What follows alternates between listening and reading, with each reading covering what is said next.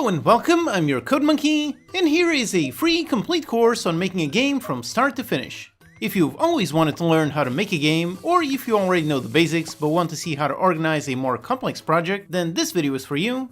It's perfect for both beginners and more intermediate users. This is a completely free course video, but it has the same level of quality as my paid courses or my Steam games. You can download the project files to follow along or inspect the final game. You can even play the final game directly on Steam. We're going to start completely from scratch and build a really awesome game with tons of systems and mechanics. Building this design requires working with lots of Unity and C# features, so this is a really awesome project for you to learn. After following this course and learning all of these techniques, you will be able to build all kinds of games in all kinds of genres. This is going to involve learning about the basics of Unity and C#, learning how to make a character controller, physics raycasts, learn all about C# interface and events, using scriptable objects, handling UI, the new input system, and lots more. Very importantly, everything that we're going to do here is going to be focused on writing good, easy to understand, clean code. Meaning that I will not be teaching you bad practices that some beginner tutorials teach. The code that we're going to write here is production quality code. This is not a throwaway demo. The quality of the code and the structure of the game that we're going to build is on the same level of quality as my own Steam games. As you can see from the video link, this is indeed a complete, very thorough course, so don't try to watch this whole thing in one sitting. Take your time, take it slow, and just focus on learning. There are chapters for every single lecture in the video. Here's a quick overview of the entire course, all the steps that we're going to take to reach the final polished game. So first of all, we're going to start completely from scratch by selecting a Unity version and creating a brand new project. With that new project, we will then learn all about the basics of the Unity interface and set up a layout. Then the other important part is Visual Studio, which is where we're going to be writing all of our code. After that comes an extremely important lecture all about coding style and naming rules. Like I said, the code in this course is on the same level of quality as my Steam games, so having proper naming rules and good code style is paramount. Next, we're going to download and import all the assets that we're going to use in the course. Everything is included so you can follow along with every step of the way. With the assets imported, we're going to set up some quick post-processing just to make the game look good. Then for our first piece of logic, we're going to make a simple character controller. With that logic working, we will then implement a proper character visual with the included assets. Next, we're going to learn the basics of animation and the animator component. And with that, we're going to make our player really come alive with some simple but really nice animations. Then we're going to install the Cinemachine package. This isn't actually used too much in this course, but I still wanted to include it because it is such a useful tool, so I do want you to know about it. After that comes another extremely important lecture with regards to writing some good clean code. We're going to do a nice refactor to replace the legacy input manager with the brand new input system. Learning how to refactor is an extremely important and very valuable skill that will massively improve the quality of your code. With that done, we're going to implement some nice collision detection to make sure our character doesn't walk through walls. Next, we're going to create the very first kitchen counter and make a script to handle how to interact with it. Then we're going to learn all about C# events and create a proper interact input. Next, we're going to build a selected counter visual, which will require us to learn about the extremely useful singleton pattern. With the counters working, we're going to start working on the kitchen objects themselves. So these are going to be the ingredients and the plates. We're going to use scriptable objects to define all of the types. Then a very important part of our design is each kitchen object will have to be placed somewhere. So we're going to take some time to really think about the best way to achieve that, all while writing some good clean code. Next, we're going to enable the player to pick up an object. In doing so, we're going to learn about C# interfaces. Then we're going to make a container counter. This is from where we can spawn new objects. With that, we will enable the player to pick up objects and drop them anywhere where there's space. Then we're going to make the cutting counter. This one enables the player to cut an ingredient into slices. So to do that, we're going to make an alternate interact action. And for handling the cutting, we're going to once again use scriptable objects to define a proper cutting recipe. Then we're going to learn about a really awesome Unity feature, World Canvases, and use that to display a nice progress bar for our cutting progress. After that is a quick lecture, just going to make a very useful generic script to make any object look at the camera. Next, for another counter, we're going to build a trash bin. This is where the player can drop objects to destroy them. Then the stove counter. This one is going to be quite a bit complex. We're going to create recipes for cooking and for burning. We're going to learn how to make a basic state machine and handle timers. Next, we're going to make the plates counter. This is a simple counter that just spawns a bunch of plates. After that, we're going to make some custom logic on the plate to be able to hold other objects. With that logic working, we're going to build a complete visual for all the objects that can exist on the plate. Then make a nice UI element on the plate itself to showcase the icons of what exactly is on that plate. Afterwards, we're going to make the very last counter, the delivery counter. This is where we drop the completed plates. And in this lecture, we're also going to learn about the Unity shader graph and make a quick, simple custom shader. Then we're going to build the delivery manager class that generates the recipes that the customers are requesting. Next, we're going to build a UI to showcase the waiting recipes. After that comes something pretty crucial. We're going to add some music and then add some sound effects for all kinds of game actions. With that, the game will be almost done. So next, we're going to build a proper game start and a game end.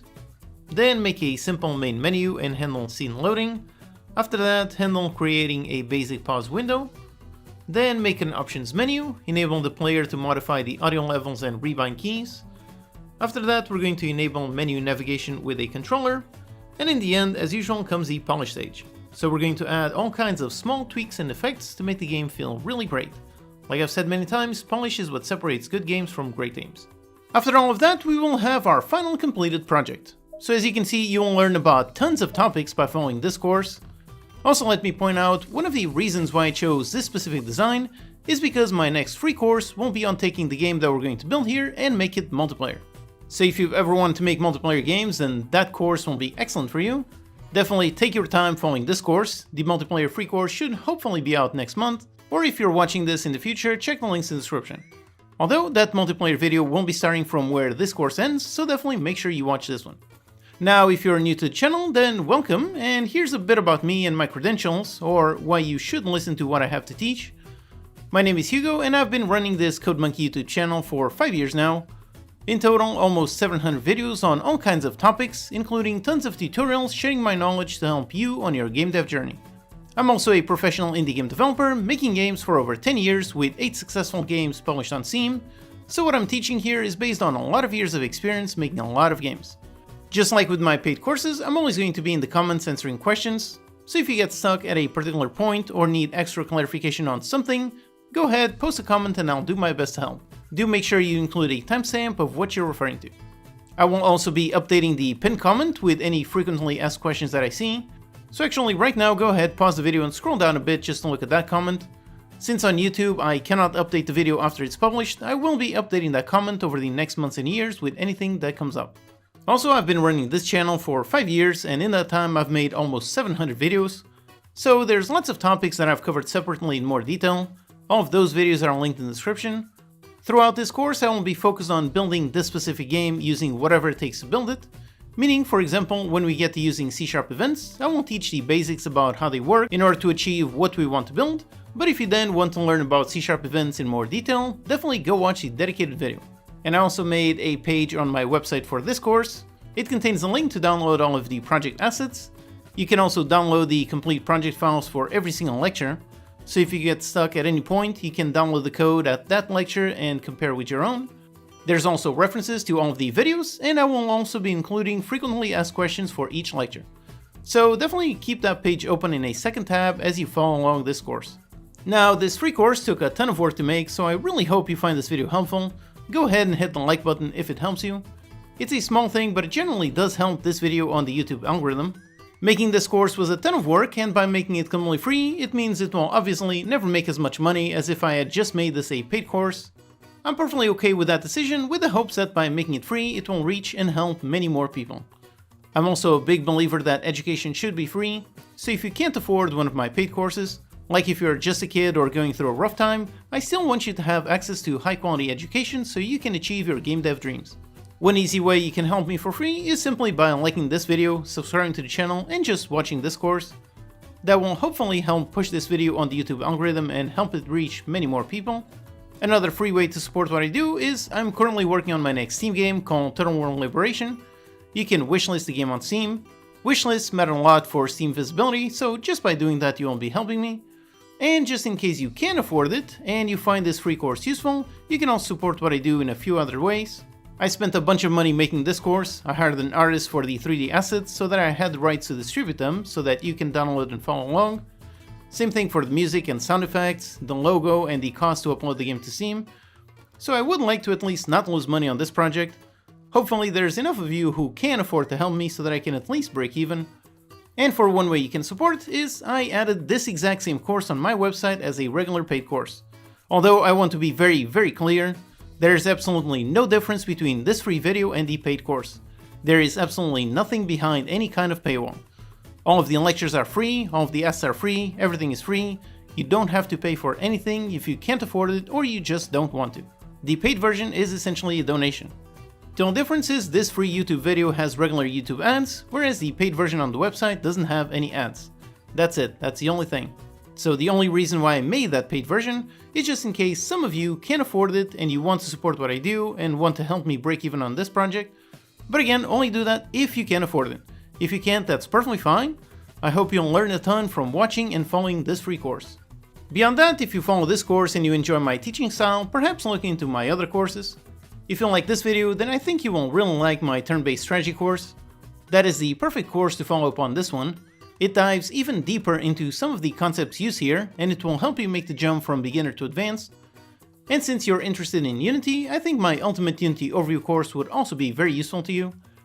Each lecture on that course is focused on teaching one Unity tool or feature. There's already over 50 lectures, including plenty of small but very important things that you just wouldn't see in a regular YouTube video. If you're interested in visual scripting, I have a course on making 3 unique games entirely with visual scripting and no code at all. Or if you prefer code, you can learn how to build a nice builder defender game. So if you enjoy my teaching style in this free course, then check out my other ones. Then of course YouTube has channel memberships and super thanks, so you can use those if you want. I also have my Patreon if you prefer that. And in a lot of my videos I have some affiliate links. If you ever pick up anything through those, I get a nice commission. And I also have some of my own assets on the Unity App Store. So if you enjoy this free course and you want to support what I do, there's plenty of ways. But again, don't feel obligated. If you can't afford it or you just don't want to, that's perfectly fine. I hope you'll learn a ton from watching and following this free course. Alright, so that's enough talk of that for now. Before we begin building the game from scratch, let's inspect the final polished game that we're going to build. So let's see that in the next lecture. Hello and welcome, I'm your Code Monkey. Here let's take a look at the final game that we're going to build. So we start off on a simple but really nice main menu. So we've got a nice visual, a nice logo, and a bunch of useful buttons. Then of course the game has a nice loading system, so when I click on play, it's going to load into a loading scene and then finally into the final game scene. So let's go ahead and play. And yep, there we go, here we do see the game scene, and right away we see a nice tutorial window. So it's telling us how to play the game, so the basic interactions, and then over here the controls. Importantly, these are all rebindable, so over here this element is all dynamic. Then we can look at this tutorial for as long as we want, and we are waiting for the interact to continue. There's also a really nice song playing in the background, so the game has music. Now we can look at this tutorial for as long as we want, and when we're ready we can interact to continue. And as soon as we do, yep, there you go, we've got a nice countdown, some nice animations, a nice sound effect, and there you go, now we are playing. Okay, so here I am controlling a nice character. I can move in any direction. There is collision detection, so obviously I cannot go inside solid objects. So I can walk around, and for the goal of the game, over here on the left side we've got recipes that the customers are waiting for. So for example, one customer wants a simple burger. So for that, we gotta need to pick up a nice bun, so let's pick it up. Then the burger obviously requires a meat patty, so let's go ahead, we can pick one up from here, but this one is an uncooked meat patty, so we need to drop it over here on the stove. And there you go, it starts cooking. We've got a nice timer, we've got a nice world bar UI. And there you go, it keeps counting, and we've got some nice particles, some nice visuals, and over there even a nice indicator telling us the meat is about to burn. And there you go, the meat has burned. So now I can pick this up, and I'm holding some burnt meat, so the customer probably doesn't want to eat this. So we can go over here to the trash in order to trash it. Let's try doing another one and do it properly. So let's wait for it to cook.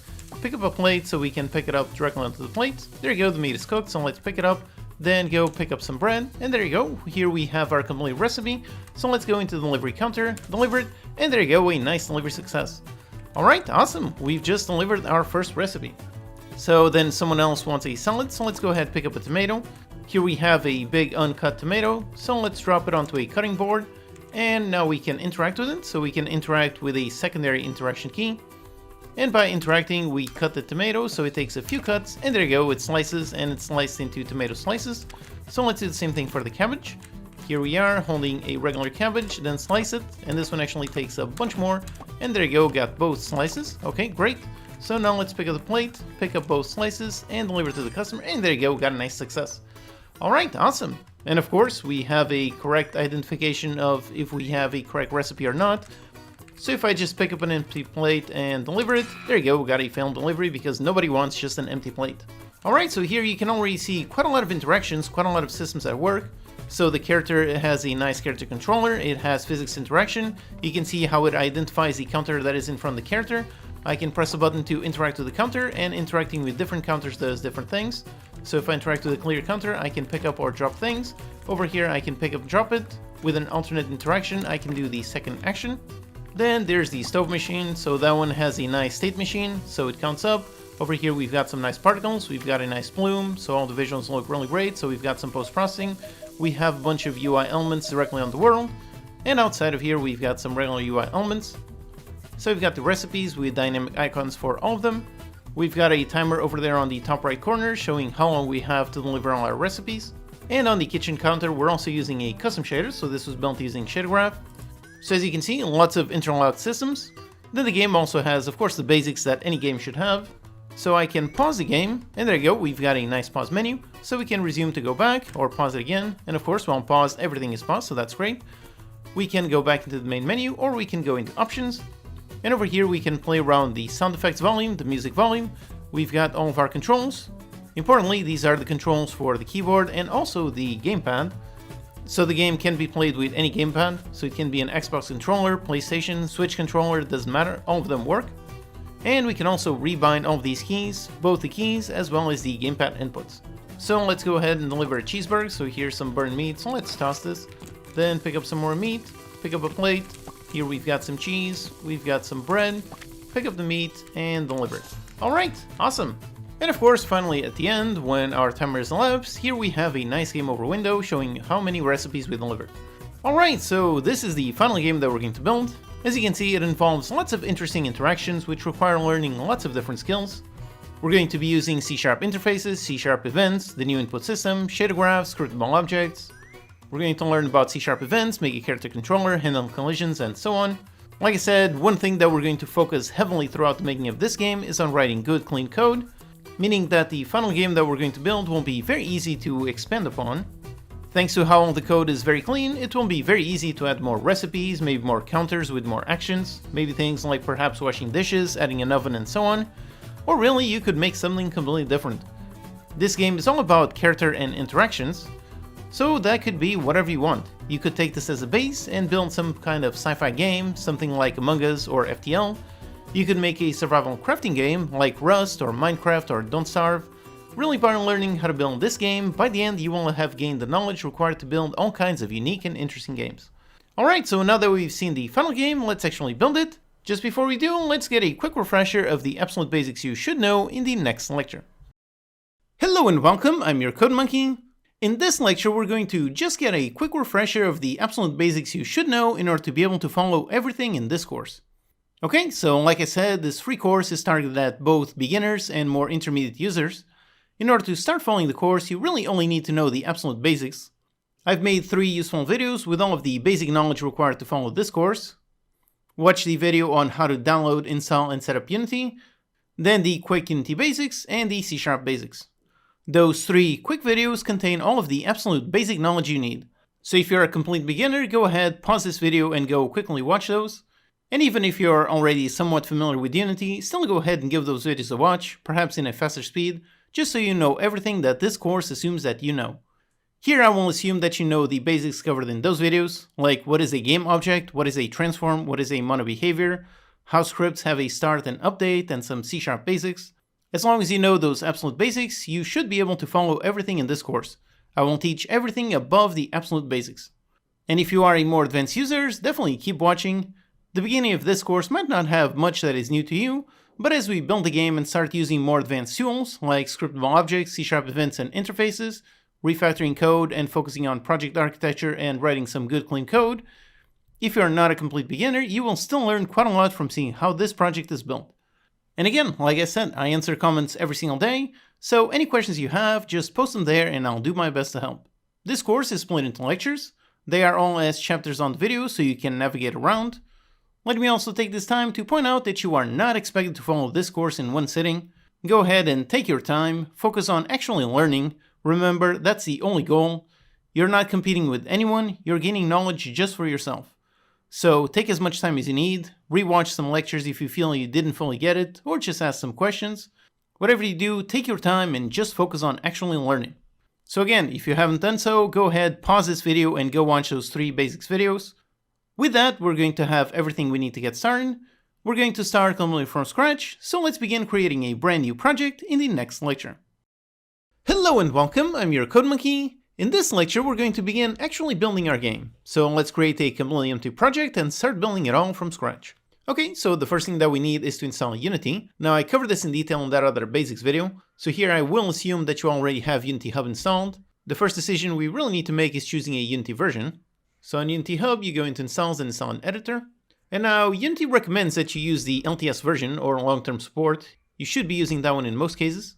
It's what it installs by default, which as of the time of this recording, the latest LTS one is 2021.3. However, I want this video to stay up to date for as long as possible, so for making this game, I will actually be using version 2022.2. If you're watching this video right as it came out, then download this version. And if you're watching this months in the future, after version 22 LTS is out, then you can use that one. It won't probably be the exact same thing as version 22.2, so you should be able to follow everything exactly. For any changes, I will point them out in the updated pinned comment.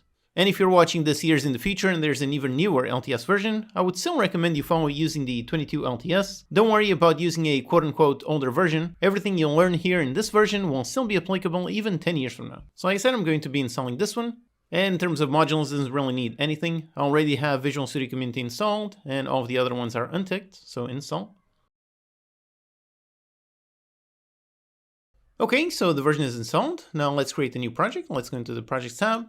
Then create a new project. And now first up here, make sure to select the right version. So again, I'm going to be using 22.2. Then for the templates, this has mainly to do with the Unity render pipelines. Now, if you're a beginner, don't worry about that too much. Just go ahead and select the 3D URP template. So scroll down, this one right here, 3D URP. Make sure to select this one and not the one that says just 3D. The URP here stands for the Universal Render Pipeline, which means our game will be playable on literally any platform. So we can make the final game and put it on Steam or consoles or mobile. It will run on everything. Then over here on the right side, let's quickly just download the template. There it is, it's done. Now select the name for your project. So I'm going to call this Kitchen Chaos and then select the folder for it. Alright, so that's it. Again, make sure you're using the exact right version. Make sure you're using the 3D URP template. Give it a name, a folder, and let's hit on create.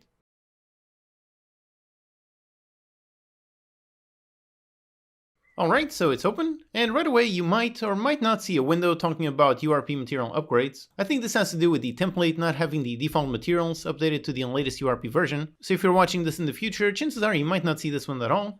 But if you do, then just go ahead, click on OK, and it will automatically upgrade all of the default materials. Alright, so here we have our basic Unity window. Now, since we started a project starting from the URP template, we have down here a bunch of URP helper files. So you can click to select the README file, and you can see it over here on the right side on the inspector. If you want, you can browse around these links in order to learn more about URP, but in our case, for building our game, we really don't need this. So over here on the inspector, let's just click this button to clean up these README files. Just go ahead, click on yes, and okay, that's it. So basically you should only have these files in your project window. So there's the scene folder, and inside we've got the sample scene, then we've got the settings, and inside a bunch of URP assets. All this should have been set up automatically since we use the 3D template. And then finally we just have the URP global settings asset. Now let's just verify everything worked correctly. So let's go to the top left, go into edit, then go down into project settings. Then over here, let's go into the graphics tab, and you should see the URP high fidelity asset assigned by default. If not, you can click on the circle icon and assign it. Then the other menus over here, the URP global settings. Again, this one should be set by default. Then down here on the quality tab, on this one, make sure high fidelity is selected. Basically, whatever you select here is the quality that we'll be using in the editor. And in turn, the selected quality over here also has a render pipeline asset. Now, in order to avoid any confusion, let's actually get rid of the other ones. So let's just click on the trash icon to get rid of the performance and the balance quality. So just click and click. Okay, so we only have this one. Then let's close the project settings, and let's go into the settings folder. And over here, let's select the URP balance. There are 2 assets for each quality, so select those, leave the high fidelity and the performance, and let's delete these. Alright, that's it. By the way, if you made a mistake and accidentally deleted something, don't worry. You can always just click over here on the plus icon on the project window, and then go over here under rendering, and you can create a new URP asset with universal render. Okay, so just like this. So we only have one quality setting, we have high fidelity. The quality setting is using this render pipeline asset, which is also using this renderer. So that's really it. With this, we have the absolute bare minimum we need. If in the end, after building the whole game, you want to provide multiple quality settings, then you can come back to this menu and recreate them. But in order to avoid confusion while building the game, let's keep things like this as simple as possible. Okay, so that's the basic setup done. Next, we want to prepare our layout, so let's continue on to the next lecture. Hello and welcome, I'm your Code Monkey. In this lecture, we're going to learn about the Unity layout and set it up. So first things first, let's familiarize ourselves with the various Unity windows to create our own layout. It's very important that you feel comfortable with your layout, that you have easy access to all the things that you need and you know where everything is. You can see that there's lots of tabs everywhere over here on the Unity window. All of them can be dragged and dropped in any different position.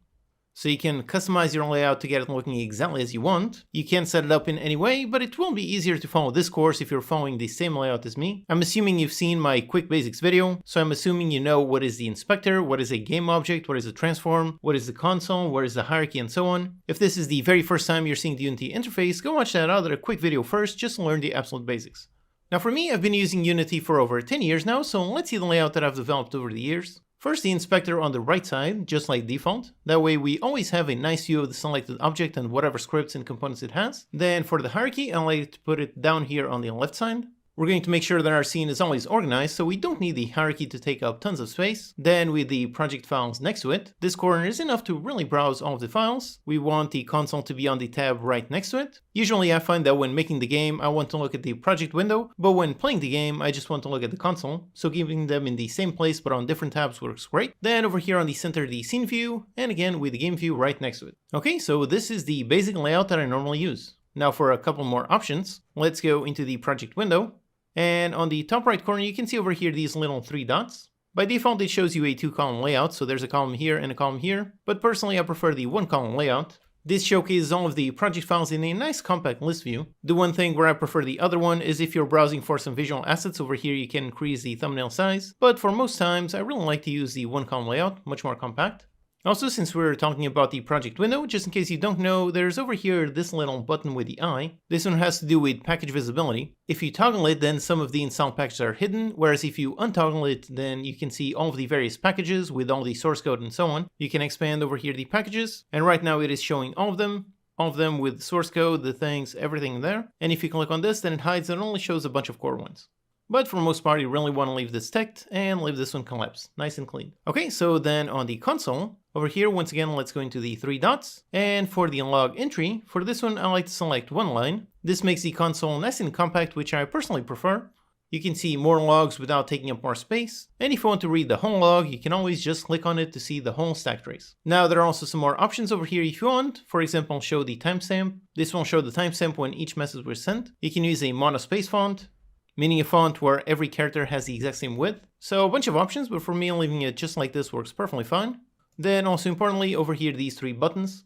These toggle the visibility for the type of messages that appear in the console. The left one, this one is for regular messages. We're going to use this a lot. Then we've got warnings and finally errors. If you untoggle them, then the messages of that type will not show up on the console. So if you ever come across an issue where nothing is showing up on the console, make sure all 3 of these buttons are ticked. Then on the left side, on clear, you can click on the arrow to see more options. I like to set it to clear on play. Then collapse. This one basically collapses messages that are the same, all of them into one entry. Personally, I do not like this. I want to see every single message as it comes out, even if it's repeated. I've also seen this lead to a lot of confusion for some people. They think their code is firing just one message when it's actually firing hundreds. So to avoid any confusion, make sure you leave this untoggled. Then for error pause, this will automatically pause the game when an error occurs. You should definitely have this one toggled. If there's an error, you definitely want to know about it. You want to know when it happens so you can fix it. Whereas if you untoggle this, you might get some errors and the game might keep playing, which will then lead to lots of confusion when something starts behaving weirdly. So always leave this one toggled. And then the editor button, this one is for a more advanced use case, so don't worry about it.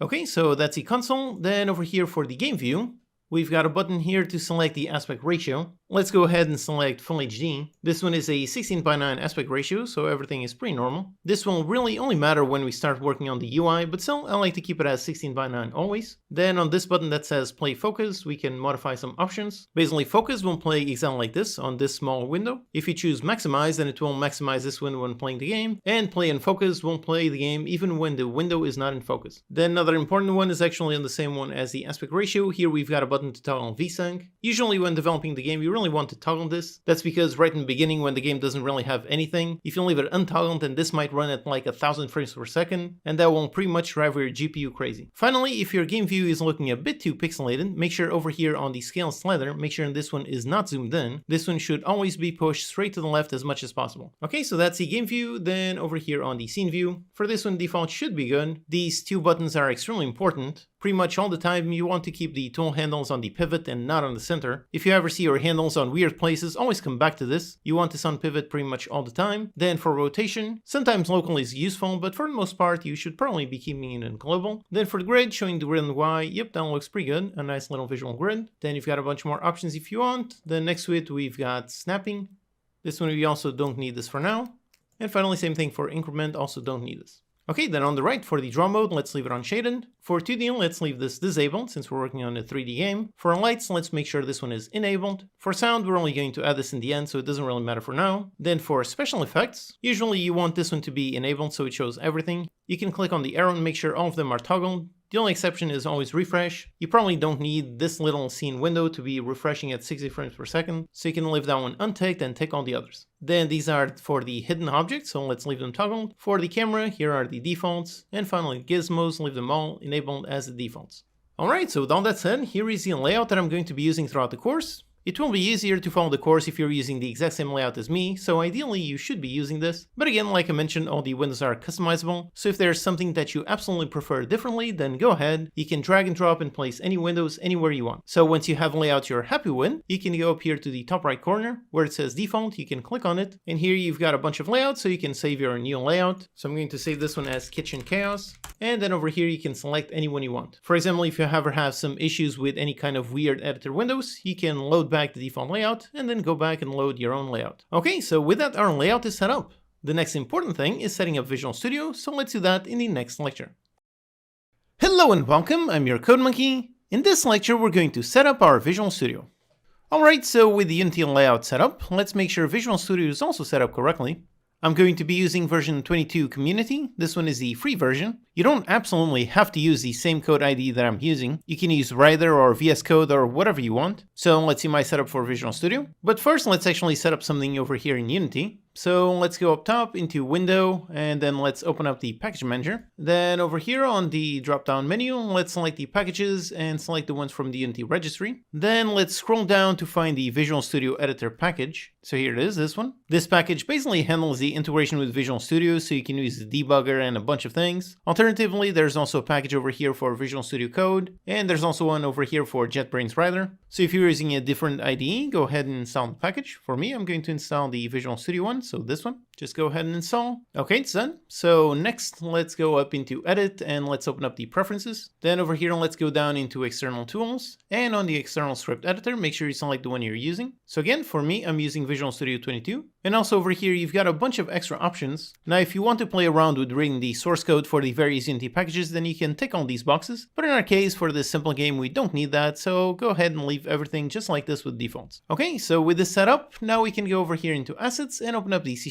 project. And this should open up Visual Studio. And alright, so here it is. Now for some more settings inside of here. In my Visual Studio, I have a really nice extension that adds a bit more colors to my code, which makes it easier to read and write. So up top, let's go into the Extensions menu and manage extensions. And the important one that I've installed is this one, VS4. If you want, you can go into the Online tab and over here search for it. And yep, it does show up in here.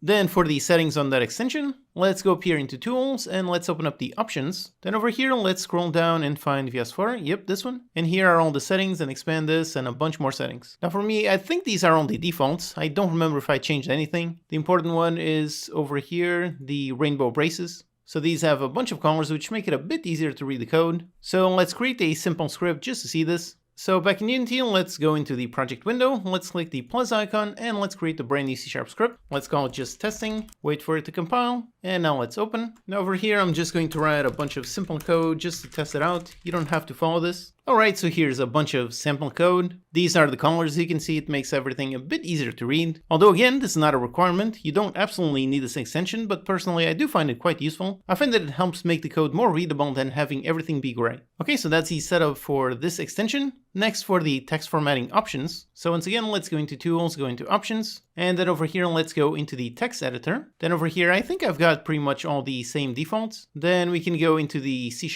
rules. So here are all the settings. If you notice something different on your end, go ahead and pause the video and compare the settings. But again, I think everything here is pretty much defaults. I believe the only difference that I did was over here on the code style. Over here for the new lines. Personally, I like to have the curly brackets on the same line, but if you want, you can also change it and put it on the second line. I think that's pretty much the only difference that I did. Everything else should be exactly the same as defaults. So that's the code style settings. And speaking of that, the next lecture is very important. We're going to talk a bit about naming rules. Although, just before we go, let's just clean up our testing script. So let's close this one, click on the X, then back into Unity. We don't need the script, so let's just delete it. Okay, so with that, we have Visual Studio set up and ready to go. Now let's continue in the next lecture to learn about some naming rules.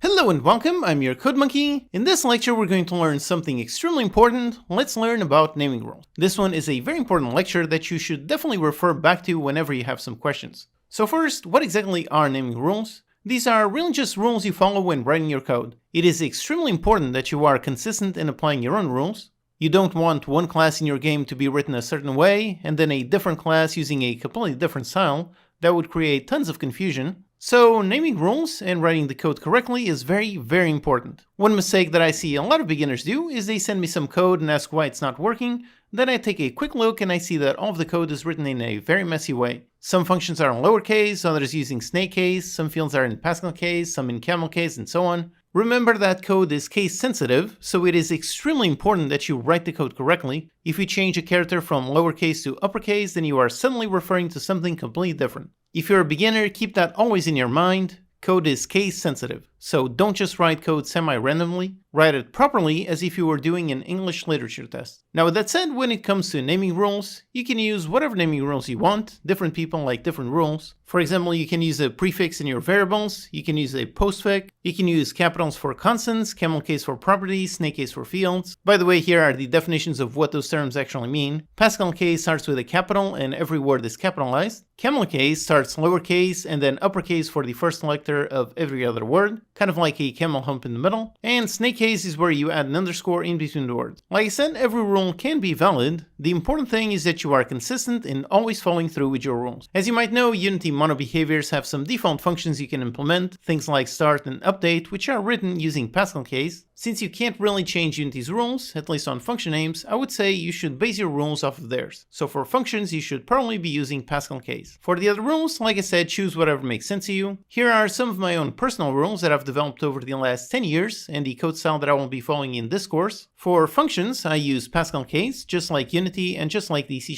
standard. For function parameters, I use camel case. For fields, also camel case. Properties are in Pascal case. Constants are in uppercase snake case. Then another rule is that I like to add the type of the variable as a postfix. So if it's a list, I append the list. If it's an array, I append the array. And now you might be thinking, with this, wouldn't it be an issue if you change the type, then the name is suddenly wrong? And the simple solution for that is that if I change the type, then I just use Visual Studio to quickly change the name. That's it. Then for the curly brackets, like I mentioned in the previous lecture, I like them on the same line. Some people have some very strong opinions about this. Really, it's just a visual style, and this is the one that I personally prefer. If you like Newline, then go ahead and use that. It doesn't change how the code works in any way. And a final rule, spend some time deciding on a proper name and don't be afraid to rename things. You will note how all the code that we're going to write in this course has proper names for everything. You should never use a variable with a single letter like X or K. The exception, of course, would be iterators in a for loop. Also, don't use acronyms or abbreviations. Those might seem clear right now, but in a few weeks you might not remember what they mean. Remember, you don't get bonus points for writing extremely compact code, so prioritize making your code readable and understandable, even if it requires variables and functions with long names. So these are my general rules and the code style that I personally follow. Figure out what works for you and follow your own naming rules. But naturally, in this course I won't be using my own code style, so if when following the course you're not sure how to write some type of code, you can refer back to this lecture and watch it again. Like I've mentioned many times, the code that I will teach you how to write in this course is on the exact same level of quality as my paid courses and my Steam games. So as such, because of that, this lecture, these naming rules are all extremely important. Okay, so with this very important lecture out of the way, now let's start playing with some visuals by importing some assets in the next lecture. Hello and welcome, I'm your Code Monkey. In this lecture, we're going to import the project files with all the assets that we're going to use. By the way, remember that if you have any questions, go ahead and post them in the comments.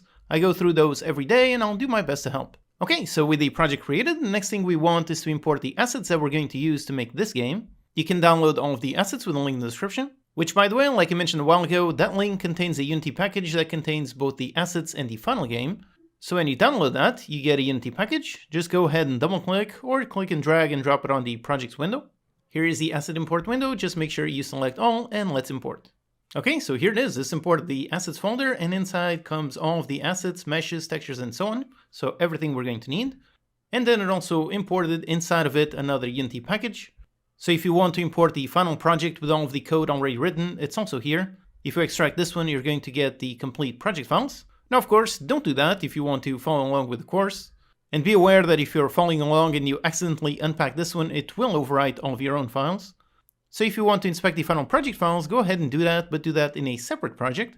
In order to make sure that we have no accidents, I'm going to delete this one from the current project. So just go ahead and delete. Okay, so that's it. And over here, we've got all of our really nice visuals. We can look in the prefabs visuals, and over here, we've got a visual for a container. So there we go, that's a container counter. Then we have a cutting counter. We've got a trash bin. Then on the kitchen object visuals, we've got all the visuals. So a block of cheese, we've got some burned meat, we've got a plate, and so on. These are all the nice 3D models that we're going to use in our game. And then over here on the textures folder, we also got a bunch of general icons, as well as actual icons for all of the various parts. Okay, so all of the assets have been imported. Now let's continue on to the next lecture. Hello and welcome, I'm your Code Monkey. In this lecture, we're going to set up post-processing. Now here, let me make a quick note. Usually when making your games, you probably don't want to handle post-processing right away. You should first get an ugly prototype up and working before worrying about any visuals. So normally I would only add post-processing much later on in the dev process, but since this is a course in video format, in order for the video to look a bit more appealing, let's set up post-processing right away. Now we already have the project set up to use URP, so adding post-processing is actually super simple. It's actually already added by default. First, before we do that, let's rename our scene with a proper name. So inside the scenes folder, it starts off with sample scene. This will be our main game scene, so let's just rename this to game scene. Okay, and now here on the hierarchy, we can see by default, this scene already contains a global volume game object. This is how you actually add post-processing. And by default, you can see that it also already has a sample profile attached. This is how you add all of the various effects. You can click on this link and it will show it over here on the project window. Now let's build this from scratch instead of starting from this one. So let's go into that file, into that asset, and just delete it. Okay, so now we have no volume profile. Now let's go ahead and click on new to create a brand new one. Okay, so now here we can add overrides, add all of the effects that we want. Let's drag some visual meshes that we imported in the last lecture to get a better look at all of these effects and what they do. So first let's make some kind of floor. So let's make a 3D object. Let's make it a plane. Let's name this the floor. Also, one extremely important thing, whenever you create a brand new object, always check the object's transform position. By default, when you create an object, it appears in front of the scene camera, which will probably not be on 000. You always want to be very careful with the position of your actual objects. So for a plane, we do want this to be on the origin, so on 000. So make sure you always do that. Then let's scale it up a bit. So on the scale, let's put it on 555. Which, by the way, you've got this nice little icon. This was added in a recent Unity version. Basically, if you enable this, then it matches all of these values. So if you just change one of them, it changes all of them. So let's put this on 5. Okay, great. Now for the visual, let's go ahead into the mesh render on the materials, and let's select a brand new material. So let's click on the circle icon. And over here, let's find the floor material. So here it is. It's the one included in the assets. So there we go. We've got a nice basic floor material. Now let's also drag the player visual. So let's go inside the assets folder, and over here, let's go inside the prefabs visuals. And down here, we find the player visual. So let's just go ahead and drag this one. So there it is, a nice player visual. Let's also drag a counter. So let's find, let's say the clear counter. Let's drag this one. Let's rotate it to face the camera, something like this. And let's also put a cutting counter. Again, we're just placing some visuals just so we can see what the post-processing will do. And let's also place a bunch more things. So let's say a tomato. Let's place a tomato over there. And maybe a cabbage all the way over here. Okay, so we've got a handful of nice visual elements so we can test out our post-processing. By the way, here's a quick Unity tip on scene controls. Whenever you are on the scene view, which make sure you're on scene view and not game view, those are different. So on the scene view, you can move the camera with the mouse. You can pan with mouse 3, so the middle mouse button. So hold that and pan it around. You can rotate with the right mouse button. You can rotate around the point by holding down left alt and left click and just drag it around. To rotate around an object, you can select an object, like for example, player visual. Then you can press on F to select that object. And now if you hold Alt and click, it will rotate around that object. Also, another method is you can hold the right mouse button to move it around, and then you can use WAS to move, so D, A, and so on. Then you can even press Shift to move in faster. And you can use the scroll wheel whilst holding down the right mouse button in order to modify the speed at which you move. So there are plenty of camera controls to really get you seeing exactly what you want to see. Now for another quick Unity tip, you can move the scene camera to where you want the game camera to be. So let's say I want the game camera to see things from about this angle. So you just position the scene camera. Then on the hierarchy, select the camera game object, so the main camera right here. And with that object selected, you press Ctrl, Shift, and F. And if there you go, you can see over here on the camera preview that it positioned the main camera looking on the exact same position at the exact same direction as the scene camera. So that's the shortcut Ctrl, Shift, F, or alternatively go up into game object and over here align with view.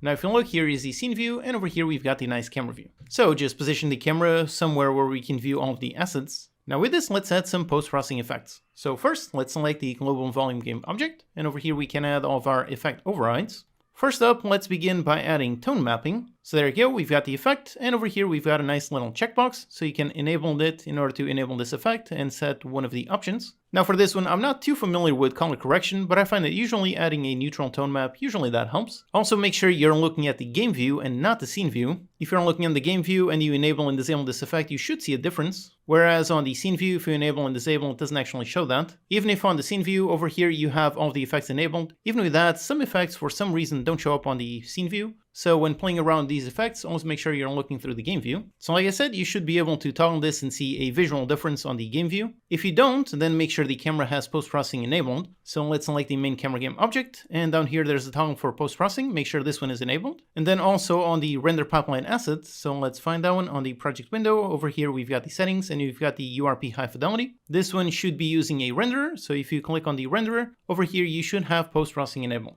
Again, all of this should already be correctly set up by default. So if you go into global volume and enable or disable, you should see a visual difference. Okay, so next effect. One that I always like to add is a bit of saturation. So let's add an override, post-processing, and let's add a brand new, here it is, color adjustments. Then over here, you've got plenty of things to play around with. For me, I like to add a bit of saturation, so just lift it up a little bit. Let's say just about 20. And I also like to add a little bit of contrast. So over here, let's also add 20. And there you go, it makes the colors pop a little bit more. So personally, I like this effect. Then later on, we're going to have some glowing objects, for example, the stove. Let's actually try dragging that into the scene. So let's go into scene view, and in the assets, let's find the stove counter. So here it is. And inside the stove counter, there are some things. So here it is, the stove on visual. This one is disabled by default. So on the inspector, let's just enable this game object to make it visible. Again, don't worry about the positioning of the objects on the scene view right now. We're only positioning them just to set up the post-processing. We're going to delete them all at the end of this lecture. Okay, so that one enabled. Let's go into the game view, and over here we see the stove enabled.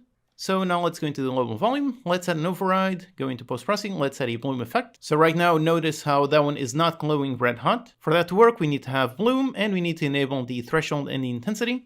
If we raise the intensity, we do see, yep, there we go, a really nice glow there. By the way, here's a quick visual tip. If you want to make your game feel a bit more ethereal and magical, one good way is to put the threshold at a low value, below 1, so something like 0.5, and then put the intensity as a little bit. And with this, notice how everything has a slight glow, even colors that don't have any extra intensity. So the floor is glowing, the character is glowing, so everything looks quite a bit ethereal. This is a bit extreme, but it is an interesting effect. Also, another quick note here, in case you're not seeing anything change, make sure you go into the render pipeline assets, so the URP high fidelity, and over here make sure AGR is enabled. You can look at the stove glow. If I disable it, yep, that one stops glowing, and with that enabled, it does start glowing. AGR stands for high dynamic range, so that is how you can have a color go with an intensity above 1, which actually makes it glow when you have the bloom post-processing. If even with that you're still seeing issues, then make sure you go into the renderer, and over here for the post-processing, sometimes Unity has a weird bug and doesn't generate this post-process data file. So if that does happen, just go ahead, untoggle and toggle this, and it should work. And finally, like I said, on the camera, make sure you have post-processing enabled. So with all of that, you should be able to see the game view glow. Okay, back into our effects. With our bloom working, like I said, you can lower this below 1 to get a nice ethereal look, but this is a bit too intense on what we want, so let's make it a bit more subtle. So on the threshold, let's put it at 0.95. So there's a slight glow on the white parts, but nothing too intense. And for the intensity, let's put it at a regular 1.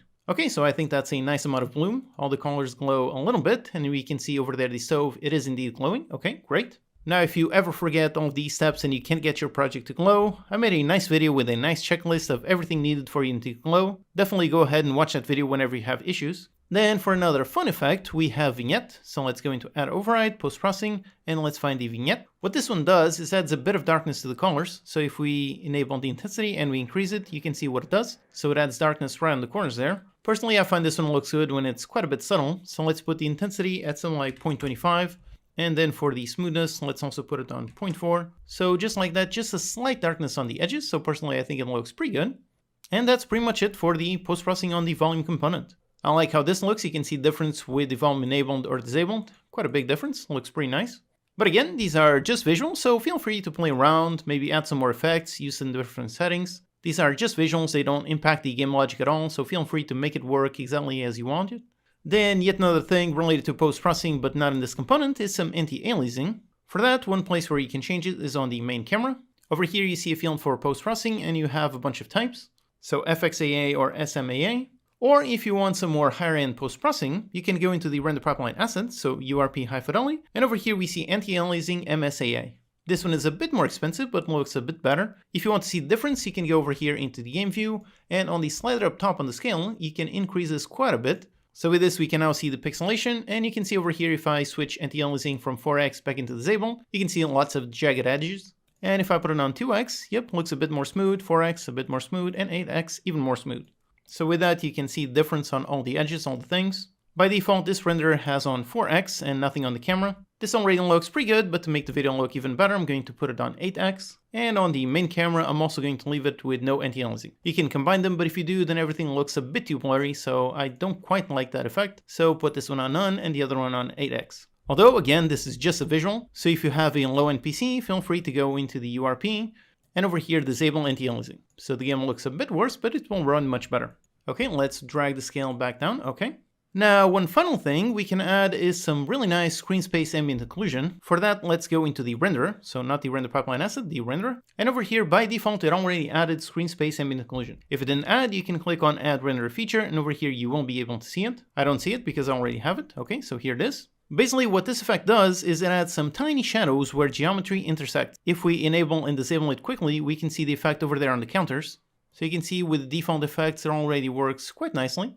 For example, look at that on the player. We can barely see the difference between the head and the body, but if we enable this, it adds that nice little shadow. I think it looks really nice. But then we've got a bunch of settings we can play around, increase the intensity, the radius, and so on. Now, one important thing when setting all of these effects is to remember the point of view of the camera. In this case, we're making a top-down game. So before we play around with these settings, let's actually position the camera in a correct position. So let's go ahead, select the main camera, and let's position it above pointing down. So let's put it on an X of 0, on a Y of 21.5, on a Z of minus 21.3, then for the rotation on the X 46, then 0 and 0. And finally on the camera over here on the field of view, instead of 60, that's really wide. For this game, let's go with 20. Okay, so this is the view that we're going to use for our game. Let me just rotate the objects so they actually face the camera. So on the hierarchy, let's just select all the objects. Let's rotate them all around and just position them. Again, we're only using these just to see what they'll look like. We're going to delete all of these objects in a bit. Okay, so yep, that's the game view. Now that we have the camera set up, let's work on the settings for the ambient occlusion. So let's go down, select the renderer, and over here for the settings. For the intensity, let's put it on 4. For the radius, let's put it at 0.3. And direct lighting strength, let's put it all the way up to 1. Okay, so you can toggle this, enable and disable to see the difference, and yep, I do think these settings look pretty good. Finally, the last thing we need to check is the lighting window. So let's go into window, then down into rendering, and let's go into lighting. Out pops up the lighting window. Personally, I like to anchor it over there next to the inspector. And over here, we're really going to leave everything on defaults. So you can leave it as the lighting settings assets and nothing assigned. And then on the environment tab, over here, again, all of the defaults, I didn't touch any of these. So we've got environment lighting from the skybox, intensity multiplier of 1. So everything pretty much on defaults. Although again, like I said, most of these visual effects are very much personal preference. So if you want to make your game look a bit different than mine, then go ahead. You can play around with lighting over here. You can change skybox to gradient color and so on. If you want, you can use some baked lighting. Then if you want, you can add all kinds of extra effects. And also, by the way, remember that the effects are stored on this profile over here. So for example, you can click over here on the clone button and it will clone the effect. So let's click on it to find it. Yep, there you go. So that's the one that I built and here's a clone one. So if you want, you can make a clone one and then make it look very different. For example, let's go into chromatic aberration, make it really intense. And for example, let's go into the color curves. And over here, for some reason, let's drag the green up and so on. So there you go, completely different visual. So if you want, play around, make some weird effects. And if you want to go back, just revert back into the original profile. Personally, I'm quite happy with how this looks, so I'm going to be using this one, okay? Again, you can enable and disable the volume game object to see quite the big difference that post-processing makes. If you ever want to make your game look quite a lot better, always make sure to add some post-processing. Alright, so like I said, this looks really good. I like it. Now, before we go to the next lecture, let's just clean this up. So let's get rid of all of these objects. So the counter, cabbage, tomato, and so on. Let's get rid of all of them except the floor. So let's leave the floor and get rid of all of these. Alright, so here we have our nice empty scene. Let's just save our scene and let's get ready for the next lecture. Hi there, this is a quick intermission. So how are you doing? Are you enjoying the course so far? Are you having any trouble with anything? Is there something you didn't understand? If so, remember I'm always active in the comments answering all the questions. So if there's anything you need some extra clarification, go ahead and ask and I'll do my best to help. Also remember to check out the pinned comment. YouTube videos cannot be updated, so for any notes or comments, I'll put them in the pinned comment. And definitely check out the website page for this course. As people ask more and more questions, I will keep that page updated with any frequently asked questions for every single lecture, so that way you can see what others have asked and learn from them. And you can also download the project files for each lecture, so keep that page open on a second tab and check it every time you start watching a new lecture. I really hope you're enjoying the course, and I hope you've already learned quite a few things. Go ahead and hit the like button and subscribe to the channel if you haven't already. Okay, so let's go to the next lecture. Hello and welcome, I'm your Code Monkey. In this lecture we're going to begin creating our character. Let's make a nice character controller so we can move our character in the world. Okay, so first let's begin by creating the character game object. And now usually most beginner tutorials would tell you to just right click, go into 3D object and create something like a capsule. That way you would have the game object with the visual included. However, for a good project structure and good organization, you should always separate the visuals from the logic. For example, here, let's say that I don't want my capsule exactly like this. Let's say that I want my player to be a little bit more skinny. To do that, I would have to modify the scale on this game object. So put it maybe on 0.7, so something like this. Basically, by doing that, by modifying the visual, I also modified the scale on the actual player game object. Having a non-uniform scale on a logic game object, that can cause all kind of problems with any kind of logic component. Also, I would prefer to have my character on the floor, but if I put it on y of 0, notice how the character is half underneath the floor. So if I were to use this method, I would have to apply some kind of offset in order to make the visual above the floor. So that would require rearranging all the logic to work with an offset on the y position. So because of those reasons and many more, you should not place both the logic and the visual on the same game object. Instead, you should separate them. So let's get rid of this, and instead, let's create an empty game object. Let's name this the player. Let's put it on 0, 0, 0, okay? And now inside of it, let's create, let's say, a capsule. Now in this one, we can easily scale this to get any size and shape you want. So for example, 0.7, 0.7. Then since the visual is a child of the game object, we can also easily offset this. So let's say put it up by about 1 unit. So with this, we can position the visual so that basically the player game object is over here on 0, 0 and the character is above the floor. So we don't have any weird offsets. This will make all of our logic much more simplified. And now on this empty parent game object, we can attach all of the logic components we want. And then in the child visual, we can add or replace whatever visuals we want. So as a general rule, you should always try to do this. Always separate the logic from the visuals in your game object. Okay, so with that we have the player game object. Now let's make our character controller script. And before we do, let's keep things once again organized. So before we do, let's create a brand new folder. So let's right click on the assets, create a brand new folder, call it scripts. And now inside, let's right click and create a new C# script, call it the player. Wait for the code to compile, then select the player game object and attach the script. Again, remember logic components go on the parent game object, not the child visual. So the child visual, this one only has visual components, and the player, this is the one that actually has the logic components. So let's open up this script. Okay, so here's our first C# script. Like I said, I'm going to assume you know the absolute basics. Go watch the C# basics video if you haven't seen it yet. So I will assume that you know what is a function, what is a variable, what is start and update, so pretty much the absolute basics. For a character controller, we first need some input from the player. And for that, Unity actually has two methods. You have the legacy input manager and the new input system. Basically, the legacy input manager is super simple and very easy to use, so this one is perfect for quickly prototyping. And the new input system is extremely capable with tons of features, but it's also a bit more complex. So what I do is while I'm doing a simple demo or testing out a new prototype, I just use the legacy input manager, but when making a more complex project, like for example my Steam game, then at a certain point I refactor my code to use the new input system. So here I'm going to teach you both, as well as teaching you how to refactor code, which is an extremely useful skill. So let's first begin by using the simple legacy input manager. We want some basic WASD movement to move our character, and we're going to need to run that logic on every single frame, so let's do it on update. And let's actually get rid of the code that Unity writes by default. Let's start completely from scratch, so let's get rid of this, just close, okay. So here, let's start by writing private void update. And now here, very important, if you're a beginner, make sure that update is written exactly like this. If you write update with lowercase, if you do this, then it won't work. The function will not be called automatically.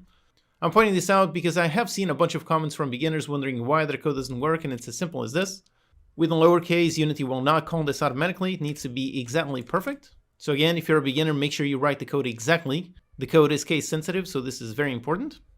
Also, another note, you saw that the code that Unity wrote by default when we made a new script, it just had void update. It did not have the private keyword. Private is what is called an accessor. You have private, then you have public, and then there are some more advanced ones.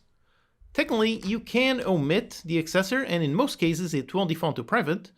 However, in writing good clean code, you should be as explicit as possible. There should be no room for misunderstandings.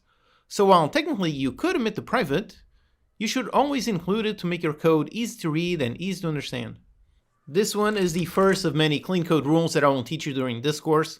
Like I said, all of the code that I'm writing here is on the same level of quality that I use in my own professional games. I'm not going to teach you bad practices like so many beginner tutorials do. So always be explicit, always include the accessor.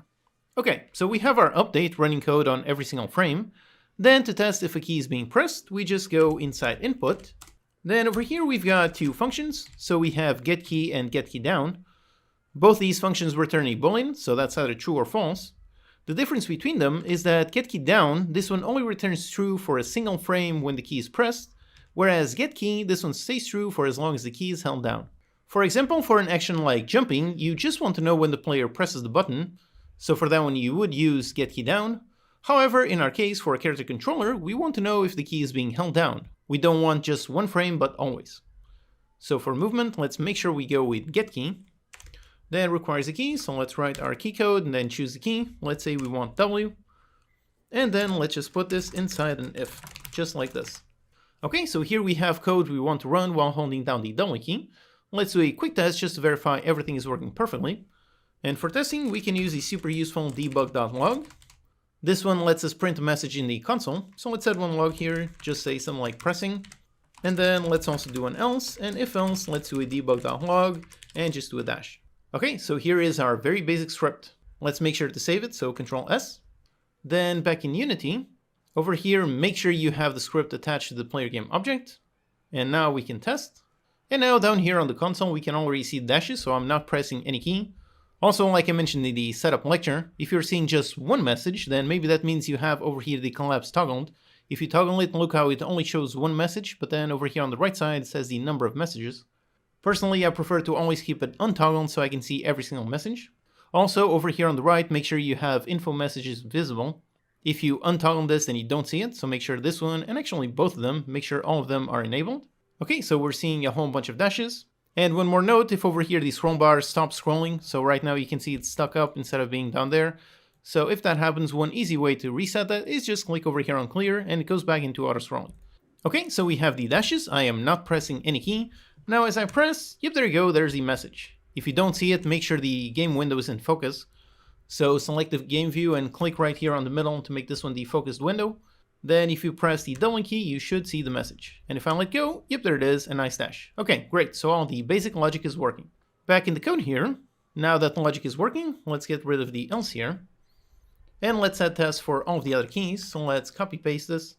So we're going to need W, A, S, and D. So let's make all of these. Okay, so we have our inputs. Let's also get rid of the logs. We don't need this. All right, so we have all of our key presses. Now let's construct a vector with our inputs. And since we're just going to have two axes, the WS, that is forward and backwards, and this one is left and right, so just two axes. So because we have just two, let's use a vector2, and let's call it the input vector. Let's construct it, so we'll do a new one and start off at 0, 0, okay. Then over here, the logic is pretty simple. So when we press W, then let's go into the input vector and set the Y to +1. Then when we have an S, we want to go backwards, so put the Y on -1. For the A, we want to go left, so that's an X on the -1. And finally for the D, that is an X on +1. Okay, so with this, we have our correct input vector. Let's do a quick log just to test. So debug.log on the input vector. Okay, so let's test. All right, so we can see in the log 0, 0. Okay, makes sense. Now if I press W, yep, we've got a 1 on the Y. If I press A, we got -1 on the X. Press D, +1. Press S, and -1. Okay, great. So everything works. Except we also need to be careful about one other thing. If I press both W and D, with this, look at that, the vector is 1, 1, which is correct. That's exactly what we did. Except the vector 1, 1 actually has a bigger magnitude than just one vector. If we leave it like this, then the character will move faster when moving diagonally versus when moving in just one direction. For our input vector, we really want it to be normalized, meaning we want it to have the same size regardless of the combination of keys that we're pressing. So back in the code here, after calculating the input vector, let's simply normalize it. So we go into the input vector and we set it equals to input vector dot normalized. So this will normalize our input vector. Let's see. Now over here, if I press W, yep, got 1, press S, -1. Okay, so all of those work. Now if I press both W and D, yep, there you go. Now it says 0.71. When you combine both these and you do the math, these do end up with a magnitude of 1. So with this, our character will move at the same speed on both diagonals and straights. Okay, so we have the input vector all correct. Now let's actually apply some movement. For that, there are many ways of making a character controller. For example, you can decide to use physics or not. Over here, I want to keep the game simple, so let's not use physics. Instead, let's just move the player transform directly. Over here, we have our input vector. Okay, great. Now we want to apply this to our character position. So first, we access the transform. This one refers to the transform where this script is attached to. This script was attached to the player, so this is going to refer to the player transform. Then we want to modify the position, so let's access the position. And now for moving, we don't want to just assign it. If we do something like this, the player would never leave the center of the world. It would always be near 0, 0. So instead, we don't want to just assign it, but instead we want to add onto it. Now, if you're a complete beginner and you don't know this syntax, then this one is exactly the same as this. So transform.position equals transform.position plus input vector. So both these two lines are doing the exact same thing. Personally, I prefer to use the shorthand. I find that equally readable and more compact. Okay, so we have this, and we add our input vector to the transform position, except we can also see a really nice error. Basically, it's telling us that we are mixing two types. Our input is a vector2, where we only have an x and a y, but transform.position is a vector3, meaning it has an x, y, and z. One simple solution is to cast our input vector onto a vector3. So we just convert this from one type into the other one. And yep, we don't have the error, so let's test. And now if I press W, and yep, the character does move. Let's ignore the massive speed for now. So it does move, it does seem slightly correct. Except you can obviously notice that it's not correct. We are moving on the x-axis, so left and right, that is correct, but then we are moving up and down instead of forwards and back. Basically, we converted the vector2 directly into a vector3, so we are moving on the x and y axes. But in our 3D game, we really don't want the characters to fly, so instead we want to move on the xz axes. So back in code here, instead of directly casting this down into a vector3, let's construct a move dir vector. So let's do a vector3. Let's call it our move dir for our move direction. And over here, we construct a new vector3. And basically, we're just going to assign the input y to the z on here. So first of all, for the x, that one is correct. So input vector.x. Then for the y, let's leave this one on 0. And finally, let's use the input vector.y as a z on the move direction. Also, now at this point, you might be questioning, if we're using a vector3 here, why don't we also use a vector3 up here and then just assign the z directly? That's certainly a possibility, and for making a super quick prototype, I might even do that myself. But the proper answer to that is once again all about writing good clean code. The input logically only has two axes. There's no z-axis on your keyboard, so logically it makes no sense for the input to have three axes. And beyond that, you should keep the logic separate, so you should first get the input and then actually move the object. We're going to see the benefit of that separation when we refactor this code to work with the new input system. Doing that will in turn make enabling gamepad joystick support super easy because we have the input vector separated from the actual movement. So all of that to say, let's do things properly. Let's keep the input vector separate from the movement vector. So we just translate the xy onto xz, and then we just apply this into our transform position. Okay, so let's test. So now if I press D, go right, go left, and press W and S, and there you go. Okay, great. So it is indeed moving left, right, forward, and back. Okay, great. So it is working, but as you can see, it's moving insanely fast. You might think the issue here is just applying some sort of movement speed multiplier, except there's actually one sneaky issue here. Here on the game view, on the top right corner, we've got a stats button, and over here we can see a whole bunch of things. Specifically, we can look at the frame rate. We can see that it's running at 144 frames per second. Over here on the left side, on this button, I have VSync enabled. This will cap the frame rate to the monitor's refresh rate, so that is why I'm seeing 144 Hz. I can over here disable VSync, and yep, look at that, goes all the way up to 700. Basically now the game is running as fast as my computer can run it. And if I press the movement keys, and look at that, now it's moving even faster. Now I've completely lost track of where my player is. This is not what we want. We don't want the player to move at different speeds depending on the frame rate. We want it to always move at the same speed regardless of frame rate. So when you do any kind of movement logic on an update, you always need to make sure to multiply by time.delta time. What this variable contains is the number of seconds elapsed since the last frame. For example, let's add a log to this. We no longer need the input vector, so let's log just the time.delta time. Okay, so we can see there's basically telling us how many seconds it is taking to render a single frame. Once again, note how I have VSync enabled, so I'm running at 144 frames per second. And now if I disable it, let's see what happens to that number. So if I disable, and yep, look at that, that number is now much smaller and the game is now running much faster. So by incorporating this value into our calculation, we are going to be taking into account the frame rate, thus making sure that the movement is always frame rate independent. Right now with this frame rate, if I move, you can see I'm moving at this speed, and now if I enable VSync, change the frame rate, and I move and I'm still moving at the exact same speed. Okay, that's great. Except obviously it's not exactly great, it's moving way too slow, so let's also incorporate a movement speed. Now for this, once again, most beginner tutorials would teach you to go all the way up here and define a public float move speed. Maybe default it to some value like 7f, something like that. Then you have this field, and then down here you simply use it in the calculation. So movement here, multiplied by move speed and by time.delta time. So this is what most tutorials would teach you. By making it public up here, what you're doing is you're enabling access from the editor. So if you go over here in the editor, over there on the player, we can see the move speed variable. We can see this exposed and we can modify it. This makes it really easy for testing and for iterating upon the value even while the game is running. So the game is playing, I can move and I have this move speed. Now I can modify this, and yep, now I got a different move speed, so I can use this to quickly iterate and find the perfect value. So it's great to have this variable exposed in the editor. And this feature is indeed the reason why most beginner tutorials would teach you to make it public. It's so you can see it in the editor. That is indeed a very valuable thing. Being able to easily iterate upon important values is always very useful. However, when you make something public, when you do that, you don't just expose the field to the editor, you are exposing it to every other class in your entire codebase. So some other class could access this field and set the player's movement speed to something like 0, and you would have no idea that was happening because the issue would not be on this code right here. I have an entire video on this subject, why you should not make everything public. This is an extremely important topic to know about. This one tiny change will massively improve the quality of your code. Definitely go ahead and watch that video to learn why it's such a bad thing and make sure you don't do it. So to avoid all kinds of problems, you should never make fields public.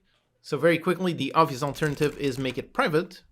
Making it private means that only this class, only the code in here, only this can modify this field. So you know for certain that no other class can ever modify this. However, making it private also means the editor cannot modify this field. So we've lost our very useful iteration approach. So what we can do to expose it just to the editor is to keep it private, and then we add the attribute serialize field. This way this field is still private, meaning that it can only be modified by the code inside the player class. But with this attribute, over here in the editor, yep, we do have an editable field. So only the code in that class in the editor can modify it. Nothing else can touch it, nothing else can read or write, which is exactly what we want. One of the main rules in writing good clean code is minimizing complexity, and one of the easier ways to minimize complexity is simply to minimize access. By making this field private, we are minimizing complexity because it doesn't matter how complex our game is.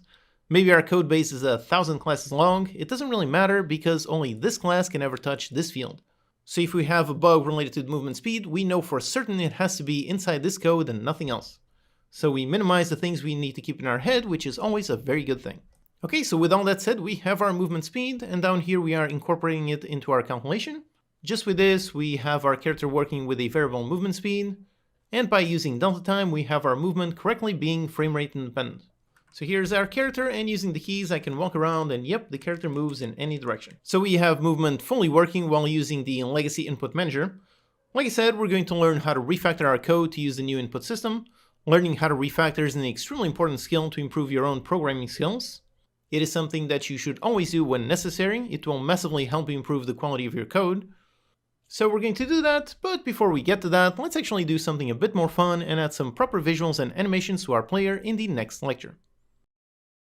Hello and welcome, I'm your Code Monkey. In this lecture, we're going to replace our boarding capsule visual with a nice proper character mesh. Okay, so in the included assets project files, over here, if we go inside the prefab visuals, we see a nice player visual. Let's position it inside the player game object, so let's drag it inside. Again, because we separate the logic and the visuals, this is going to be pretty easy. We don't need to modify the parent game object at all. We just drop the visual as a child, that's it. Also, again, very important, make sure the visual is over here on local position 000.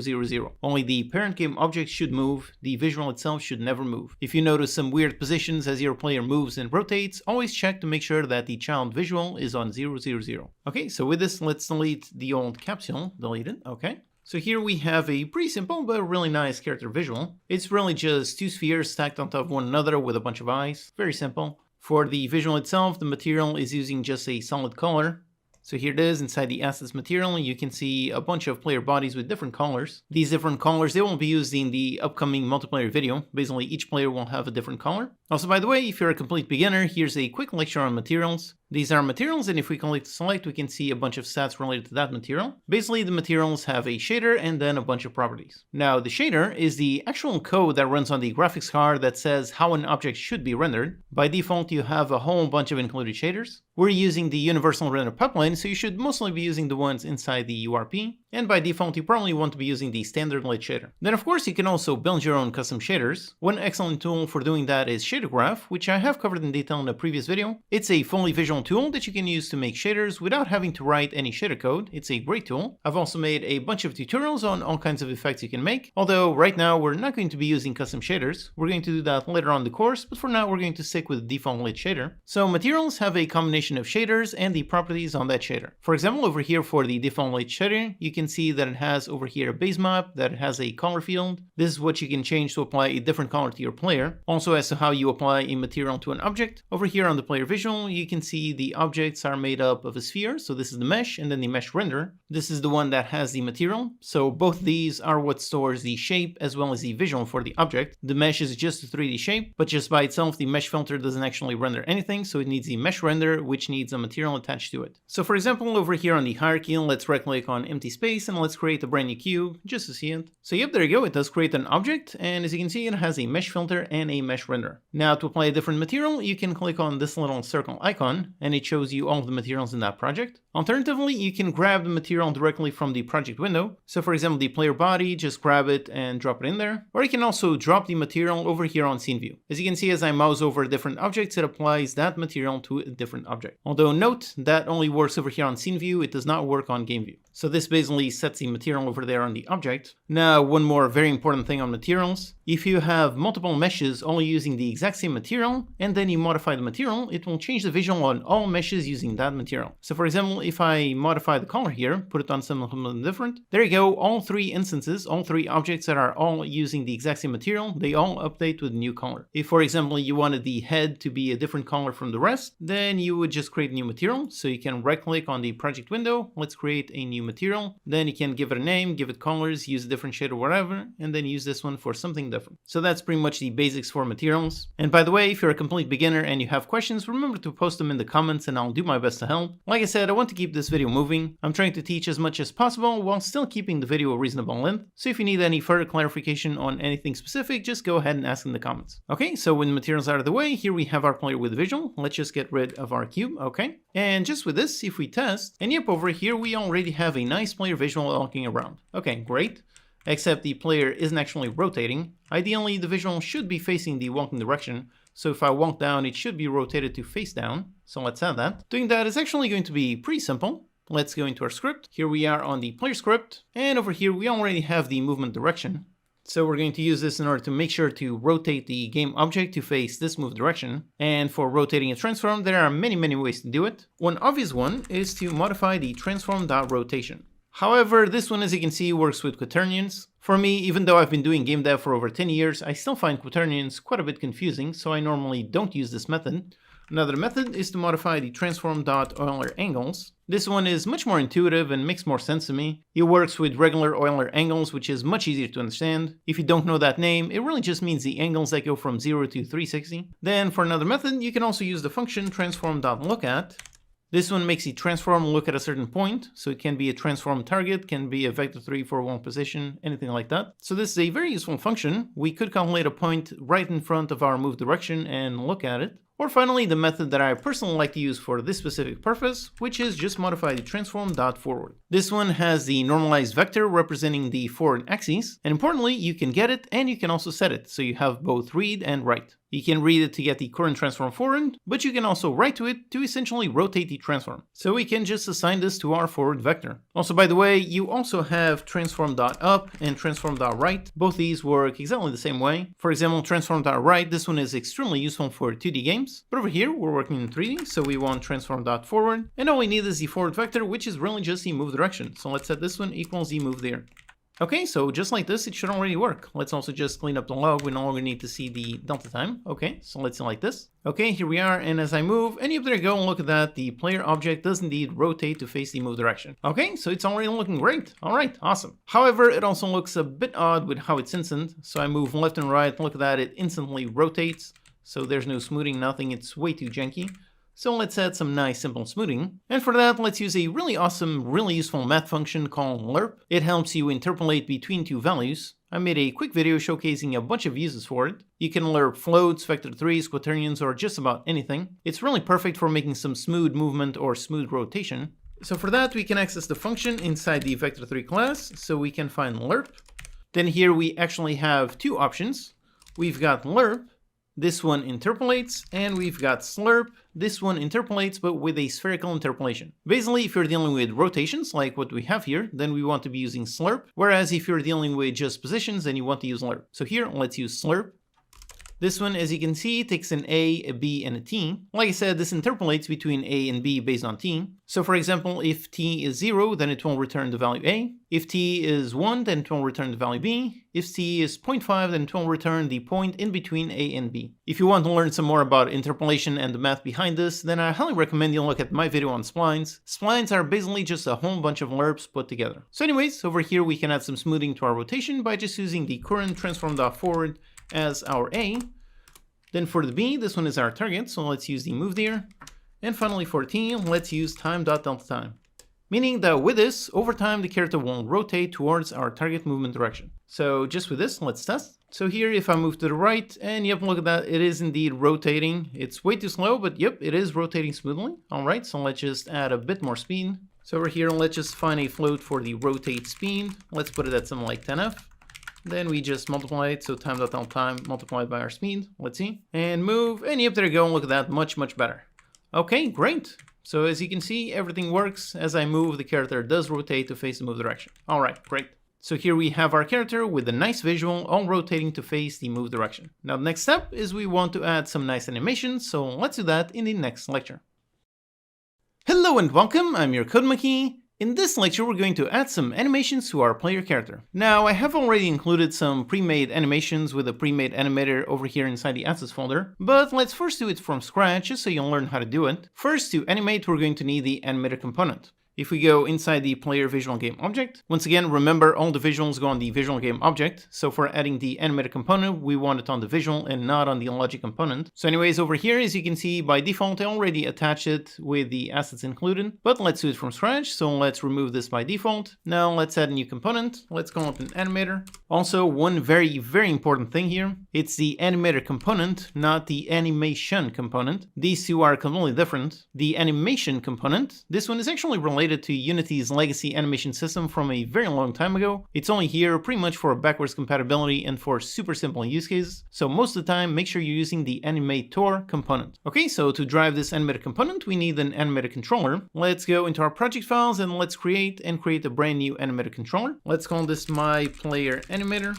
Then let's select the player visual and just drag the controller on there. Okay. Again, if you have issues and you cannot drag the animator onto the field, make sure you're using the animator and not the animation component. Okay, so with this, we have assigned our animator controller. And now let's double click on it to open the animator window. And if you don't see it, then go into window, then go into animation and open up the animator window. And also, if you still don't see anything, then maybe you might have some issues with your layout. If that's the case, then go onto the top right corner layout and go back into the default and then back into your own layout. And finally, if you still don't see anything on this window, if you don't see the default states, make sure you have the object selected in the hierarchy. So with that, you should be able to see these states. So this is our animator controller. Now I have a really detailed overview of the animator and the animation windows in my Ultimate Unity overview course. So you can go watch those lectures for some really in-depth explanations about everything this does. Basically, the animator is a state machine. So you have various states and you can create transitions between each state. By default, you have these three special states. There's the entry state, exit, and any state. These are used for making transitions, but we don't really need to worry about them just for now. First, let's just make a basic new animation. And for that, the easy way to do it is to open up the animation window. So let's go up top into window, go into animation and open up the animation window. So here it is. Again, that's a different window. That's animation, not animator. And for me, for this window, I like to dock it down here. So there's a nice timeline. So I think this is good. Okay. And now if we select the object in the hierarchy that has our animator, then we can see the text here. So to begin animating, we've got a nice button to create an animation. So let's go ahead and click on this. And now let's give it a name. For now, let's first make the idle animation. So let's just call this idle. And yep, just like that, we have created an animation.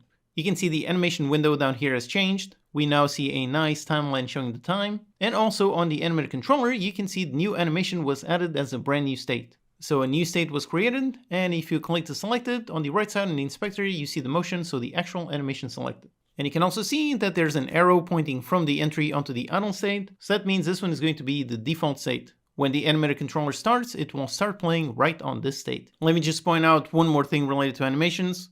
So on the project window, we can see, yep, here is our animation that we just created. And you can see the inspector looks just like this. Now, if your inspector looks differently, that might be because you accidentally created a legacy animation. That has to do with the previous animation system that I talked about, the one that is legacy that should really no longer be used. So if you see a different inspector, then a quick way to fix it is to click on these three dots on the inspector, these three dots. Then you change the inspector into debug inspector. And over here, you see a toggle for legacy. So for the animations that we want to use right now, we do not want to be using legacy animations, so make sure this one is untoggled. If in your case it's toggled, just untoggle it, then go back into the normal inspector, and now, yep, it should look just like this. Okay, so we have our animation, and now it's on our animator controller. Now let's actually make an animation. So let's select the animation window, and again, let's make sure to select the object, so let's select the player visual game object. So here on the animation window, we see this nice little red button. This one enables or disables recording. So if you click on it, you can see, yep, the timeline is now red, meaning that we are now recording. And now we can do anything to any child objects and it will record any changes we make. Now note what I said, that's very important. It needs to be child objects. If you select, for example, the parent game object, then all of a sudden it stops recording. So you can only animate child objects. So let's select the player visual, let's enable recording, then let's expand the player visual. Let's make sure that our timeline is on 0, so drag it all the way to the left. And now, for example, let's grab the head object and let's move it just a tiny bit. Basically, just move it enough in order to make sure that the position over here is in red, meaning that we have recorded a keyframe. Then let's drag the timeline by a little bit. Let's go over here to frame 30. This one is actually going to be half a second, and it's going to be that because over here on the samples, this is the frame rate for the animation. So at 60, that means we have 60 frames. This makes 1 second, so 30 frames would be half a second. You can also zoom out by scrolling over here or dragging the handles down here. So let's go into 30, half a second, and now this one, let's move the head by a little bit, something like this. As you can see down there, we can note that it recorded the new keyframe. And now if we hit on the play button, we can preview the animation, and yep, look at that, it does do exactly that. So it starts off down and then moves up. Okay, so that's great, but we don't want it to snap back, so let's actually add another keyframe right at the end. So let's stop playing the animation. And to make sure we have a perfect loop, let's just click to select the keyframe. Let's press Ctrl C. Then let's go down into the 1 second mark. Let's press Ctrl V, and there we go, there's the exact same keyframe. So now if we hit on play, yep, there we go, we have our nice seamless loop. So the head goes up and down and repeats forever. All right, awesome. Okay, so that's great. Now let's also do one thing. Let's also record a keyframe on the body. However, we don't want it to move, at least not in this idle animation. We just want to have a static keyframe. So let's select the body. And let me actually move it a bit to the side just to make sure to record. And now manually, we can modify the things over here to modify the actual keyframe data. So on this one, I don't want it to move. So let's put it all the way back at 0. Just to make sure we have a nice keyframe recording. Now, the reason why we are recording the body position even without moving it is because the wonk animation will indeed move the body. But when we get back to idle, we want the body to go back to this exact position. So that is why we need a keyframe here. Okay, so that's done. So we can stop recording. So let's click on the red button again. Okay, great. By the way, one more note to make sure that the animation loops, go into the project window and over here select the animation and make sure loop time is enabled. It should be there by default. Okay, so the animation is set up, and if we look in the animator, it's already the default state. So if we hit play, we should be able to see the idle animation playing nonstop. So let's hit play, and yep, there it is, the idle animation with the head moving up and down. Everything works perfectly. All right, awesome. Okay, so next up, let's make a wonk animation. Now for me, when making an animation that is based on another one, I like to actually duplicate it instead of starting from scratch. So over here on the project window, let's select the idle animation, and let's duplicate it, so Ctrl D. Let's rename this one to the wonk animation.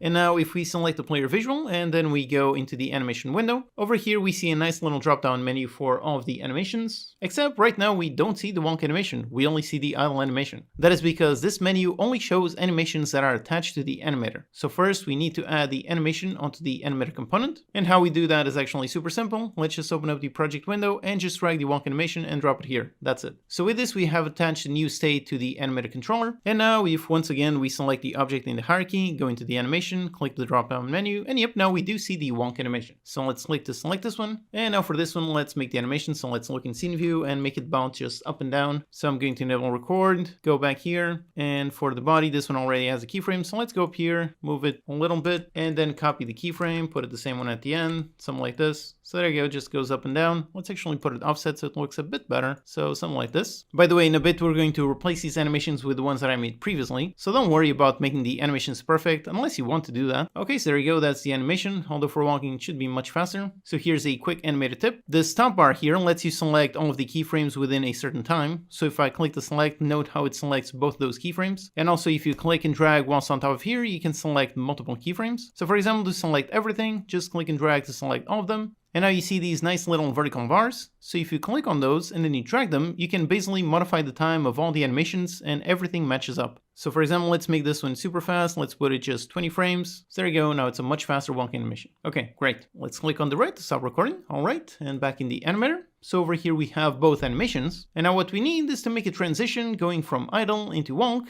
Otherwise, the wonk animation will never play. So how we make a transition is also super simple. Let's right click on the idle state. Let's make a transition. Then now we have a nice little arrow under the mouse. And now if we go into the wonk and click on it, there you go, we have a nice transition. Now we can click on the transition itself to select it. And over here in the inspector, we see a bunch of transition options. So let's expand the settings. Yep, there you go, everything. Now, like I said, I covered all of these options in a lot of detail in my Ultimate Unity Overview course. So if you want to learn more, go watch that. Here, let's just learn the basics for how to achieve our goal in making a simple player animator. The important one is over here, the exit time. Basically, if this one is toggled, then this transition will be triggered automatically, meaning it will play the idle animation and immediately transition into the wonk animation. So for example, if we hit play and look at it quickly, yep, there you go, there's the idle, and yep, transitions into wonk. And now it stays there forever. Okay, so that's good, but not exactly what we want. We want the wonk animation to only play when the character is wonking, and when it stops, we want it to go back into the idle animation. Now for that, we need to use animator parameters. So back in our animator, on the top left corner, we see something called layers. We don't need to worry about that for now. And then next to it, we see parameters. Then we can click on the plus button in order to create a brand new parameter, and you can see all of the various types that we can create. Now for wonking, we want something that we can set to either true or false. So let's go with a nice boolean. And for name, let's call it is wonky. Again, pay very close attention to the capitalization. This is extremely important. Just like code, is wonking is different from is wonking. So make sure the capitalization is perfect. Okay, so with that, we have our nice parameter. Now let's click on transition going from idle into wonk. And now let's untick exit time. We don't want this transition to trigger automatically. And as soon as we do, we see this nice little warning. Basically, it's telling us that this transition will never happen. So over here, we have the nice conditions. If we click on the plus icon, we can add some conditions. And for this one, we want this transition to happen from idle into wonk when the parameter is wonking is set to true. So that's it. This is our transition. Now let's just do the reverse. So let's right click on the wonk, make transition, go back into idle. Let's click to select transition, get rid of the exit time and conditions when is wonking is set to false. Okay, so just like this, our basic animation logic should be working. So let's test. So here we are, and the character is playing the idle animation. By the way, you can look at the animator while the game is running. So let me just drag the animator window, just drag it and put it on the side of the game view so we can see both at the same time. Okay, great. And right now, note how it's not updating. So there's nothing moving over here on the animator component. That is because, like I said, you must select the object. So on the hierarchy, make sure you select the player visual, and yep, there you go. Now you do see that updating. So make sure the object is selected in the hierarchy. And over here, we see a nice little progress bar showing the idle animation constantly playing and looping. Okay, great. Another important thing is over here the parameters. You can manually change the state of these while the game is running. So for example, if I click, it's going to trigger the is wonking parameter, which should trigger this transition and should go into wonk. So if I click, and if there you go, transitions into the wonk animation, and now, yep, it is playing the wonking animation. And if I click to untick it, look at over there what happens, untick, and there you go, transitions back into idle. All right, awesome. So as you can see, we have all of our logic working. We have the animator with both of our states, and by changing this parameter, we can change which animation is playing. Now, of course, the goal is not to trigger this manually by clicking on it, but rather doing it through code. But at least for now, we know that our animator is fully set up. Again, if you want more detail on the animator and animation windows and everything related to animations, then check out those lectures in my Ultimate TNT overview course. And also later on, for more advanced use cases, I have a video on the animation rigging package. This one is for more advanced use cases for making dynamic procedural animations. It's really fun, so definitely check it out, but only after finishing this course. That one is a much more advanced tool. For now, let's continue here. So we want to trigger our parameter, but do it through code. And again, here we have yet another clean code question. Technically, we could add that code directly over here on the player script. We could just grab the animator component and change the parameter. And in this case, for this very simple game, that would actually not necessarily be a very bad approach, since the game is so simple with so few animations. But like I said, I want to teach you proper good practices, so let's make it properly and actually separate the animations from the logic. For that, let's go into our project, right click in our scripts folder, create a new C# script. Let's call it the player animator. Let's select the player visual game object and attach the component. Okay, so now here, first let's grab the animator. Now one approach is, like we've seen, we could just make a serialized field and drag the reference in the editor. That's one approach. Or alternatively, since the animator is attached to the same game object as this script, then we can just do a get component. Both approaches are really valid. So here let's use get component just to see a different approach. So we just have a field for our animator, so animator.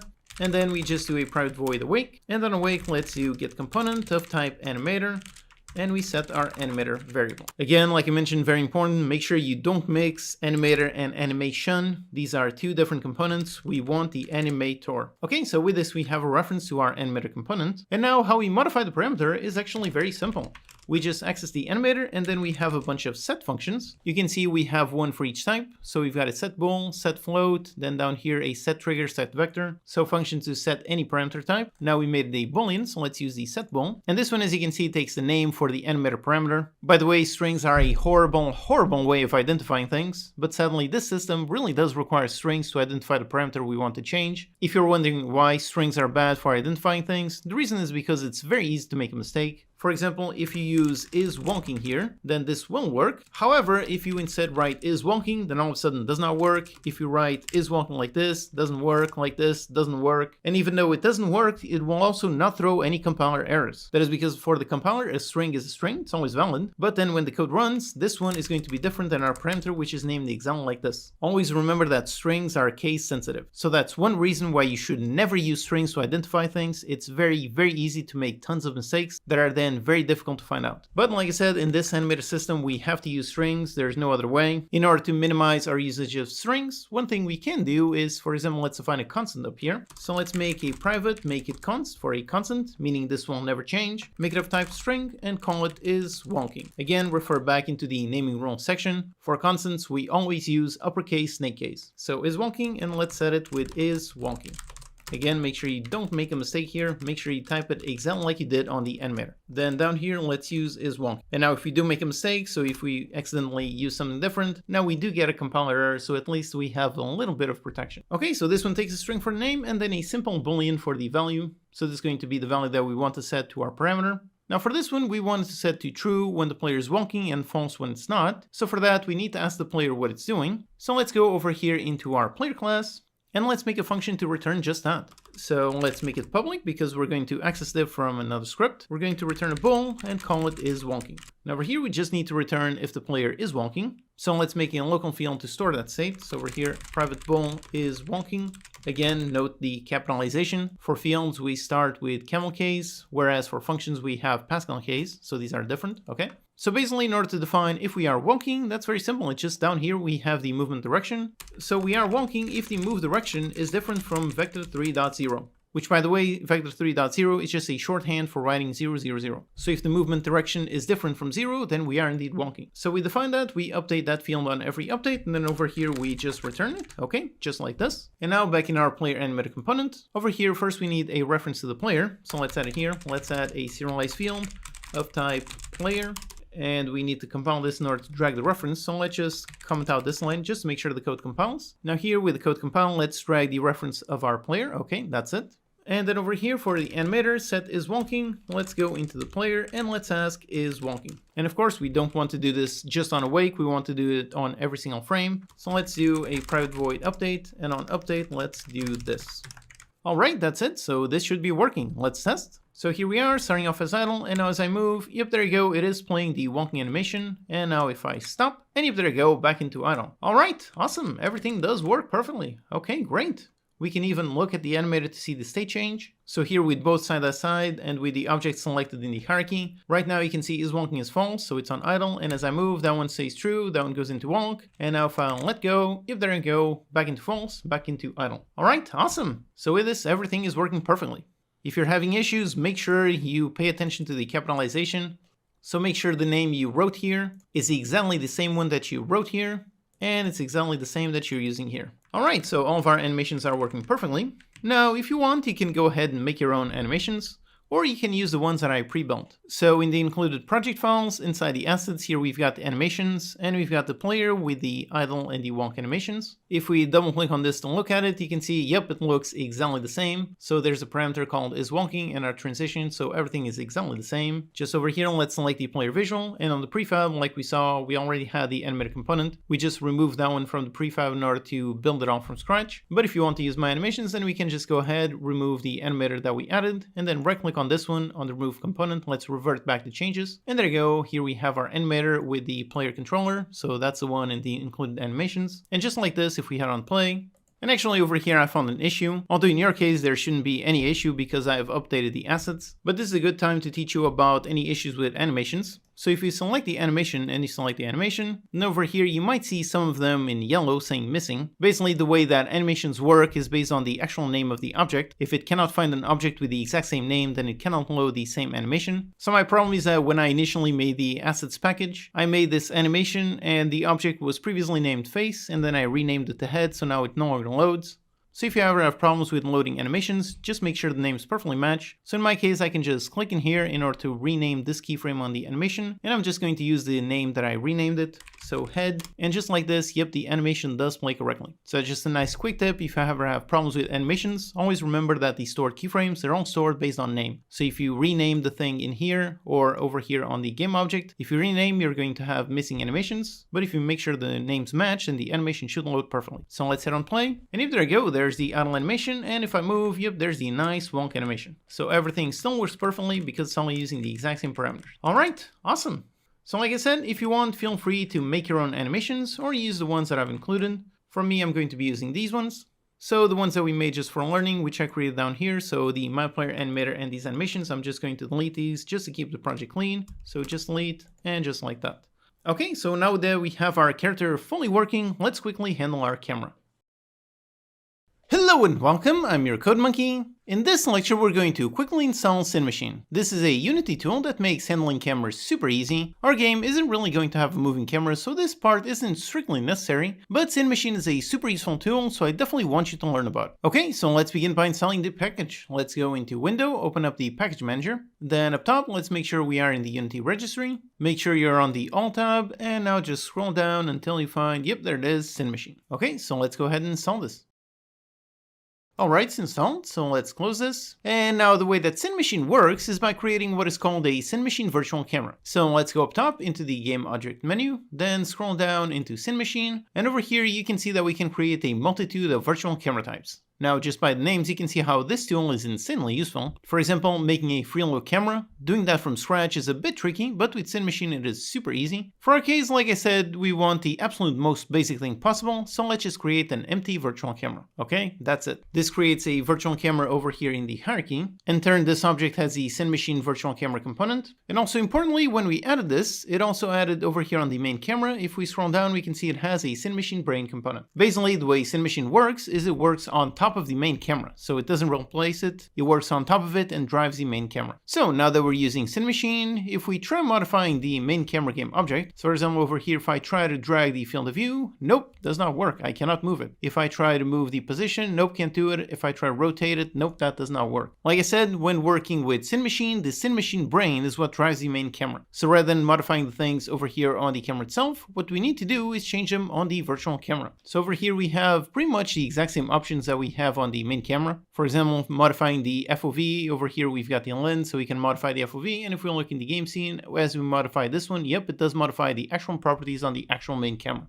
Now this has tons and tons of options related to everything. The most important ones are all kinds of options down here for the body and the aim. So this is where the camera is positioned and where it's looking at. Using this, you can make a follow camera in 5 seconds. It really is insanely useful. If you want to learn about Cinemachine in more detail, I have a dedicated video on it. I go through what all of these options do. Then I also have another super detailed video on how to make a camera system with pan, zoom, scroll in both 2D and 3D and a bunch more features. Again, all of it using Cinemachine. But in our case, we really want to keep it simple, so let's just position our virtual camera on the same settings that we had previously. So first, let's set the field of view. So for our game, we want something narrow, so let's go with just 20. Then for the position, let's put it above. So 0 on the X, then 21.5 on the Y, and minus 21.3 on the Z. Then for the rotation, 46 on the X, and then 0 on the others. Okay, so our camera is positioned in the exact same position. And if we head on play, yep, everything still works the same. The camera is looking from the same point of view, and the character still works. Everything's still exactly the same. Now, since we're using Cinemachine, we can easily add some things on top of this. Like for example, we can add some noise to our Cinemachine camera to make it smoothly move a little bit. This one is a fun, simple effect that can make our game feel a bit more dynamic, especially in games like this where we have a fixed overhead view. How we do that is over here on the Cinemachine virtual camera, we've got a field for noise. So let's click and let's select basic multi-channel purlin.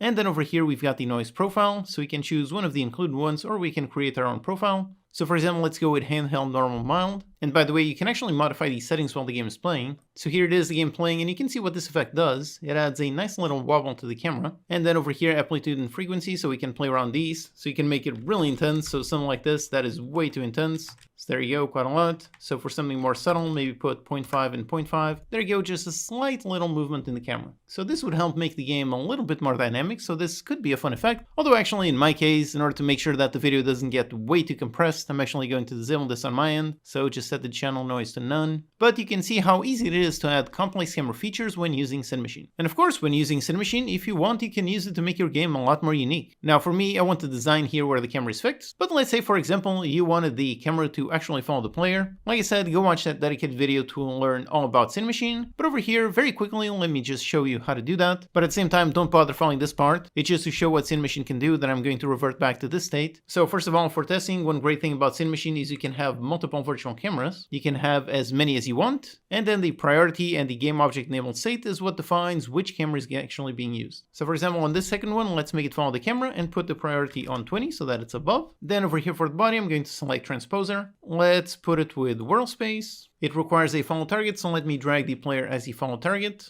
and put it slightly above and behind. Okay, so it's pretty similar as before. Then for the aim, let me also drag the aim player target. And just with this, it should already work. So if I hit on play, yep, there you go. Look at that. The camera is now moving and following the player, so I can move the player anywhere. And yep, the camera follows along. So as you can see, it's this simple to really make some complex camera movement. Doing some complex camera logic just like this would require a ton of work manually, but with Cinemachine, it is super easy. Then you can even play around with either priority or enable and disable. And there you go, Cinemachine even transitions between the state of all your virtual cameras. So as you can see, lots and lots of things you can make with your camera very easily, all thanks to Cinemachine. Like I said, in my case, I just want a fixed overhead camera, so I'm just going to delete this secondary virtual camera. And there you go, just this one on top, looking at the player, looking down with a low FOV. And yep, this is exactly the kind of camera that I want for my game. Okay, so that's Cinemachine. It's a really awesome tool for making camera handling much easier. So this was a quick lecture all about learning about Cinemachine. Now let's handle the task that was actually left undone quite a while ago. Let's finally learn how to refactor code and implement the new input system. So let's do that in the next lecture. Hello and welcome, I'm your Code Monkey. In this lecture, we're going to refactor our code from the legacy input manager onto the new input system. So the simple character controller that we made is working perfectly fine with the legacy input manager. Like I said, this one is excellent for making quick prototypes and demos. As you can see, it's super easy to use. But now let's quickly refactor this code to use the new input system instead. Also, like I said in the beginning of this course, here I'm going to be focused primarily on building this game. So for example, for any Unity tools that I use, like the new input system, I'm going to cover enough to be able to use the tool and achieve our goals in building this game. But of course, every tool does a lot more than just what we're going to use. So definitely make sure to watch the dedicated videos linked in the description. For example, the input system tutorial is 40 minutes long, covering everything you need to know about system, whereas here we're just going to learn enough to know how to use it.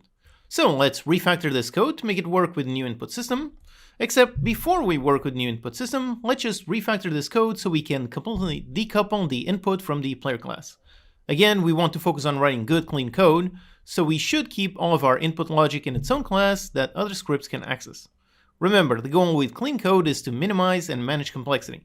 So every class should do one thing and just one thing, meaning that the player class should only handle the player, and then the input class should only handle the input. The only reason why I put this over here in the beginning is exactly to teach you about refactoring and how it's a very common thing that you should be doing all the time. This is exactly how I build my own games. I start by making a prototype and I write the input directly inside the player class, then at some point I refactor the code to split them up. So don't be afraid to refactor code, it's a perfectly natural part of the game dev process and actually a very good thing. Okay, so let's make a script just to manage our inputs. Let's make a new C# script, call this game input. Let's create an empty game object, give it the same name, input. As always, keep things clean, so put it on 000. Let's attach the script and open. Okay, so here's our script and let's get everything related to the inputs. On the player for the input, we are calculating the input vector, then getting the actual inputs from the keyboard and returning the input vector. So let's put this on the other script. So over here, let's make a new function. Let's make it public since we want to access it from the player. We're going to return a vector2 and let's call it getMovementVector. Now here, let's really just copy paste the exact same code that we have on the player. So let's copy paste all of this. Let's go and paste it here. Okay, so we get the input vector, we get the inputs, we normalize it, and then return the input vector. Okay, so that's it, super simple. Also, by the way, here we have an interesting question, which is, do we normalize the input over here, or do we do it over here on the player? Both options can be valid. You can make it so that the game input class returns a regular input, or you can make it return a normalized vector. You can use either option, but whatever you do, make sure you are explicit. So over here, I am going to normalize the input inside the game input class. However, I'm also going to make sure to rename this function. So instead of getMovementVector normalized. That way it is 100% clear. This returns the movement vector as a normalized vector. Okay, great. So now let's use this in our player. Over here in our player class, we need some reference to our input class. Now, later on in this course, I'm going to teach you about the singleton pattern, but for now, let's just do a simple direct reference. Again, remember, don't make it public, make it a serialized field private. So over here, let's make a serialized field private of type game input, and let's call it just game input. Okay, so we have this, we're going to drag it in the editor, then over here, we simply grab the vector2 for the input vector, we simply go into this one, and we get the movement vector normalized. And okay, that's it, no more errors. Let's just make sure to save all of our scripts. And back in the editor, let's go into the player and just drag the reference for the game input. Okay, so just like this, everything should still work. Everything should work exactly the same as previously. Let's test and make sure. So here we are moving, and yep, everything still works. I can move in any direction. Okay, so far so good. And what we have done here is essentially we have refactored our code and completely separated the input from the player class. This is an excellent thing, so again, don't be afraid to refactor code. Also, what we did here of putting the code in a separate class and then doing a quick test to make sure that everything still works the same as previously, this is exactly what you should do whenever you do some kind of reorganizational refactoring. In the end, you want to end up with the exact same behavior as previously, just with the code organized in a different way. Okay, so now that we have this separate game input class, now we can very easily refactor the legacy input manager onto the new input system. So the first thing we need is to install the package. So let's open up the package manager. Let's make sure up here we are in the Unity registry, make sure we are in all, and let's scroll down to find the input system. So here it is. Let's go ahead and install. Okay, the package is installed, and right away we see this message. Basically, it's asking us if we want to enable the new input system. Now, you could click on yes, but let's actually go ahead and click on no. We're going to enable it manually, so click on no. Then let's close this window. And now let's go up here into edit, then let's go into project settings. Then on the left side, let's go into player. And now let's scroll down, expand over here the other settings tab, and keep scrolling down until we see, yep, here it is, the active input handling. This is where you can select which input system you're using. Basically, if you click yes on that window, it would automatically set this option to use the new input system. So it would only enable that one and completely disable the legacy input manager. But like I said, the legacy input manager is still pretty useful. So normally for me, I prefer to enable both of them. So let's go ahead, click on both, and this will restart the editor. So okay, let's go. All right, the editor has restarted, so now the new input system is now enabled. Okay, so the way that this system works is by creating something called an input actions asset. So on the project files, let's click on the plus icon, let's create something, and let's find the input actions. So we need to scroll down here, so click on the little arrow to go down and find the input actions. Creates this file, let's call this the player input actions. Okay, now let's go ahead and double click on it. And yep, there you go, out pops out the input system window. Basically, this one is where we're going to manage all of the settings for all of our inputs. Also, by the way, like I've mentioned, if you're watching this in the future and for some reason the input system got a new update and changed this window, if so, make sure you check the pinned comment. I'll keep it updated with any changes on anything in this course. So over here, we've got the action maps, then we've got the actions, and then we've got properties. Now, action maps are how you can have different maps.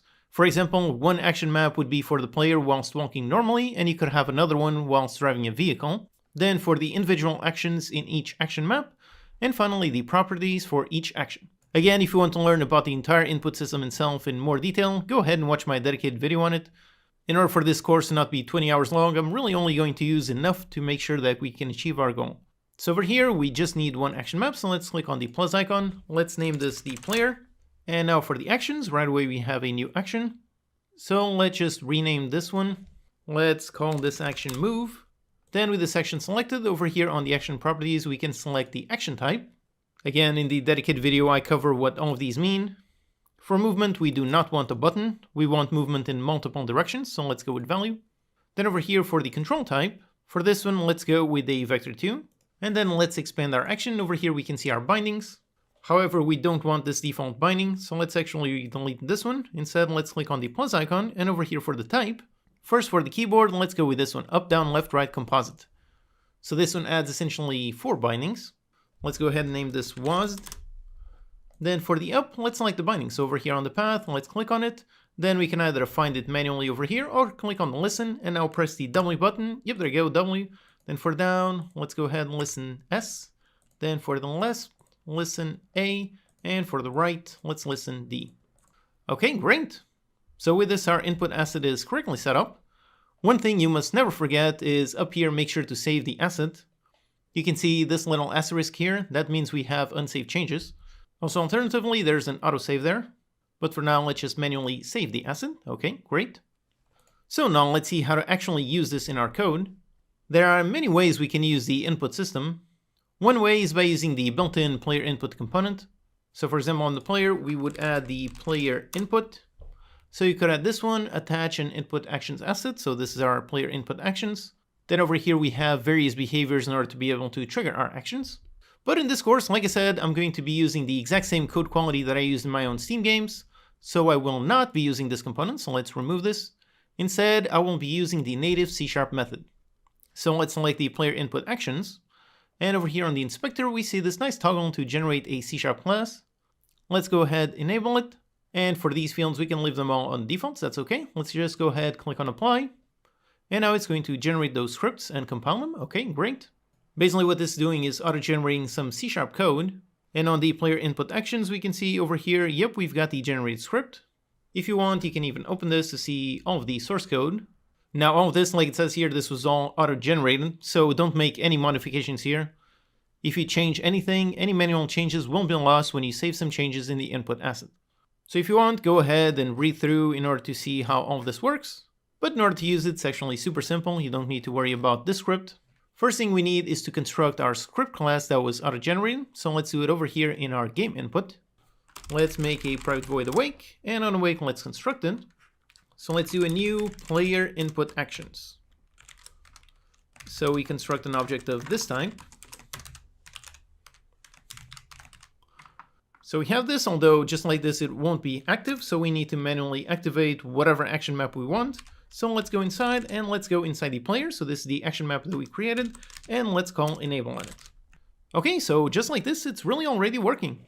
All we need to do is modify our code over here on the get movement vector. So for that, we're going to need to access this. So let's actually make this a member variable. So private, let's store it up here instead of making a local variable in here. Okay. So we have this one, and then down here on the input vector, let's go inside the player input actions, inside the player action map, and then we called it move. So we've got this one. And then we defined it as a vector2. So over here we can call read value. And this one takes in the type of the value. Now we defined it as a vector2, so let's read it as a vector2. And just like this. This returns a vector2, which is really going to be our input vector. So let's put it exactly like this. And we can now get rid of the rest of it. Alright, so that's it. And just like this, we should already have everything working exactly the same as previously. So let's just do a debug.log just to make sure. So let's test. So here we are, and the output is 0, 0. Now I press W. There you go, +1, -1, left, right, and all of the ones in between. All right, awesome. So we have the new input system, all of it working flawlessly. Also, by the way, over here we can normalize the input just like we were doing previously. So we do it over here through code. Or alternatively, we can also go into the player input actions. And over here, there's something called a processor. So you can go into this action, add a processor, and make it normalized. So these processors here can be quite useful. I cover them all in detail in the other dedicated video, but over here, let's stick with making it through code that works just as well. Okay, so that's our refactoring done. With that simple change, we are now using the new input system. So you can see how by refactoring our code to make sure to use the game input class, when we change from the input manager onto the new input system, when we made that change, we did not have to touch the player class at all. The player class just has the game input to get the movement vector and does not care what system he uses to get that. So here we have a very practical, very excellent example of the power of writing good, clean code. Because we separated things correctly, we managed to change something completely and not have to make any changes on any other class. So now that we're using the new input system, let's just quickly see one of the main benefits of this system, which is easily supporting gamepads and more keys. For example, a lot of people like using WASD, but some people also like to use the arrow keys. With this system, that is super easy to add. So let's go into the move, let's add another one. Let's add another one, up, down, left, right composite. Let's call it arrow keys. Then let's just put them. So let's listen on the up arrow. Then over here we've got the down arrow. Then we have the left arrow. And finally we have the right arrow. All right, so we've got all the arrows. And now we don't even need to touch any code at all. Let's just make sure to save the asset, which again, in turn, that is going to auto-generate the C# class and going to compile. Okay, so we don't need to touch any code at all. Let's just hit on play. And now if I move, we're using the WASD keys, yep, still works. And if I go into the arrow keys, yep, also still works. All right, great. Now for another one, let's make it for a gamepad. So I just connected an Xbox controller, and we can see over here on the log, yep, the game did identify it. So this is the new input system in action. Let's once again open up the input actions. And over here on the move, let's add another one. And this time, let's just make it a regular binding. And now over here on the path, once again, if we want, we can go down here and specifically find some joysticks. So you can find any of them, or once again, let's just use the listen. Now I'm just going to move the thumbstick on the controller. Yep, there it is.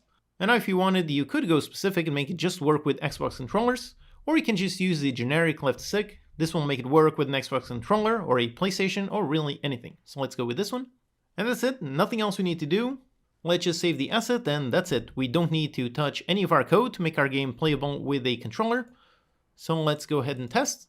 So here we are, and first of all, if I move the keys, yep, still works. Move the arrow keys, yep, both of them works. And now if I use my gamepad, and yep, there you go, everything works perfectly. Alright, awesome! So as you can see, this is one of the main benefits of the new input system. It makes handling different inputs really super easily. As you saw, we didn't have to touch our code at all. We just had new bindings, and just like that, our game is playable with all kinds of inputs. So here you can really see just how powerful new input system is. Okay, so with this, our basic character movement is working great. We can walk around, everything looks great. Now in the next lecture, let's apply some collisions to our player. Hey again, here's another quick intermission. I hope you've already learned a ton from the course. Have you seen the benefits of writing good clean code? Has the course already helped you understand some more advanced concepts? I really hope the answer is yes to both of those. Remember to follow the website page as you follow along. I will be adding frequently asked questions to every lecture. If you ever get stuck, you can just download the project files for a lecture and compare with your own. And definitely check out the related videos when I reference them. This course is focused on making this game, but you should definitely learn more about some of these concepts in more detail, and you can learn that in the videos that I mentioned. By the way, if you're watching this right now, this is the secret callout, so go ahead, post a timestamp in the comments with a nice monkey emoji. I want to see how many people make it this far. Okay, so that's it for now. Let's go to the next lecture. Hello and welcome, I'm your Code Monkey. In this lecture, we're going to apply some collisions to our player movement. Okay, so here we have our game so far. We have our player walking around and everything looks pretty good. However, now let's create over here in the hierarchy, let's right click, create a brand new cube. So there you go, let's place it over here and push it down. Okay, there's the cube.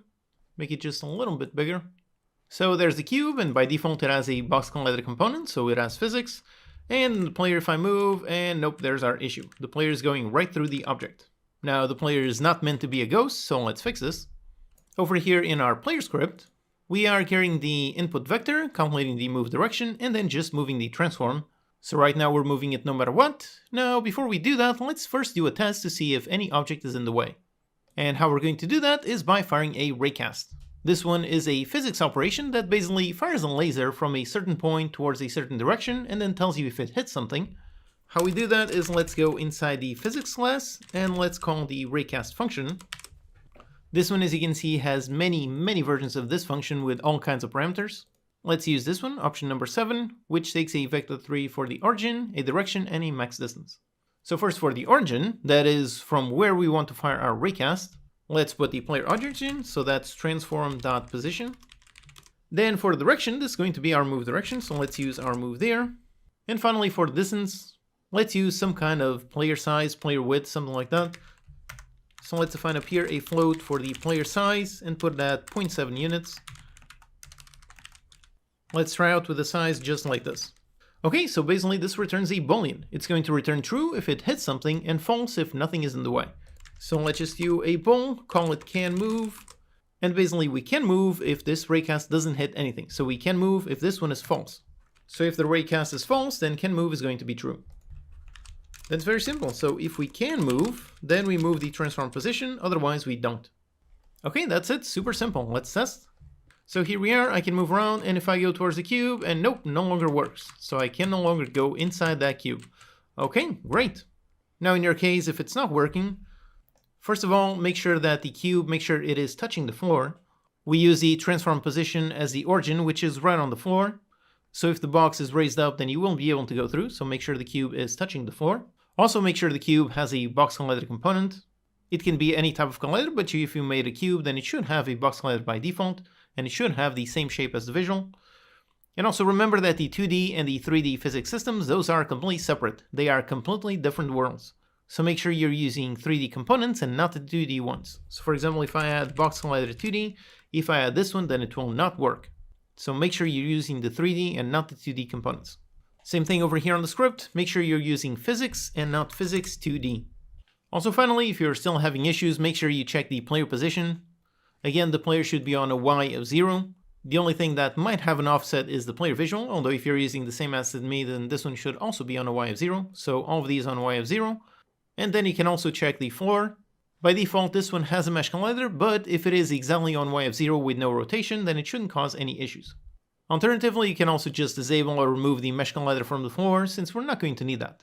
So with all of that, yep, everything works. I can move the player, but I cannot go through solid objects. Alright, awesome. So it is working. But for this particular use case, a raycast isn't necessarily the best method we should use. Basically, a raycast is, like I said, kind of like a super thin laser. But as you can see, the player visually has an actual body shape. So the visual and the logic are using completely different shapes. If I go ahead and push towards the box, you can see it works just fine. However, if the player is a bit more off to the side, and the center of the player right in front of it is not the box, and I move, and yep, there you go, now I am going through the box. The reason is because the raycast is being fired from the center of the player, and like I said, it's kind of like an infinitely thin laser, so it has no shape. So as long as the center of the player is not hitting the box, then it can go through it. Whereas what we really want is for the visual and logic to have pretty much the same shape, so let's not use a raycast. Over here on the code, instead of a raycast, we can use a physics query with an actual shape. There are all kinds of casts you can use. And as you can see, all of them with different shapes. So you've got a box cast if you want to have a box, a capsule if you want a capsule, or a sphere cast. All of these work pretty much the exact same way, except instead of a raycast which fires an infinitely thin laser, these are going to have an actual shape. And for player controllers, for the most part, you really want to be using a capsule cast. That's usually the generally accepted player shape, although alternatively a box cast also can work very well. In our case, let's just go with a simple capsule cast. This one, to define a capsule, has a 0.1 and a 0.2. By the way, if you have no idea what is a capsule, then we can go over here in the hierarchy, let's right click, create a 3D object, let's make it a capsule, and there you go, this is a capsule. It's kind of like a stretched sphere. So it has rounded top, rounded bottom, and then over here in the middle, it's just a cylinder. And over here for the raycast, takes a 0.1 and a 0.2, so that is going to be the bottom of the capsule and the top of the capsule. Basically, with those 2 points, we can define the height of the actual capsule. Okay, so let's just get rid of this capsule, let's just delete it. And over in the code, let's put those. Now for 0.1, it is indeed going to be the transform dot position, since that is the point at the bottom. And for the second point, for this one, it's essentially going to be the player head. So we can take the transform dot position, so this is the bottom, and we can essentially just lift it up. So let's add a vector3 dot up and multiply by some kind of player height. So let's define up here a float for the player height. And I tested it in the editor, and the player is about 2 units tall. So over here, let's go ahead and move it up by that much. Okay, so next we want the radius. So this is pretty much the player size that we defined previously, so let's use the same thing. But as always, let's make sure to write good clean code. Since now we are referring to a radius, let's actually rename this to be a bit more clear. And by the way, here's a quick Visual Studio tip. You can right click on a symbol, and then you can click on the rename option. Alternatively, use the shortcut Control R. If you do that, then now you can change the name. So for example, player radius, and note how it changes every single instance of that variable. So this renaming feature is extremely useful. Always make sure to rename something if you find the name that works best. Okay, so let's rename this to player radius. Then we have direction, so that is as usual going to be our move direction. And then finally we have the move distance. For that we can use the actual move distance. So that is going to be the movement speed multiplied by time.time. So I just find here a float for the move distance. And we just do that, just move speed, time.time. We have the move distance, and we use it both in here as well as down here. Okay, so here we have our capsule cast. The rest of the logic is exactly the same, so if this one is false, that means it didn't hit anything. So if it didn't hit anything, then we can move, and then we move the transform. Okay, let's test. And over here, now if I go towards the box, and yep, still works exactly the same as previously, that's great. And now if I go towards the edge, and make sure that the center is not hitting the box, and now I try to move forward, and nope, now we no longer go inside the cube. So even on the edges, everything still works perfectly. Alright, awesome. So it works, it looks good, but it also is a little bit janky. For example, let's stretch this cube out a little bit, so let's put it just on one direction, so stretch it like this, let's see. Now if I move towards it, then nope, I cannot go through it, so that is correct. And if I move left and right, yep, that's also correct, that works. However, if I now press W and D at the same time in order to move diagonally, and nope, right now it does not move. The reason is because the diagonal vector, that one is indeed hitting the collider.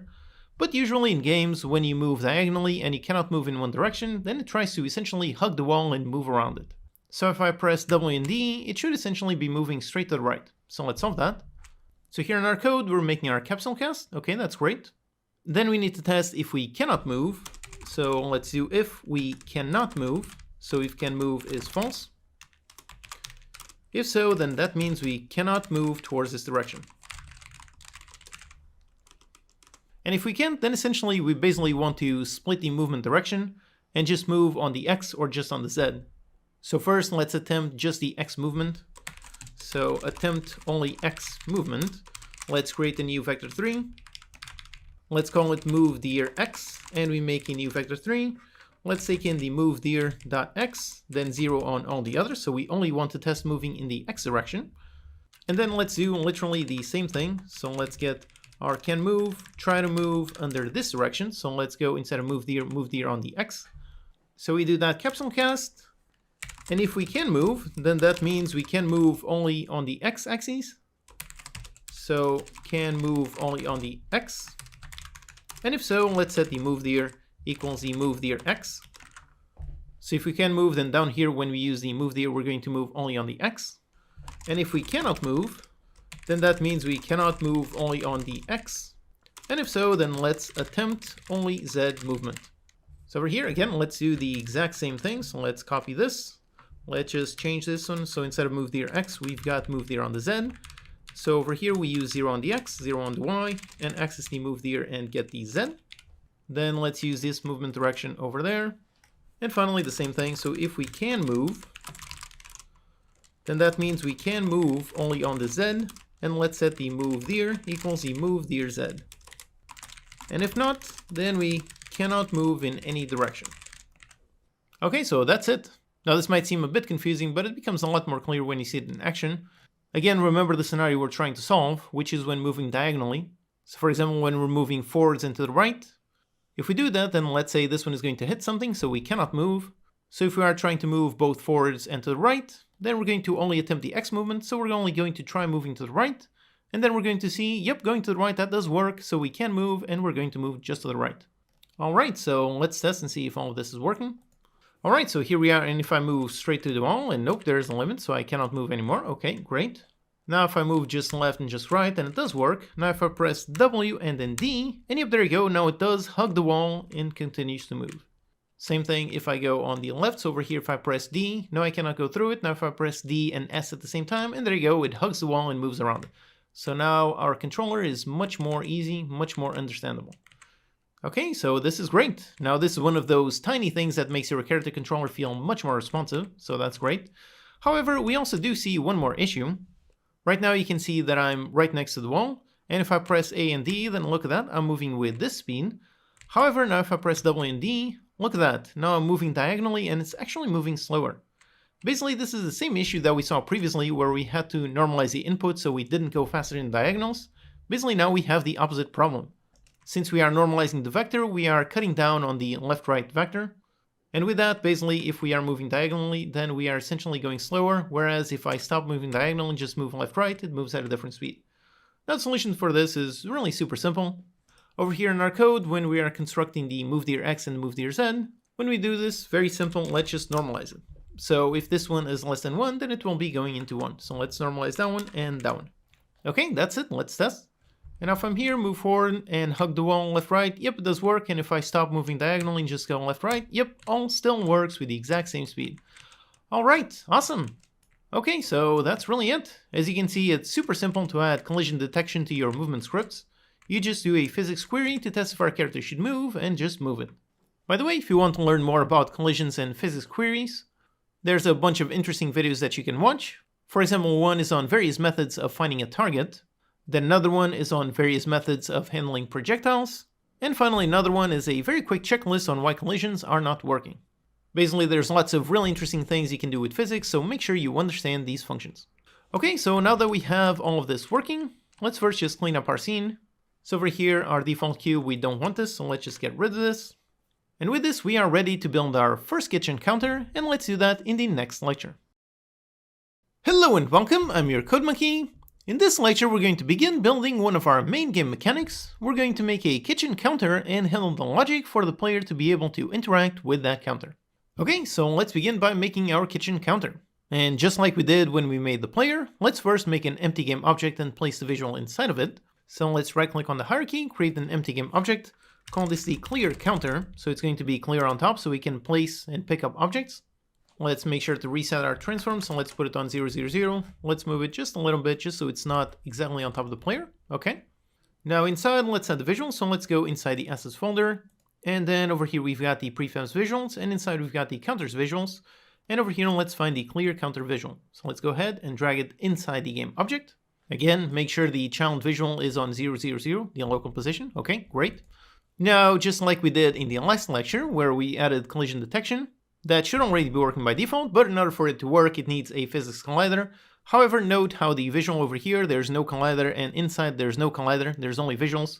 Again, this is the same thing that relates to separating logic and visuals.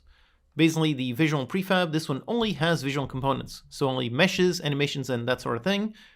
And the main parent game object, this is the one that is going to have all of the logic components. So that means any kind of scripts behavior as well as any colliders.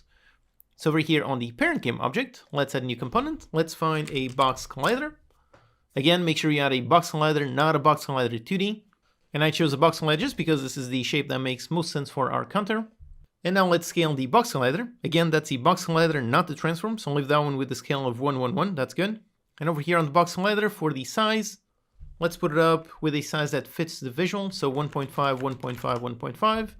And finally, we just need to lift it up a bit. Over here on the scene view, you can see those little green tiny lines. These refer to the box collider shape. So let's lift it up by a little bit in order to make it perfect. Let's put it up by 0.5 on the Y. All right, so there you go. That one does have the perfect shape.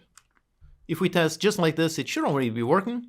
So okay, so here's my player, and if I move towards it, and yep, there you go, it does work. So it is a solid object, I cannot go through it.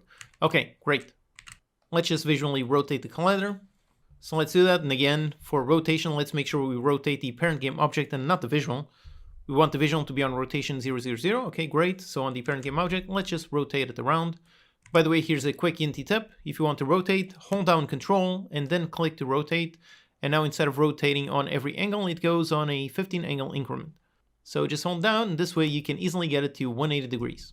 So that's just for fun, just to make it face the player. Okay, great. So now let's interact with this counter. And doing this is actually super simple. We already learned how to do a raycast to handle collisions, and for interactions, that's exactly the same thing. So let's go into our player script, and we're going to do a raycast to handle that. But before we do, let's organize our code here. Let's make a proper function to handle our movement. So let's make it private, since this is going to be a local function. Return void and call it handle movement. And then inside, let's put all of this code. So let's copy all of this, put it in there, and then on update, we simply call this function. Okay, great. And now let's make another function. So private void, let's call it handle interactions. And we just call this function on our update. Okay, great. Everything is much more organized. So now here, let's do a raycast. So once again, go inside physics, do a raycast. For the origin, let's start on transform.position. For this, obviously, we want the move direction. So one approach would be to make this a field variable sorted up here, so that way we can access it in both functions. However, if you remember how we handled the whole issue with the diagonals, basically we're modifying the move direction. So if we're moving diagonally, then this one modifies to only move left or right. We don't want that for the interaction. We want pretty much the exact same one, even if it's pointing towards a solid object. So let's not make this a member variable and reuse it. Instead, let's just grab it again, create it again over here. So we get it, and we want this one even if it's pointing towards a solid object. So let's use this as our move direction. And now for the distance, let's define a fixed distance. So something like 2 units would work. And also here's another very important lesson with regards to writing good clean code. So you would think to write code like this. So let's put the 2 right in here. That would work, everything would work perfectly. But then let's say you get back to this code after 1 week. Would you remember what this 2f means? The answer is probably not. You would probably very easily forget exactly what this means. So because of that, you should never use numbers directly in the code like this. Instead, you can either make a field up here if you want to make it customizable, or much simpler is actually what we already did previously. So let's define a local variable with a proper name. So let's define a float, and this one is going to represent our interact distance. So let's call it exactly that, interact distance, and let's put 2f. And over here, instead of using a number, let's just use that variable. Now, if we were to get back to this code after a long time, it would be extremely clear what this parameter represents. The technical term for what we did here is called magic numbers, and I've also covered them in detail in another quick video. But as a rule, always remember very simply, never use magic numbers. Okay, so with this we have our raycast. It's pointing forwards for this distance. But this is actually not very useful, because the raycast, this one only returns a boolean. So all this tells us is if there's something in front or not. It does not actually get us the actual object reference. So for that, let's use a different version of the raycast function. So as you can see, we've got all kinds of versions. In order to get the object reference, let's use this version right here. This one, which has an out parameter for a raycast hit. Note the out keyword here, this is important. This means that this is an output parameter, whereas the other parameters, those are all essentially inputs that you give to the function, whereas this output, this is basically a value that the function outputs. So let's use this. So we've got the origin, we've got direction, then we've got the raycast hit. In order to use it, we need to make sure to write the out keyword here. And then also very important, we need to write the type. So let's call it raycast hit. And then the name, so let's call it raycast hit. Basically what we're doing here is essentially defining a variable of this type with this name. We're defining it and giving it to the function immediately so we can use it afterwards. If you don't include the type, if you just include the name, then you get an error because this name, raycast hit, this was never defined. Alternatively, you can define it before you pass it in. So over here, you can do a raycast hit, and just like this it works because you are defining it here and using it here. But in order to make the code a bit more compact, you can just define it here in the same place where you get it. Okay, so let's use this. And with this, the function still returns just a boolean, so just hit something or not. But then we've got the raycast hit output. This will be filled with data from the collision if we do hit something. We can inspect this to see what data it contains, so you can right-click on top of the type, and then go to definition. And yep, here we do see the definition for the raycast hit struct. You can see this is a structure to get information back from a raycast. You can inspect this to see all of the kinds of things that this one returns. For example, you have a vector3 point for the impact point in world space where the ray actually hit a collider. You can get the normal of the surface and so on, so you can get all kinds of things. For our use case, what we want is to identify the object that we hit, and for that we can use the transform. So this is going to be the transform of the rigid body or the collider that was hit. So let's just do a quick test. If we hit something, let's do a log on that object. So let's do an if. So if this one is true, then that means we hit something. So if so, let's do a debug.log, go inside the raycast hit, and log the transform. Okay, so like this, we should be able to see on the console if we do hit something. Let's also do an else, just to be able to easily see when we hit something. So on else, let's just log an empty dash. And in our game, in order to make sure that our collision is working, that we are correctly detecting it, let's just duplicate this object. But before we do, let's make this a proper prefab. If you have an object of a certain type that you want to create multiple instances of it, you should be using a prefab rather than just duplicating an object. That way with the prefab, if you make any changes to that prefab, it applies to all of the copies of that prefab. So let's first make this one a prefab. And again, since this is our first prefab, let's first make a nice folder to keep things organized. So a folder for our prefabs. And to make a game object prefab is super simple. You just click and drag directly from the hierarchy and drop it inside the folder. There you go. There's our prefab. And now let's just duplicate this. Make sure it has a different name. So it has a 1, so that's enough. With this, we should be able to see it just for testing. Let's put it just off to the side. Okay, so let's see. So here we are, and on the console we see a dash. So by default, we are not hitting anything. Okay, so that makes sense. Now if I move towards this object, and if there you go, it does identify that object. And if I stop moving, it stops identifying. Okay, great. Now if I move towards this one, and if there you go, this is the one with the name of 1, and this is the one with the name of none. All right, awesome. So just like this, we are correctly identifying what object is in front. Except we also have an issue. So if I move towards the object, then yep, it does work. But if I stop moving whilst I'm still facing that object, right now it's returning none. Now the reason for that is because of the move dir that we're using here. If we're not moving in any direction, then basically this vector will be 0, 0, 0. So we're going to be firing a raycast towards no direction at all, so obviously it's not going to hit anything. The solution to that is super simple. We just need to keep track of the last interact move direction. So let's go up here, define a field for that. So let's make a private. Let's make a vector3 and call it the last interact direction. And then down here, when we have our handle interaction, so we get the movement here. Okay, that's great. So then we just check if the move direction is different from vector3.0. By the way, this is a constant, a shorthand for 0, 0, 0. So if it is not 0, then that means we are moving in some direction. So if so, let's set the last interact direction to this move direction. And basically if it is not, if move here is 0, then we are not going to modify this. So this one is only going to contain the last interact direction. And then down here, instead of using the move direction, let's just use this one. So that way, even when we stop moving, we are still going to be using the last interact direction. Okay, so with this, let's test. So here we are, and if I move towards it, yep, it works. And if I stop moving, and yep, it still works. All right, great. So we can move towards it, point towards a certain object, and then, yep, it still works. Okay, great. Now let's actually interact with this counter. And to do that, let's make a class for the counters themselves. So let's make a new script, a new C# script. Let's call it the same name, so clear counter. Okay, there's our script. Now, very importantly, for attaching the script, remember that we have two instances of our prefab. If you just select it in the hierarchy and you just drag it on there, if you do that, then you're not actually adding this script to the prefab itself, you're only adding it to this specific instance of that prefab. So if you look at this one, yep, it has a script, but this other one, which is a copy of the same prefab, this one does not have it. Also over here on the inspector, you can see the little script icon has a nice little plus. That means it is something that you are adding on top of the prefab. So that means this script is not present on the base prefab.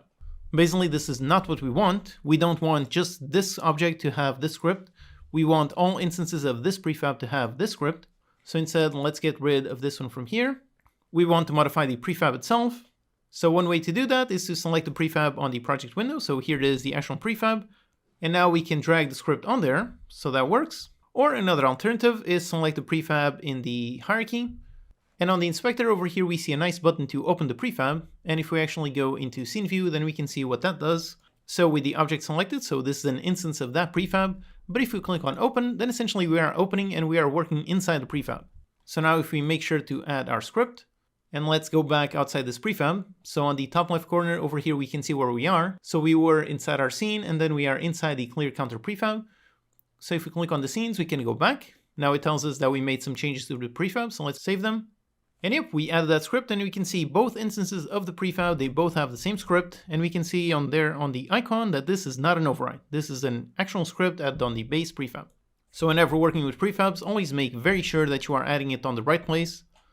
If you want something on the base prefab, make sure you either add it on the prefab itself, or go inside the prefab by double clicking on it, or select an instance in there and open to go inside the prefab. So always keep in mind differences between a prefab and an instance of a prefab. Okay, so we have our script, let's open it. And over here, let's just make one super simple function. So let's make it public because we want to call this from our player class. Let's return void and just call it interact. Okay, that's it, super simple. For now, let's just do a debug.log and just say interact. Okay, so that's it. And now over here on the player, when we have our handle interactions function, so we interact, we do our raycast, and we find out if we hit something. So when we do, the first thing that we should do is identify what this transform is. So is this something just like a dumb cube, or is it an actual counter? Now, when it comes to identifying things, this is another place where a lot of beginner tutorials would teach you to use the Unity tag system. So that's over here in the editor when you select any object. Over here in the inspector, you can see a tag, so you can see untagged and you can add all kinds of tags. This is something that a lot of beginner tutorials teach, but Unity tags are horrible. You should never use them. I covered in more detail why that is in the advanced concepts video. The main reason is because of, well, pretty much the same thing that I mentioned a while ago when we were handling animator parameters. So we were doing this and I talked about how this one takes a string and how strings are a horrible way for identifying objects. They are very brittle, very error prone, it's very easy to make mistakes. And tags have the exact same problems because tags are strings. So we do not want to use tags to identify objects. Instead, over here on the player script, let's use a different method for identifying objects. And the best way to do that is to simply get our counter component. So we have our transform, and then from inside that transform, we can call the function try_get_component. This one then takes the type of component. And again, note how this is an out parameter. So let's put out, and we want to test if this is of type clear counter. So clear counter, and call it clear counter. And this one basically does the same thing as a raycast. So it returns a boolean, so either true or false. So if this one is true, then that means that object has that component. So over here we know has clear counter. By the way, if you're not familiar with try_get_component, this is pretty much the same thing as the regular get component, except it automatically handles the null check for you. So if we just do this, it's exactly the same thing as this. So you do an if, raycast it, let's access the transform, get component. Component of type clear counter. And actually this one is not inside an if, but let's store this. Clear counter equals this. Then you do if this one is not null, then we know has a clear counter. So basically what we have up here is the exact same thing that we have down here. So just using try get component, it's just a bit more compact and I find much easier to read than to always get the component and test if it is not null. Over here we just have one function with a nice out parameter and everything works perfectly. So that's the try get component. I much prefer that method, so let's use that. By the way, on the try get component, over here you can see it has a type inside some angled brackets. Basically these are called C# generics. These are an extremely powerful C# tool. I have a dedicated video on them and I've used them in tons of videos. Definitely go ahead and learn about them. Basically this lets you write code that works with many classes, not just one specific type. In this case, the try get component can work with any type of component. So it can be Unity built-in components or it can be components that you made yourself. Then if it finds a type, it returns true. So for right now, it's not strictly necessary to know the specifics about how C# generics work, but definitely make sure you add that video to your queue and watch it afterwards. C# generics are an extremely useful C# feature. Okay, so we do this, and basically if we are inside of here, then we know this object has a clear counter, and we have our clear counter reference. So over here, it's super simple. Let's just call the interact function. Alright, so that's really it. Let's just get rid of the else. We no longer want that log, so we should be able to see a log whenever we call our interact in a counter. Alright, so here we are, and if I move around, okay, that's good. Over here the console is empty, alright. Now if I move towards the counter, yep, there you go, I'm interacting with it. And if I move towards this one, yep, there you go, interacting. Alright, great, so with this we are correctly identifying the object and interacting with it. Now let's just do one final thing. Over here we are doing a raycast to find the counter. And right now we are doing a raycast towards any object that has any kind of physics collider. So maybe that's our counter, or maybe it's just a random wall. For example, if we had an invisible wall in front of our counter, then this code would not work. That's because this raycast and this raycast hit, it only returns the very first object that it does hit. So if the counter was behind a wall, then the raycast hit object here would be a reference to that wall object. Perhaps that's what you want, or perhaps not. In that scenario, one thing you can do is instead of using raycast, you can use the function raycastAll. And difference for this one is instead of returning just a boolean, just true or false, instead it returns an array of all of the objects that it hit with that raycast. Then you could cycle through them and identify the object. So that's one approach. Or another option is over here on the raycast. If we look at these function versions, we can see that some of them has what it's called a layer mask.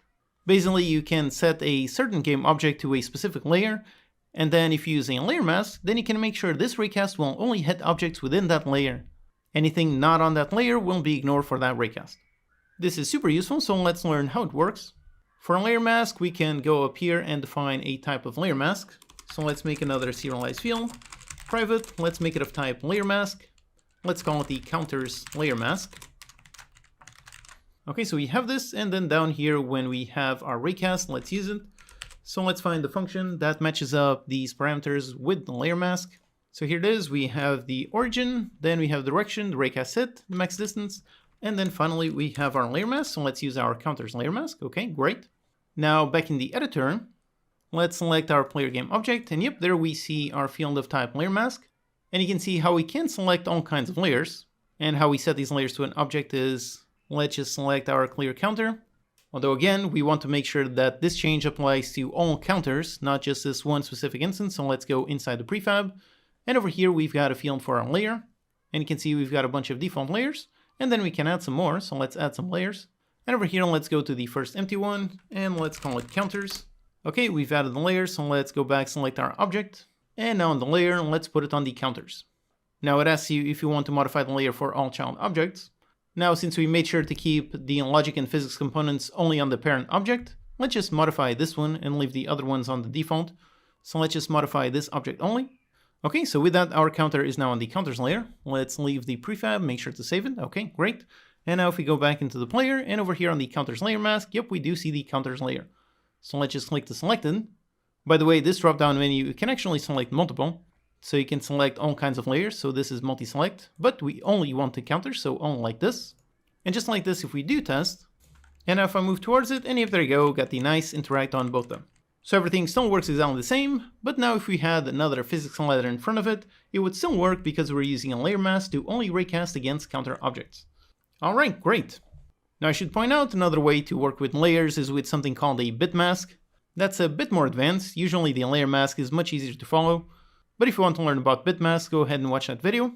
And also another quick note, in this game we're only going to interact with one single object type. It's only going to be a counter, even though we're going to have multiple types of counters. But for games where you want to interact with multiple objects, like for example having an interact action to talk with an NPC, another one to open a door or push a button, for those kinds of multiple interactions, to build a system like that, make sure you look into my How to Interact with Objects video. It covers how to do all of that, how to interact with all kinds of objects. It's all based on C# interface, which we're actually going to use in a few lectures, and also have a dedicated video on that topic. So keep following this course, but then make sure to watch those videos, add them to your watch list, and make sure you do watch them. Watch that How to Interact video. It is something that is necessary in so many games, and most tutorials don't actually teach you the correct way of doing it. Anyway, so back in our game, we are correctly identifying and interacting with each counter. But obviously we don't want to interact automatically just like this. Instead, we want to press a nice button to interact, so that means we're going to need to create an interact input action. So let's do all of that in the next lecture. Hello and welcome, I'm your Code Monkey. In this lecture we're going to create a proper interact input action, and in doing so we're also going to learn about a very powerful C# feature called events. Okay, so here we have our game, so we have the player, and if we move towards the counter, yep, we are correctly identifying it and interacting with it. Except of course we don't want the interaction to happen automatically, it should be on a player input. So let's make our interact action. Let's go inside our player input action, so let's double click on it. And let's make a brand new action. So we've got the move, and now we're going to have another one, so let's click on the plus icon. For this one, let's call it interact. And for this one, action type, we do want it to be a button. Okay, great. Then on the default binding, let's go into path, let's listen, and by default, let's bind it to the E key, just like so many games. So let's go ahead, select this one, and once again, let's make sure to save the asset and let the C# class be generated. Okay. Now over here in our game input script, in order to listen, that is very simple. So we go inside the player input actions, then inside the player action map, and then we can find the interact action. And then over here, we can see a whole bunch of events that we can interact with. We've got these three: cancel, performed, and started. These are the three phases of every input. Again, I cover these stages in detail in the input system video. The important thing is that these are C# events, which I also covered in another dedicated video. Essentially, they are a way for how you can write code to then get notified when something happens, rather than running code on every single update constantly testing something. For example, over here on the movement, movement is a pretty constant action, so it does make sense to ask the input on every single update if any movement is pressed. But for an action like the interact, the player is only going to press that, say, once every 5 seconds, so it makes no sense to constantly check for that action on every single update. Instead, we just want to be notified when that action is triggered, and that is exactly what an event does. Again, watch the dedicated video to learn all about C# events in detail. They are insanely powerful, and we will be using them more and more as we go through this course. For now, here are the absolute basics. Events have publishers and subscribers. The publisher creates and fires the event when something happens, and the subscriber listens to that event and gets the listening function called when the event is fired. Now on the generated C# class, we've got these three events. The one that we want for this case is the performed event. So let's go into this one, and basically we want to add a listener to that event, and we can subscribe to that by doing plus equals, so this assigns a listener to that event. And now Visual Studio has a nice shortcut, so if we press on tab, yep, there you go, it automatically creates the function. Now if you're not using Visual Studio, you can just manually write this function. The only thing you need to make sure is that the function signature perfectly matches the event signature. As usual, we can inspect the event, so we can right click on it and go to definition. And yep, here is the definition. And you can see that this is an event of type action with a callback context. Action is what is called a delegate. I also have a video on delegates if you want to learn more about them in detail. For now, we don't really need to worry about what is a delegate, we just need to use it. So in order to subscribe to the event, we need to make sure that this one returns void, because an action returns void, and needs to have a parameter of this type, callback context. If I erase this parameter, yep, there you go, now we have an error because the function signature does not match. So it always needs to match the exact same signature, okay?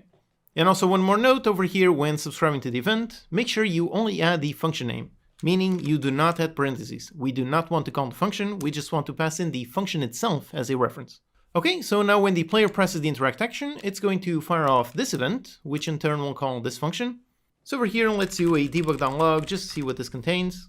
For example, let's print out the callback context. Okay, so let's see.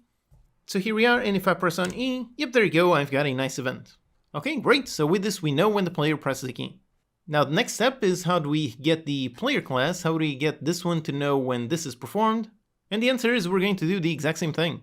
We're going to make an event over here on the game input class, and the player will listen to that, which in turn the game input grabs from the input system. Again, the whole point is separating our concerns. So the player does not care about the input system, does not care about the interact action, it only wants to know when something related to interact happens. So over here, let's make that nice event. First of all, let's make it public because we want the player to access it. Then we need to add the event keyword. Next, we add the delegate type. Like I said, you can learn more about delegates in my dedicated video. You can create your own custom delegate for your event, or you can just follow the C# standard and just use the standard event handler. And this one exists inside system. So let's make sure to go up here and add using system. And this one has the event handler class. This one is pretty much the C# standard for events. As you can see, it returns void, it has an object for the sender, and an event args parameter. Like I mentioned in the events video, you are not forced to use this delegate. You can use whatever delegate you want. Like for example, you saw that the performed used an action delegate. So you can use anything you want, it's just that the event handler is the C# standard, so it's easier to follow. Unless you have a specific reason to deviate from the standard, you should probably use this one. So let's use this, and then finally for the name, usually you start the name with on and then whatever happened. So in our case, let's go with on interact action. Okay, so we have defined our event, and now for firing it, let's go down here into when we have the interact performed, and let's go into the event, and for firing it, it's pretty much exactly the same thing as calling a regular function, so we just call it with parentheses.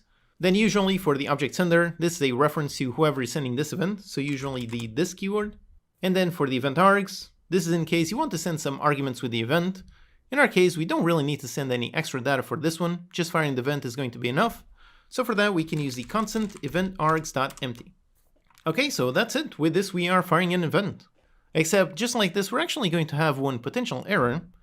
If we have no subscribers, no listeners to this event, then essentially this field will be null, so this one over here is going to trigger a null reference exception. Let's do a quick test just to see this happening. So here, if I press on E, yep, there you go, we have a null reference exception. So when working with events, you need to first test if there are any listeners, and only then do you actually trigger the event. So you do if this one is not null. If it is not null, that means there are some subscribers, so we can fire the event. So like this, it will work, but there's an even more compact way to do this, which is perfect for events. So instead of this, we've got our onInteract action, then we can add a question mark. This is called the non-conditional operator. Basically, the code is going to execute from left to right. And then when it gets to this question mark, it's going to evaluate the left side. And if it is null, then the execution will stop right here on the question mark and will not throw any errors. Whereas if this one is not null, then it continues executing to the right. Except with this syntax, we have an error. We cannot put parentheses directly after the question mark, but what we can do is simply just call invoke, and that does the exact same thing, that calls a function. So what we have here is exactly the same thing that we had previously.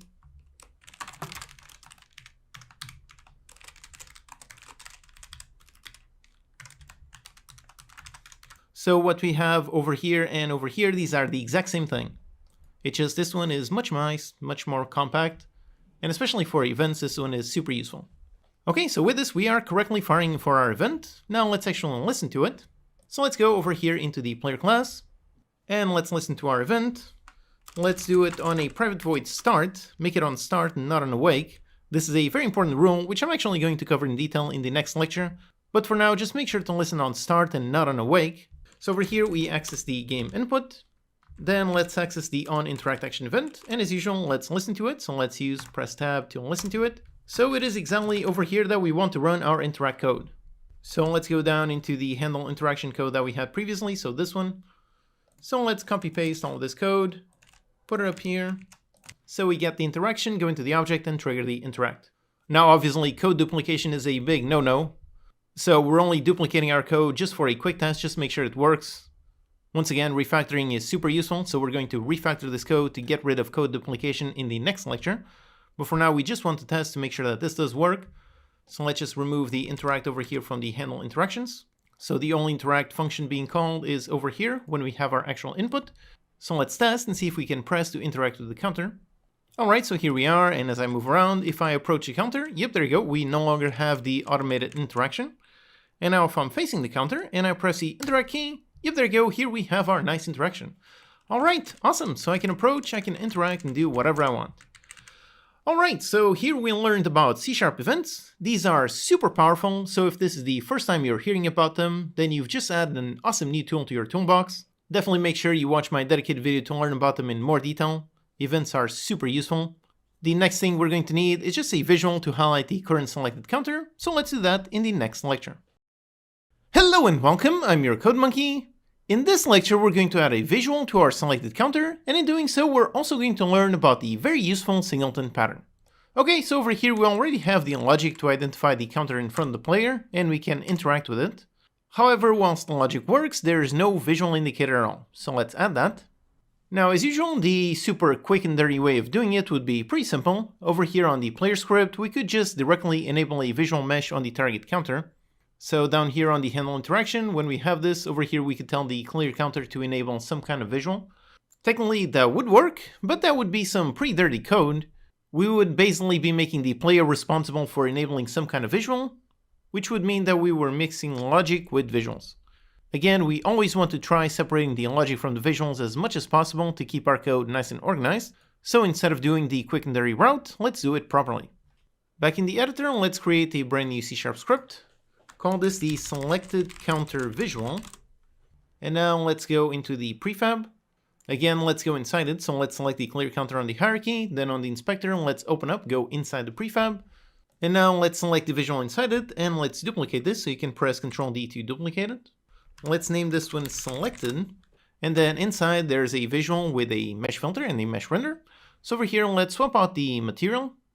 So let's click on the circle icon, and now included in the assets is this material, counter selected. So it's all the way, yep, up here, the counter selected. Basically, it's just a solid white color with a low alpha. So on the kitchen counter inside the select game object, let's make sure to use this one. With this, we have kind of like a ghost visual. So if we enable and disable this game object, we can see the difference.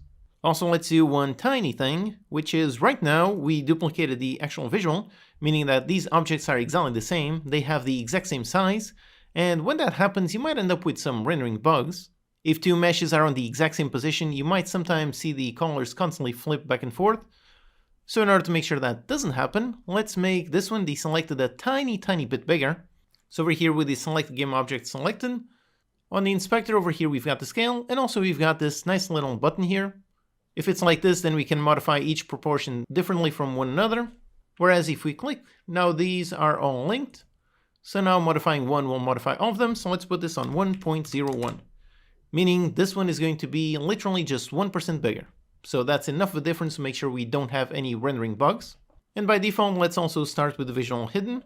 So let's do that not on the parent select game object, but rather on the kitchen counter inside of it. Let's make sure to disable this game object.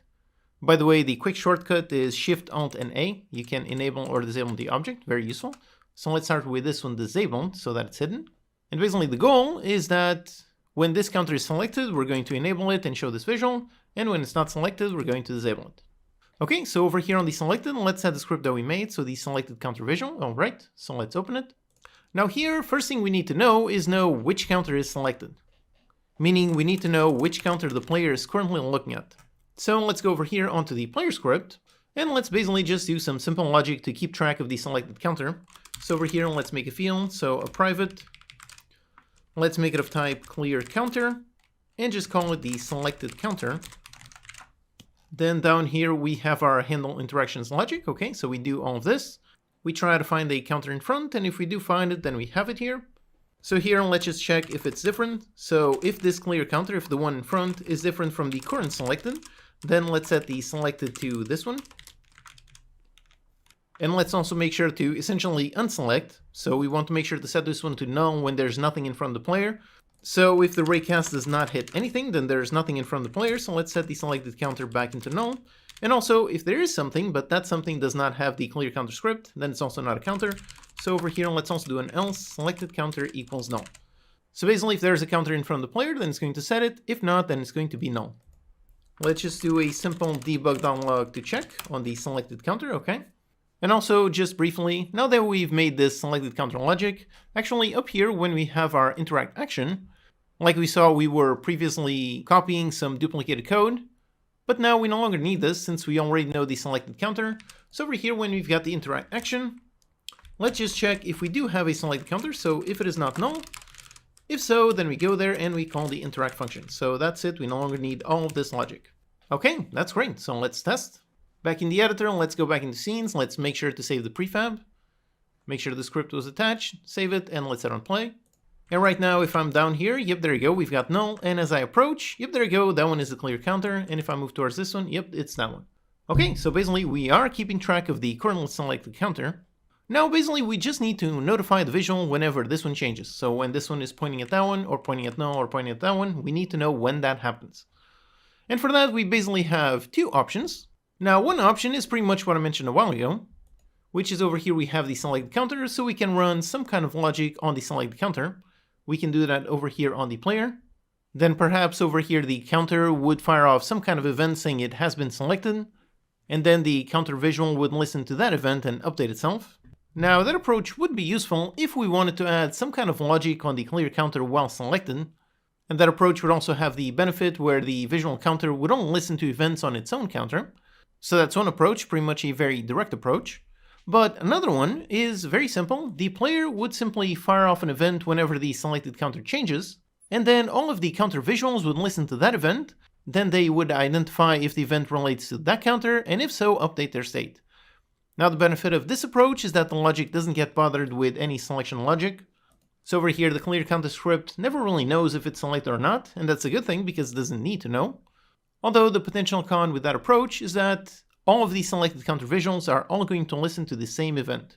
So both approaches have pros and cons. Here let's go with the second approach where all the counters listen to a player event. The potential performance con doesn't really matter on a game of this scale. We're only going to have about a dozen counters, so even if 11 of them are just wasting on listening to the event, it's really not going to matter. And going with this approach will actually help us learn about the singleton pattern, which is extremely useful. So first, let's go over here onto the player class, and let's make the event that we're going to fire. So as usual, let's make it public so we can access it. Let's make it an event. And as usual, let's also use the standard event handler. Let's make sure to add using system. So here, Visual Studio adds it automatically. Okay. And let's call this on selected counter changed.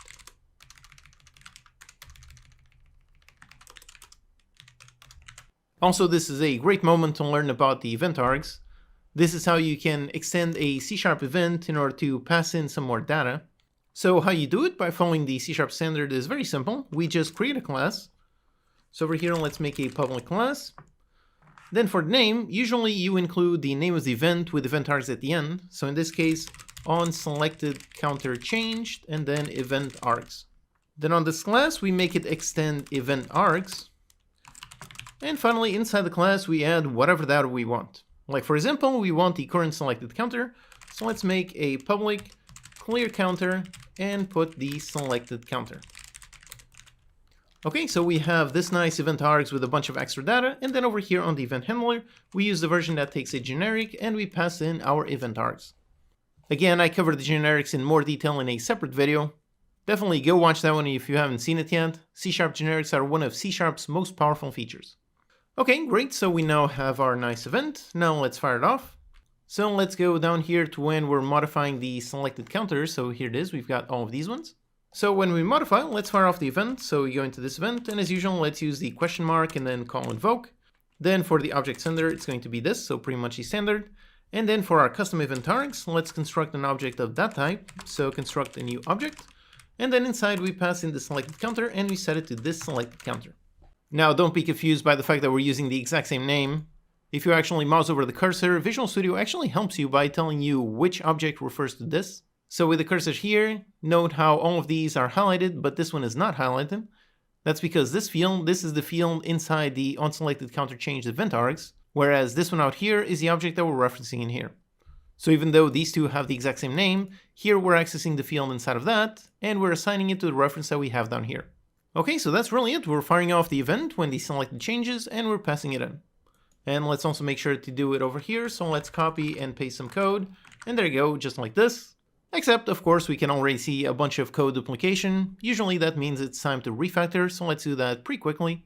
Let's go down and make a brand new function. So let's make a private void. Let's call it set selected counter. And we're going to receive a clear counter for the selected counter. Then over here, we just set this dot selected counter. So we're modifying the member variable with the one that we receive on the parameter. And then let's also fire off the event. So let's copy paste the event just like this, the exact same thing. Okay, so that's it. And now up there, instead of code duplication, we just do this. So over here, we set the clear counter, just call the function, pass in that one and get rid of this. And on that one, just pass in null, just like this, get rid of all of this. And here, the same thing, just pass in null. All right, so with this, our code is much cleaner and everything still works exactly the same.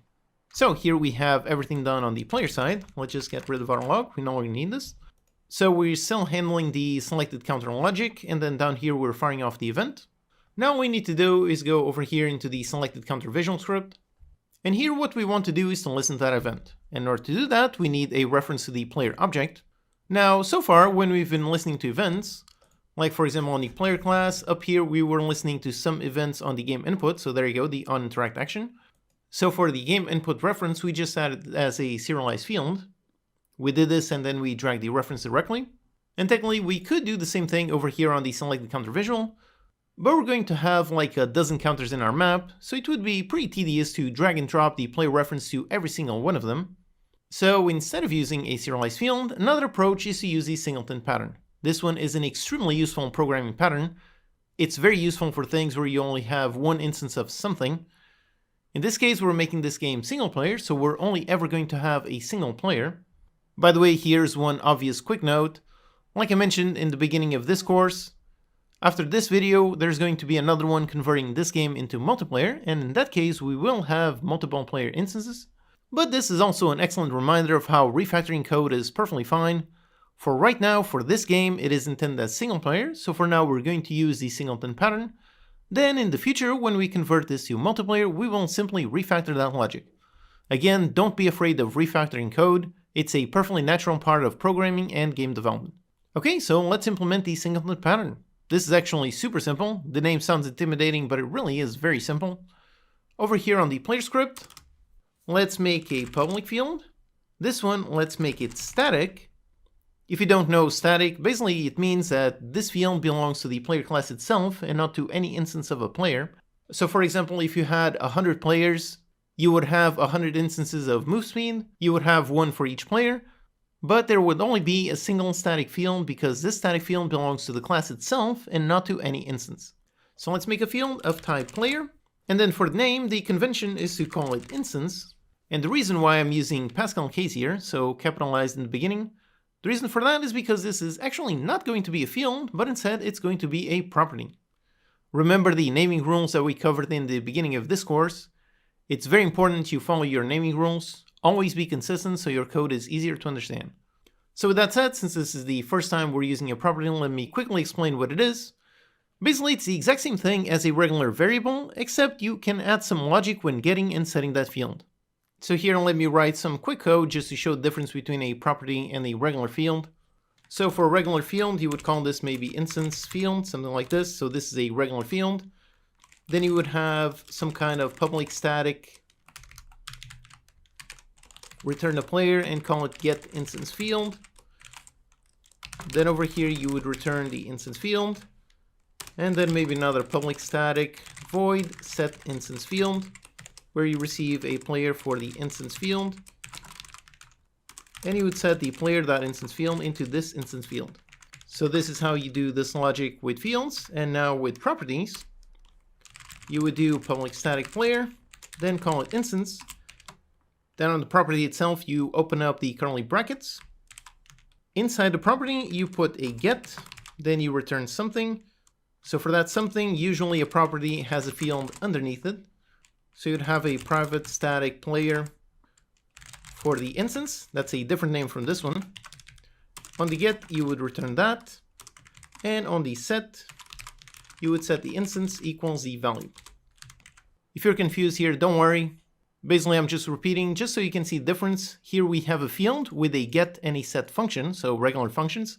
And up here we have a property, and inside the property itself has a get and set functions, which can also do some logic, so you can do some logic in between, or you can just return the underlying value. So basically using a property is pretty much the exact same thing as using a separate get and set function.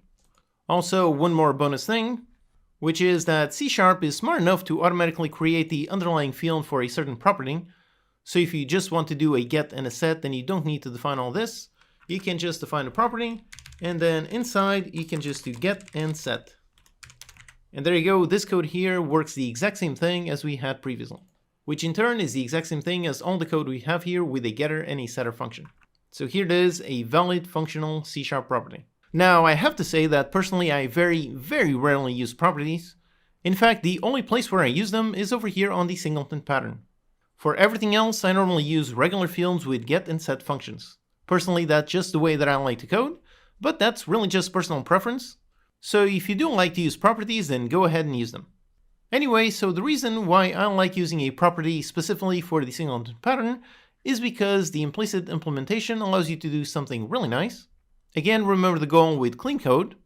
We want to minimize complexity, and the best way to do that is minimize access. Here, if we set this property and we set it as public, then that means that any other class can both get and set, so anyone else can have both read and write access. So we have the exact same problems that I warned you about when I spoke about why you should not make everything public. And of course, if we make this private, then at that point we kind of lose the purpose of our singleton, since no one else will be able to access this. Basically, we want to be able to access this reference from classes outside of this one. We just don't want those classes to also have write access. Now, thankfully, properties have an excellent thing, which is you can define accessors for here, both the get and the set. So we can make the property itself public, which means by default, both of these will be public. But then we can also add the accessor over here private, which in turn means that the get will be public, so any other class can get this, but private means that only this class can set it. This way we have the exact level of accessibility that we want. This is the reason why for this specific use case, properties are very useful. With just this one line of code, we already have our instance with the perfect level of accessibility. So now that we have this field, to set it, let's make a simple awake. So let's go over here, private void awake, and on awake we just set instance equals this. However, remember that a key point of the singleton pattern is you only have a single instance of something. So in this case, we should never have more than one player. If we do, then something went wrong. So we can add a nice safety feature here. Let's just check if instance, if it is not null, meaning it has already been set to something. If so, then that's an error, something bad happened. So let's do a debug.log error, because this should never happen. So let's say there is more than one player instance. This way we have a nice safety check just in case something goes wrong. Alright, so that's really it for the singleton pattern. We just define a property with a public get and a private set, and on awake we just set the instance. That's it. As you can see, it's super simple. And now for the really useful part. Over here on the selected counter visual, now we can access the singleton instance in a super easy way. Let's make a private void start, and on start we just access the player class, and from the class we can access the static instance, so we can access the singleton, and now we can listen to the onSelected counter event. And over here by default, Visual Studio gives this function the name of the event and also the property. This isn't a very descriptive name, so I like to rename this, so Ctrl-RR, and just rename the instance here. Instead of instance, let's rename it to player. Okay, great. So over here we can listen to this event. However, here is yet another extremely important thing. Note how I made this on start. That is very important. If you do this over here on awake instead of start, and over here on the player, you're also setting the instance on awake. If you do that, basically there is a chance that this code will run before this code.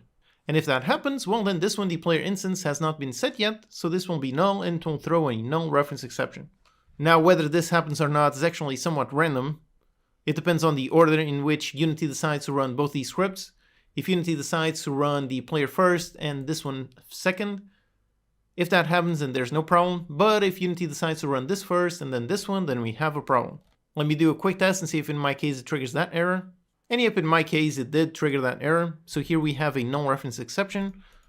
And yep, it is being fired on this line. Now, one solution to this problem is you can tell Unity specifically which order the script should run in. So you can go up here into Edit, then go into the project settings. Then on the left side, you've got something called the script execution order. And basically over here you can set the order in which all of these scripts run. So if you were to make the player script run before the default time, that would make sure that even though both these scripts are on awake, this one would run before this one. So that would fix that problem. However, you should really only use this approach in the last case possible where there really is no other way. In this case, we do have another better way. Personally, I have a very simple rule that I like to follow that helps solve this issue. As you know, Unity has both an awake and a start. And all of the awakes on all the objects will all run before all of these starts. So the simple rule that I follow is that I use awake for the initialization of that script, and for any external reference, for that I use it on start. So in this case, for initializing the player and setting the instance, that relates to the initialization of the player, so let's do it on awake. Whereas over here on the visual, since here we're going to access the player, which is an external reference, for this one, instead of doing it on awake, let's do it on start. This way we are guaranteed to make sure that this instance has been set. Okay, so with all of that, here we have our instance, so that works great, and we have our event, so that's great. Then here we have our event, and inside we've got our event args, so we can go inside the event args object, and inside we have our selected counter. So all we need to do is just compare which counter this visual belongs to. So let's actually make a field up here. So as usual, let's make a serialized field of type clear counter. So we have this one, and before we go into the editor, just make sure it compiles. Let's comment this out. So now let's go back into the editor. And over here, let's drag the reference. But again, remember, we're working with a prefab. So let's click on open to go inside the prefab. And now whilst inside it, let's select the selected game object and just drag the clear counter reference. Okay, great. Let's go back outside and save the changes. All right. So now here in the code, it's actually very simple. So we just do an if the selected counter matches this clear counter. If so, then we want to show this visual. If not, we want to hide it. So let's also add a reference for that visual. So let's add another serialized field of type game object for the visual game object. Then back in the editor, again, let's go inside the prefab, and on the select, let's drag the child kitchen counter. So drag that one, that is the visual game object. Okay, let's go back, save. And back in the code here, let's make some simple show and hide functions. So private void show and a private void hide. And now on the show, just going to visual game object and call set active. So this enables or disables the game object. So for show, let's set it to true. And for hiding, let's set it back into false. Okay, so now it's super simple. If the selected counter is this counter, then let's show the visual. If it is not, then let's hide the visual. All right, that's it, super simple. Let's test. So here we are, and if I approach that counter, yep, there you go, look at that, the nice selected visual. And if I go into this one, yep, there you go, I can see it. All right, great. So here we added a really nice visual to our selected counter, and more importantly, we learned about the super useful singleton pattern, as well as learning about C# properties, and a very helpful rule for how to avoid code timing issues. So this was a really detailed, really important lecture. If you're feeling confused about anything, go ahead, watch it again, or just post a question in the comments and I'll do my best to help. So with all of this is all great. We have the selected counter and we can see which one is actually being selected. Then by pressing a button, we can actually interact with it. So I can move and interact with any of these counters. But right now, just interacting with them doesn't really do anything. So the next thing we need is to create some proper objects for all of our ingredients, so we can later pick them up and drop them on counters. So let's begin doing that in the next lecture. Hey again, quick intermission. You're past the 15 lecture mark, so congratulations. Looking at my regular course stats, it seems about 80% of people give up by this point, so great job with sticking with it. The difficulty and complexity is increasing over the lectures, so I just want to check in to make sure you're understanding everything. Remember to post in the comments if you need extra clarification on anything, and I'll do my best to answer. Also check the website to see what questions others have asked. And of course, remember this is your learning journey. You're not competing with anyone but yourself. So take your time, rewatch some lectures if you need to, just focus on learning. Okay, let's go to the next lecture. Hello and welcome, I'm your Code Monkey. In this lecture, we're going to learn how to create the kitchen objects like the various ingredients. Okay, so far we have our player, we can walk around, I can approach each of these counters, and I can interact with it. Now the next goal is to create objects the player can pick up and drop when interacting with a clear counter. So let's begin by making the actual objects. So let's create a new empty game object, call this one the tomato. Then again, as usual, let's separate the visual. So in the included assets, let's go inside of it. Then we've got the prefab visuals, and we've got the kitchen objects visuals. And inside we've got all of the ingredients. So let's just find the tomato visual and drag it as a child of the tomato. And again, as usual, make sure to put on position, local position 0, 0, 0. And for the main one, let's put it on a Y of 0 and just push it a little bit off to the side just so we can see. Okay, great. Now, this one is obviously not going to exist over here in our world. Instead, we're going to spawn it. So let's make it a prefab. Let's just drag it over here into our prefabs. Okay, there it is. Let's delete it from our scene. And actually on our prefabs, let's make a nice folder to keep things nicely separated. So inside the prefabs, let's make a subfolder. Call it the kitchen objects. Let's put the tomato inside of it. And let's also make another folder for the counters. And let's put the clear counter inside of it. Okay, so everything is nicely organized. All right. Now that we have this, let's go inside our clear counter script. And over here, let's add a simple reference to our prefab. So let's make of type transform, call it the tomato prefab. By the way, here you could make this prefab reference of type game object. Which type you use in this scenario is pretty interchangeable. I talked about those differences in another video. So when using prefabs, using them as transforms or game objects, that's pretty much personal preference. And personally, I just prefer to use them as transforms.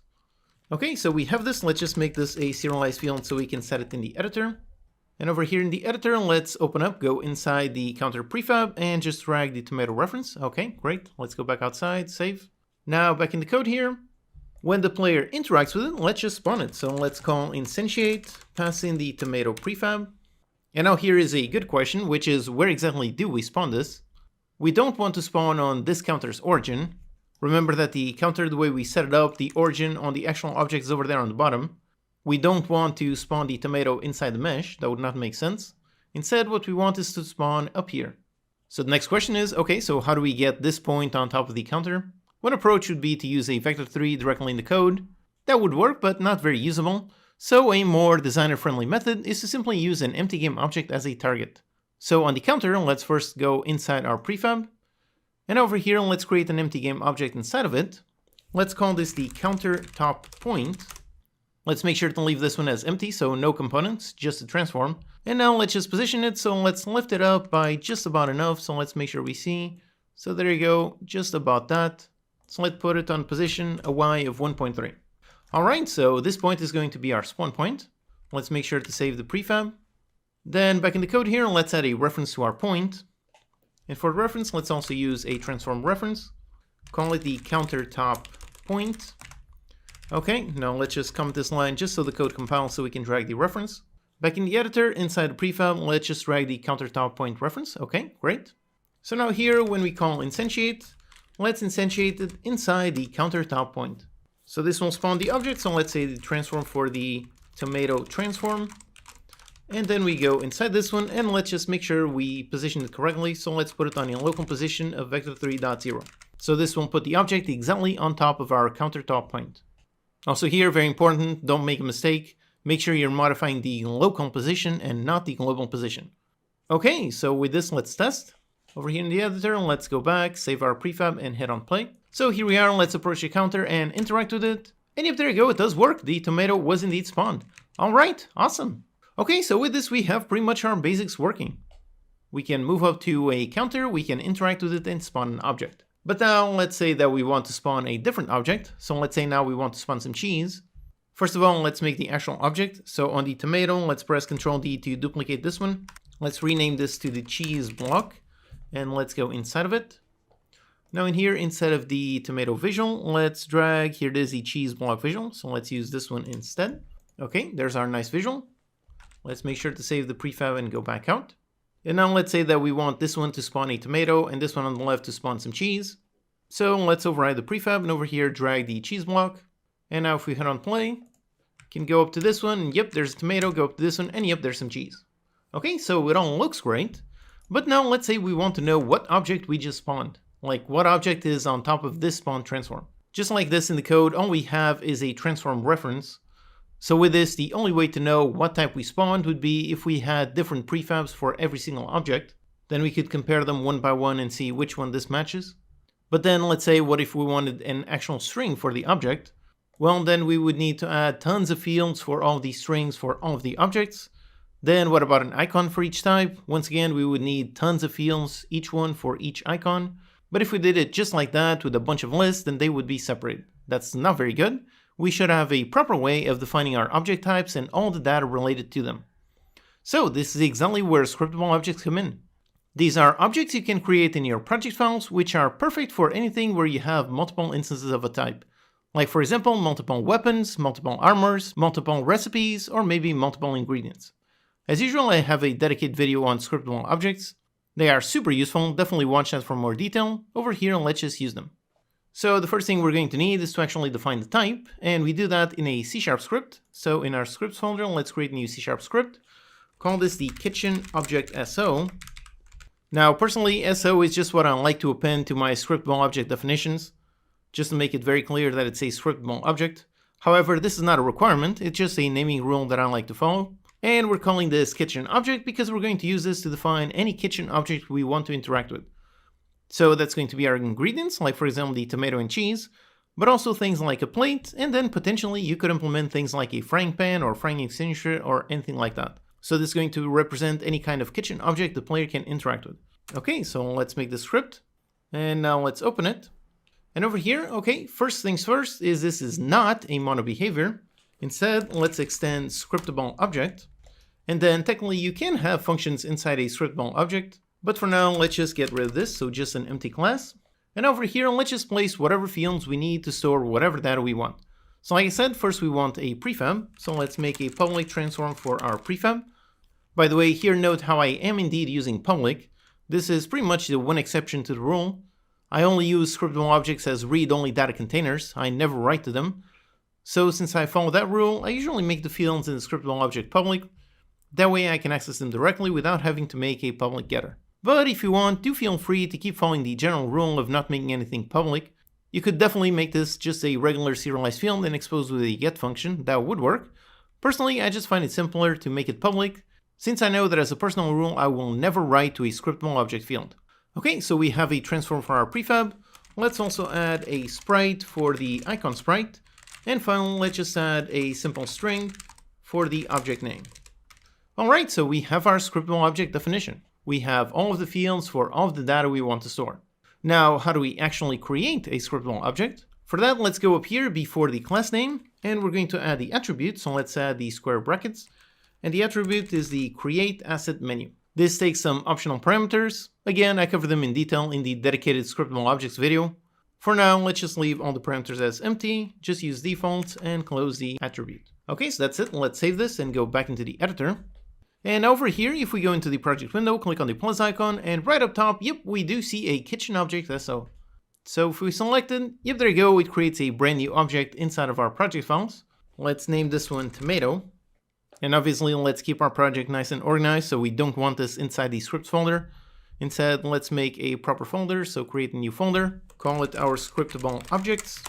And then inside, let's put a different folder for each type. So let's make another subfolder, call it the kitchen object SO, and let's place the tomato inside of it.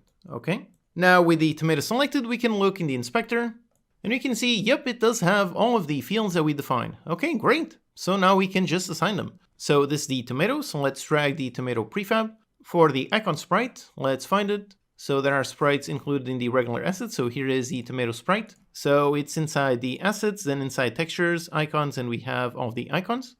And finally, for the readable name, let's just call it tomato. Alright, so that's it. Here we have a really nice scriptable object containing all the data required for our tomato. Okay, awesome.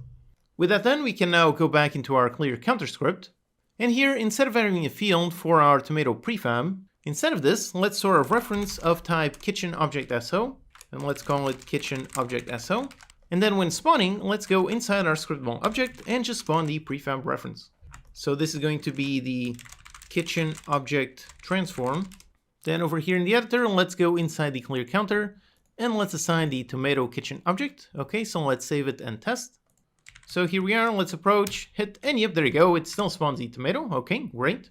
Now let's make another type for our cheese block. So let's create a brand new kitchen object SO, call it the cheese block. And again, let's assign, first of all, the prefab, there it is. Then for the sprite of the cheese block. And finally, this is the cheese block. Okay, so now, for example, let's go into the second one. And on the second counter, let's override and say this one spawn a cheese block. So let's test. So here we are, approach this one. Yep, there's tomato, this one, and yep, there's some cheese. Okay, great. So everything is working so far. However, the original problem that we're trying to solve, identifying the spawn prefab, we still don't have a solution for that. Basically, when we spawn a prefab, we need to know from which scriptable object this prefab came from. So essentially what I like to do is just attach some reference to the scriptable object in our prefab. However, again, remember that scriptable objects are not mono behaviors. So if I select the prefab and I try dragging the scriptable object, nope, it does not work. So what we can do is just create a new script. So let's make a brand new C# script. Let's call it kitchen object. Let's attach this to both prefabs, so both the cheese and the block, attach the same one to both of them, and let's open. And over here, very simple, let's just add a serialized field for our kitchen object. So a serialized field of type kitchen object SO for the kitchen object SO. Then let's also make a quick function to expose it. So we're going to return kitchen object SO, get kitchen object SO, and we just return the kitchen object SO. Yep, just like this.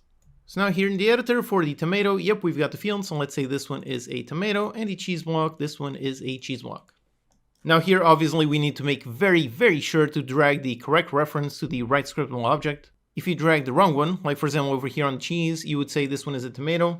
If you did that, then obviously you would get some very weird results. So make sure to check and double check that you drag the right references. Both over here on the prefabs, make sure they are referencing the correct scriptable object. And on the scriptable object itself, make sure they are referencing the correct prefab. Okay, so now if you go here on the clear counter, we spawn our object. Okay, great. Then on this object, we can do get component of type kitchen object, and then we can just ask it to give us the kitchen object SL. So for example, let's do a debug.log on this one. So inside, get the kitchen object SO, and then let's print out the object name. All right, so here we are. Let's interact with this one. And yep, there you go, interacted and spawned a tomato. And on this one, yep, interacted and spawned a cheese block. Okay, awesome. We spawned a transform prefab, and we identified the spawned object is indeed this type of object. Alright, so here we'll learn about one of the most powerful Unity features, scriptable objects. These are extremely useful for defining a type and then creating multiple instances of that type with whatever data we want. So that can be some ingredients like we have here, or it could be some weapons, could even be some NPC data, maybe some quest data, and so on. It really is an insanely very useful feature. Definitely go ahead and watch a dedicated video on scriptable objects.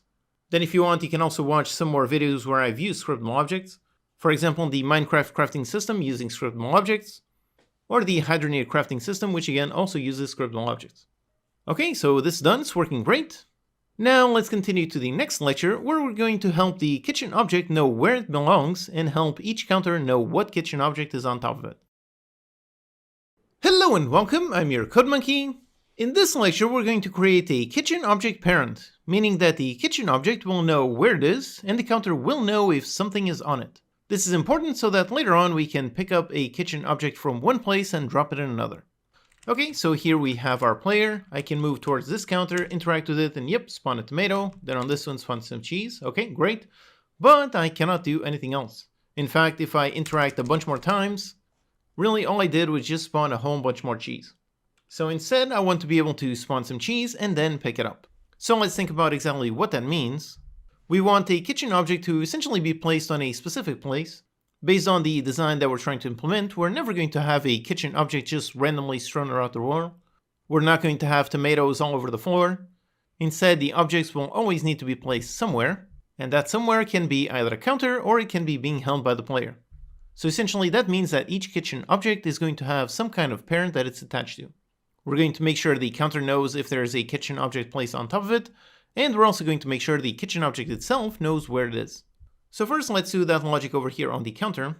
So on the clear counter script, let's keep a field for a kitchen object. So just a simple private of type kitchen object. Then when the player interacts with it, by the way, we can get rid of these debug transforms, debug logs, we no longer need them. Okay, so when the player interacts, so if the kitchen object is null, if so, then we're going to spawn it. Then when we spawn it, let's assign it. So this one equals the kitchen object, get component of type kitchen object. Okay. So if that one is null, we spawn it and we assign it. And just with this, we should have fixed the issue where we can spawn infinite objects. So over here, I can interact. And now if I interact a bunch more times, and now look in the hierarchy inside the clear counter, and I go inside the counter top point. Nope, there's only one tomato. Okay, great. So with this, basically, we made the clear counter know if there's something on top of it. Now let's do the other side. So let's go into the kitchen object and make sure that it knows where it is. So over here on the kitchen object script, let's add a simple field for a counter. So private of type clear counter for the clear counter. And now let's just basically make two functions, one to set it and one to get it. So a public void set clear counter. And we're going to receive a parameter of type clear counter. Okay, great. And then we're going to have a public return a clear counter for the get clear counter. And we're just going to return our clear counter. And on this one, just set this.clear counter equals this clear counter. All right, so on this function, we're assigning this field, and on this function, we're returning this field. So now back on the counter script, we get the kitchen object reference. So on this one, let's call set clear counter and pass in this one. And if it is not null, so if there's something on top of this, let's just do a debug.log. Let's go onto the kitchen object and get the clear counter. So we should be able to click once and spawn an object, and click twice, and the second time we should be able to see the name of this clear counter. Alright, so over here let's approach and click, and yep, it spawned. Now click again, and yep, we've got the message. This one is on the clear counter. Okay, great, so far so good. So the counter knows if there's a kitchen object on top of it, and the kitchen object itself knows where it is. Now let's add some logic to be able to change a parent counter. So over here on the clear counter script, we basically just need to call the setClearCounter function with a different counter reference. So just for testing, let's add a serialized field for the second counter. So clear counter for the second clear counter. Now we're doing this just for testing, just to make sure the logic works before we come up with a more general system. So just for testing, let's come up with some input. And again, for testing, using the legacy input manager to get something quickly up and running is a great thing. So let's quickly get a button input on the counter. So let's make a private void update. And for testing, we only want the testing to work on one counter. So let's also add up here just a bool testing. And then on update, if we are testing and we have the input.getKeyDown on, let's say, the T key. So if you have that, then we can run some kind of testing code. So let's say, for example, if the kitchen object is not null, so if we have something on top of this kitchen counter, let's go into the kitchen object and call setCounter, and let's pass in the second clear counter. So basically with this, we should be able to interact to spawn an object, and then press the T key, and we should be able to see that object be set to a different parent. So here in the editor, let's just set that. Let's say this one is our main counter. So let's drag a reference to the second one, the second clear counter, drag it, and make this one the testing script. And also just to verify that it worked, over here, let's do a get on the clear counter. Alright, so let's test and see. Okay, so here we are. Let's approach this one, interact, and there you go, spawn tomato. And now if I interact again, yep, it says the tomato is on this clear counter. Now if I press the testing key, yep, there you go, the tomato was moved onto the other counter. Okay, so the parent changed, the logic worked. However, obviously we have two big issues. The first one is just the visual. You can see the object is still placed on top of this counter, even though technically now it belongs to this one. And the second issue is that this counter still thinks that it owns this kitchen object. And this other counter does not know that it now owns this object. So we need to sort all of that. First, for the visual, it's actually very simple. Here when spawning, we are spawning it inside the counter top point and then setting the local position to 0. So whenever we move to a different second parent, when we do that, we can just ask that second parent to return the counter top point and move it there. So for that, let's make a function to return that. So public, we're going to return transform. So get the kitchen object follow transform. So this is going to be our counter top point. So let's return the counter top point. Then let's go into the function on the kitchen object when we set the clear counter. So over here on the kitchen object on this function, so we set the clear counter. Then let's modify this transform.parent, go into the new clear counter in order to get the kitchen object follow transform. And again, let's make sure to set the local position back into vector3.0. Okay, so with this, when we set the clear counter to a different one, it should automatically teleport to the other counter. So let's test. So here we are, and first let's interact with this one. There you go, it spawned. Now if I press the testing key, and if there you go, it does move visually. Okay, great, so far so good. However, the counters still have the wrong data. By the way, here's a quick Unity tip. On the inspector, you already know that you can only see the public and the serialized fields. However, there is actually a way to look at private fields.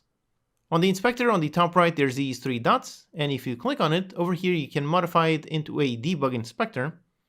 And when we go into this one, yep, this one does show all of the private fields. So you can see, for example, on the clear counter, so that's the right one. This one over here, the kitchen object, is indeed assigned. And we can go into the other one, and we can see this one has it as null. So debug inspector is really useful in these kinds of cases. If you want to inspect any kind of private fields, you can go to this and see it. Now let's swap back into the regular inspector. And let's fix that issue by notifying the counters that the object is changed. So over here, basically we have two options. Over here on the clear counter, when we modify the parent, when we tell the kitchen object to go to a new parent, when we do that, we can make the new parent responsible to updating itself, or we can just make the kitchen object itself be the one responsible for notifying the new parent. Both approaches can work. Personally, I think it makes more sense for the kitchen object to handle itself. So we just call this function to set the new parent. And when this happens, basically this kitchen object needs to tell the old parent that it is no longer there and needs to tell the new parent that it is on there. So on the counter, let's make some function to set and get a kitchen object. So over here on the clear counter script, let's go down. Let's make first one to set. So public void set kitchen object and receive a kitchen object. And just do this dot kitchen object equals this kitchen object. Okay, great. Then let's make a getter. So public return a kitchen object, get the kitchen object, and just return this kitchen object. Okay. Then let's also make one just to clear it. So public void clear kitchen object. And this one just sets the kitchen object into null. And finally, just a nice helpful function to test if this counter has anything on top. So just a public bool has kitchen object. And over here, we just return if the kitchen object is not null. Okay, so some 4 very simple functions. Now, if we go into our kitchen object script, over here, when we tell it to change the parent, let's first go into the current parent and clear it. So let's first of all do a quick test for null. So if this .clear counter, which is the current parent, so if this one is not null, then we go into the current parent, so the clear counter, and we tell it to clear the kitchen object. And then we go into the new parent, and we tell new parent to set the kitchen object, and the kitchen object is this one. Now here, be very, very important, don't make the mistake of clearing the wrong counter. Keep in mind that over here, this .clear counter, this refers to the previous clear counter, whereas the one in the parameter, this is the one, this is the new one. So make sure you clear the kitchen object from the previous clear counter before you assign it, and then you set it on the new clear counter. So be very, very careful here. Make sure you don't make mistakes between the quote-unquote old clear counter and the new clear counter. Okay, so that's it. Basically, we have this function to set the new clear counter, so set the new parent. We clear the kitchen object from the old clear counter, we add it to the new one, and we update the visual. Now, we can also add some nice safety checks here, just to make sure we never make a mistake. The kitchen object should never be set to a parent that is already holding something. So before we set the kitchen object, before we do that, let's make sure that one is empty. So over here, just do an if the clear counter, so that's a new one, if this one has a kitchen object, then it already has something on there. This should never ever happen, so let's do a debug.log error and say counter already has a kitchen object. We're going to eventually add tests to make sure that this never ever happens, but having the error here will be helpful just in case we miss something. So if it has a kitchen object, we're going to fire an error, but this should never happen, so we just set the error, update the visual, and so on. Okay, so finally, let's just go over here into the clear counter script. And down here, we have the interact action. So we instantiate the kitchen object. We're currently repositioning it, and then we're setting this field, assigning it to this one. Now we made the kitchen object responsible for doing all that, for modifying the position and for setting the field, so we don't need to do this. Instead, we really just need to go and get the component of that, and just pass in set clear counter, and pass in as this one. So we no longer need all of this, now our code is much more simple. Also importantly, up here, we were previously setting the clear counter and then doing a debug.log, but when we set it to the new one, that is actually going to clear this field, so if we leave this, then this is going to throw a null reference exception, so let's just get rid of this log here, we no longer need it.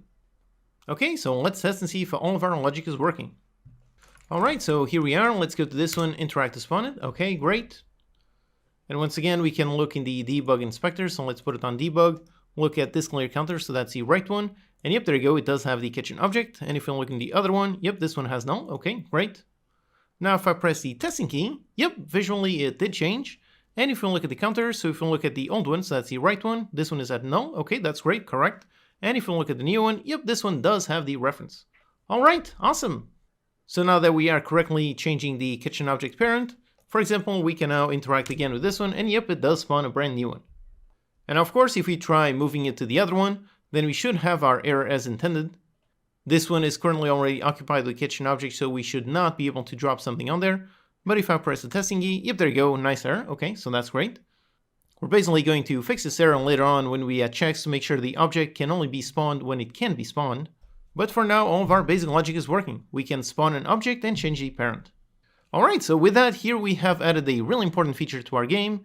That is the ability to know where a kitchen object is. Now the next step is to enable the player to be able to pick it up and drop it somewhere, so let's do that in the next lecture. Hello and welcome, I'm your Code Monkey. In this lecture we're going to enable the player to pick up a kitchen object, and in doing so we're going to learn about another awesome C# feature called interfaces.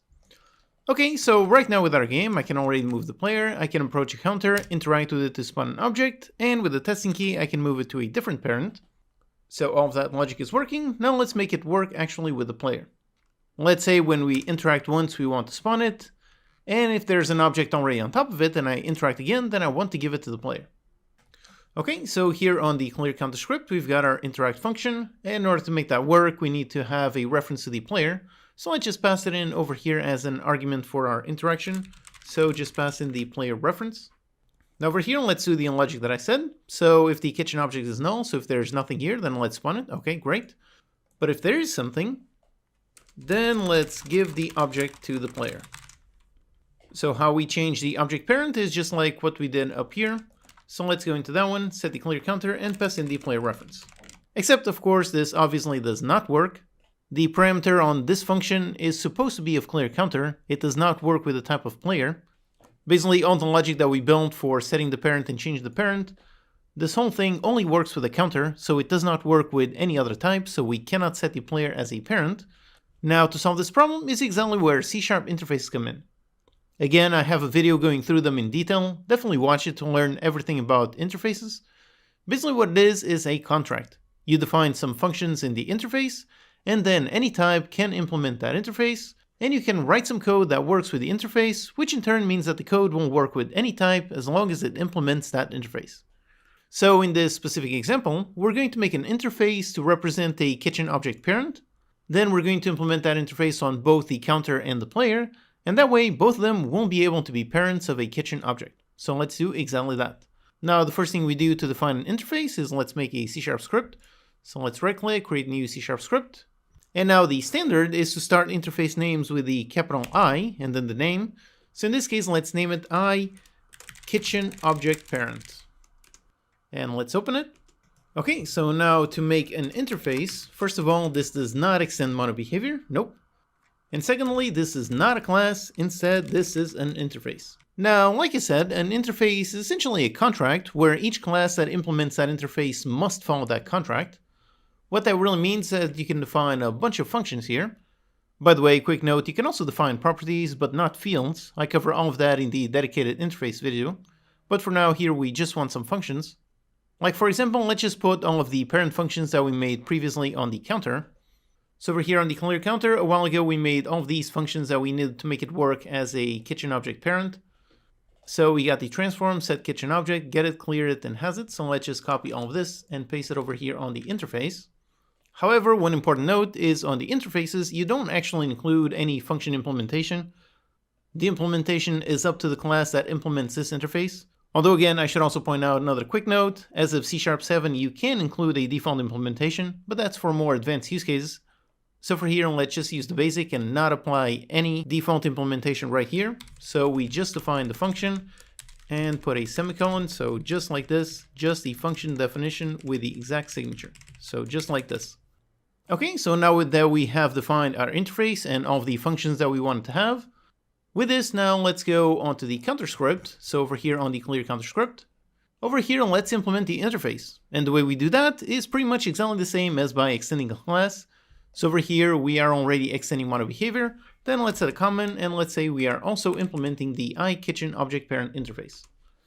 So right now you might be wondering, so is this pretty much the same thing as extending a base class? And kind of, except for one huge difference. When extending a base class, you can only have a single base class. Like for example, over here we have mono behavior. You cannot extend multiple base classes. There can only be one. However, when it comes to interfaces, you can implement as many interfaces as you want. So over here we have defined our interface. And right now we don't even have any errors. That's because we already implemented pretty much all of the exact functions. Also, Visual Studio has a really nice helpful icon over here on the left side. It is basically saying that this function, this implementation is based on the interface. But let's see what happens if I decide to comment out these functions. So if I comment out all of this, and if there we go, over here we have an error. It is telling us that this class does not implement the members for the interface. Like I said, an interface is like a contract, so you must write all of the functions included in the interface. So we must implement these, so let's get rid of the comments. Okay. With this, our interface is perfectly working over here on the clear counter. Now let's just go into the kitchen object over here on this script. For now, we're still working with the type clear counter, so let's just refactor this to, instead of working with a clear counter, let's make it work with a kitchen object parent. So let's just change this from type that to kitchen object parent. Let's also rename this. So let's use Ctrl+RR for the kitchen object parent.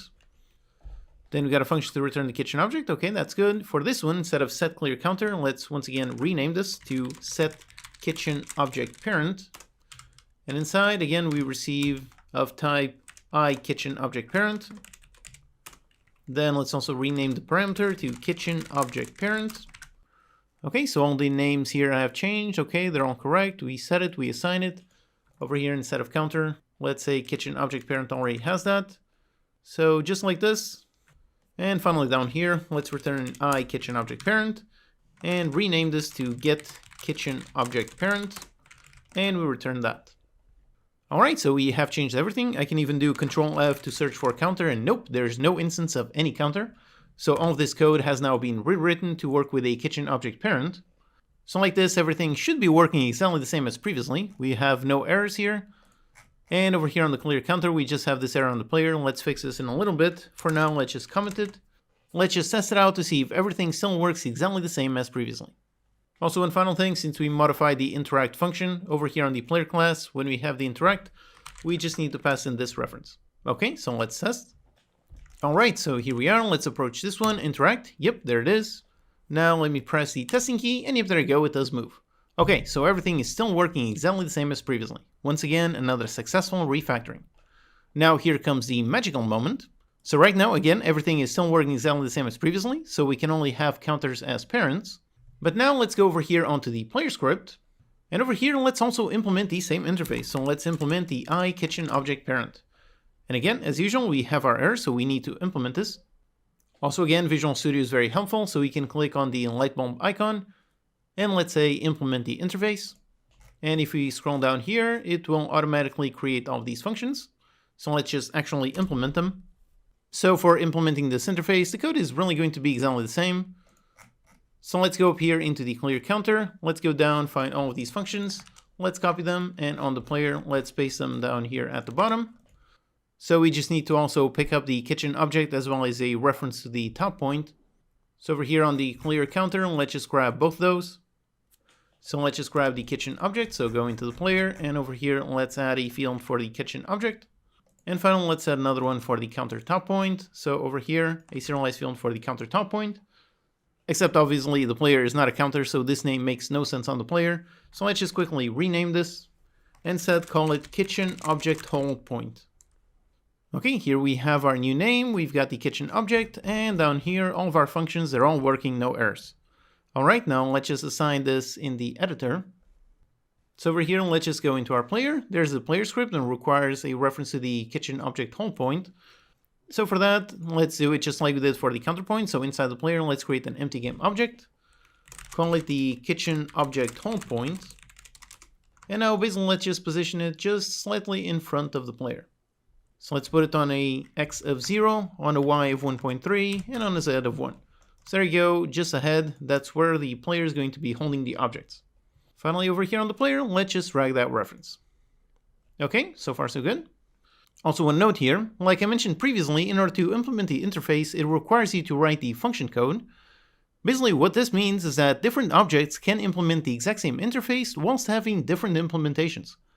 So for example, over here on the player, when setting the kitchen object, perhaps over here you could play some kind of item grab animation, or maybe when clearing a kitchen object you could do some kind of logging. The only thing that needs to match perfectly is just the function signature. And the function signature, that means the return type as well as the name and any parameters. The implementation itself, that is up to the class that wants to implement that interface. But in this case, we want it to behave pretty much exactly the same way, so like this it should be working. So we can now go back here onto the clear counter script, and okay, we have our interaction, alright, great. So if there's nothing, we're going to spawn it, and if there is something on top of it, we want to give it to the player. So now let's go into the kitchen object, and call the function setKitchenObjectParent, and pass in the player reference. And that's it, no errors. Because again, this takes a parameter of type kitchenObjectParent, and the player does implement that interface, so that's all valid. Now with this, let's test and see if our code is working. Alright, so here we are, and let's interact with this counter, and there you go, the object has been spawned. And now if I interact again, yep, there you go, look at that, the player picked up the object. And since our logic is using a transform hold point as the parent, the player is automatically carrying this tomato. Alright, awesome, so this is really great. Now over here on the counter, we no longer need all of this testing code. We now have the ability to actually pick up objects from the player. So let's get rid of all this so we don't need this testing code, don't need a reference to the second clear counter or the testing. Okay, great. So here you can see the power of interfaces. By just implementing the interface, we can now place an item anywhere we want, and importantly, on any type we want. So the counter can hold a kitchen object, the player can also hold it. We could make a dog character and make it hold a kitchen object. We could make a vehicle hold it, or anything. Again, interfaces are really awesome, one of the best C# features. Definitely go ahead, pause this course for now and watch a dedicated video on them. You should be very familiar with interfaces. They will help you in making all kinds of systems and games. If you want to see a clear example of the power of interface, you can go watch my How to Interact with NPCs video. That video takes advantage of interface to make sure that the player can interact with any kind of object. Alright, so thanks to interface, we can now change the parent of the kitchen object and put it on either a counter or the player. Now in the next lecture, let's make a proper different counter type. Hello and welcome, I'm your Code Monkey. In this lecture, we're going to create a different counter type from where we can grab some ingredients. Okay, so far here we have our character working and we have an empty counter, and by interacting with it, we can spawn an object. But obviously that's not the behavior we want in the final game. We want different counter types that do different things. The clear counter should only be used as a place for putting down and grabbing objects. It should not spawn anything. So let's build a new counter type. And for that, one option is to make a brand new prefab and build it all from scratch. Another option is we can duplicate this counter and change a bunch of things. Or there's a third option that was added in recent Unity versions. You can now have what is called prefab variants, meaning that we can have a base counter and then we can make variants for all the types. So let's do exactly that to learn about prefab variants. Now first, let's duplicate this one just so we don't lose any changes. Let's rename this prefab to _base counter.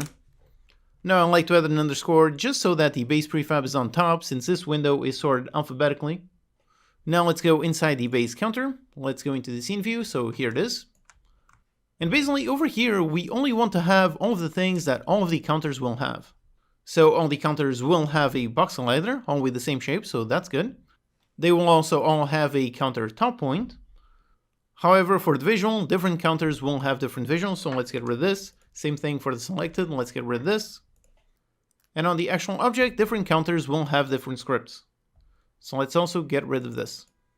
Okay, so that's it, this is the base counter. It only has all of the things that every single counter will have. So let's go ahead, save this prefab, go back outside, and now let's right-click on the base counter, and go into Create, and over here, let's scroll down and find the prefab variant. Now let's name this the clear counter, except obviously we can't have two different names, so let's put this one into backup. We're going to get rid of this one in a little bit. So on the variant, let's name it clear counter. Let's open up this variant. And now here, let's add everything just like we had on the old clear counter. So since it's going to be exact, let's actually go inside the backup one. So here, let's just copy the visual in the selected. So let's copy this. go back inside the clear counter variant, and over here let's paste it, so Control V. So yep, there it is, the selected and the visual. Finally, just a script, so over here let's add the clear counter script. And now let's just drag the references, so the kitchen object, we're actually going to remove this in a little bit, but for now let's assign it. The counter top point, let's drag it, and on the selected we also need to drag the kitchen counter reference. Okay, so here is our clear counter as a variant of the base counter. So let's go ahead, save this, and go back outside. And now we can finally delete the old prefab of the clear counter, so let's go ahead and delete this. And of course, over here on the scene, we've got some broken prefabs, so let's get rid of both these. And let's drop the clear counter variant, so let's drop it, place it over here. So let's put it on X of 0, Y of 0, and Z of 3.5.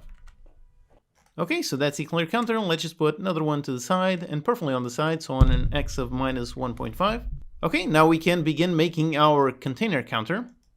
So for that, once again, let's make a variant. So right-click on the base counter, go into Create, and let's create a prefab variant. Call this the container counter, and let's go inside of it. Now here, first thing we need is the visual, so let's go inside our assets. We've got the prefab visuals. Inside we have the counters visuals, and let's find the container counter. So let's drag it inside. Again, for the local position, make sure it's all on 0, 0, 0. Okay, great. Then we need to make the selected, so let's duplicate this visual. Let's rename this to selected. Let's go inside on all of these. And let's modify the material for the selected material. So let's click on the circle icon and select the counter select material. Okay, we've got our nice little ghost icon.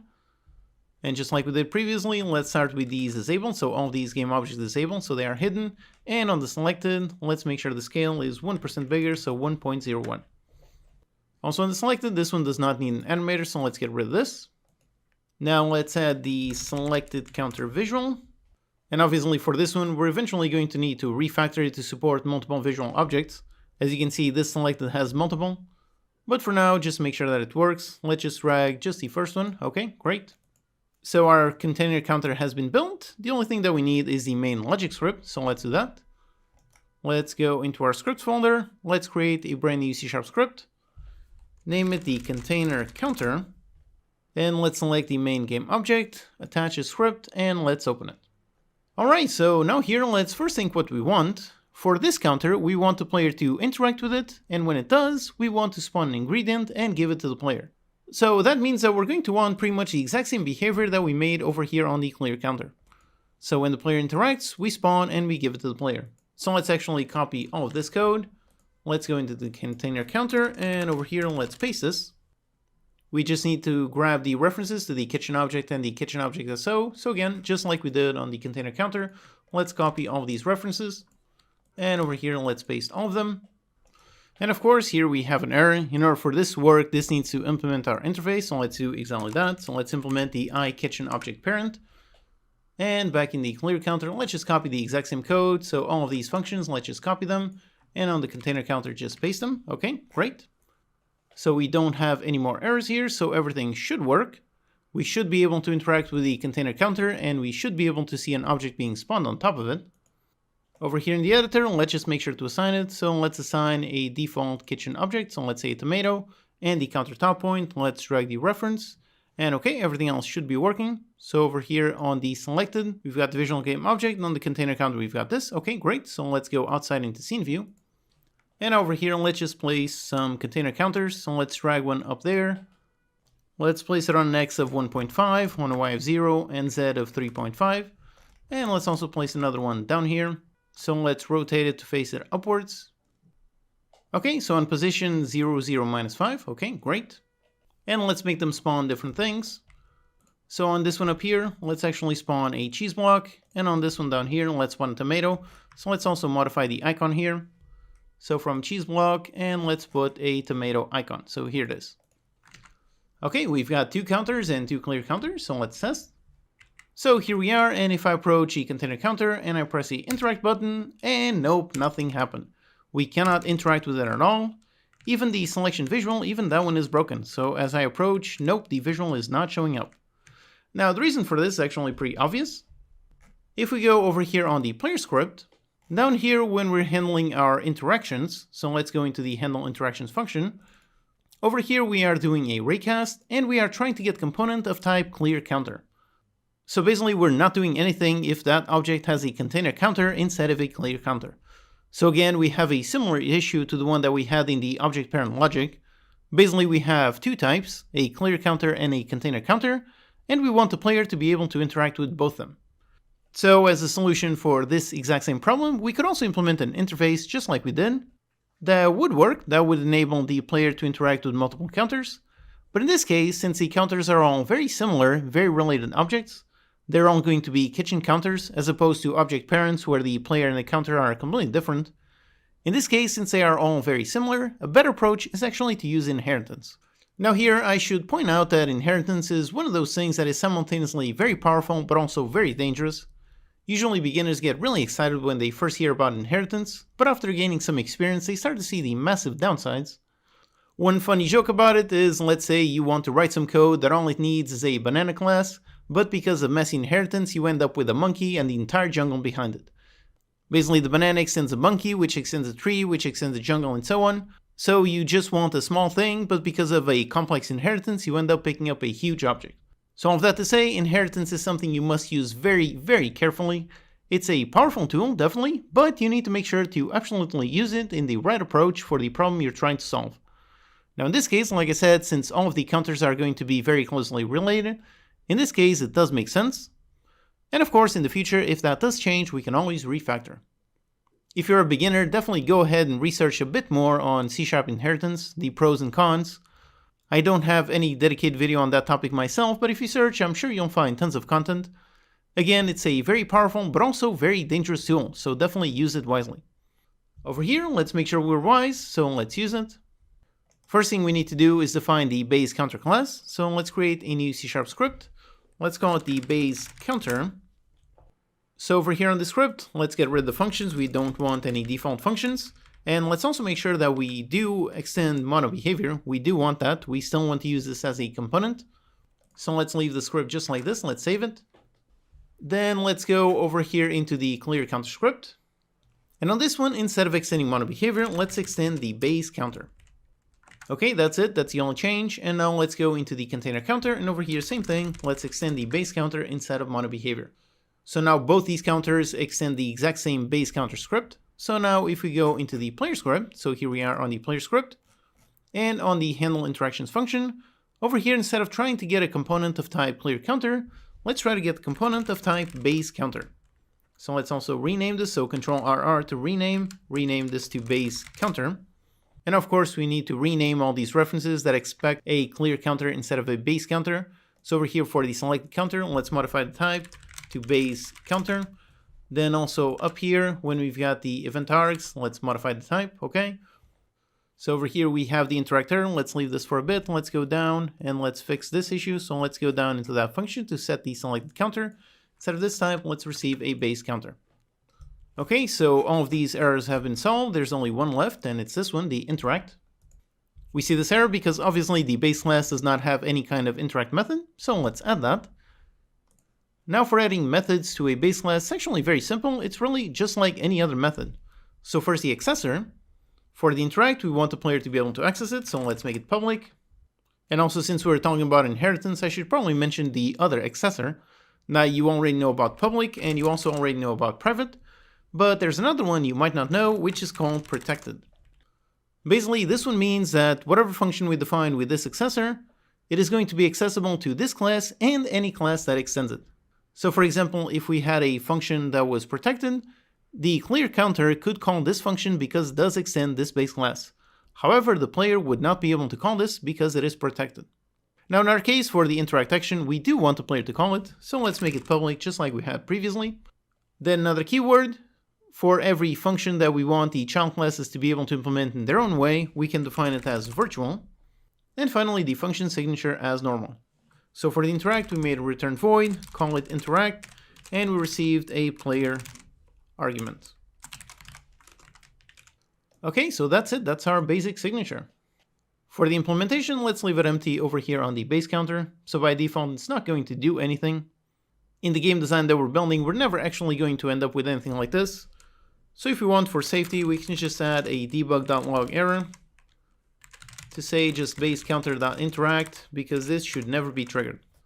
Also, I should point out, for a more advanced method, instead of making it virtual, you could make it abstract.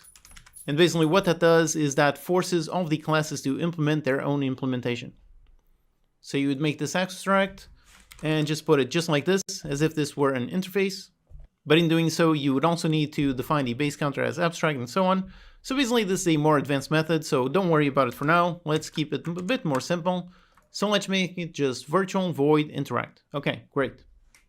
So we have this, let's save this. And now if we go on the clear counter, over here on the interact, notice how we have a green squiggle line. Basically, this is a warning. It's telling us that we are hiding the base function. Now, in reality, we don't want to hide it. Instead, we want to override it. So before the void, before the return type, we just add the keyword override. And yep, this will now override the base function. So when the player interacts with an object of type base counter, and that object is actually a clear counter, when the player calls the interact function, instead of running this code, it's actually going to run this code. Now let's do the same thing on the container counter. So over here, let's also add the keyword override to override the base function. Okay, great. So we have no errors here. And on the player, we also don't have any more errors since that one does now implement the interact function. So with this, let's test and everything should still be working. So over here, let's approach the interact counter and let's interact with it. And yep, it does work. It spawned some cheese. And down here, yep, it spawned a tomato. And then if we go onto the empty counter and interact, and yep, it still works. Okay, so here we added the ability to interact with two different counter types. All right, great. Now note how the selected logic isn't really working well. You can see the container counters, they are both selected, even though the player is not looking at them. And actually, if I approach it, then it actually becomes deselected. Basically, the reason for that is because the selected script, that one is still referencing the clear counter instead of the base counter. So right now, it's only being selected when the selected counter is null. So that is why as I approach, it actually hides itself. So let's fix this. Let's go inside the container counter prefab, and inside we've got the selected. And yep, over there we have a reference to that. So let's open up this script. And over here, all we need to do is just modify this type. So let's make it of type base counter. And let's rename this to base counter. Okay, that's the only change we need. And by the way, since we're here, let's also fix the other issue. The issue we had where we need to support more than one visual game object. So instead of having a field of type just game object, let's receive a game object array. So let's modify this to game object array. And then down here on the show hide is actually very simple. So let's just do a for each game object for the visual game object. In the visual game object array, we go inside, set it to true, and on this one we set it to false. Okay, that's it, super simple. Now let's just update the prefabs.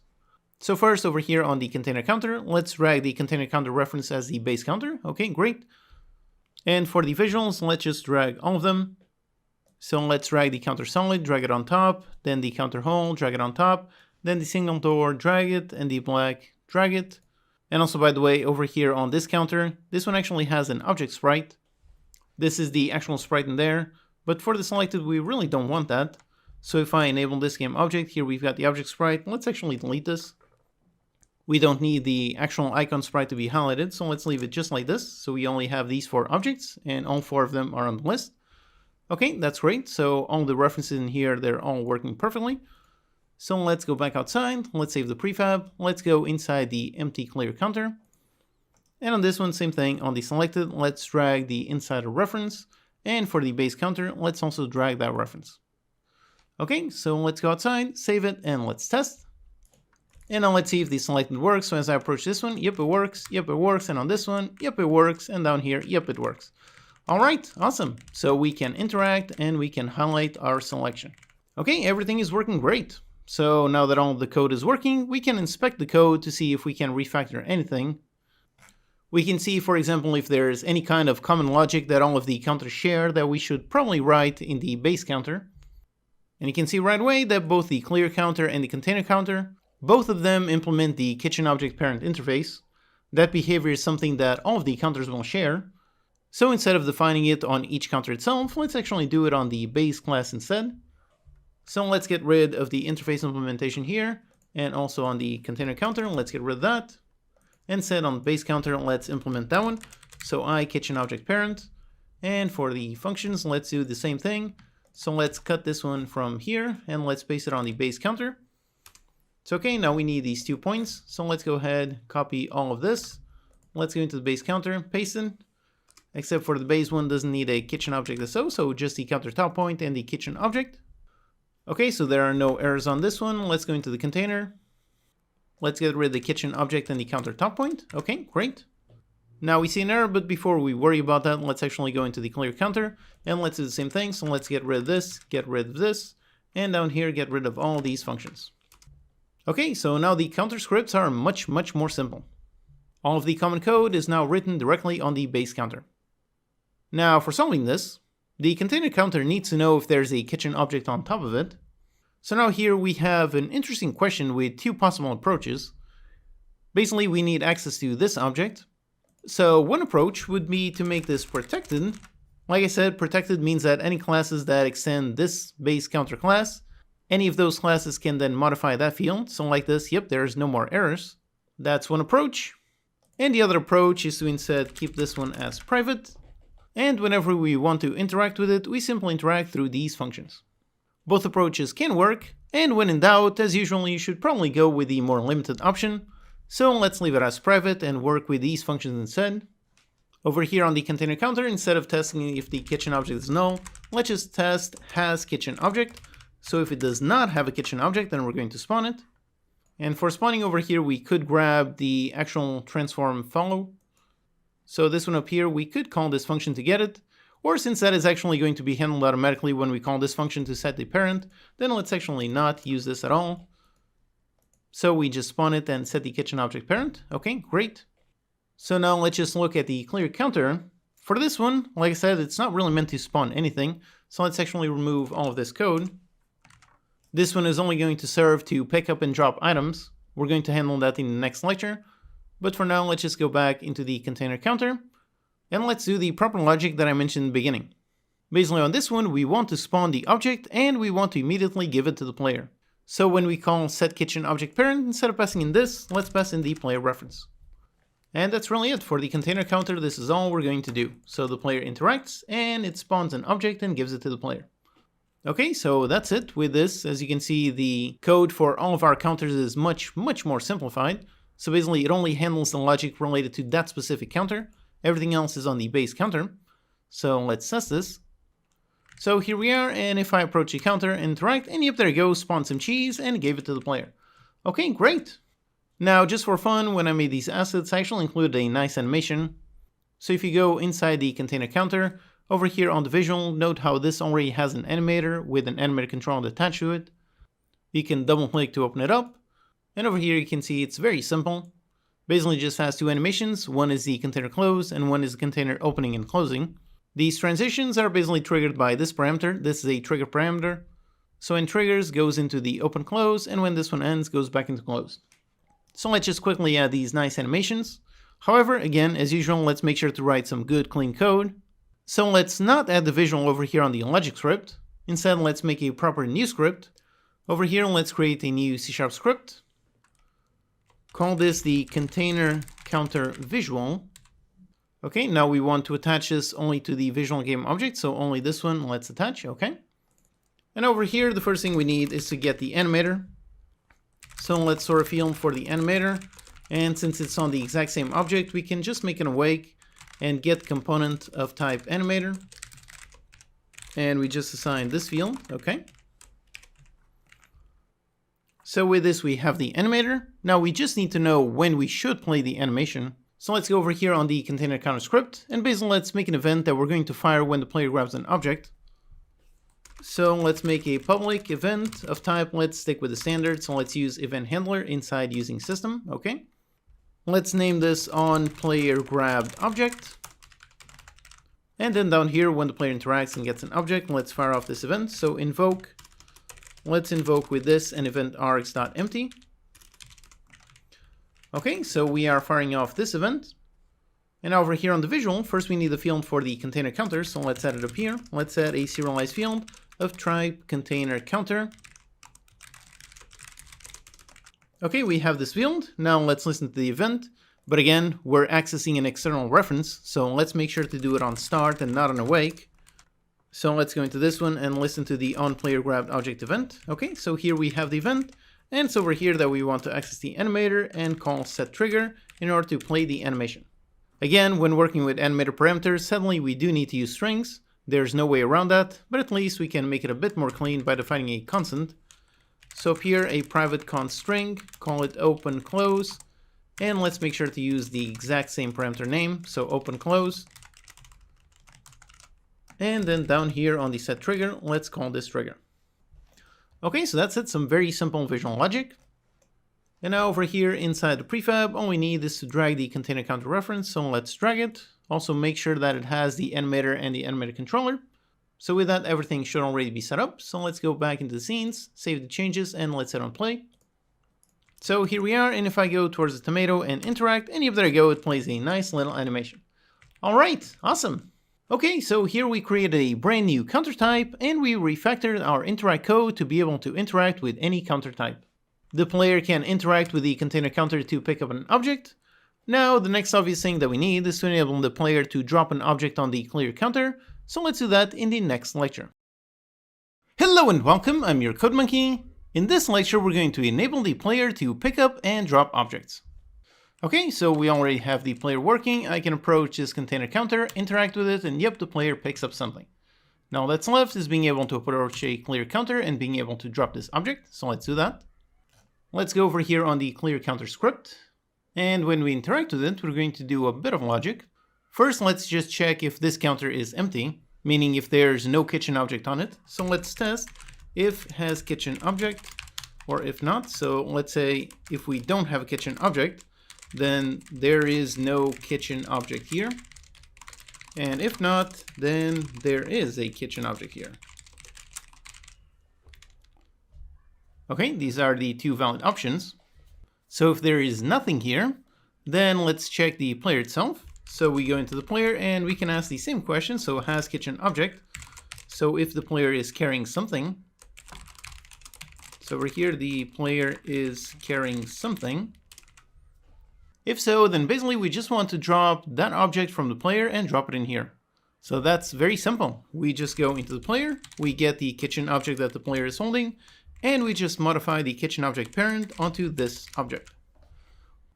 Alright, so that's it. Just with this, it should already be working. Let's do a quick test before we handle the rest of the interactions. Okay, so here moving the player, and if I just interact with the clear counter, and nope, nothing happens. Okay, great. Since the player is not carrying anything, nope, nothing happens. Alright, great. Now let's pick up something from the container counter. Okay, so now the player is carrying a tomato, approach the clear counter, press the button, and yep, there you go, there it is. Alright, awesome, everything worked. Now this is an excellent point to note just how easy this was to implement, and the reason why it was so easy was because we focused hard on writing some good clean code for how the object and the parent system works. Because we took some time to think about that, it was now very easy to implement this brand new action. So this is a very, very clear example of the power of writing good clean code. Okay, so with that, now let's implement the rest. So over here, there's no kitchen object here, and the player is carrying something, but if not, we've got the else, so player has nothing. So if the player doesn't have anything, so let's not do anything. So player not carrying anything. So those are all the possible states up there. And then down here, if there is a kitchen object on this clear counter. If so, then let's check if the player has a kitchen object. So in this, the player is carrying something. And if not, then the player is not carrying anything. So basically, if there is a kitchen object here and the player is carrying something, if so, then we don't want to do anything since we can't give the player two items. However, if there is a kitchen object here and the player is not carrying anything, then we want to give it to the player. So let's just get the kitchen object, the one that is on this clear counter. And let's do the exact same thing. So set the parent and set the parent onto the player. Okay, so that's it. As you can see, some very simple logic. So let's test. Okay, here we are, and if we interact, nope, nothing happens. Okay, great. Now pick up a tomato, go there, drop it, and yep, there it is. Now if I interact again, yep, there you go, I picked it up again. So I can go somewhere, pick it up, drop it, and everything works perfectly. All right, awesome. Now the last thing that we need to fix is the container counter. Right now it's giving out an object every time, even if the player has something. So if I pick up, yep, it works. Now if I pick up again, there you go, we've got our nice harmful error. This should never happen. So let's set some nice checks. So over here on the container counter, okay, we have our interaction. And before we spawn anything, let's just see if the player can pick up something. So once again, very simple. Let's just go into the player and we check, does the player have a kitchen object? If so, we're not going to give it anything. But if the player does not have a kitchen object, then yep, the player picks it up and we give it the object.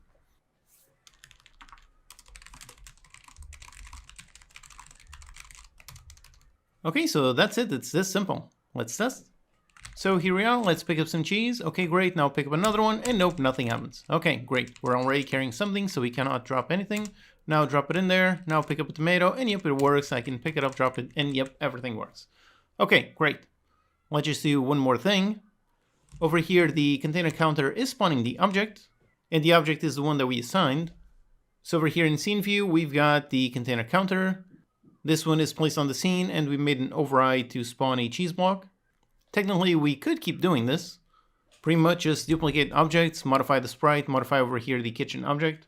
That would work. But another better approach would be to simply make some prefab variants. And yep, that does work. You can make a variant of a variant. So let's do exactly that. Over here on the container counter, let's right click, go into create, let's create another prefab variant. And let's say container counter, this one will be the tomato. Now let's go inside the prefab, and over here make sure it has the kitchen object for tomato. Okay, great. And over there on the sprite, so let's find the object sprite and choose the tomato sprite. So there you go, this one. Okay, let's exit and save. All right, now once again, let's right click on the container and let's make yet another one. This is going to be the one for the cheese block. So let's go inside of it and over here modify it for the cheese block, and inside the actual visual, let's modify the sprite, and it's actually down, so the cheese block. Okay, great. Let's go back outside. And since we're here doing this, let's make all of the other grabbable objects from the containers.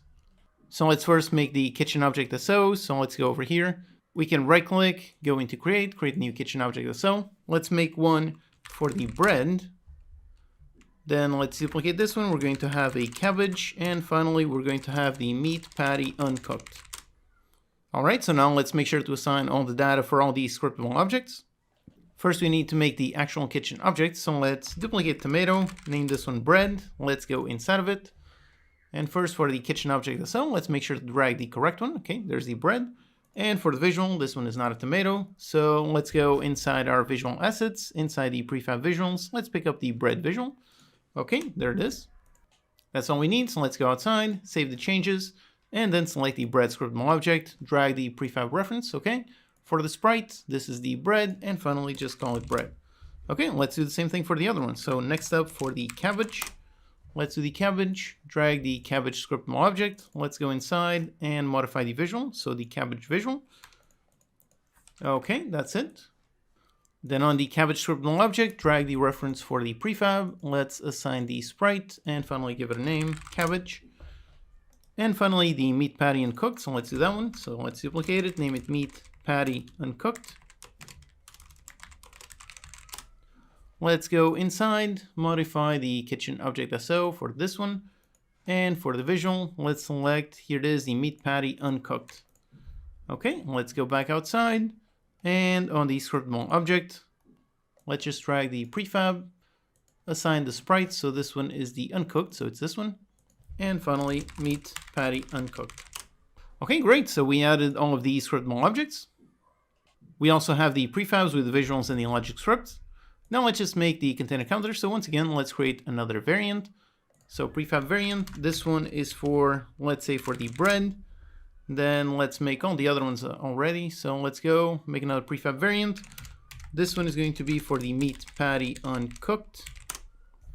And finally, another variant. Also here, make sure you're creating a variant of the container counter. Don't make an accident of creating a variant of something else. So let's make another variant, one final one. And this one is going to be for the cabbage. Okay, we have all the variants. Now let's just assign them. So let's go inside the bread. And over there, modify the scriptable object for the bread. And for the icon, modify for the bread icon. Okay, let's go to the cabbage, save the changes, modify that one for the cabbage. Go into the icon and modify the icon. And finally, the meat patty uncooked. Let's go ahead, modify this one for that one. and the icon, put it on that one. All right, everything is working. Now let's just place them over here in our scene. So let's get rid of the ones that we made some overrides. So let's get rid of that container counter. Instead, for that one, let's drag the cheese block, put it right in there. Let's put it on x of 1.5, y of 0, z of 3.5, okay. Then down here for this one, let's put the cabbage next to it. Let's rotate it to face upwards. So like that. Let's put it on x of minus 1.5, y of 0, and minus 5 on the z. Then for tomato, let's get rid of this one and use the proper tomato one. So let's rotate it, put it on x of 0, y 0, and minus 5. Okay, next we want some bread. So let's put the bread up here on the left side.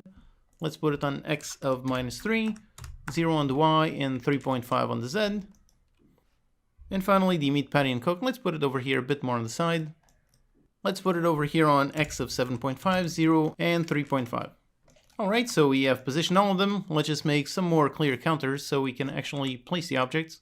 So let's put this one over here on minus 4.5, this one over there.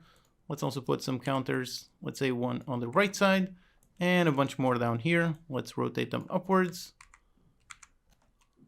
Let's put this one on 1.5, minus 5, and one more over here on the side. Okay, great. So we have all of our container counters as well as a bunch of clear counters. So let's test and make sure that everything works.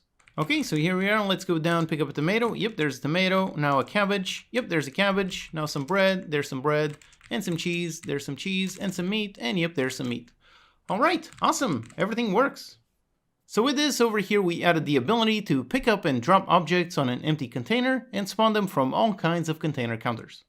Now in the next lecture, let's build a counter we can interact with in a very interesting way. Hello and welcome, I'm your Code Monkey. In this lecture, we're going to create a cutting counter. So this is going to be a counter where we can place an object, like for example a tomato, and after doing a secondary interaction, we can slice it. However, before we do that, let's just fix one slightly annoying issue. So right now the player is walking around, okay, that's great, I can approach a counter and interact with it, that's great. However, if I approach a counter from the side, look how the player is pointing towards the right. And if I press the double key, I can indeed select it, but the player does not rotate to face the counter. So that's just a minor visual issue, but still I'd like to fix it, so let's do that very quickly. Basically, the issue is over here on our player script, so we scroll down and find our handle movement function, okay. So here we were doing a bunch of capsule casts in order to fix the problem with the diagonal movement. So you try to move in one direction, if not, try to move in just one of those.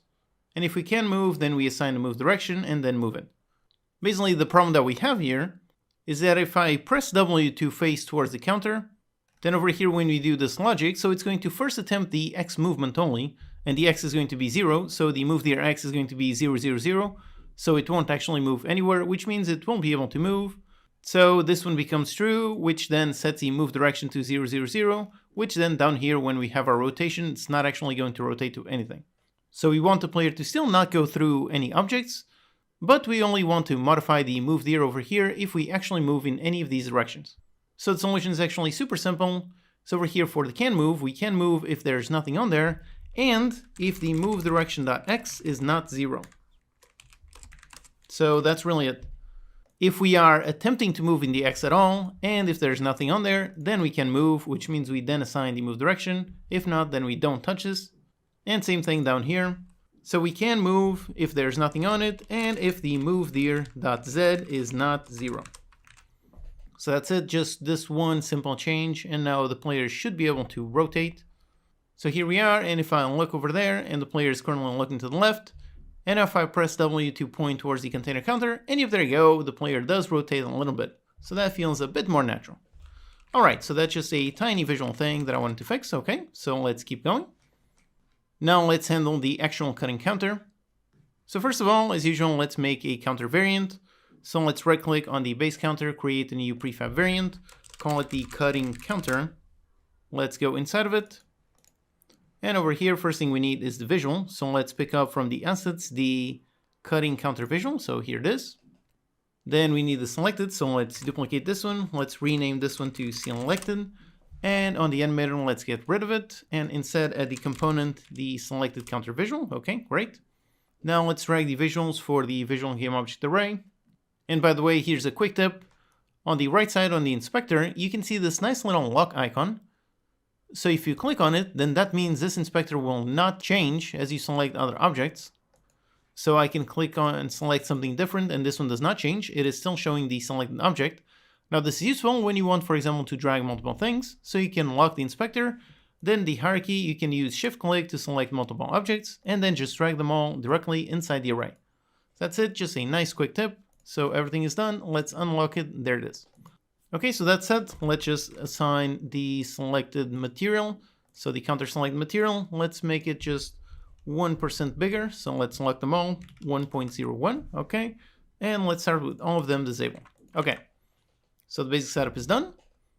Now let's make our script to run this. So let's go down, let's create a brand new C# script for the cutting counter. Let's select the parent game object and attach a cutting counter, and let's open.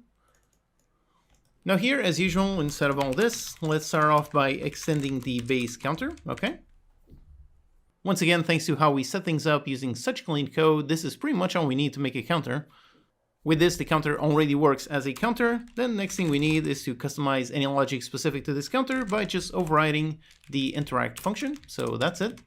Now over here, we can put whatever logic we want just for the cutting counter.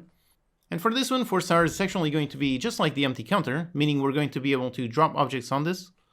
So let's just go directly into the clear counter. So here it is. And let's just copy all of this code, go into the cutting counter and paste it.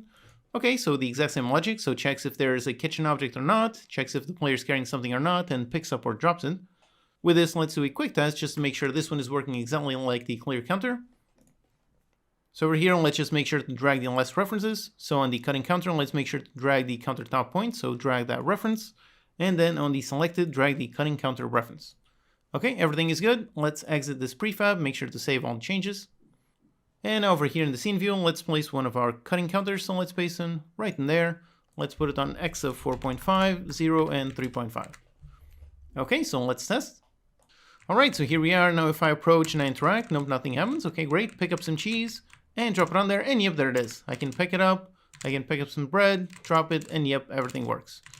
Okay, so far so good. Now the next goal is to use the knife and actually slice the object that is on there. And for that, the first thing that we need is we're going to need a different input. Right now, we only have the movement and the interaction, so let's add another alt interaction. For that, let's go into our input action, so let's open it up. And over here, let's make another action. So create a new action, call it interact alternate. And for the binding, let's put it on another key. So let's listen, and I think on F makes sense. So let's go ahead, select this one. Then as usual, let's make sure to save the asset, which in turn is going to generate the C# class and compile the code. Okay, great. Now we can go here into our game input class, and let's do the exact same thing we did for the interact action. So first of all, let's listen to it. So let's go inside the player input actions, inside the player action map. So this one is the interact alternate, and let's listen to the performed event. Okay, and when we have that, let's fire off an event, pretty much the same thing. So interact alternate action. And down here, let's just fire off this event. So let's invoke using this and event args.empty. Okay, so we have the input for the interact alternate. Now let's go on the player to listen the same way we were listening to the regular interact action. So over here on the player script, let's see how we're doing things. So we go into game input and listen to that. So let's do the same thing, game input and on interact alternate action. Let's listen to this one. And when this one happens, let's do pretty much exactly the same thing, except we're just going to call a different function. So instead of interact, let's call interact alternate, which in turn obviously means we need to define this function. So let's go into our base counter.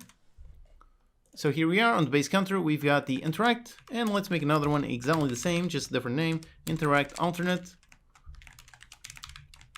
Okay, that's it. And now we are only going to implement this in the ones that need implementation. So for example, on the cutting counter, over here, let's override that one. So public override, and let's override the interact alternate.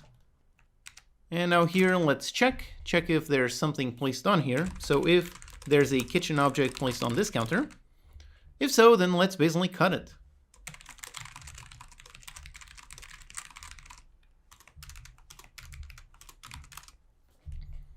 And for cutting it, the simplest way is really to destroy whatever object is on there and just spawn the slice object. So let's handle destroying a kitchen object.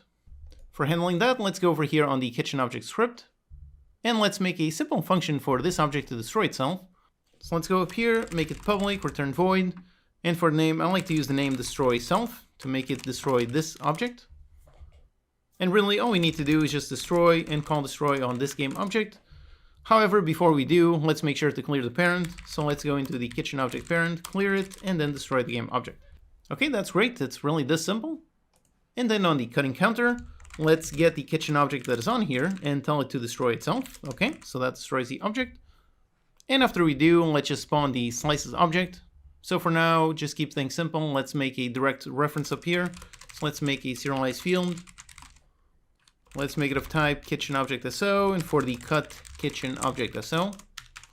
Okay, so we have this. Then here in the editor, let's make sure to drag the reference. So let's go inside the cutting counter. Let's open up the prefab, and inside, let's assign this one. That means we need to create the object. So let's actually do that first. So let's create a brand new kitchen object SO. Let's call it for the tomato slices. Then if we do this, we need to create the prefab. So let's once again do the same thing. Tomato slices, make the prefab. Let's go inside this prefab. Let's modify the visual. So use the tomato slices visual. Okay, and drag the reference for the other kitchen object for the tomato slices. Okay, so the visual prefab is good. And let's just go into the kitchen object. Let's just make sure to drag the prefab reference. Then let's assign the tomato slices icon and just call it tomato slices. Okay, so we have the kitchen object SO. Now we can go into the kitchen cutting counter. And over here, let's open up and set this one to the tomato slices. Okay, so we have all the references. Let's go back outside, save it. And back over here in our code. So we have this. Now we just need to spawn this object. So we're really just going to spawn it pretty much exactly like we did over here on the container. So we just go into the scriptable object, spawn the prefab, and set the parent. So let's do exactly that. Over here, we destroy the object. Then we instantiate the cut kitchen object. And instead of getting into the player, let's put it on this.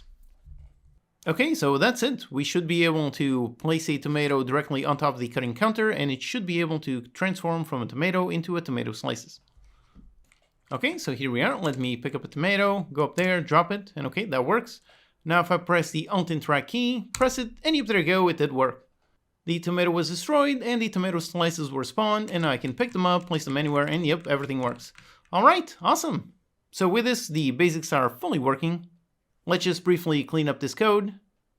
We already saw a little bit of code duplication.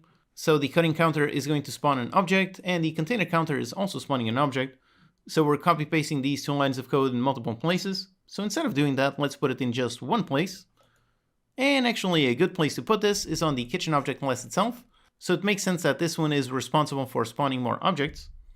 So let's put it over here. However, let us not make it a regular function. Instead, let us make it a static function.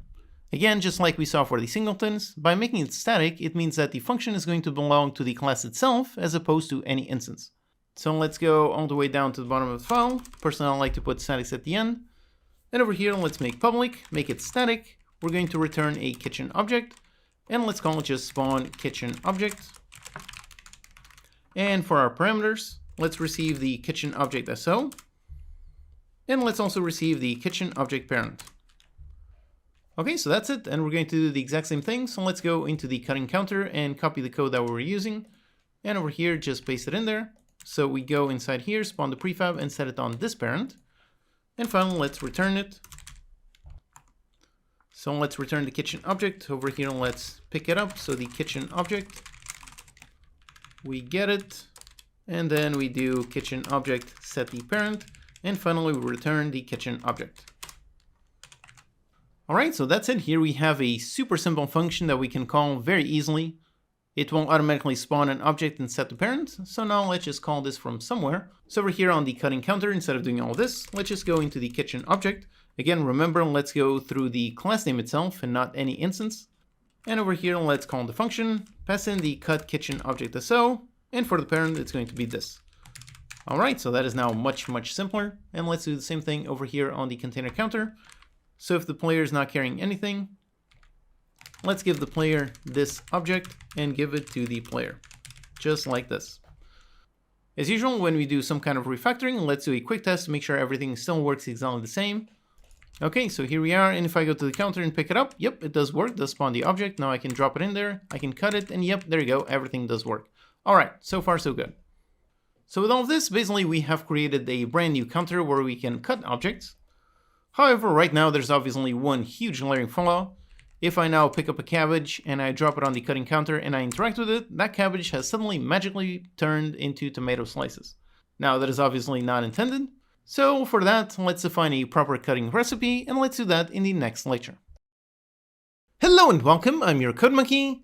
In this lecture we're going to create another scriptable object type. This one is going to be for handling our cutting recipes. So here's our game. I can pick up a tomato, drop it on the cutting counter, cut it, and there you go, slice tomatoes. However, if I could pick up a cabbage, go there, cut it, and there you go, cabbage turns into tomatoes. So we have an obvious issue. The cutting object is currently hard-coded instead of being based on the object we put on top of it. So to solve that, let's make another scriptable object type. Like I mentioned, scriptable objects are excellent for storing and organizing data, so it's perfect for this use case. Basically, we want a scriptable object to hold a reference to the regular object and the cut object, so we can then identify the input in order to spawn the output. Okay, so let's build that. Let's create a brand new C# script, call it the cutting recipe SO, and let's open it. Okay, so now here let's do exactly that, so something extremely simple. So instead of mono behavior, this one is a scriptable object. Let's add the create asset menu. And finally, for the fields, let's do just an input and output. So we've got of type kitchen object SO. Let's go for the input and another one for the output. Okay, so that's really it. Super simple. Now here in the editor, before we create it, let's keep things organized. So let's make another folder. Let's make it for the cutting recipe SO. And inside, let's right click, create a new cutting recipe. Let's call it tomato to tomato slices. And over here, let's select the reference. So the input is going to be our tomato and the output, the tomato slices. Okay, so this is how we're going to handle things. So let's go ahead and make actually the final kitchen object SOs. So let's make yet another one, a kitchen object SO. Let's make it for the cabbage slices. And then let's have another one for the cheese slices. Okay, so now let's make these. So as usual, let's duplicate tomato, make the cheese slices, and another one for the cabbage slices. Let's go inside of it, and first of all, drag the kitchen object SO. So this one is the cabbage slices. And let's go modify the visual. So instead of this one, the cabbage slices. Okay. So we have this. Let's save the prefab, go outside. Then the other one we made, the cheese slices. So let's swap this out. Let's find the cheese slices and modify the kitchen object SO. Okay. So finally, just assign the references. So on the cheese slices, drag the cheese slices prefab. Let's assign the icon and call it cheese slices. Okay, so finally on the cabbage slices, so these are the cabbage slices. Let's pick up the icon and let's drag the prefab reference. Okay, so far so good. We have created our new icons. And over here, let's just make all of the other cutting recipes. So we've got two more. So one is going to be the cheese block onto cheese slices. And the other one is going to be cabbage onto cabbage slices. So all we need is just to drag drop the scriptable objects. So for this one, cabbage, let's drop the cabbage on the input, cabbage slices on the output. For the cheese block, that's the cheese block on the input and the cheese slices on the output. Okay, great. All of our data is now stored in some really nice scriptable objects. So now let's go here into our cutting counter. Instead of having a hard-coded kitchen object, let's receive a field of type cutting recipe SO, except we're going to have multiple, so let's actually make an array of this. Call it the cutting recipe SO array. Now for the interaction, this is picking up and dropping things, so let's leave that the same for now. And over here on the alternate, basically we need to find out which recipe we should apply to this. So how I identify that is pretty simple. So we've got the kitchen object that is placed on this object, and we've got a list of cutting recipes, which in turn has the input. So we just need to cycle through all the recipes in order to find the one where the input matches. Okay, so let's go down here, make a function to do just that. Let's make it private. We're going to return a kitchen object SO. Let's call it get output for input. So we give it a certain input and returns the one that matches that one. So it takes a kitchen object SO for the input kitchen object SO. And now here, let's cycle. So do a for each cutting recipe SO in the cutting recipe SO array. So let's cycle through all of these and just check if the cutting recipe SO, if this one dot input matches the input that we received. If so, then this is the one we want. So let's return the cutting recipe SO dot output. And to make sure that the function works, down here, let's return null. Okay, so that's it. We give it an input and we get back the output. So now up here, we just need to make sure to do it before we destroy the current kitchen object. So let's store a kitchen object SO for the output kitchen object SO. And we just get the output from the input. And for the input, pass in the get kitchen object. So that's the one inside of this cutting counter. And let's get the kitchen object SO. So that gives us the output. And then we just spawn that output. Okay, so that's it. Let's test. Finally, back in the scene, let's just go inside the prefab. And over here on cutting counter, we need to make sure to add all of the recipes. So let's add, so the cabbage, then a second one for the cheese block, and finally for the tomato. Okay, so there are all of our recipes. Let's go outside, save the changes, and let's test. Okay, so over here, let's pick up a tomato, go up there, slice it. There you go, got some tomato slices. Now pick up some cheese, go here, slice it, and there you go, got some cheese slices. And finally the cabbage, go up there, slice it, and there you go, some cabbage slices. All right, awesome. So everything is working perfectly. However, now let's say that I want to pick up some bread, and bread should not really be able to be cut. So if I go ahead and I cut it, and there you go, there's our error. We have no recipe that takes bread as an input, so that obviously leads to a null reference exception. Now here we have two options for solving this problem. One option is simply over here when we do the interact alternate. We get the output for the input, and if this one returns null, then we just don't cut it.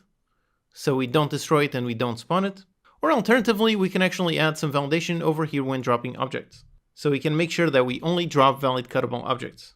Now both approaches are valid, and actually we do need to implement both of them. We'll see why in a bit. So let's do both, starting off with the validating the drop. So first we check if there's no kitchen object on this cutting counter. Then we check if the player is carrying something, and then we drop it from the player on this. So over here, let's just check if there's any recipe that has whatever the player has as an input. So let's go down here, make a function to do that, private, let's return a bool, and call it has recipe with input. And we're going to receive a kitchen object SO for the input kitchen object SO. And over here, let's do pretty much literally the same logic. So we have this, and if we find a match, then let's return true. So there's a recipe with that input. If not, return false. So now up here, when the player is carrying something, let's check if has recipe with input and give it the player, get the kitchen object the player is holding, and get the kitchen object SO. So if there's any recipe that takes whatever the player is carrying as an input, if so, then we drop it.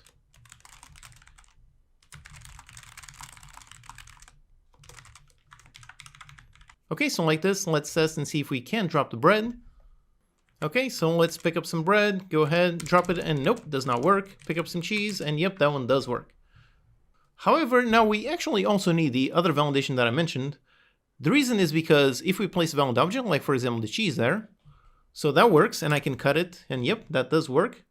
However, now the recipe, the cheese block, became cheese slices, and now cheese slice is no longer an input to any cutting recipe. So now if I try cutting again, yep, there you go, I've got another null reference exception. So we need to validate putting objects on top of it and also actually cutting them. That logic is also pretty simple, so let's go down to the interact alternate. So we just check if there's a kitchen object on the cutting counter and has recipe input. And let's get this kitchen object, get kitchen object SO, just like this. So we're only going to cut if there is a kitchen object here and it can be cut. Okay, so let's test. So first of all, the other one, let's pick up bread and nope, cannot drop. Okay, great. Now pick up some cheese and I can drop. Now interact, cut, now cut again. And yep, there you go, no more errors. All right, awesome. Okay, so here we have everything working perfectly. I can pick up a cabbage, go up there, cut it into slices. I can slice some cheese and I can even slice some tomatoes. Everything works perfectly. Now, the one thing missing from our design is we don't actually want this action to be instant. We don't want to just press a button, everything slices instantly. Instead, we want to have the player press the button a few times in order to actually cut. So let's do all that in the next lecture. Hello and welcome, I'm your Code Monkey. In this lecture, we're going to add the mechanic for the player to be able to cut multiple times in order to actually cut an object. Okay, so we have our cutting counter. I can drop a tomato and press a button. There you go, it cuts it straight away. Now we want the exact same logic, but we want it to take a few cuts before the cut object is spawned. So let's start off by going here onto the cutting counter, and basically let's keep track of some kind of progress. Basically the way we do that is pretty arbitrary, it's up to you to decide. For example, you could use a normalized float. However, for cutting, since this is going to be a discrete action, let's actually count the numbers with an int. So let's store a private int, just call it cutting progress. Okay, so now let's begin by actually initializing this progress. So when the player drops something on there, let's set this one to 0. And then down here, when we have the interact alternate, we do our logic, and when we do, let's just increase this by 1. And now we need to know if the object has been cut, so we need somewhere to define some kind of maximum. And for that, we can actually do it directly on the recipe SO. So inside the cutting recipe SO, over here we've got the input, we've got the output, and let's also define an int for the cutting progress max. Okay, that's it. And back here in the editor, let's go into the tomato to tomato slices. Let's say this one takes just 3 cuts. Then for the cheese, let's also take 3 cuts. And for the cabbage, let's say it's a bit thicker, so let's say it takes 5 cuts. Okay, so back in the cutting counter here. Down here, we are adding to our cutting progress. So then we just need the recipe SO in order to grab the maximum. So let's actually go down here and actually make a different function. So this one just returns a boolean. This one a kitchen object SO. Let's make another one. This one is going to return a cutting recipe SO. So get the cutting recipe SO with input. And we're going to receive, as usual, the kitchen object SO for the input. And really going to do the exact same thing that we did up here, except instead of returning the output, let's return the recipe itself. Okay, so now that we have this more logical one, we can actually get rid of all of this copy-pasted code. So over here, we just get the cutting recipe SO, and we just get it and pass in the input. So we have this one, and over here, if this one is not null, then we're going to return this one .output. And if not, we're just going to return null. Okay, so we're doing the exact same logic, just a bit simpler, okay? And up here, pretty much the same thing. So has recipe with input, let's get the cutting recipe SO, and basically just return if this one is not null. Okay, so we have our 3 nice helper functions. So let's just use this one to get the cutting recipe SO. So let's actually copy this and go up here, so we do the cutting progress. Then let's pick it up and do one for this input. So the input is going to be this one, the object currently on the cutting counter. And over here, we already know that there's going to be a recipe with this input since we've gone through this if. So then we can just check if the cutting progress is bigger or equal to the cutting recipe SO, and let's grab the maximum. If so, then yep, we do spawn it. Okay, so that's it, some very simple logic. Let's test. So here we are, let's pick up a tomato, go up there, and okay, now I'm going to press the alt to interact. Okay, press once, and yep, okay, so far so good, nothing. Now 2 times, and now if I press a 3rd time, boom, and yep, there you go, got the nice slices. Now for cheese, same thing, 1, 2, 3, yep, it works. And finally for the cabbage, this one should be 5. So 1, 2, 3, 4, and 5. And yep, there you go, everything does work perfectly. All right, awesome. So with this, we now have progress in our cutting logic. Although, of course, just like this, it's not very good for the player. The player has no way of knowing what exactly is going on, so we need some kind of visual feedback. So for that, let's add a really nice visual progress bar. And for doing this, we're also going to learn about a really awesome Unity feature. These are world canvases. So before we make the world canvas on the cutting counter, let's actually set something up over here on the scene itself. Let's first create a regular canvas. We're only going to use this in a couple of lectures, but let's first do that one just for now. So let's go on the plus button, go into UI, and let's create a brand new canvas. Okay, so there you go. That creates a canvas and an event system. Now, like I said, we're only going to worry about this in a little bit, but for now, let's just leave those as is. And also, since we're here creating some objects, let's also take some time to organize our hierarchy. Unity sadly doesn't really have any folder objects, so you can't organize the hierarchy in any folders. However, you can use empty game objects essentially as folders. So let's make a brand new empty game object. Let's call it counters. And now, very importantly, for empty folder objects, make sure you put them on 000 so nothing breaks. So make sure you put it on there before you drag the counters. And now let's just drag all the counters inside. So all the clear counters, put them all inside. This one, also drag it inside. And all of these counters, put them all inside. So there you go, now our hierarchy is quite a bit more clean. Okay, so now let's make the cutting progress. So let's click on the cutting counter. And let's go inside our prefab, so let's go inside of it. Now over here, let's right click on the hierarchy and we're going to create a UI. Let's create another canvas. Now for this one, let's give it a name. Let's name it the progress bar UI. And for this one over here on the inspector for the settings, instead of being screen space overlay, let's make this one a world space canvas. Basically, screen space means that it would occupy the entire screen, whereas world space means that this exists in the world in whatever position it is. So let's make it world space, and over here the fields actually unlock. So let's put the positions all on 0, and for the width and height, let's also put it on 0. So basically the canvas is going to be exactly over here. By the way, the shortcut that I just used was the F in order to focus on the object. So this is useful if you're zoomed out or zoomed in way too much, okay? So we have this and we want the bar to be a little bit above, so let's actually lift it up on the Y by a little bit. So over here, let's put it on a Y of 2.5, okay. Now, like I said, the goal with this is to make a progress bar. So inside the progress bar UI, let's create a new UI image. Let's name this one our bar. Let's put it with a width of 1 and a height maybe of 0.2. So there you go, just a really thin bar. And for the color, you can play around, tint it with any color you want. Now for progress, I think maybe a blue or a yellow, something like that makes sense. So let's go with a yellow, kind of like this. Okay, so there's our really nice progress bar. And for this, let's actually use one really nice trick for making a super easy progress bar. The image component has a really easy way of making a slider image. However, it only actually works if you assign an image over here. So let's assign one in order to be able to see those options. And for that, in the included project files, there's a texture white 1x1. This is literally just a 1x1 white pixel. So here it is, just a 1x1 image, fully white. And as soon as we assign it, we do see over here the image type. So we see a bunch more options. And the one that we want is to set the sprite as filled. This one lets you do some really cool, really easy effects. For example, you can make it radial and look at what happens in there as I modify over here on the fill amount. So as I go down, look at that, it's radially filling. So for some kind of circular progress bar, this would be excellent. But in our case, what we really want is just a horizontal bar. So over here for the fill method, instead of radial, let's go with horizontal. And yep, there you go. Now by playing around this, we have a really nice progress bar.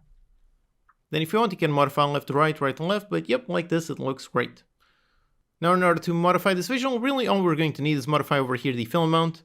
This one is a normalized value, so between 0 and 1. So 0 is completely empty, 1 is completely full.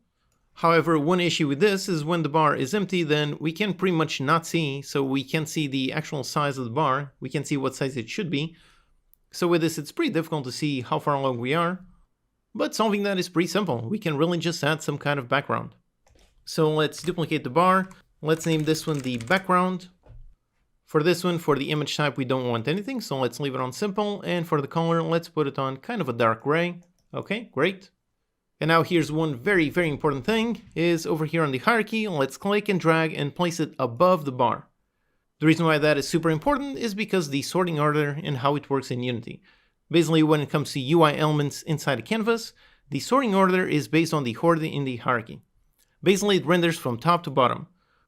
So the bar on top, the background, this is going to render first, and then the one below it, the bar, is going to render afterwards, which means it's going to render on top. So for the background, we want it to be behind, so place it above on the hierarchy, and that way it renders the background and then renders the bar.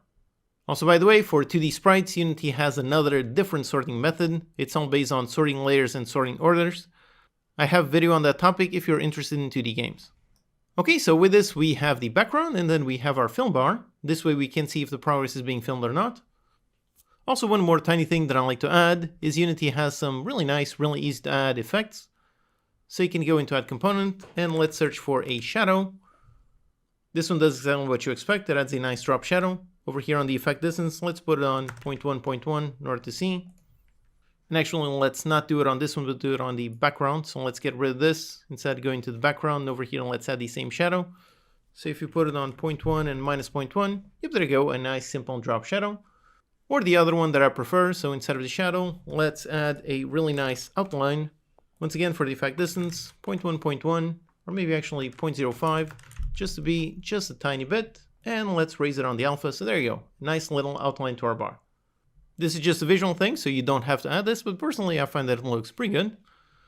So with all of this, we have our visual perfectly set up. We've got our nice bar. All we need to do is play around the fill amount in order to fill it. So now all we need to do is to connect this to the logic. But as usual, let's make sure to write some good clean code. So we do not want the cutting counter to directly touch on this image. Instead, let's make a script to handle that. So let's right click, create a new C# script, call it the progress bar UI. And just personally as a rule, I like to append the UI to any UI script. You don't have to do that, it's just a rule that I personally find helpful to follow. That way, just by looking at the scripts, I can immediately see this one is a UI, this one is script and logic, and so on. So on the progress bar UI, on the main game object, let's attach the script and let's open it. Okay, so now here we're going to need a reference to our image. So let's add a serialized field, private, and we're going to need the image type. And now importantly, this is inside using Unity Engine.ui. So let's go up here using Unity Engine.ui. So we have our image component. Okay, great. Let's call it the bar image.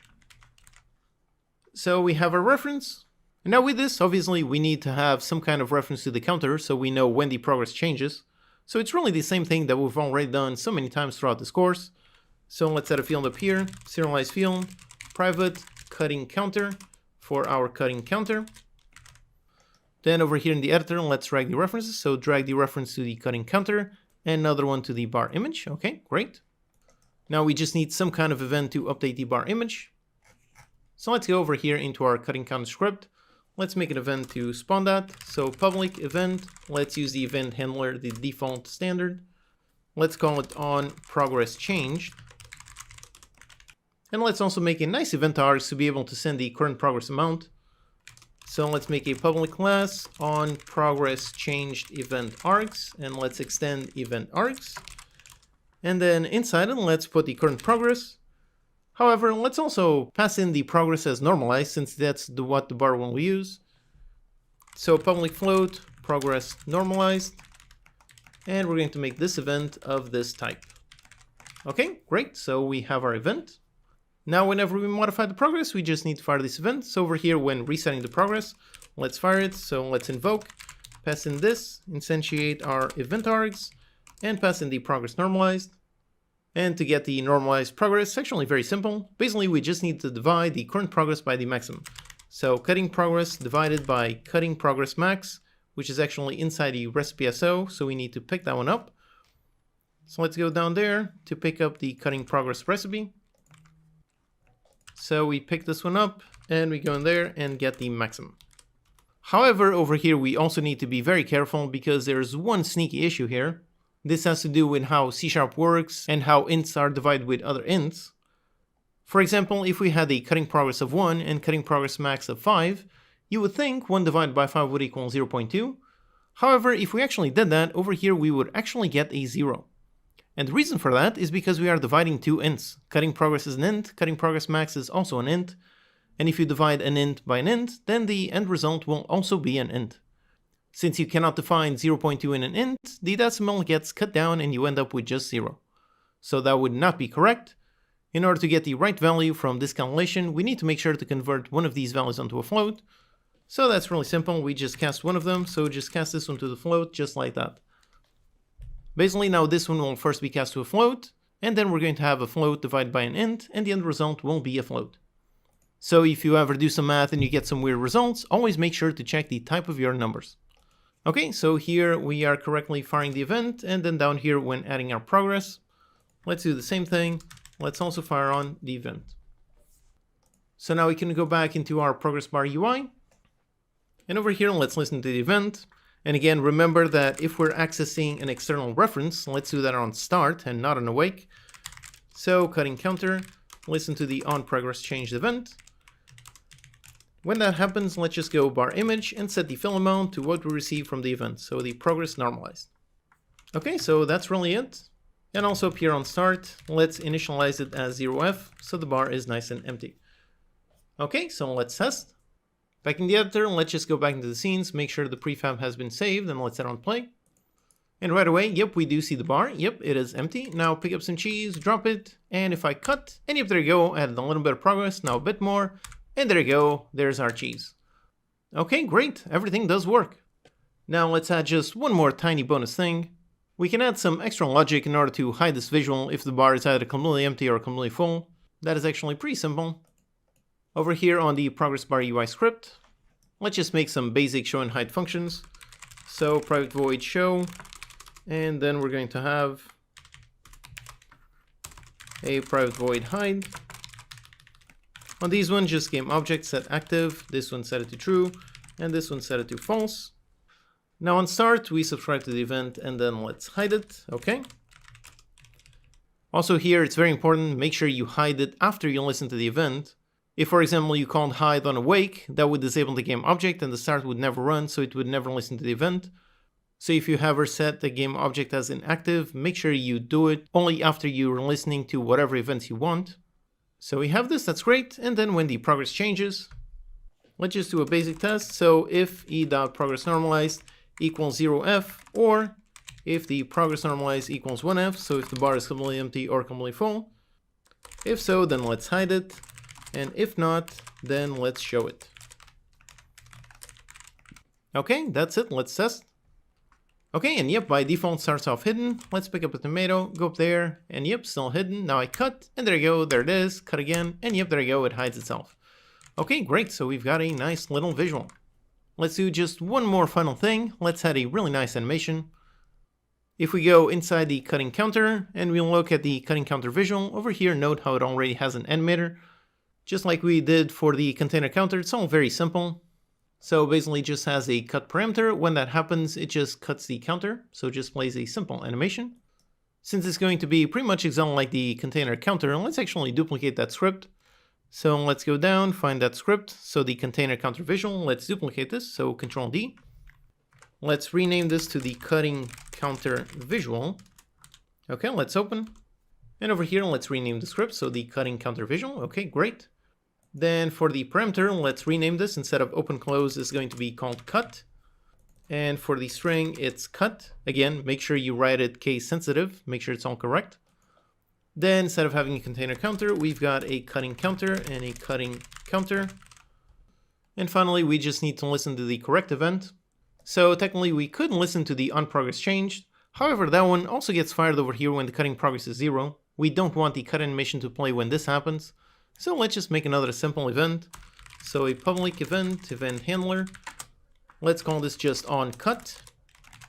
Okay, and then down here when we have our cutting progress, so we cut and let's just invoke this event.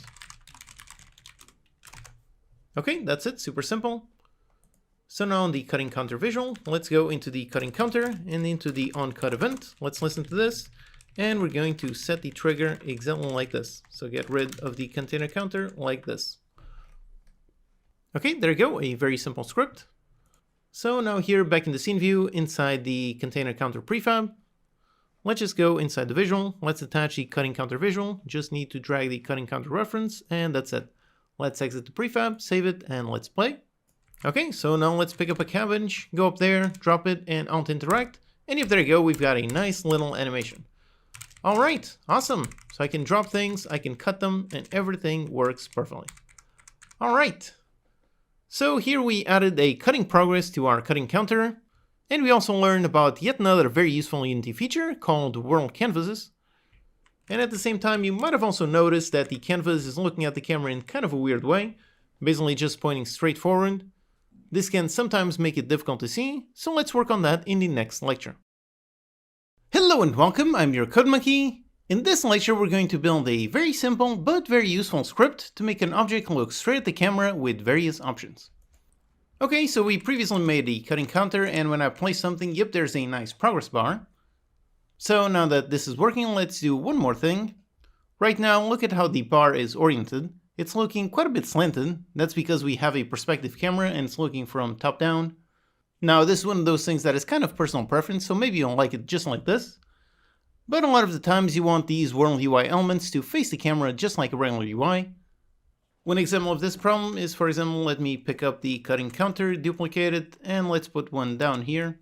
So rotate it upwards. Okay, let's put it on 4.5, 0, and -5.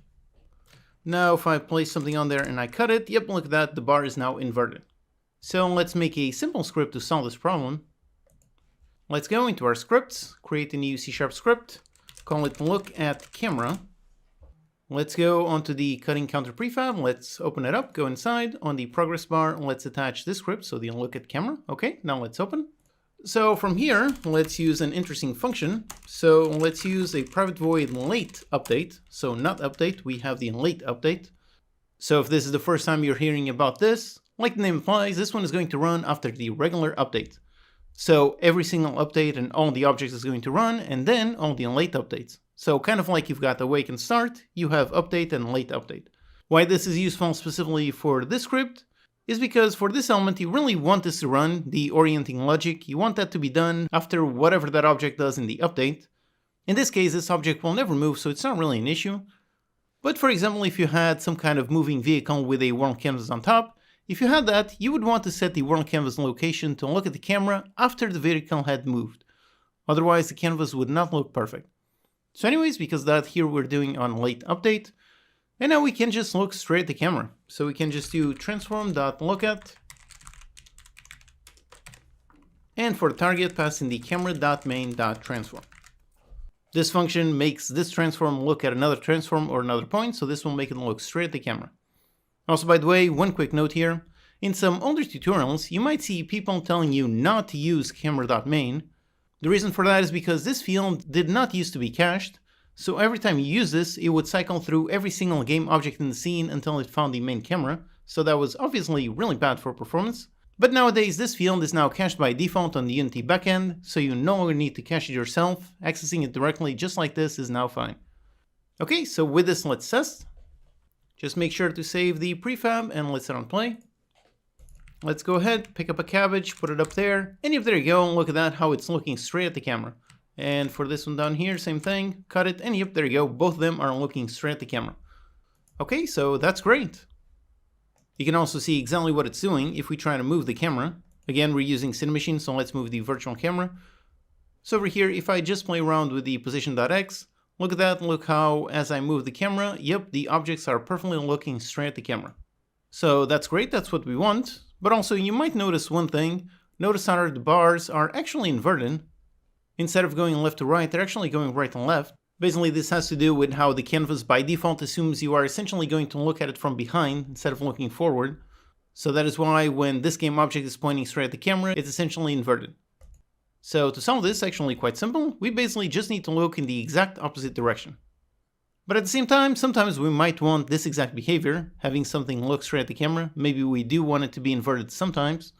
So for that, let's make a nice complete script with all of our possible options. And for defining options, this is also an excellent way to learn about one more thing, which are C# enums. Enums are an enumeration, meaning a fixed set of options that you can have of something. So these are really useful when you have a fixed set of something, like for example, maybe a fixed number of options. So for example up here, let's make it private, make it an enum, and let's call it mode, and then inside we can define all of our options. So let's say we have the regular look at, and then look at inverted. Okay, so we have these two options in our enum. Now let's do a field of this type and expose it in the editor. So let's make a serialized field, private of type mode, and call it mode. Okay, let's save this and look what this looks like in the editor. And if we go inside the cutting counter and we look at the progress bar, you have a look at that, the mode shows up, and it shows up as a really nice drop-down menu. So since we have a limited number of options, we've got a really nice menu where we can choose each one you want. So that's really awesome. That's one of the benefits of enums. They are really easy to use over here in the editor. Now back in the code here, let's decide which one to use. So on the late update, let's just do a switch on our mode. In case we are on the regular look at mode, then let's do exactly this. Let's simply look at it. In case we are on the look at inverted, For this, we just want to look at the inverse position. So that's actually pretty easy. We just calculate the direction vector from the camera to this object. So a vector 3, call it dir from camera. And to get direction from the camera, we start from this object, so this transform.position, subtract the camera.main transform position. So this gives us the direction pointing from the camera. And then we just do transform.lookat. And instead of looking at the camera, let's look at the opposite position. So let's look at transform.position, so our current position, plus the direction from the camera. So we're going to be looking at the exact opposite point. Okay, so that's it. Let's test. And right now, by default, we have the regular lookat. So let's just see it. Let's just place some objects. Okay, so right now it's still inverted. And something really nice is you can play around the enums even as the game is running. So let's go inside the cutting counter on the progress bar UI. For this one, let's swap from lookat to lookat inverted. And yep, look at that. That one is now looking perfectly. So this one is using lookat and this one using lookat inverted. Okay, great. It's all working. However, yet another thing that is all about personal preference. Note how the visual has a slight slant. This is due to how the visual is actually looking directly at the center of the camera. So you can really see it if I move the camera left and right, how it slants going left or going right. Again, this is all personal preference, it's just a visual, so maybe you do want this look. But let's see another method. So over here in our modes, let's add two more. Let's add camera forward and camera forward inverted. And then down here on our late update, let's add those. So the camera forward, and then we have the camera forward inverted. So for this one, for the camera forward, it's super simple. Let's just take this transform, use the forward, which again you can get or you can set it. And let's set it to the exact same one as the camera.main.transform.forward. And for the inverted, exactly the same thing, except instead of forward, we do minus forward. Okay, so let's see what this looks like. Okay, so here's the game with both counters. They're both currently using the lookat mode. Now if I put it lookat inverted, yep, that one goes left to right. Okay, great. Now if I put camera forward, yep, look at that. Now that one is perfectly straight. So even as I move the virtual camera left and right, look how that one is always perfectly facing the camera as if it was a regular UI element. And for the inverted, does the exact same thing, but inverted, so just like that. So that's it. These are the four modes. Again, these are all just visual elements, so pick whatever you prefer. For me, I'm going to be using this one, the camera.forward, so that everything is perfectly horizontal. So I'm just going to make sure to go inside the prefab, and on the prefab itself, modify it and set it as camera.forward. And now if I add a cheese there, yep, looks great. And if I add a cabbage here, and yep, it also looks right. Alright, so here we created a really nice, useful, generic script to make an object look straight at the camera in various ways. Note how this one has nothing to do with canvas or a progress bar or anything. It's really a generic script to look at the camera, so you can apply this to anything where you want it to look at the camera. Okay, so with that, the cutting counter is fully done. Now let's handle the trash counter in the next lecture. Hello and welcome, I'm your Code Monkey. In this lecture, let's create the trash counter. This one is actually pretty simple. It's how we're going to drop something and just destroy it. Okay, so making the trash counter is going to be super easy. Once again, going to be another great practical example of the power of writing good clean code and having good organization in your project. So let's do the same thing that we've already done a bunch of times. So first of all, let's make the prefab variant. So let's right click on the base counter and create a brand new prefab variant. Call it the trash counter. Okay, let's go inside. And first of all, let's drag the visual. So find the visual prefab on the trash counter. Okay. Then let's duplicate it to make the selected. So let's rename this to selected. Let's add the selected counter visual. Let's add the visual inside of it. And on the visual, let's select the other material. So the counter selected. And finally on the selected, put it 1% bigger, 1.01. And start off with the visual disabled. Okay. So that's the basics, just like we've already done so many times. Now let's make the script to run this. So let's right click, create a new C# script, call it the trash counter. And by the way, here we're already starting to have quite a bunch of scripts, so we should probably organize the scripts folder. So let's make a new folder. Let's call it counters. And let's make another one and call it scriptable objects. So on the counters, let's drag the base counter, clear counter, the container visual, the cutting visual. Then down here, the trash counter. Okay, let's drag them all onto the counters folder. And on the scriptable objects, let's put the cutting recipe and the kitchen object SO. Okay, now our folder is a bit more organized, so let's open up the trash counter. And over here, as usual, let's begin by extending the base counter. Okay, great. Then let's implement the regular interaction, so override the interact. And on this one, again, it's going to be super simple. We just check if the player is holding something, and if so, we destroy it. So just check if player.hasKitchen object. So if the player is holding something, go into the player, get the kitchen object the player is holding, and simply call destroy self. And that's it, it's this simple. Back in the editor, let's just attach a script. Let's make sure to drag the countertop point reference, and on the selected, drag the base counter reference. Okay, with this it should be working, so let's exit the scene, let's save the prefab, and let's drag it over here onto our scene. So let's drag the trash counter and put it maybe somewhere over here on the corner. So let's put it here on an x of 7, y 0, and minus 3.5. Then let's also fill up these spots down here. So let's duplicate the clear counter, put one in there, put another one in there. Let's put another one on the side, and for the trash counter, let's align it. So let's put it a bit more to the side, so on 7.5. Okay, great, and let's put it inside the counters, and now we can test. Okay, so let's see if we can interact with it, and yep, as I approach, yep, I do see it highlighted. Okay, great, and if I interact, obviously nothing happens since the player isn't holding anything. Now if I pick something up, let's say a tomato, and I don't want this tomato, so I want to trash it, and yep, there you go, it does get trashed. Alright, awesome, so this is literally it. Like I said, this is once again another excellent example of the power of writing good, clean code. This was super simple to implement because we have a really nice structure for how all of our counters work. Also because our interaction system is very well built. Also because the kitchen object system is very well made. It's because of all of that great, very clean code that we were able to implement a brand new counter in literally about 60 seconds. So once again, I hope that by following this course, you now understand why I'm always talking about the importance of writing good, clean code. It's exactly because of this. If you write your code correctly, it makes developing the game so much easier. At first, it might seem like the quick and dirty approach is faster, and usually in the beginning it is faster, but as soon as you add some complexity, the quick and dirty approach suddenly won't scale, whereas the well-built, clean code approach, this one will continue scaling very well. So here we have a fully functional trash bin so we can dispose of unwanted objects. Next, let's build a much more complex counter. Let's build a stove counter, which also requires building a really nice state machine. So let's do that in the next lecture. Hey again, another quick intermission. You're past the halfway point, so congrats again. By now, I really hope you've already learned a ton from the course. We've already covered lots of topics and built a ton of systems. I hope you've been following the website as you go through the lectures, and I hope reading the frequently asked questions has helped you in some way. Let me know in the comments how you've used the course website. Did you just read the FAQ, or did you also download some project files? Let me know, I'm curious to know.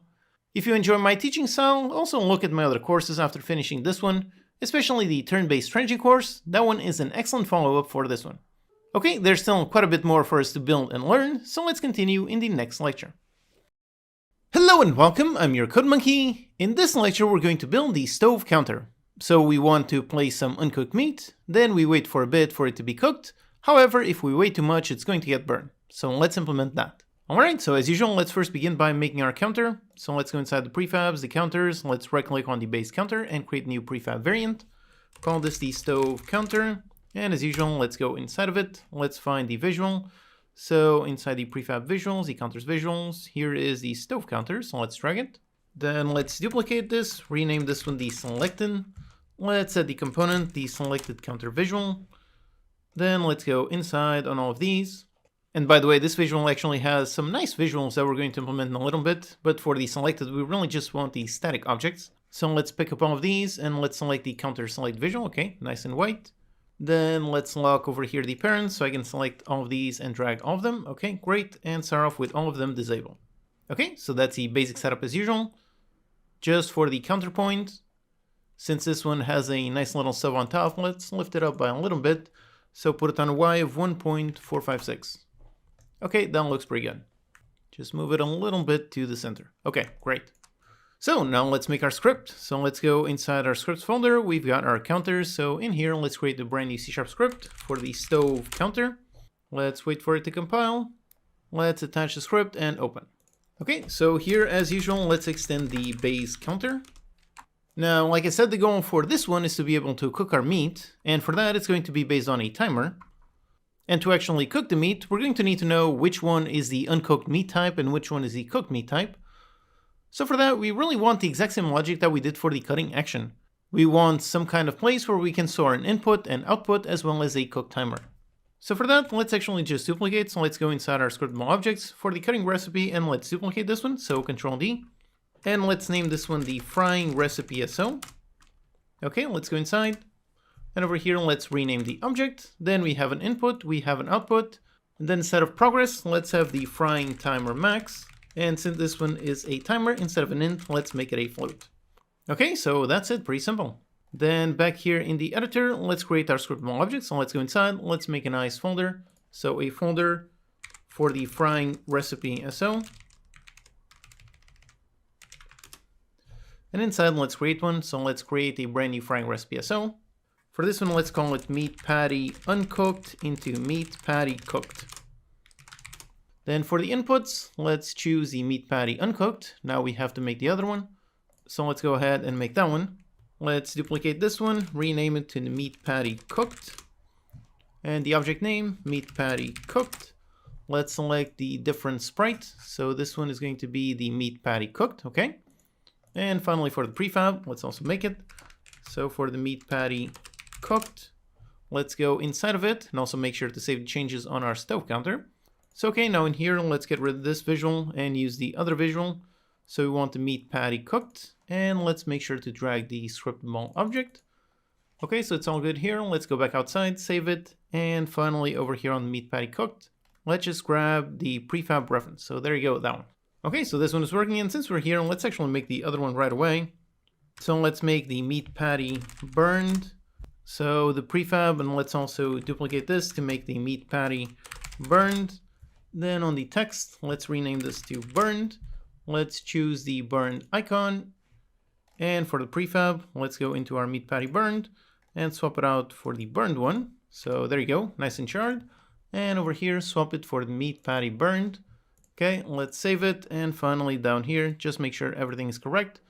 So the meat patty burned, just drag the scriptable object, the transform prefab, just like that. Okay, so all of our burned references, over here all of our cooked, and over here all of our uncooked. And again, when going through this process, always make sure that you match all the references on the scriptable objects and also over here on the kitchen objects. So meat patty burn, yep, meat patty burn for the uncooked, and for the cooked, there it is. Okay, everything is good, great. So now we can go back over here into our frying recipe SO, and for the output, let's output the meat patty cooked. And for the frying timer, let's put it on 3 seconds. Okay, so that's it, great. Now back in the code here on the stove counter, let's add an array of our frying recipes. So a serialized field, private, it's going to be an array of frying recipe SO, so frying recipe SO array, and call it frying recipe SO array. Okay, great. Then back here in the editor, let's go inside the stove counter. Let's make sure to drag that. So let's drag the meat patty from uncooked into cooked. Okay, let's also drag the counter top point. And finally, since we already made the script over here on the selected, we can also drag the selected.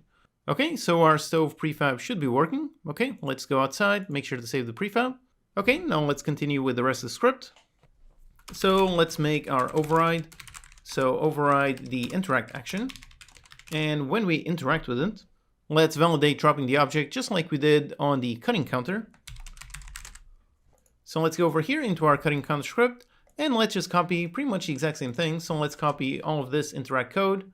Let's go over here in the stove counter and just paste it. Now we also need to copy in our recipe. So over here on the cutting counter, let's copy paste those functions. So these functions go into the stove counter and over here, let's paste them. They're going to work pretty much the same thing. So we get an input, except instead of being a cutting recipe SO, we're going to have a frying recipe SO. So let's replace all the cutting recipe references with frying recipe reference. Then for the array, this one is the frying recipe SO array, and obviously let's rename these. So Control R to rename all of them into frying recipe SO. Let's also rename the function. Instead of get cutting recipe SO, it's the frying recipe SO. Okay, so there's no more mentions of cutting over here. So let's use this function up here and up here. And just make sure to rename these the frying recipe SO. And down here, also same thing. So the frying recipe SO. Okay, so down here we have no more mentions of any cutting. Let's just go up here and solve all of these problems. So first we check if there's no kitchen object here, and if the player is carrying something. Then we see if what the player is carrying matches any kind of frying recipe. If so, then the player is carrying something that can be fried. Then we set the parent, and for now let's not worry about the progress.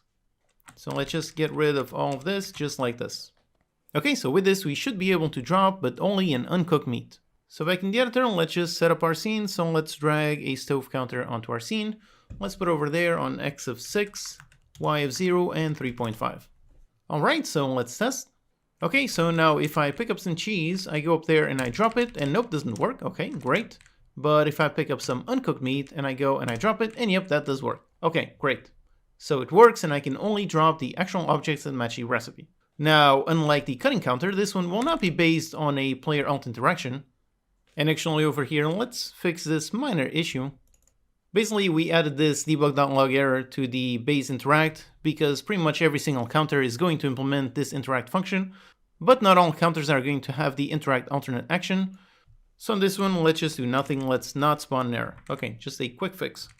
So like I said, the stove counter, this one is going to be based on a simple timer. And for making some time-based logic, basically we have two approaches. One approach is to use a simple float timer, or you can also use a coroutine. Now, a lot of tutorials will teach you how to use a coroutine, and that's not necessarily a bad practice. It does work. It does achieve the desired result. So to do that, you would just make a function like fry timer. So you'd make a private, you have to return I in numerator, then call it something like handle fry timer. Then inside you can do a yield return and return a new wait 4 seconds. And to start this coroutine, you would do maybe on start, you would call start coroutine and start the handle fry timer. So this is one approach. This is definitely perfectly valid timer code. However, personally, I am not a fan of coroutines. It's not because of performance or anything. It's simply because I don't like the pattern that they force you to use. I don't like being forced to make a function that returns I in numerator. I don't like using yield return. I don't like having to use the start coroutine function. I don't like being forced to use this on a monobehavior object. Those are all requirements for making a coroutine work. And personally, I find those are way too many requirements that create a very strange pattern that I really don't like. So that's really the only reason. I don't like coroutines because I find this pattern to be quite a lot convoluted. So instead of coroutines, what I like to use are simple basic float timers. So just make a simple private void update. Then we just need to keep track of a certain timer. So for example, a simple private float frying timer. Then on the update, let's first check that we have an object, so it has a kitchen object. If we have a kitchen object, then let's increase the timer by time.time. By the way, here when working with a timer, you can increase or decrease. It's pretty arbitrary, both ways work. The obvious difference is only if you test if it's above the max or if it's under 0. In here for frying, it does make sense to start at 0 and then the frying timer max. So you do that, and if the frying timer, if it is bigger than the maximum, so let's get the frying recipe SO, let's get the frying recipe SO with input, so let's get this kitchen object and get the kitchen object SO. Okay, so we go into the frying recipe SO and we get the frying timer max. Okay, so if it's above the max, then this one has been fried. So here let's just see what we did on the cutting counter. So let's get this kitchen object and tell it to destroy itself. And then let's go into the kitchen object class. In order to spawn another kitchen object, let's go into the frying recipe and spawn the output. And we're going to spawn it inside of this counter. Alright, so that's it. This should already be working. We don't have a visual yet, so let's add a debug log. So up here, just a debug.log on the frying timer. And up here, let's also just reset the timer. So frying timer, let's put it on 0f. And let's also do a debug.log and say fried. However, like this, you might already be guessing that we're going to have a bunch of bugs, but still, let's just test it just like this. Okay, so over here I can move around, I can pick up some uncooked meat, I can drop it there, and after a little bit, there you go, there's the timers. And yep, there you go, it did work. You can see the timer increased until 3, then it was fried, then it was reset, and then we've got a null reference exception. Basically, this is the exact same problem that we had on the cutting counter, where first we put an object like tomato, and that is indeed an input for a recipe. So we cut tomato into slices, but then the slices are not an input for any recipe. So over here we put some uncooked meat, so that's great. We fry it, which means we destroy the uncooked meat and we spawn the cooked meat. But then next time the cooked meat is not an input for anything, so obviously this one is going to return null. One thing we can do to sort of solve this problem, which is also going to be beneficial in terms of performance, is simply caching this field. So let's go here, define a frying recipe SO, instead of constantly getting it on every single update, which might be a bit costly in terms of performance. Instead of this, let's just get it over here when the player drops something. So the player drops something and we assign the frying recipe SO, so we assign it, cache the value, and then do this. Okay, that should have fixed the null reference problem, but we still have a bunch more problems, but still, let's test it out. Okay, so here, let's pick up some meat, put it there, and let's look at the timer, and yep, there you go, everything is cooking, great, and yep, there you go, it finished, it cooked, and the timer was reset, and now it's finishing, it's cooking, and so on. So this is obviously another pretty serious problem. Basically, it's constantly frying the meat and spawning more and more objects. Instead of constantly spawning from the same recipe, what we want is for the stove to first fry the object, but then if the object is fried, then we want to burn it.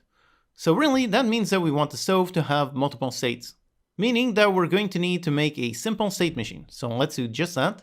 Now, if you're a beginner, the concept of a state machine might seem daunting at first, but it's actually extremely simple, at least to make a very basic one. All we need is really just a bunch of states. So to define those states, let's go up here and make a simple enum. So let's make a private enum, call it state. And now let's put all the states for our state machine. Now for the stove, let's say we have idle when there's nothing on top. Then let's say we have a frying state for when the ingredient is actually being fried. Then we have fried for when the ingredient has already been cooked, but it's still getting some heat. And finally, if we leave it too long in that state, then everything ends up burned. Okay, so these are all of our states for our state machine.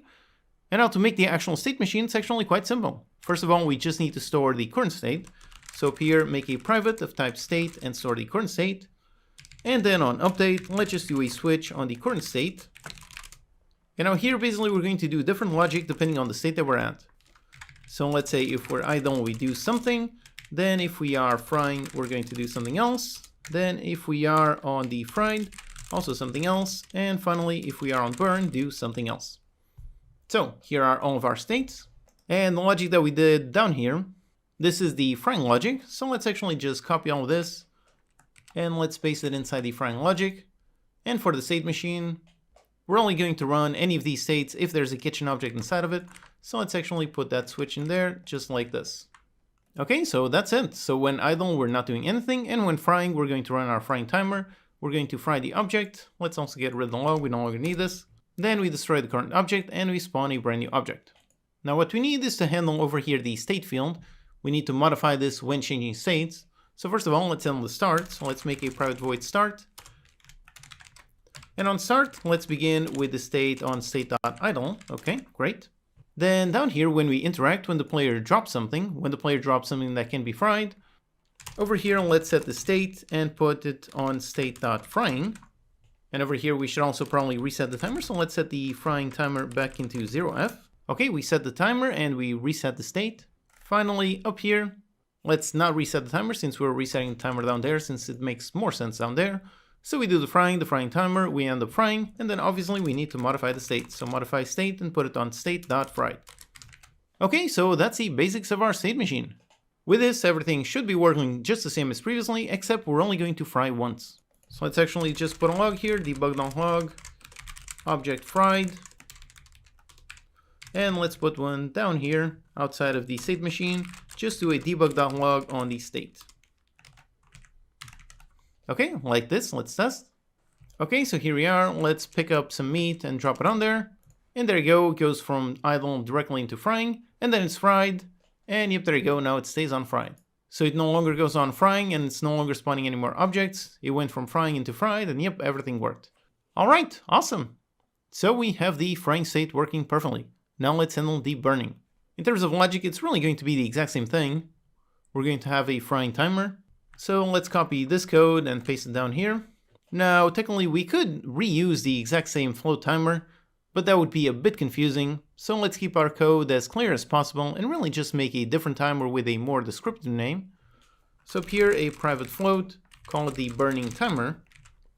Then let's initialize this timer. So when we go into the fried state, let's set the timer, the burning timer into 0. Then down here, let's use this burning timer. Okay, great. When timer is elapsed and the object is spawned, let's go into the burn state. And now obviously we need another recipe. So let's make another scriptable object. Back in the editor, let's find the frying recipe SO. Let's duplicate this. Call it the burning recipe SO. Then over here, let's modify the name. Instead of frying timer max, let's call it burning timer max. Okay, great. So now over here on the stove, let's use pretty much the exact same thing. And let's make over here private of burning recipe SO, the burning recipe SO. Then down here, we just need a function to get the burning recipe SO. So let's copy this and paste it over here. This one's going to return a burning recipe SO. So let's replace this and this. Rename this into burning recipe SO. We're going to need an array, and over here, let's just change the name. Instead of frying recipe SO, the burning recipe SO. And finally, let's just find a new array. So let's go all the way up here, make another array, an array of burning recipe SO. And this is the burning recipe SO array. And finally, if we go down here, let's use this array. Okay, that's it. So now let's use this function to set our burning recipe SO. So when we set it to fried, let's set the burning recipe SO. And let's get it with the input, and the input is going to be the object that is on here. So the kitchen object dot get the kitchen object SO. Okay, so we're initializing our fried state and setting up the burning recipe SO. And over here we use that one dot max, and we go into that one and use the output. So over there object fried, and over here object burned. All right, so that's pretty much it. We modified everything to say burning timer. Over here, we are correctly initializing. So we go through the burning timer, through the burning recipe SO, which we are grabbing up here. Then we spawn the output on the burning recipe SO, and we go into state.burned. Okay, so all that's left is just filling in this array. So back in the editor, over here, let's make the object. So let's make a brand new folder for the burning recipe SO. And now inside, let's create a new burning recipe SO. Call this one the meat patty cooked into meat patty burned. And over here, let's set the input, so the meat patty cooked onto the meat patty burned. And for timer, let's make it take a bit longer to burn, so let's say 5 seconds. Okay, that's great. Let's just drag the reference, so let's go into the stove counter, and let's make sure to open up and go inside the prefab. And over here on the prefab, just drag the burning recipe. Okay, that's great. Let's go outside, save the prefab, and let's test. All right, so here we are. Let's pick up some meat, drop it on there, and look over there, it's frying, and after a bit, yep, it's fried. There you go. It spawned that one. And now if we wait for 5 seconds, it should go from frying to burn. And yep, there you go. That one is charred. Everything is burned. Everything is great. All right. Awesome. So everything worked as intended. With this, all of our logic is working. Now let's handle picking up objects from the stove. Now, technically, it's already working. So I can approach the stove and pick it up the object. And there you go. Drop it in there. So that does work. However, if we look over here in the log, the state machine is now in the wrong state. So over here, let's do a quick fix. Let's go down into the interact action. Okay, so here it is. So if there's no kitchen object, then the player places it. Okay, that's good. But if there is a kitchen object, so if there's something on the stove counter, when the player picks it up, let's also manually set the state and put the state back into idle, just like this. Okay, that's it. So let's test. Okay, so over here, let's pick up some meat, put it in there. It's cooking, and let's wait until it gets finished. Yep, there you go. It's done. Pick it up, and there you go, out. Now, if I want, I can put another one, and yep, there you go. The logic is reset, and everything is back to normal. Okay, great. So all of the logic is working perfectly. Now, let's just get rid of our logs, so we don't need this. So let's get rid of that debug log, this one, and this one. Okay, great. Everything is nice and clean. And now let's add some nice fun visuals. So if we go inside the stove counter, and over here is the visual, and I include these two prefabs inside the visual. So one of them, this one, the stove on visual. This one is just a glowing red square. Now again, there's a weird bug on this specific Unity version, so post-processing isn't showing over here on scene view. But if I leave it enabled and I go back outside, and now if we look in the game view, yep, there you go, there's a nice glowing red square. If you don't see it glowing, make sure you add the bloom post-processing effect. So if you missed something, you can go back into the post-processing lecture and make sure everything is set up correctly. So there's a nice glowing red square, and there's also a bunch of particles. So you can enable this one, press on restart, and there you go, just some nice particles just jumping up. This was made with the Unity particle system. So for example, on the hierarchy, you can right click, go up here into effects, and you can create a particle system. So that's what this is. It has a particle system. And over here you can see all of the various settings. For these particles, they just jump up and fall down. So for jumping up, that is the emission. You can actually see a visual over there of the cone. That is the spawning cone, which you can find over here on the shape. So in the shape, it has the shape of a cone. Then you can see the radius thickness, and so on. So that is from where the objects are being spawned. Then up here, you can see the lifetime of each object. So each particle is going to last for 0.7 seconds. You can also see the speed, so that's the speed at which they come from there. The start size, that's how big they are on start. And note how the particles are spawning, jumping up and falling down. So that falling down is over here the gravity modifier. If you put it at 0, then they just keep going up. And if you put it at 2, yep, they go up and they fall down. Next down here on the emission, this is how many are being spawned. So if I put this on 200, there you go, tons and tons of particles. Next is over here the size over lifetime. So this one has just a basic curve. So they start off on full size, and over the x-axis, this one is the lifetime. So as the particle goes from the beginning until the end of their life, they basically go down on size. So that is why they become quite a bit smaller. Also, by the way, this one down here, this one is called an animation curve. This is another really useful Unity feature. I have a dedicated video on animation curves. And finally, down here, just have the renderer. So it's just using some basic particles. So we can inspect the material, it's including the assets. And there you go, it's just using the default particle material, just with the alpha on half, and that's pretty much it. So as you can see, just a very basic, very simple particle system. Now all we really want to do is just, for both of these, we want to enable or disable them depending on if the stove is on or not. So let's make a script to handle the visuals. So let's go down and create a brand new C# script. Let's call it the stove counter visual. Then let's go into the stove counter visual and let's attach the script. So here it is, attach it and open.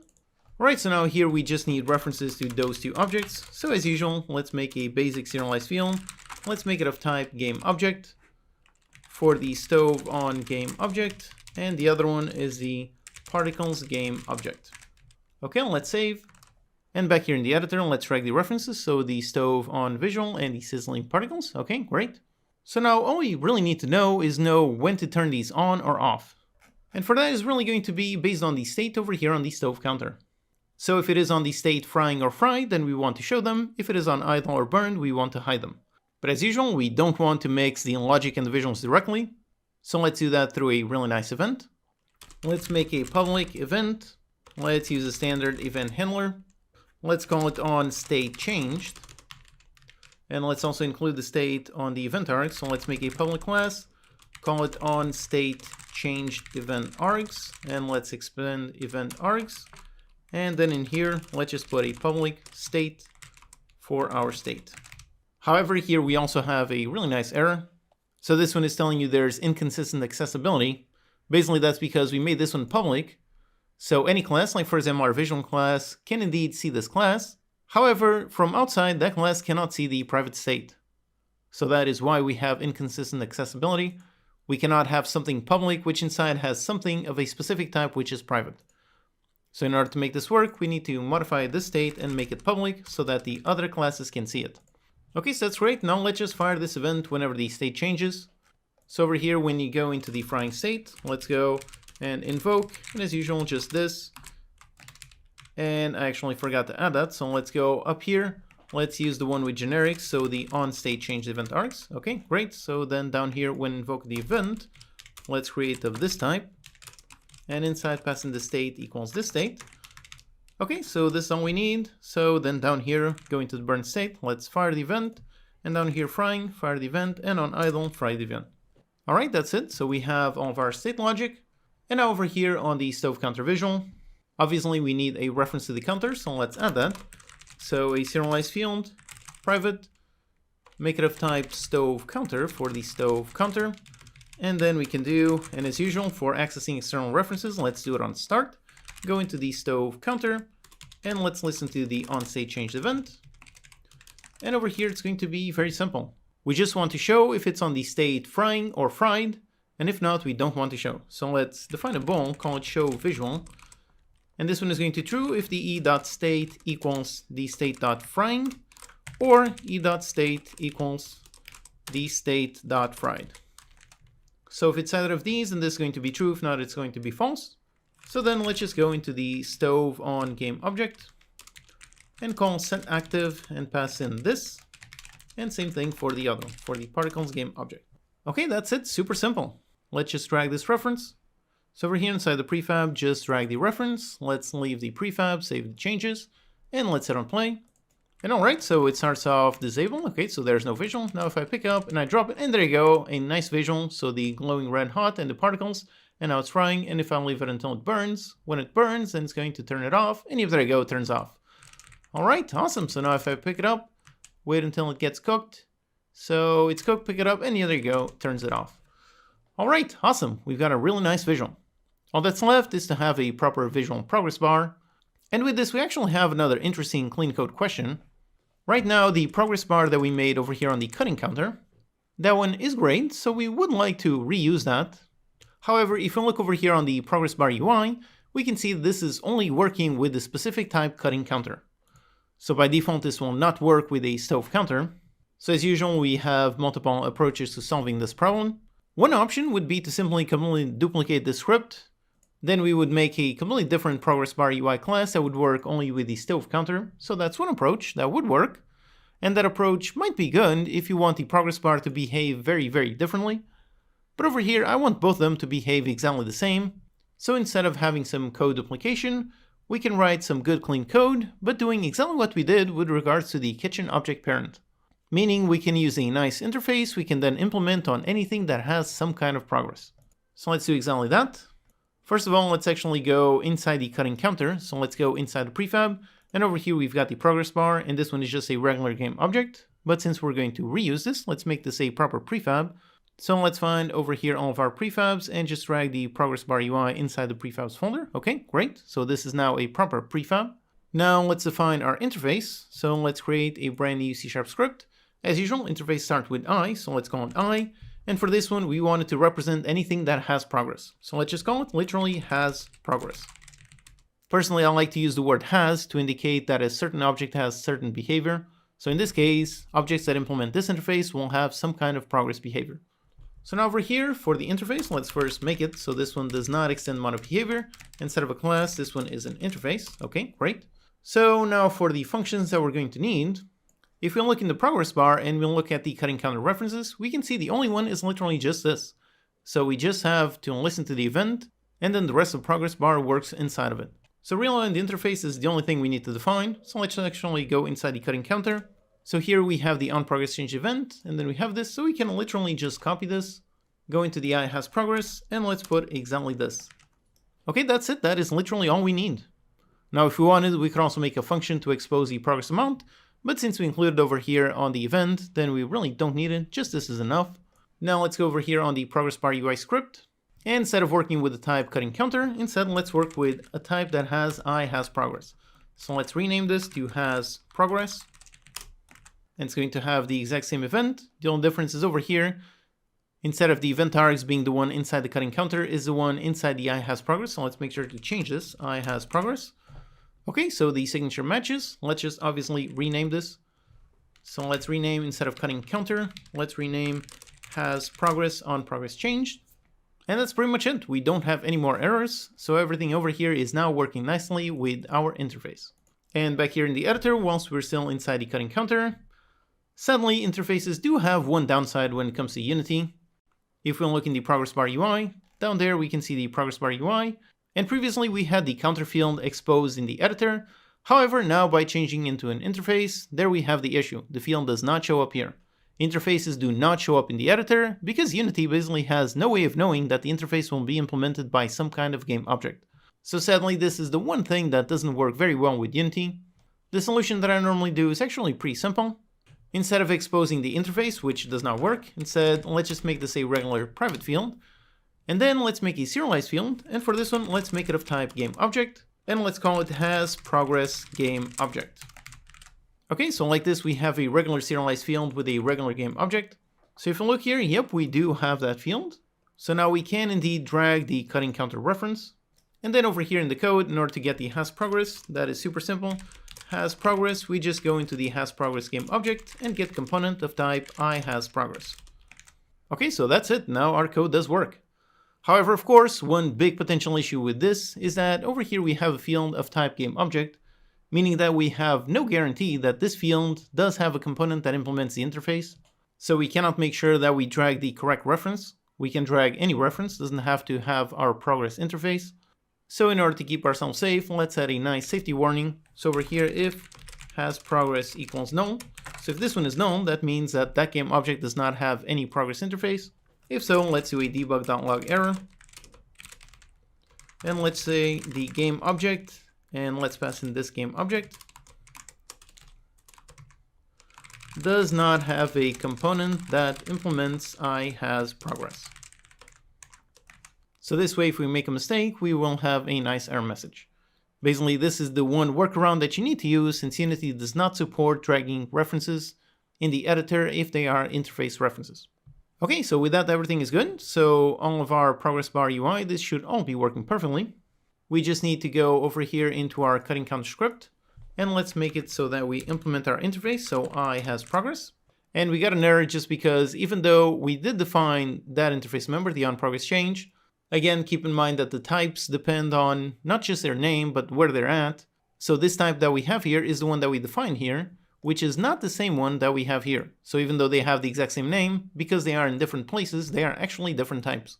So we need to make sure to use the type in the interface. So over here, let's just go into the I has progress and use that exact type and get rid of this one.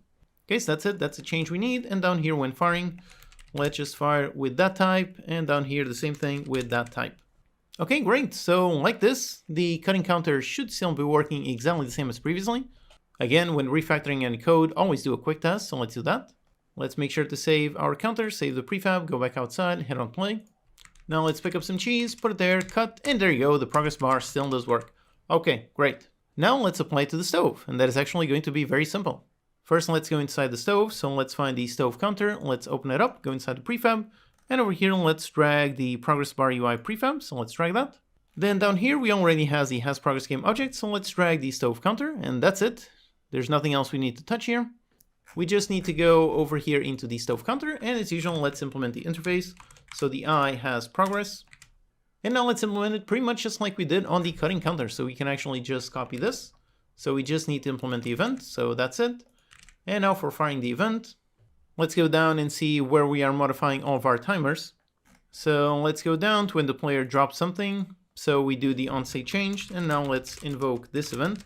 So this, and for the progress bar, for the progress normalize, this one's very simple. So just frying timer divided by the frying recipe SO dot frying timer max. Okay, that's it. We are modifying the progress. Now let's go up here when we are in the frying state. And when we do, let's fire off the onProgress change event. Okay, great. And finally down here, when we have the fried, over here, let's also fire, except obviously we have the burning timer and the burning timer max.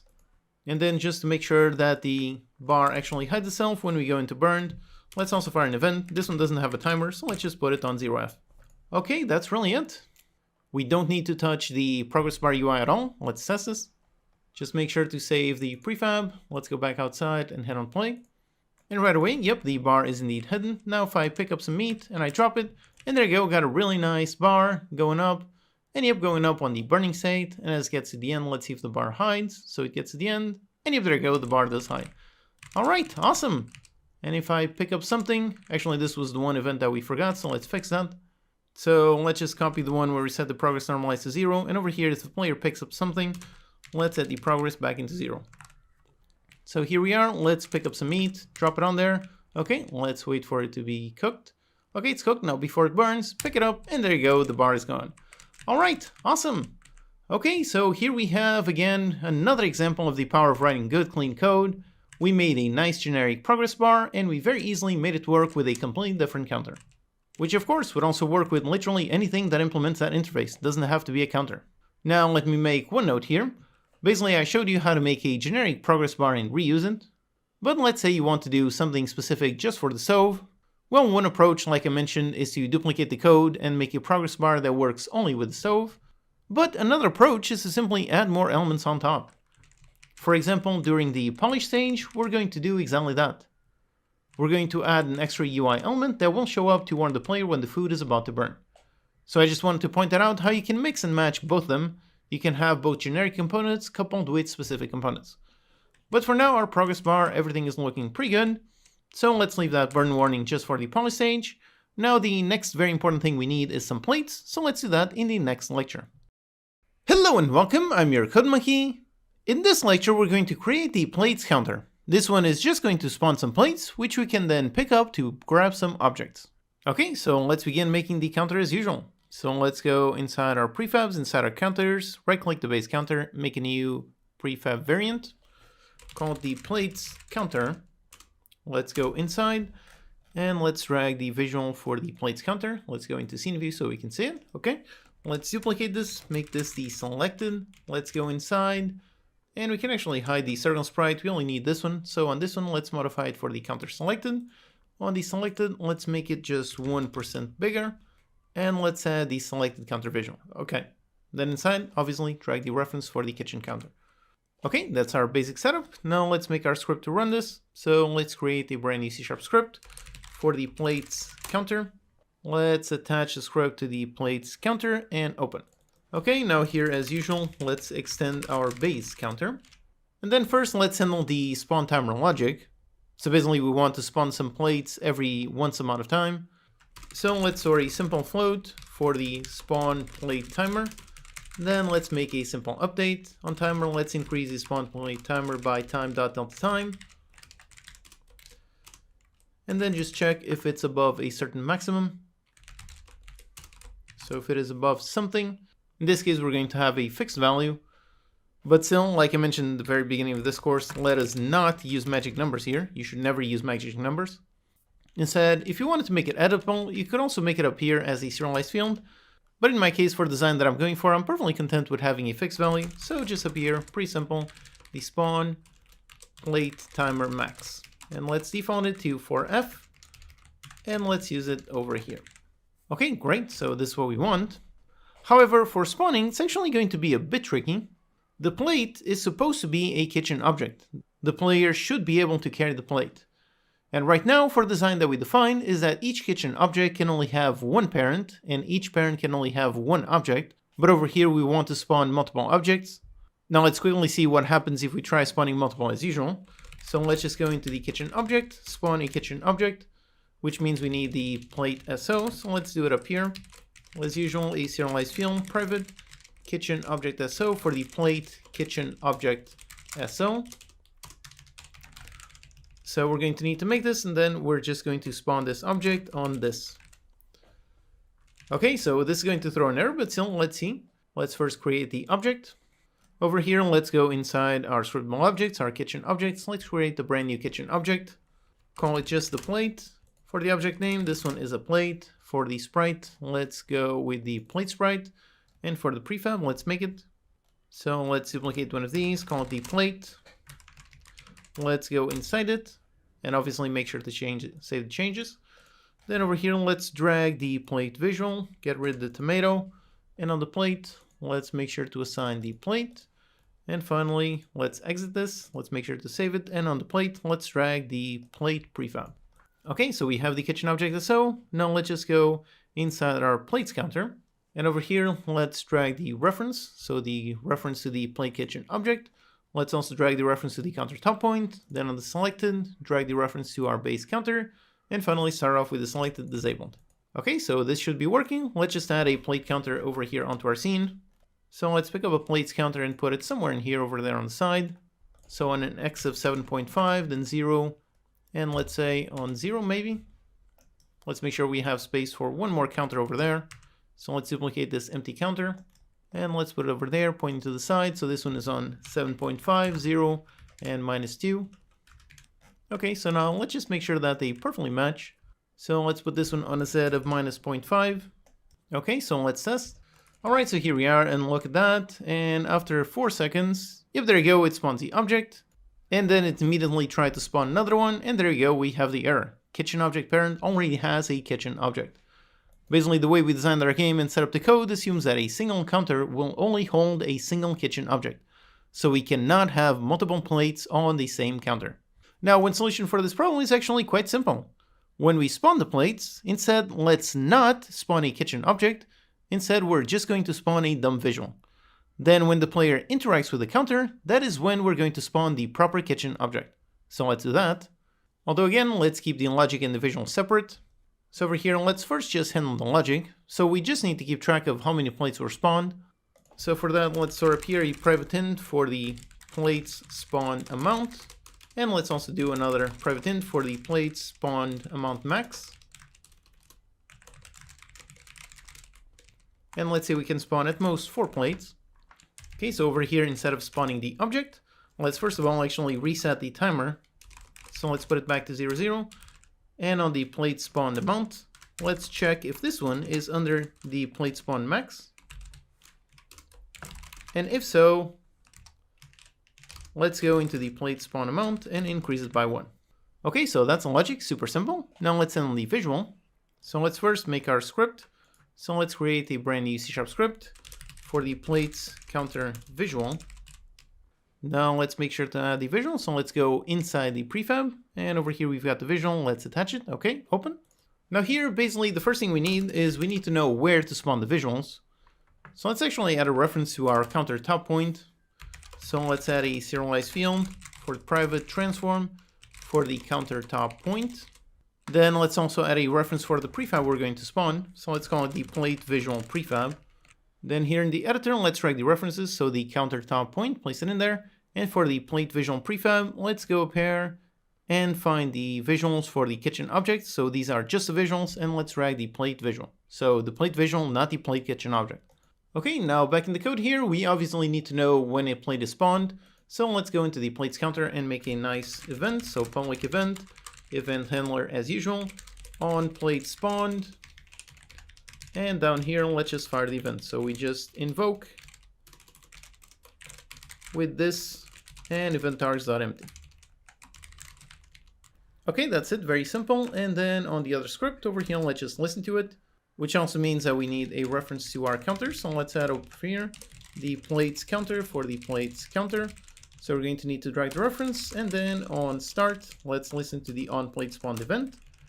And when that happens, then let's spawn. So let's call instantiate on the plate visual prefab. Let's put it inside the counter top point. So this is the transform for the plate visual transform. And that's pretty much it. Okay, so like this, it should be working. When the plate is spawned, we should be spawning a brand new visual. Back in the editor, we just need to drag the plates counter reference like that. Let's exit, save the prefab, and let's test. Okay, so here we are, and if we wait for 4 seconds, we should be able to see a plate spawn. Yep, there you go. And if we wait for a little bit more, we should also be able to see some more plates being spawned, except we can't really see them. That's because we're spawning them on the exact same spot every time. But if we pause the game, and over here look in the hierarchy and find the plates counter, and inside the counter top point, yep, we do have 4 visuals. And if we wait for longer, then nope, it's not going to spawn anymore. It's only going to spawn 4 plates. Okay, great. So to solve the visual, let's just offset them by a tiny bit. To know how much we should offset, let's keep track of how many plates have been spawned. So let's store up here on the visual script a list of game object. Call it the plate visual game object list. Let's also make sure to initialize this. So let's do on awake. Let's initialize this list. And then when we spawn them, okay, so here we have the object that we spawned. Now basically we just need to modify the local position. And let's put it on new vector 3. On the X, let's put it on 0. Then on the Z, we're also going to have 0. And then over here on the Y, let's offset it by a certain amount. And basically it's going to be based on how many plates have been spawned. So let's define up here a float for the plate offset Y. Let's put it at, say, 0.1f. And over here, we're going to offset it by this much, multiplied by how many plates have been spawned. So we can go into our visual list.count. So you can do it like this, and then we just need to add it to the list. So let's add this plate visual transform.game object. Okay, so now each game object should be spawned at a different height. So let's see. So here we are, and if we wait for 4 seconds, we should be able to see a plate. And there you go. And now after 4 seconds, we should be able to see another one placed slightly above, and yep, there it is. Okay, great. So everything is spawning perfectly, both in the logic as well as the visual. Now let's actually pick up a plate. So on the plates counter, as usual, let's implement the interact. So let's do a public, let's override the interact function. And now for picking up, let's first see if the player is actually empty-handed. So if, and we check the player has kitchen object. So if the player does not have a kitchen object, then the player is empty-handed. Okay, great. Then let's see if we have a plate that we can give them. So if the plate spawned amount, if it is bigger than 0, then there's at least one plate here. And if so, let's give it to the player. So how we do that is, well, over here for the logic, let's just increase it by 1. Then let's actually spawn the object. So on the kitchen object, let's spawn the plate kitchen object SO and spawn it on the player. And finally, we just need to update the visuals. So let's make another event. So up here on plate spawned and on plate removed. Okay, we have this event. And then down here, let's just, whenever the player picks it up, let's invoke this with this and event args.empty. Okay, great. So now in the visual, let's listen to this. So over here on start, for the plates counter, listen to this event. And when this event happens, we just want to destroy the very last plate. So let's grab the game object for the plate game object. And we're basically just going to go into our list. So the plate visual game object list. And let's pick up the very last one. So let's go into the list.count -1. So this is going to be the very last element of the list. Then let's remove this one from the list. So plate.remove this one that we just grabbed. And then we simply call destroy on this one. All right, so that's it, super simple. So over here on the plates counter, we do all of our checks. We cut it down by 1.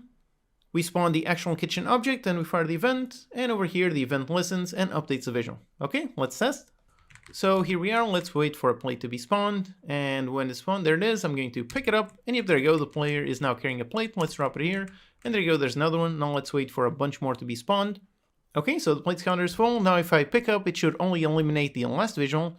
Pick it up, and yep, there you go, it eliminates that one. Now I can drop it in there, and yep, there you go, another one spawn. All right, awesome. Okay, so that's really it for the basics of the plate counter. It periodically spawns some plates, which the player can then pick up. Now in the next lecture, we're going to add the ability for the player to be holding a plate and pick up another object onto the plate. Hello and welcome, I'm your Code Monkey. In this lecture, we're going to add the ability for the player to be carrying a plate and pick up objects onto that plate. Okay, so here we already have the plate counter working. It has some basic logic. After a bunch of time, it spawns a plate. It spawns up to a certain maximum. And I can pick up a plate, and yep, the player is carrying a plate, so I can put it anywhere. Then I can, for example, pick up some tomatoes, slice them, and pick them up. However, now I am not able to place the tomatoes on the plate. So let's add that logic. Let's begin over here on the clear counter script. First, we're testing if there's no kitchen object here, and the player is carrying something, that the player drops something in there. But then we're testing if there is a kitchen object here, and if the player is carrying something. So it's over here that we want to check if the something that the player is carrying, if it is a plate. Now our plate is also going to have a bit of custom logic. So to help both identify and hold that custom logic, let's make a proper script to handle it. So back in Unity, let's create a brand new script. Call it the plate kitchen object, and let's open this. Now over here on this one, instead of extending mono behavior, we're going to extend kitchen object. So the plate is really just a more specific type of a kitchen object. Again, like I mentioned quite a while ago, you want to be very careful with inheritance. You need to have a very good reason to do it. Here we want the plate to behave exactly like a kitchen object, just with a tiny bit of extra logic, so in this case it makes perfect sense. Let's just go ahead and save this. And wait for Unity to compile. And over here, let's find our kitchen object with the plate. So here it is, the prefab. As you can see, we have a kitchen object. Now, instead of having that one, let's replace that with the plate kitchen object. And since we are extending kitchen object, we have the same fields. So let's make sure to add the kitchen object SO and get rid of the other one. Okay, great. So now back here on the clear counter, when there is a kitchen object here and the player is carrying something, we can check if the player is holding a plate. And for that, we can check the type. So if, let's go into the player, and let's get the kitchen object the player is holding, and we test if this object is of type plate kitchen object. If so, then that means player is holding a plate. And if that is the case, then we basically want to give the player whatever object is over here, we want to add it to the plate. So let's go into the plate script to add that function. So over here, let's make a public void, let's call it add ingredient. As a parameter, we're going to receive a kitchen object SO.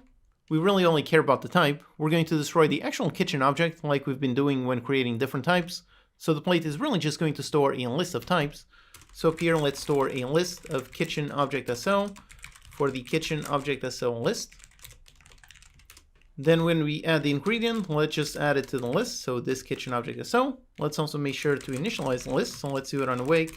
Let's initialize our list. And now from the other side, we just need to call this.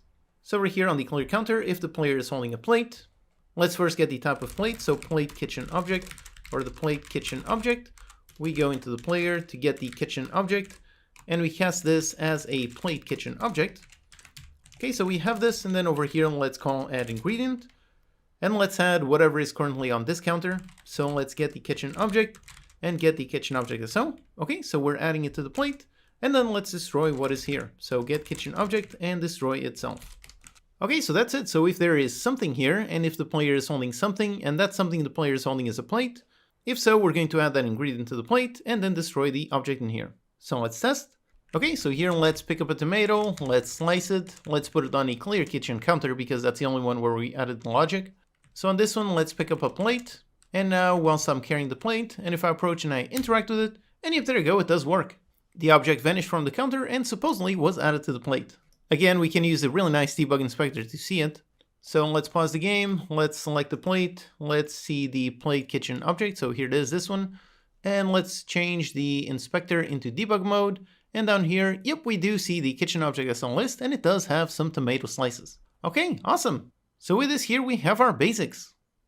We can have some ingredient, and we can basically pick it up from a plate. Now, one thing about our plate, this is where we're basically going to carry the final recipe that we're going to deliver to the customers. And based on the design that I defined, I want something pretty simple, meaning for the design that I'm going for, there won't be any kind of double burgers or double cheese. So each final recipe will only have at most one of each ingredient. So let's add some basic logic just to prevent adding duplicates. Over here on the plate kitchen object, when we add an ingredient, since the function will now not necessarily succeed every time, let's actually rename this. And again, use the very useful Visual Studio shortcut. So you can press Ctrl+RR or right click and let's rename. Since this function will no longer succeed, we're just going to try to add an ingredient. So try add ingredient. And then let's also make it return a boolean. Basically for any function where you're not sure if it will succeed, I like to add try and make it return bool. So this way it works pretty much exactly like the try again component that we've already seen so many times. So it tries to do something and returns whether it succeeds or not. So over here, instead of always adding the ingredient, let's see if this one is a duplicate. So let's do an if, and let's go into the list and check if the contains, and if the list already contains this kitchen object SO. If though, then already has this type, so let's return false. And if not, then that means this is a brand new ingredient. So let's add it and return true. Okay, so that's it. Now let's go over here onto the clear counter. So we try to add the ingredient, but then we only want to destroy if this one succeeds. So let's put this one inside an if. So if we do manage to add the ingredient, then yes, let's destroy itself. If not, then we don't destroy anything. Okay, so let's test. So let's go ahead and slice 2 tomatoes. So one, slice it, put it here. Then another one, slice it and put it here. Now let's pick up a plate, go up here, try to pick up this one, and yep, it does work. Now for this one, and nope, it doesn't work. Okay, great. Now one more thing in our logic, we only want to pick up certain things. Like I said, only things that won't be used in the final recipe. For example, no customer is ever going to request a full entire tomato. The recipes only have sliced tomatoes, so we should not be able to drop a full tomato directly on top of a plate. So let's change that. So over here on the plate script, let's basically just create a list of our valid ingredients. So let's make a serialized field, private, make it a list of kitchen object SO, and call it the valid kitchen object SO list. Okay, so we have this list. And over here in the editor, let's just drag the ones that we want. So let's first of all select the plate object. Okay, here is the plate prefab. And over here we've got all of our kitchen objects. So let's just drag the ones that we want to add to the plate. So the final recipes will have some bread, yep, but they will not have entire cabbages. They will only have cabbage slices. Same thing, no cheese, only slices. For the meat, we're only going to be able to add meat cooked, but also meat burned. Then we're not going to be able to add a plate onto a plate, of course not. And finally, instead of a tomato, just tomato slices. Okay, that's our valid list. And over here, again, it's very simple. So we can just go, if the valid kitchen object SO list, if this one contains the one that we want to add, then we can add it, but if not, then let's return false. not a valid ingredient. Okay, so let's test. All right, so let's pick up a tomato and also some tomato slices. And now if I pick up a plate and I go into the tomato, nope, doesn't work, but the slices, yep, it does work. Okay, great. So here we have all of our basic plate rules. Everything is working perfectly, but it's only working over here with the clear counter. So let's do a little bit of code cleanup, and then let's add this logic to all the other counters. So first, to clean up this code, over here we are testing if this is a plate kitchen object. Then we cast to an object, and then we call the function. So let's simplify all of this. And let's do it just like Unity does with their try_get_component function. So let's make a custom function that takes an output parameter. The best place to put it is on the kitchen object. So here we've got the kitchen object script. Okay, great. Let's scroll down and make a nice function here. So let's make a public. We're going to return boolean in case this succeeds or not. Let's call it try_get_plate. And over here, let's make an out parameter. So don't forget the out keyword. Let's return of type plate kitchen object for the plate kitchen object. And over here, we do exactly what we did. So we test if this object is a plate kitchen object. If so, then let's set the plate kitchen object equals this as a plate kitchen object. And we return true. But if not, then this is not a plate. So let's return false. And one thing when working with output parameters, you always need to make sure to set the output before you exit the function. So over here, that's the error that it's telling us. We must assign it to something when we return. So over here, we don't have a plate kitchen object. So to solve this, we just set this to null. Okay, great. Now over here on the clear counter, instead of doing all of this, basically let's ask the player if this is a kitchen object. So let's try to get the plate. Out plate kitchen object for the plate kitchen object. So you try to get it, then we try to add the ingredient, and so on. Now obviously we could further simplify things by making a function that would try to get the plate and try to add the ingredient. That could work, but since some counters are going to have a bit more custom logic, I think keeping them separate like this makes more sense. So first we try to get the plate, then we try to add the ingredients. So let's apply the same logic to the cutting counter. So over here on the cutting counter, let's scroll down to where there is a kitchen object here and the plate is carrying something. So on the clear counter, we just want to copy all of this. So let's go over here and we do the exact same thing. Okay, that's it. And the other counter from where we can pick up things is from the stove counter. So here we are on the stove. Let's scroll down until we find the interaction. Okay, there's something here. The player's carrying something. So it's over here. Let's do that and do the exact same thing. Except on the stove, again, let's remember that this is using a state machine. So when we pick up something, let's do pretty much the same thing that we did here. So let's make sure to reset the state, fire the events, and so on. Okay, so those are the only counters that we need to implement. We cannot drop things on top of a container. We cannot drop things on top of the plate counter or the trash. So these are the only three types that we need to implement. So with this, let's test. Okay, so let's begin with some meat. So let's pick up some meat, put it on the stove. Let's pick up a plate, wait for it to cook, pick it up, and yep, there you go, it does work. Now let's test the cutting counter. So let's pick up some cheese, let's slice it, pick up some plate, and go, and yep, there you go, it does work. And again, if we inspect, we can make sure that it is indeed working. So let's go into the plate. And let's put this on debug inspector, and yep, there we do see this one has a meat patty cooked and some cheese slices. Okay, great. Now the last piece of logic that we need is pretty much the opposite. So right now it works if there's a sliced object on the plate and the player is holding a plate object. But now we want the opposite. So let's say there's a plate in here and we slice some cheese, and now I want to drop the cheese on the plate. So let's do that. And basically for this one is only going to happen on the clear counter. That's the only counter type that can have a plate on top of it. So over here on the clear counter, then we check if there's no object there, but that's not what we want. We want if there's a plate on the counter. So if there is an object there, and if the player is carrying something, then we check if the player is holding a plate. But if not, so if the player is not holding a plate, so player is not carrying plate, but something else. Over here, we need pretty much the exact same logic, except just testing for the object on this counter. So let's do if, let's get the kitchen object on this counter. This one tried to get the plate. So out plate kitchen object for the plate kitchen object. So if so, there's a plate over here. That means the counter is holding a plate. So then let's go into this plate kitchen object. Let's add the ingredient.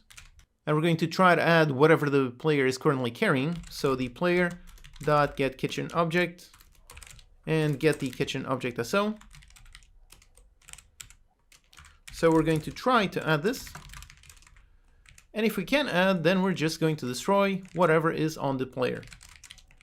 Okay, that's it. And over here we've got a nice error just because we defined it with the same name up here. So up here we're already defining the variable, and over here we're defining the same variable with the same name. So we can either give this a different name or just not define a brand new variable here. So just it's defined up here and we're using it here. Okay, so all logic is working. Now here, make very sure that you're not mixing references. Keep in mind when you're referencing the kitchen object on this counter and the one on the player. Those are two different things. So over here, if the player is not carrying a plate but something else, then you check the kitchen counter. So over here, you're not checking the player but checking the counter. Then you go into that plate and you try to add the ingredient and you try to add the one that the player is carrying, and then you destroy the one the player is carrying. So again, be very careful here. Make sure you don't mix references. So with this, it should work. So let's make sure to save our script and let's test. Okay, so here we are. Let's first pick up a nice plate. Let's drop the plate in there, pick up some bread, drop the bread, and yep, there you go, it does work. All right, so now we can do a bit more natural interactions. So for example, let's pick up some meat and put it on cooking. And there you go, the meat is fried, so now I'm currently carrying just some meat. So I place it there, then I pick up some bread and put some bread on top of the meat. And yep, everything does work flawlessly. Okay, so here we created a plate, and we created some custom logic to define what the plate can and cannot pick up. Now all that's left is actually being able to see what is on the plate, so let's do that in the next lecture. Hello and welcome, I'm your Code Monkey. In this lecture we're going to add a nice visual to our plate. Okay, so right now we can already pick up ingredients onto the plate. So if I pick up the plate and I pick up some cheese, there you go, there's some cheese on the plate, but we cannot see it, so let's solve that. And the way we're going to do that is actually in a very simple way. If you look in the included assets inside the prefab visuals, there's this nice plate complete visual that I built. Basically, it's a full burger that contains all of the ingredients. What we're going to do is actually very simple. We're just going to enable or disable these game objects. That's it. So let's do exactly that. Let's make a new C# script, call it the plate complete visual. Let's attach a script over here. And let's also make sure to put this one inside the plate. So let's save this prefab. Let's go inside the plate prefab. So inside the prefabs, here the kitchen objects, we've got the plate. So inside the plate, let's drag that. Let's drag the plate complete visual. Okay, great. So now let's open up this script. Over here, let's first add a reference to our plate kitchen object. So a serialized field, private for the plate kitchen object for the plate kitchen object. Back in the editor, let's drag the reference. Okay, great. So now here, basically, we need to update this visual whenever the plate gets any ingredient added to it. So let's go over here into the plate script and basically just need to fire off an event when that happens. So let's make a public event handler, and let's call it on ingredient added. Okay, and for this one, let's also make an event args to contain the data of what object we added. So let's make a public class on ingredient added event args. Let's extend event args. And inside, let's make just a kitchen object SO, kitchen object SO. Okay, great. And let's make the event of this type. All right, so now let's just fire off this event. So down here, when we try to add an ingredient, if we do add the ingredient, let's fire off this event. So let's invoke with this, and let's create a brand new one, passing the kitchen object SO as this kitchen object SO.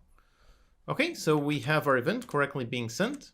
Now over here on the plate complete visual, let's listen to it. Again, as always, let's make sure to do it only on start. So the plate kitchen object on ingredient added, let's listen to this event. And over here, we just need to either enable or disable the visuals that relate to the kitchen object inside over here, the event args. However, of course, the question is, how exactly do we find them? The plate complete visual has all of these game objects. How do we know which one belongs to that kitchen object? Now, technically, one way would be to do a simple transform find and find the child objects by name. Technically, that would work, but like I mentioned in the beginning of the course, strings are a horrible way to identify things. They are very error prone. So let's not do that. Instead, let's use a proper approach where we can define some kind of link between a kitchen object SO and a game object. And we can do that very easily by just defining a struct. So up here in our script, let's do exactly that. Let's define a public, make it a struct, and name it kitchen object SO underscore game object. And then inside, it's very simple. We just have a kitchen object SO field, and then also a game object field. That's it, super simple. By the way, if you don't know what is a struct, basically it's very similar to a class, except it's stored in different places in memory and behaves somewhat differently. I have a very important video on that subject, what is the difference between value types and reference types. Classes are reference types, so when you pass in a class into a parameter, you are passing in a reference to that object, whereas structs are value types, so when you pass in a struct onto a parameter, you are passing in a copy. It's a bit of a tricky thing, so definitely make sure you go watch that video for more detail so you don't get confused in the future. Here I defined it as a struct simply as kind of a teaching moment, but also because it just makes sense that if I just want to store some data without any logic, then it should probably be a struct and not a class. Although in this case a class would work just as well. Anyway, so here we have a struct. Inside the struct we have a field of type kitchenObject.so and another one of type gameObject. So now let's just make a list of this type that we can expose in the editor. So up here, a serialized field, private, let's make it a list of kitchenObject.so gameObject and call it kitchenObject.so gameObject list. Okay, that's it, super simple. So let's save and make sure this compiles. So actually, let's just comment this out, just make sure our code compiles, okay? And over here in the editor, we see the tricky thing when it comes to using fields of custom types. If we look in the inspector, nope, we don't see anything, so we cannot see our custom type in the inspector. If you make a custom type like this struct, and you want to show it in the inspector, then you need to add the attribute serializable, which exists inside system. So let's go up here using system, and let's add the attribute serializable, just like this. Okay, so do this, save, and let's look. And if there we go, now we do see our custom struct. So we've got a list, and we can click on the plus icon, and there you go, we've got an element, and it does have a field for a kitchenObject.so and one for a gameObject. So that's great. With this now we have a really nice place where we can link one object to another. So let's just do exactly that. So for example, let's put the bread over there, and let's assign the kitchenObject.so for the one with bread. Let's do the same thing for all of the others. So let's add a whole bunch more. Okay, so we've got the bread, then we're going to have the meat patty cooked, then the tomato slices, then we have the cheese slices, the cabbage sliced, and finally the meat patty burned. So we've got numbers 0 through 5, so we have 6 elements, and over here, yep, we do got 6, so we have all of them. We can get rid of these last 2, okay, great. And now let's assign the proper objects, so this one for the meat patty cooked, then we've got the tomato slices, then we have the cheese slices, then the cabbage slices, and finally the meat patty burned. Okay, great, so all of the references match. Now back in the code here, so we have this list fully filled out. And when we have this, really very simple, we just cycle through the list to find the right game object. So let's do a for each of type kitchenObject.so gameObject in our kitchenObject.so gameObject list. And we check if this kitchenObject.so.kitchenObject matches the one that we received in the event. If they do match, then go into this one, grab the game object, and set active into true. Okay, so that's it, some very simple logic. And also we can start with them disabled by default in the editor, or just over here, just do something very simple. Just do a for each, cycle through every single one of them, and set every single one of them to false, so that they are hidden. Okay, so with this, all the ingredients on the plate should be visible. So here in the editor, let's just make sure all the references have been set. Let's go back, save the prefab, and let's set on play. Okay, so here we are, and by default, look at that, an empty plate, and yep, it is empty. And now let's slice some cheese. Now let's place some cheese on there, and yep, there you go, we've got some cheese. Now let's pick up some bread, drop some bread, and there you go, got some cheese and some bread. Then let's cook some meat. So let's cook it, and let's pick it up with a plate. And as soon as I go, boom, there you go, I've got a nice cheeseburger. All right, awesome. So with this, I can now do a complete burger, so let's finish it. Let's just add some more tomatoes, so slice them and add the tomatoes. And finally, some sliced cabbages, slice them, put them there, and there you go, here we have a fully complete burger. Okay, so that's great, all of our visual logic is indeed working. However, this visual is a bit hard to see, it's not very clear to the player. So just looking at it from this distance, does that have a tomato or not? There's a tiny sliver of red in there, but you can't really see it. So we should probably add some nice clear icons on top to clearly indicate what exactly is on this plate. So that's exactly what we're going to do in the next lecture. Hello and welcome, I'm your Code Monkey. In this lecture we're going to add some really nice icons on top of our plate so we can easily see what is on there. Okay, so for the icons, let's do the exact same thing that we did for the progress bar, meaning let's use a world space canvas. So let's go inside our plate kitchen object prefab. And over here, let's right click, let's create a brand new canvas. Let's name this the plate icons UI. Then for the settings, let's make it world space, put it on 0, 0, everything, width and height also on 0. Then let's lift it up a little bit, so put it on a Y of 1, okay, like that. Now inside, let's define an icon. So let's start by making an empty game object. Call this just the icon template. Let's put it with a size of 0.3.3, so okay, something like that.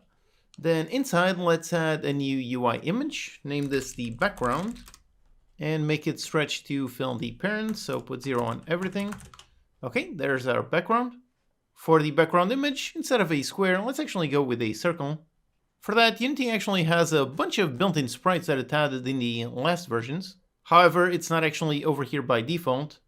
In order to see those default sprites, we need to install the 2D sprite package. So let's quickly just go into Window, Package Manager. Let's make sure we are in the Unity registry, make sure we are looking at all. And over here, let's find the 2D sprite package. Okay, so let's install this. Okay, there's the package. So now if we go into the background and we search for a sprite, and over here, make sure you click to actually show the assets from the packages. And now we see a bunch of default hexagons, a bunch of isometric tiles, a square, so on. And if we search for a circle, yep, here we've got a bunch of circles. So let's use this one over here on this path, so let's use it. There you go, we have a nice circle. Now let's duplicate this image, and for the second one, let's name it icon. And for this one, let's assign just a random sprite, so let's say the bread. And again, remember how the sorting order on the UI, this one is based on the order in the hierarchy. So make sure that the icon is underneath the background in the hierarchy. That way it shows up on top. Okay, so we have our icon template. That's great. Of course, we're going to dynamically generate all of this through code. We're going to have multiple icons, and for positioning them, Unity actually has some really useful components. Let's select the plate icons UI, and over here let's add a component. Now for example, a built-in component is the grid layout group. This basically helps you position all of the child objects. So let's put the size of the canvas over here on 0.9.9. Okay, so there you go, a nice square window. Then over here on the settings for this, for the cell size, let's put it at 0.3.3. And if there you go, already shows up over there on the corner. And we can see what it will look like if we just duplicate this object. So let's make a bunch more templates. And if there you go, that's what it looks like. So as you can see, this component is super useful for automatically positioning all of the child objects. Now, if we want, we can play around all of these. We can add a little bit of spacing on the X or on the Y. But let's actually leave both those with 0. Let's leave everything on defaults. Just over here on the child alignment, let's put it on middle center. Okay, so there you go. That looks pretty nice. So you can see how this built-in component is super useful. There's actually 2 more. So this one for the grid layout, this is great when you want to put things horizontally and vertically. But if you just want horizontally, then there is the horizontal layout group. And if you just want vertically, there's the vertical layout group. So all of these components are really awesome, really useful. Okay, so with this, our objects are placed. And note how I named this an icon template. Basically, a template is just what I call something that is kind of like a prefab, but not really a prefab. Through code, we're going to duplicate this template and dynamically modify the icon. So we're going to use it very much like a prefab. We could actually make this into a proper prefab. So I could just drag it over here onto the project files and make a regular prefab. That could work. And the only reason why I prefer this method of not using a prefab is just because this object, this template, stays here on the object as opposed to cluttering over here your project files.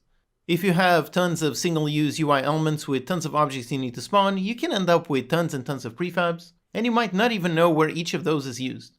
Whereas with this method, the template stays exactly where it's used and does not take an asset slot over here on the project files.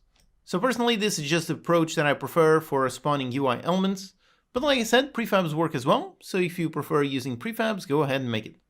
Okay, so let's make our script to run the plate icons UI. So let's go into our scripts, and on the scripts folder, let's create a brand new C# script for the plate icons UI. Over here, let's attach a script and open it. Okay, so now the first thing we need is a reference to our plate.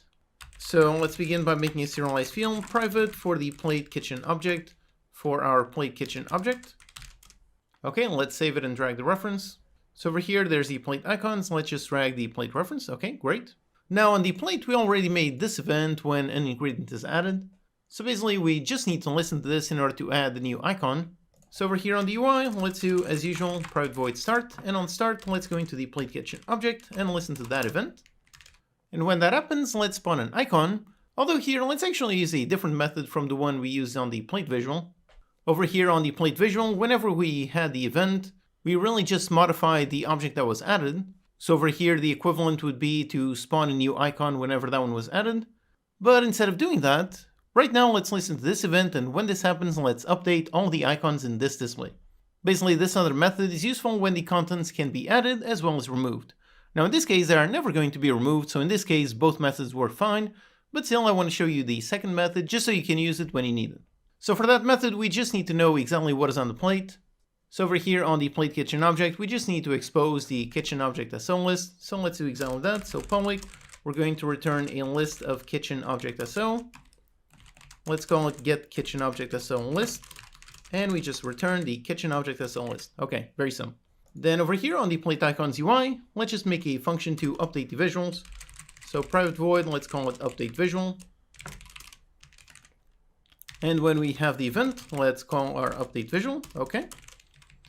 So now here, let's basically just cycle through all the ingredients. So let's do a for each kitchen object SO in the plate and get the kitchen object SO list. Okay, so we're cycling through all of the ingredients on the plate. And then we want to duplicate our template. So that means we need a reference up here. So let's add a serialized field, private, type transform, call it the icon template. Okay, and let's save the code. And over here in the editor, let's drag the reference. So let's drag the icon template. By the way, I left the others over here. That's not a problem since these are going to be destroyed, those we're going to see in a little bit. The only one that matters is the first one. Okay, so here we have the icon template. So to spawn it, we do it just like we do with any prefab. So we just call instantiate, pass in the icon template, and then transform parent. So let's put it as a child of this object. This part is important. We need to make sure the object is spawned as a child of this object. If over here you put something like null, then the template won't be spawned as a global object, so it won't be somewhere in the world. So in order to make it positioned properly, let's make sure to use transform to become a child of this object. Okay, and then since we're using the other script, the grid layout group, this is already going to be automatically positioned. So just like this, it should be spawning the icon. And with the icon spawned, all that's left is really just setting the image. And now again, the quick and dirty approach would be over here when we spawn. Let's say we pick up the item transform. And over here, we could go inside and do a find in order to find the image, in order to get the component of type image and so on. So that is one approach. That would be the quick and dirty approach. But again, we want to do things properly. So let's do it the proper way instead. So instead of this, let's make a proper script that we're going to run on the icon template. So let's create a new script. So a new C# script, call it the plate icon single UI. So this one represents just a single icon. Let's go ahead and attach it to the template. So over here, let's drag it. And now when using this template method, really the only one we need to worry about is this one. The other duplicates, we can just leave them. They don't really matter. But still, just to avoid confusion, I'm actually going to delete them. So okay, we just have one icon template, okay, and it has our script. Okay, let's open. Now over here, let's basically just make a function to set a kitchen object SO. So public void, let's call set kitchen object SO. And we receive parameter of type kitchen object SO. Okay, great. So then we need to set the image. So let's just go into a serialized field, private of type image, which is inside Unity engine.ui. So for this one, for the image, we have a reference, and then we set the image.sprite, go into the kitchen object and grab the sprite. Okay, so all we need to do is drag this reference. So over here in our template, let's drag the icon image. Okay, great. So now back here on the plate icons UI, so we spawn it, that's great. Then let's do a get component in order to get our script. So the plate icon single UI, okay. And then we just call set kitchen object SO and pass in this. Okay, that's great, this is much better. Now again, you might be thinking that this method is a lot more verbose than just setting the image sprite here. We had to create another completely new script. We had to write this logic and over here get it and use it. The quick and dirty approach would indeed be quicker, but remember that while the quick and dirty approach might be faster at first, it will mess you up over time. So just take a few extra seconds to do things properly. This approach is much more scalable. Let's say, for example, on this function, you want to change not just the sprite, but also trigger some kind of spawn effect or animation. With this, it's very simple. We've got this function right here. We receive the kitchen object SO, and we can do whatever we want with it. So like this, we have this script that is responsible for anything related to the single template. And we've got the general one, which just spawns them and just gives them the kitchen object SO. So all of our logic is nicely separated. Okay, so just like this, it should already work. However, like this, you might already be thinking, won't this spawn way too many icons? And yep, it will. Basically, every time we add an ingredient, we're updating the visual, where we're cycling through every single one and spawning all of them. So with this, we're constantly going to spawn more and more items. This is not what we want. Over here on the update visual, we do want to update and spawn all of the icons, but before we do that, we actually need to clean it up. We need to clean up the icons from the previous event. So before we do that, let's just cycle through all the children on this transform. So that's pretty simple. You can just do a for each transform child in the transform. So this way cycles through all the children, and then just call destroy on this child.gameObject. So that won't work, that won't destroy all of the previous children. However, of course, we also have one issue. The icon template itself is also a child. So if we do this, we're going to destroy the icon template, which then over here we're going to have an error because we're going to instantiate null. So we want to destroy all the children except for the template. So over here, that's pretty simple. We just check if the child equals the icon template. If so, then let's just skip it. So we can just call continue, and there you go, it skips. Okay, great. So just one more final thing. If we leave the template like this, meaning the game object is enabled, like this, the template will always be visible plus whatever ingredients we have. We don't really want the template to be visible. This is just meant to be a template that we can instantiate. So that's pretty simple to fix. Let's make a private void awake, and on awake, let's grab the icon template, grab the game object, set active into false. Okay, so now the icon template won't be disabled, so it won't be visible. And then over here, when we are instantiating, the instantiated ones will also be disabled. So let's make sure we go in there and enable these. All right, that should do it. So all of our logic should be working. There's only one more tiny thing we need to take care of. This one is a world canvas. So like we saw with the progress bar, we need extra logic to make it look towards the camera. And thankfully, we already wrote an excellent generic script to do just that. So let's go into the plate icons UI, and let's add a component, and let's add our very nice look at camera. So like this, and let's set the mode the same that we use, so let's put it camera.forward. Okay, so everything is great, everything should be perfect, so let's finally test. Let's leave the scene, save the prefab, and hit on play. Alright, so let's go pick up a plate, and there you go, there are no icons visible. Okay, that's great. Now I'm going to place a bread on top of the plate, and there you go, I've got a nice bread icon. Okay, great, now let's make some meat, cook it, and as soon as it's done, I'm going to pick it up, and there you go, I've got a bread and some meat. Now let's put some cheese, slice it, put it there, and there you go. Now I can easily see that plate has some bread, some meat, and some cheese. Now let's just add the rest of the ingredients to make a full mega burger. So let's add some tomatoes and add some nice cabbage slices. And yep, there you go, it works perfectly.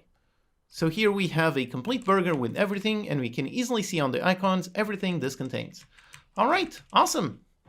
Okay, so here you'll learn how to make yet another super useful element that you can easily add to all of your games. Personally, I use this kind of logic a ton in all kinds of UI things.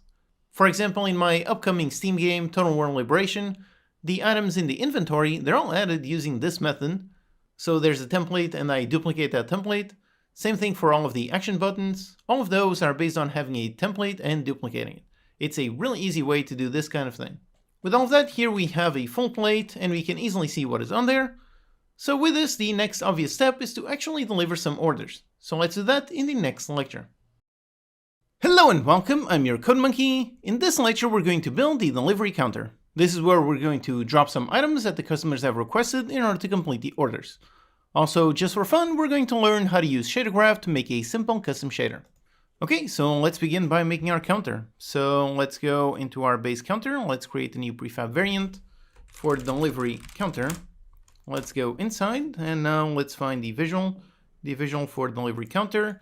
Let's duplicate it to make the selected. Let's go inside, modify the material. Then on the selected, make it 1% bigger, 101, add the component, the selected counter visual. Let's drag the kitchen counter like that. Okay, that's our basic setup. And also start with the kitchen counter disabled. Okay, great. Now let's make a script to run this. So let's go into our counters folder. And let's create a brand new C# script for the delivery counter. Let's attach it and open. Okay, so now here as usual, let's begin by extending our base counter class. All right. Now let's override the interact function. And for now, let's actually do it exactly like the trash counter, meaning let's just destroy the object. So we just check if the player is holding something. So if the player has a kitchen object, let's go into the player, the kitchen object, and let's destroy it. However, another rule over here for the delivery counter is this is only going to accept plates. So let's see if the player is carrying a plate object. So player get kitchen object and test, try to get the plate. So out plate kitchen object for the plate kitchen object. We try to get this, and if it is a plate, then we destroy it. Okay, that's it. Here in the editor, let's just compile the script and drag the references. So the countertop point, and on the selected, let's drag the counter reference, and let's exit this, save the prefab, and let's drop it over here on the corner. So let's find over here the delivery counter, let's put it over there, angle it on this side, put it like this. Let's also just quickly reposition all of our counters, since we already have all of the types that we're going to use. So on delivery counter, let's put it over here on this corner, so X 7.5, 0, and Z of 2. Then next to it, let's put the plates counter, so over there, okay. Then next to it, let's put a clear counter. After that, let's put the trash counter. And then let's also put another empty one there, so let's duplicate this one. Move it up to about this, and put it like that. Now we just need to move all of these down here. So just select all of these counters, and let's move them down by about this. Okay, so on minus 5.5 like this. Okay, so everything is nicely positioned. Just over there, right now we cannot access that container, so let's actually modify those as well. Which, by the way, over here there's the canvas in front, so as I click, I'm actually selecting the canvas in the hierarchy. So here's a quick info tip. On the hierarchy, on the left side, you've got these two buttons. So one of them hides the object, and the other one simply makes it unselectable. So if I click on this, and I click through, any of the click goes through the canvas. So that makes it much easier to select over here all the items in our scene. So let's just select all of these. Okay, all of these. Now just push them all to the side and make another empty one and put it over here. Okay, that's a nice layout. Now let's just finish the rest. So over here, let's just duplicate our empty counters and place a bunch more. Let's put one more to the side. And now these ones over here, so let's put it over there and rotate it here. And duplicate another one, and another one, and another one, and just one more. And get rid of this one. Okay, great. So here we have pretty much our complete map. Let's also just move the camera a tiny bit, just make sure that it is nicely organized. So put it over there, just so everything is nice and centered. Okay, so there's our map. Now let's get back to working on our delivery counter. We already added this code, so let's just quickly test. So here we are, and if I pick up something like, for example, some cheese, go into the delivery counter and interact, and nope, nothing happens because that one only accepts plates. Now if I pick up a plate, go there, deliver, and yep, there you go, it does work. Okay, great. So this is the basic logic that we want. For defining the actual recipe logic, we're actually only going to do that in the next lecture, but for now, let's add one more nice thing. Let's add a simple custom visual over here using shader graph. This is a great way for you to learn the power of shader graph and just how easy it is to use. This is a visual tool for making shaders. It's really very easy. Personally, I don't know how to write shaders with code, but I can build some pretty nice things using shader graph. As usual, I have a dedicated video on it. I also have an entire playlist showcasing how to make all kinds of interesting effects, and even one special video covering some changes in recent shader graph versions. So over here, let's learn the basics how to use it. So first, here in our project window, let's create a brand new folder. Let's name it just shaders. And now inside, let's create one. So let's create, then go up here into shader graph. Then we're using URP, so let's go inside there. And here we've got a bunch of options. Now don't worry about picking the quote unquote wrong option. All this does is just create a template. So for example, if you accidentally create an unlit shader, you can then easily swap it out for lit. So right now, let's go with the unlit shader. And for the name, let's name it moving visual. Okay, there's our shader graph file. Now let's just double click to open it. And up here we have the nice shader graph window. By the way, you can make this full screen. So you can either right click over there on the tab and maximize, or alternatively, you can just click on this window and you can use the hotkey shift space. And yep, there you go, it does maximize. Okay, great. Now by default, we have this down the center. This is called the master stack. These are the actual properties that we're going to need to use. Then on the left side, we have the properties blackboard. On the right side, we've got the graph inspector. And finally, down here, we've got the main preview. All of these windows can be scaled. And also, if you don't see these windows, or if you accidentally hide them, they're all up here on these three buttons. So the blackboard, that's on the left, the graph inspector, and the main preview. Okay, so now here we've got a nice empty board, so we can add whatever nodes we want. So we can right click and go into create node. and then we can write something or just click anywhere and press on space, and there you go. Now we can cycle through and browse all of these menus to see all of the nodes that exist. There's tons and tons of them. Or alternatively, just go up here and use the search bar. So for example, let's find the sample texture to the node. So here it is, this one. Okay, we've got this node. What this one does is it takes a texture and grabs the color from it. So on the left side of the node are the inputs, and on the right side are the outputs. Within the parentheses, you can actually see the types. So for the input texture, this one is of type T2, so that means it's a texture 2D. Then on the output, you can see there's a 4, meaning it contains 4 floats, which in this case refers to the 4 colors. So that's red, green, blue, and alpha. So for an input, we want a texture, so let's add it over here as a property. Let's click on the plus icon, and we've got a whole bunch of types. For a texture, we want a texture 2D, so let's go with that. And then for the name, now usually there are 2 standard names. There's one called main text or base map. Main text used to be the more common name, but when working with URP, for some reason they decided to name the main texture as base map. So over here, let's stick within the URP standard and just call this base map. Okay, there's our property, and if we click to select it, and on the right side we can see the graph inspector, and we can see all the properties for this actual property. So we see a name, reference, and a bunch more things. Now the really important one is over here, the reference. This is the actual name that you're going to use if you want to interact with this shader through code. The name on the property, this one is just a text string, so this can be whatever you want. You can even have spaces and so on. Whereas the reference name, this is the really important one. And by default, when you set up a name, it should already set the correct reference. Usually the standard is to name it just like the name, both without any spaces and with an underscore in the beginning. So just like this. Okay, then we can give it a default texture. So let's go ahead and select something. For example, over here, the bread texture. Remember, this is just the default. This will not be hard-coded directly into the shader. We can then modify this.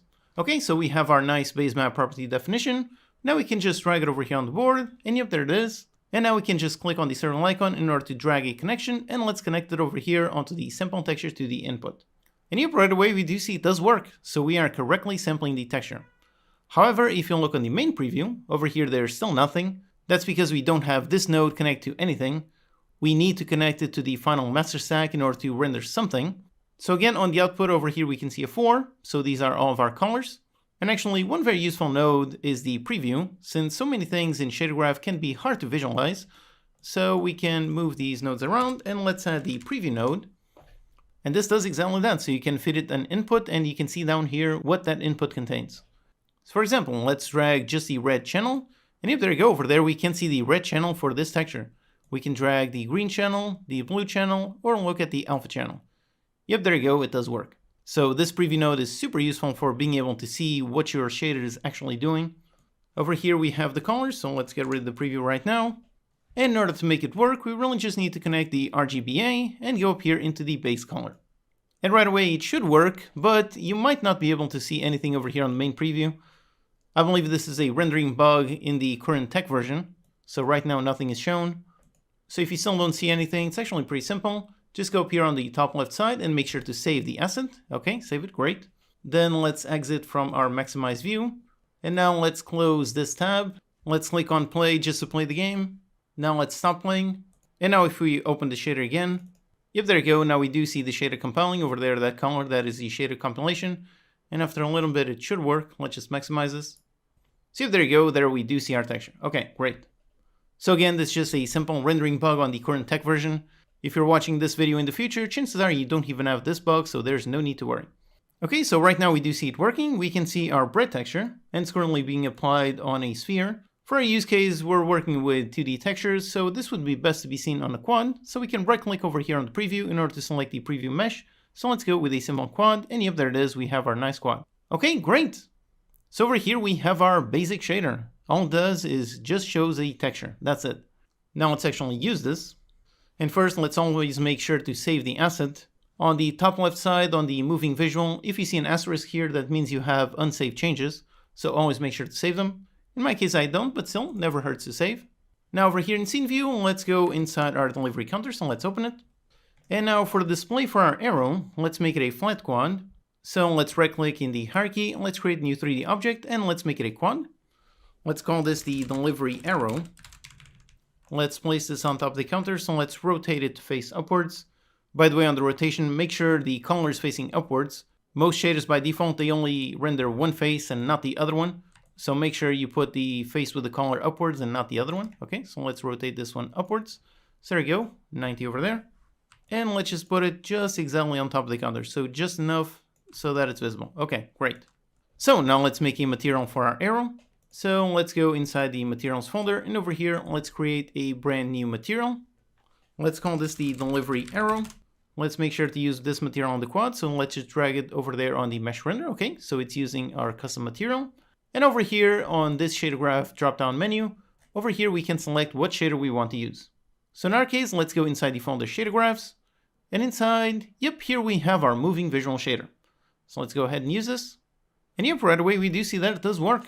Here we have our texture being drawn exactly on top of our material. Okay, so far so good. Now again here, remember one very, very important thing that I said. The texture that you define the shader, over here the default for the property, this one is only the default. The important one is the one that we have on the material. I'm emphasizing this point because I've seen a bunch of people make this mistake. If you modify default texture whilst inside the shader, like for example if I change here from bread, let's say into the cabbage slices, if I modify that, note how it does not modify any materials that were created. We are only changing defaults. So if you want to change the texture that is actually used, make sure you change the one on the material that you created and not the default. I changed the default but did not change this shader. However, if I now were to make another material, which by the way, here's a quick tip, you can right-click directly on the shader file and go into create and create new material, and it will automatically create the material using that shader. And actually here it didn't update default just because I didn't save the shader. So I modified this one for the cabbage slices, and now if I save the asset, and now if I right click there and I create a brand new material, and yep, now that one does have the new default. But again, remember, what you set over here is just the default. What really matters is what is on the material. After the material has been created, modifying the default here does nothing. So always keep that in mind. In most cases, you want to be changing the property on the material itself, not the default on the shader. Okay, let's just clean up both of these. All right, so let's continue. Now here we have our sprite working, okay, except we don't want to show some bread, so let's actually use the proper arrow sprite. So let's select this one. And yep, it does work, it is printing the sprite. However, one obvious thing is that the arrow is not transparent like it should be, so let's solve that. Back in our shader graph, in order to make this a transparent shader, we need to actually go into the graph settings. So in the graph inspector, go into graph settings, and over here you see a bunch of settings that relate to the graph itself and not any selected property. So let's go into graph settings. For example, like I mentioned a while ago, you can modify between lit and so on. So this is where you would change that. You can also up here add multiple targets. So you can create a shader in shader graph and make it work with the universal render pipeline or the high definition render pipeline or the built-in render pipeline. All of those are supported through shader graph. Now for our goal, in order to make this a transparent shader, let's just go over here onto surface type, and instead of opaque, let's change to transparent. And as soon as we do, look what happens there, and if there you go, it adds a brand new alpha channel. If we just save the asset right now, and nope, look at that, it still doesn't work, it's still not transparent. Basically we made this shader transparent, but now we need to feed in the transparent channel over here onto the alpha. This is the one thing that is different from a previous version of shader graph. Previously you could just feed the alpha channel over here onto the base color, and shader graph would automatically apply it. But in recent versions, you need to add it over here separately. So if you have any issues with transparency when following some older shader graph tutorials, always remember this change. I covered that along with some other changes in a very useful video. So if you're following along some older shader graph tutorials, make sure you watch that video to learn what you need to do to update them to the latest version. Okay, so here on the symbol and texture, we already have the alpha channel, so we just connect this onto the master alpha. And right there, we already see it working. Let's just go ahead, save our asset, and here in scene view, yep, there you go, now we do see our arrow. Now, one more small thing, you might notice that from some angles it's not exactly transparent. Basically, it actually is transparent, but since we made this a lit shader, sometimes the light might make the transparent parts visible.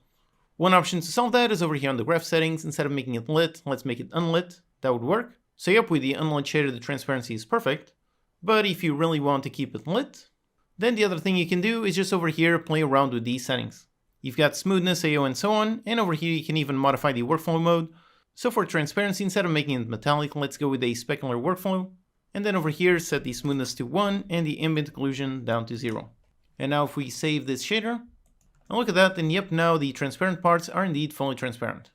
Finally, over here on the right side on the mesh render, if you want, you might want to play around over here with the cast shadows. So maybe you don't want this one to cast shadows.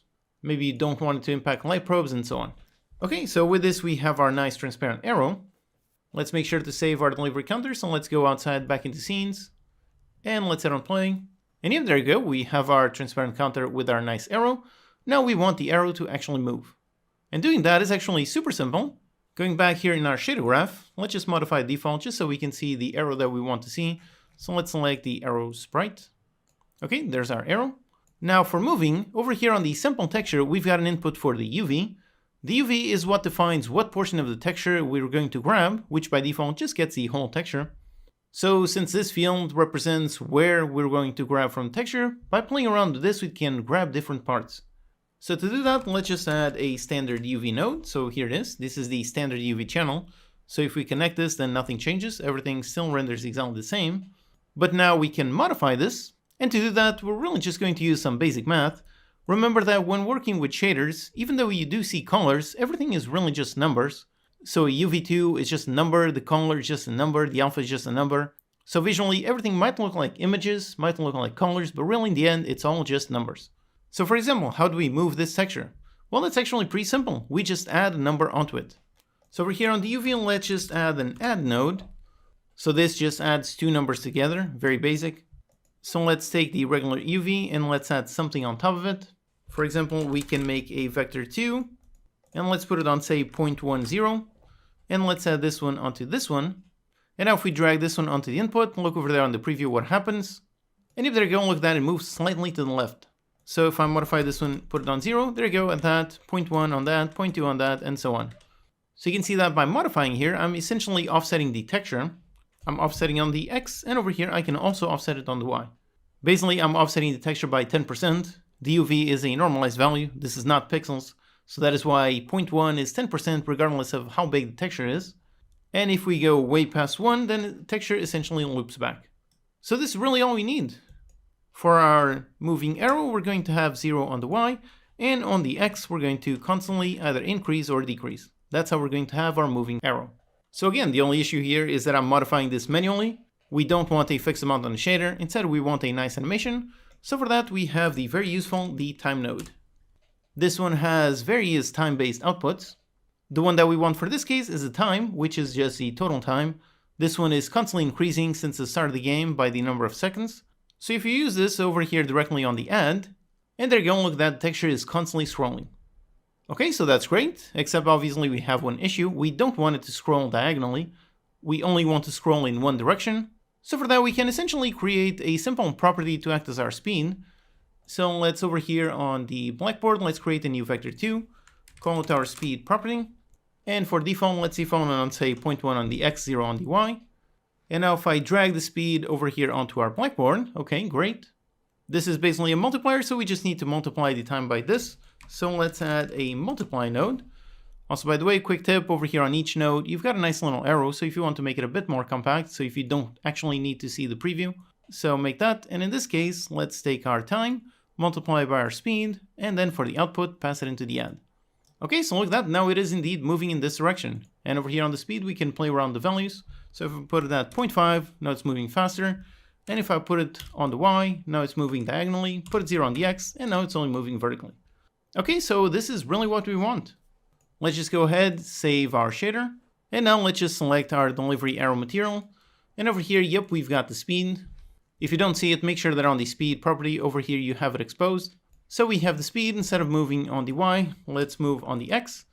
And actually like this, it's reverse going backwards. So over here we can just put a negative value. So let's put it on -1. And if there you go, now the arrow is moving perfectly. Also here, let me make one important note. Just in case you're using this shader with a custom texture instead of the one included in the course, if you do that, make sure that the texture that you use, so over here I'm using the arrow texture. Over here on the arrow import settings, down here under wrap mode, make sure it is set to repeat. If you set it as clamp, you might get some weird visuals or nothing at all. In order for the texture to constantly loop and constantly repeat itself, that one needs to be set to repeat. Okay, so here it is in game and we have a really nice moving texture. For that, we created a simple but really nice, useful custom shader. Definitely go ahead and watch the various effects that I made in the shader graph playlist. This tool is super useful, definitely make sure you know how to use it. I've used it for making a building effect, I've made some nice outlines, a really nice wind shader, also a really interesting dissolve effect, and even a cool transition shader just like in the game Hades. So this really is a super powerful tool. Make sure you watch that playlist to really learn how to use it. Alright, so here we learned about shader graph and created a really nice custom shader. However, the delivery counter still only has a visual, so let's create some proper logic for generating and delivering the correct recipes in the next lecture. Hello and welcome, I'm your Code Monkey. In this lecture, we're going to build a proper delivery manager that will generate recipes that the customers are ordering and validate to see if the player made the right dishes. Alright, so right now we have the player capable of making dishes. So for example, I can put some cheese, cook some meat, cut the cheese, and then pick up both of them. Then let's say pick up some bread, and there you go, got a nice cheeseburger, and deliver it. Okay, so that works, but right now they just vanish on the delivery counter. So there's no recipe we need to follow, no validation, none of that. So let's add both those things. Okay, first of all, let's make our script. So let's create a brand new C# script for the delivery manager. Let's make a new game object to run it. So a new delivery manager, attach the script. Let's make sure to keep things clean, so reset the transform. And also, by the way, since we're here, let's go ahead and put the plates and delivery counter inside the counter so everything is nice and organized. Okay, great. So let's open up this script. Now here, basically we need to define some sort of list to store all of the recipes that the customers are waiting for, which of course begs the question, what type is that going to be? Now, technically, one thing we could do, since a recipe is really just a list of kitchen objects, over here we could have a list of kitchen object. This would be our recipe list. Technically that would work, but that really looks quite dirty. Instead of having a list of a list, we should probably have a proper type for this. So let's write some good clean code and define a proper recipe scriptable object. Back in Unity, let's go inside the scriptable objects folder and create a brand new one. Let's call this the recipe SO. And over here, let's make this a scriptable object. So extend scriptable object, make the create asset menu. And over here for the fields, for the data that we need. Really, like I said, a recipe is just a list of ingredients. So just a list of kitchen object SO for the kitchen object SO list. Okay, that's it. That's really all the data that we need to define a recipe. Just to be able to identify them for the player, let's also add a public string for the recipe name. So just a nice name string. Okay, great. Now back in the editor, let's define. So let's go inside the scriptable objects and make a brand new one for our recipe SO. And now inside, let's create a brand new recipe SO. For this one, let's call it just burger. And over here, first of all, for the name, just name it burger. And then for the kitchen object list, well, to make a burger, first let's add some meat. And we want some cooked meat. We don't want to serve uncooked or burnt meat, so only the cooked meat. Then for a simple burger, obviously we need some bread, and that's about it. So some bread, some meat, that's our very basic burger. Now let's also make another one, so let's duplicate this one and name this one the cheeseburger. Over here, let's name it cheeseburger. And like name implies, has bread, meat, and obviously some nice cheese slices. So there you go. Okay, we have a cheeseburger. Now let's also make a mega burger, so something with everything. So let's call this one the mega burger. And over here for the string name for the mega burger. And for that, we have meat, bread, cheese. Let's also have some nice cabbage slices and also some tomato slices. Alright, that's our mega burger with everything. And finally, let's also make just a nice simple salad. So let's duplicate this for a salad. Let's name it salad. And for the salad, we don't have any meat, we don't have any bread, and also no cheese. So just cabbage slice and tomato slice. That's a simple salad. Okay, so here we have all of our recipes. So back here on the delivery manager script, instead of making a list of game object, let's just make a list of recipe SO, and name it the recipe SO list. This is where we're going to place the recipes that the customers are waiting for. So let's actually rename this. Let's put it waiting recipe list, okay? So the customers are waiting for whatever is inside this list. And now we could make this a serialized field and set it in the editor, but we don't want to have a fixed list. We want to periodically spawn new recipes. And in order to spawn new recipes, we also need to know which ones we can spawn. So for that, we could add a list of all of the recipes. Then we could pick a random one from the list and add it over here to the waiting list. That would work, that's one good approach. But since we already did something similar to that various times in this course, here let me teach you a different approach that sometimes might make more sense. For that second approach, we just need one thing. We need a scriptable object to hold all of our recipes. So let's do that. Let's do a brand new C# script. This is the recipe list scriptable object. And then inside, this one is going to be a scriptable object. Let's add the create asset menu. And inside, we're just going to have a list of recipe SO for the recipe SO list. So that's it, super simple. Now let's just create one object of this type. We can put it inside the recipe SO list since we're only going to have one. So let's make a recipe list SO, name it the recipe list SO. And then over here, let's just drag our recipes. So we've got a burger, a cheeseburger, we have a mega burger, and finally a salad. Okay, so basically we have a scriptable object with all of our recipes. And now just for safety, since we only want to ever have a single one of these objects, a recipe list SO, for this one we can go back here in the script and simply comment out the create asset menu. So now back in the game, over here we can no longer create another type of recipe list SO. So just a nice safety thing since we probably only need just one. And let's also add an underscore just so it shows up at the top of the list. Okay, great. So we have this, and now over here on the recipe manager, we can basically expose that in a serialized field. So let's make a serialized field, make it private of type recipe SO list, recipe list SO for the recipe list SO. And now here in the editor, we just drag that reference. All right, that's it. So basically the difference that we did with this method is over here on delivery manager, instead of having a list of all of our recipes, we just have a reference to one object, and then that object holds a list of all the recipes. In this specific use case, like I said, this approach doesn't really have many benefits compared to just storing the list here. But let's say we had another script that also needs a list of all of our recipes. If we did that, we would basically have duplicate references. So this script would have a list of all the recipes, then some other script would also have a list of all the recipes. And then if you wanted to add a brand new recipe, you would need to add it to all the lists on all the scripts. Whereas like this, any script that needs to know about all of the recipes just needs a reference to the recipe list SO. And whenever we want to add or remove a recipe, we just need to update this one object and everything works perfectly. That's one of the benefits of this approach, where you have a scriptable object to hold a list of all of the objects of some type. Personally, I find this pattern to be quite useful. Okay, so on delivery manager, we have a list of all of our recipes. Now let's just make a simple timer to spawn them. Like I mentioned previously in the spawn plate logic, you could just use a coroutine if you like that. Coroutines can be useful for running timers, but personally, like I mentioned, I do not like coroutines. I don't like the pattern they force you to use. So over here, I'm just going to make a simple float timer. So a private float for the spawn recipe timer, and another one for the recipe timer max, and let's say 4 seconds. Then we just do a simple private void update. On update, let's count down the timer, so time.delta time. And if the spawn timer is under 0f, let's reset the timer. And now let's basically spawn a recipe. So for that, let's grab a random one from the list. So we go into the recipe list SO and grab the recipe SO list. Then we're going to grab a random one. So let's get a random index, so random.range between 0 and the recipe list SO dot recipe SO list dot count. So you get a random one. This is going to be a recipe SO for the waiting recipe SO. And then we simply go into the waiting recipe SO list and we add a brand new recipe. Okay, that's it. Super simple. Let's just make sure to initialize the list.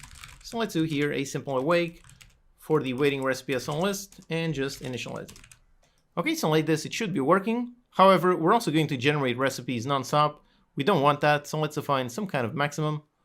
So let's define a simple int for the waiting recipes max. Let's say we can have a maximum of 4 recipes waiting. And then down here when the timer elapses, so if the waiting recipe SO list.count, if it is under the maximum, then we generate and add it. Okay, that's it, pretty simple. Now for testing, let's just add a log here to print the name. So debug.log on the waiting recipe SO that we generate. So let's print out the recipe name. Okay, so let's test. So here we are, and yep, one was spawned right away. So we have a salad, and after 4 seconds, yep, there you go, another salad. And if we wait for 4 seconds, we should have another one. There you go, a mega burger recipe. And finally, after 4 seconds, we have another burger. And now, no matter how much time passes, there should be no more since we're at the limit. And yep, time passed and no more. Okay, all right, awesome. So we are correctly generating recipes that the customers are waiting for. Now let's add logic to try to fulfill these orders.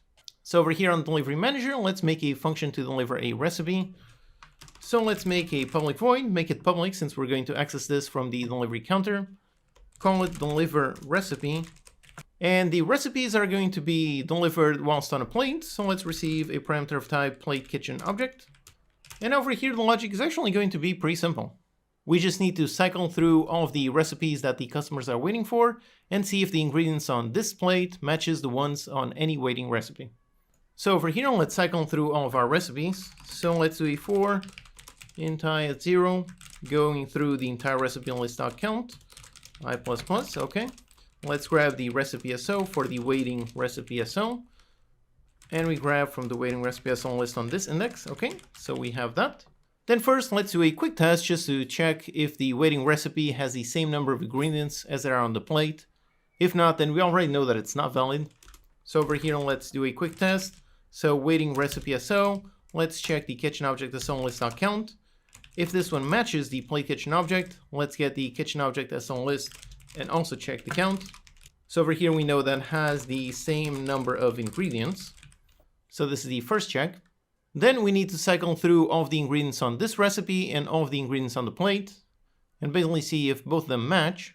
So let's first cycle through the ingredients on the recipe. So for each kitchen object SO, let's call it the recipe kitchen object SO in the waiting recipe. So let's go into the waiting recipe and get the kitchen object list. Okay, so here we are cycling through all ingredients in the recipe. Then we need to cycle through all of the ingredients on the plate. So let's do another cycle for the plate kitchen object SO. And we're going to go inside the plate kitchen object, get the kitchen object SO list like this. So here we are cycling through all the ingredients on the plate. Okay, so now here basically we need to see if this ingredient that we're cycling through, if this one matches the ingredient on the recipe. So here we check if the plate kitchen object SO, if this one matches the recipe kitchen object SO. If so, then the ingredient does match. So in order to keep track if it does match, over here before we cycle through all the ones on the plate, let's define a bool for found or ingredient found. Let's default it to false. And over here, if we have a match, then this one becomes true. And by the way, over here, we can also break out of the cycle. Now, if you're not familiar with break, basically this is going to break out of the for each. So let's say the plate has 10 ingredients and the second one matches. When this cycle gets to the second one, it triggers a break, so it no longer goes through the remaining 8. So basically it breaks out of the cycle, so it keeps writing some code right down here. Okay, so we cycle through all of the ones on the recipe. Then we cycle through the plate, and if we do find that ingredient on that plate, then we have an ingredient found. So over here, if we have a not ingredient found, then over here that means this recipe ingredient was not found on the plate.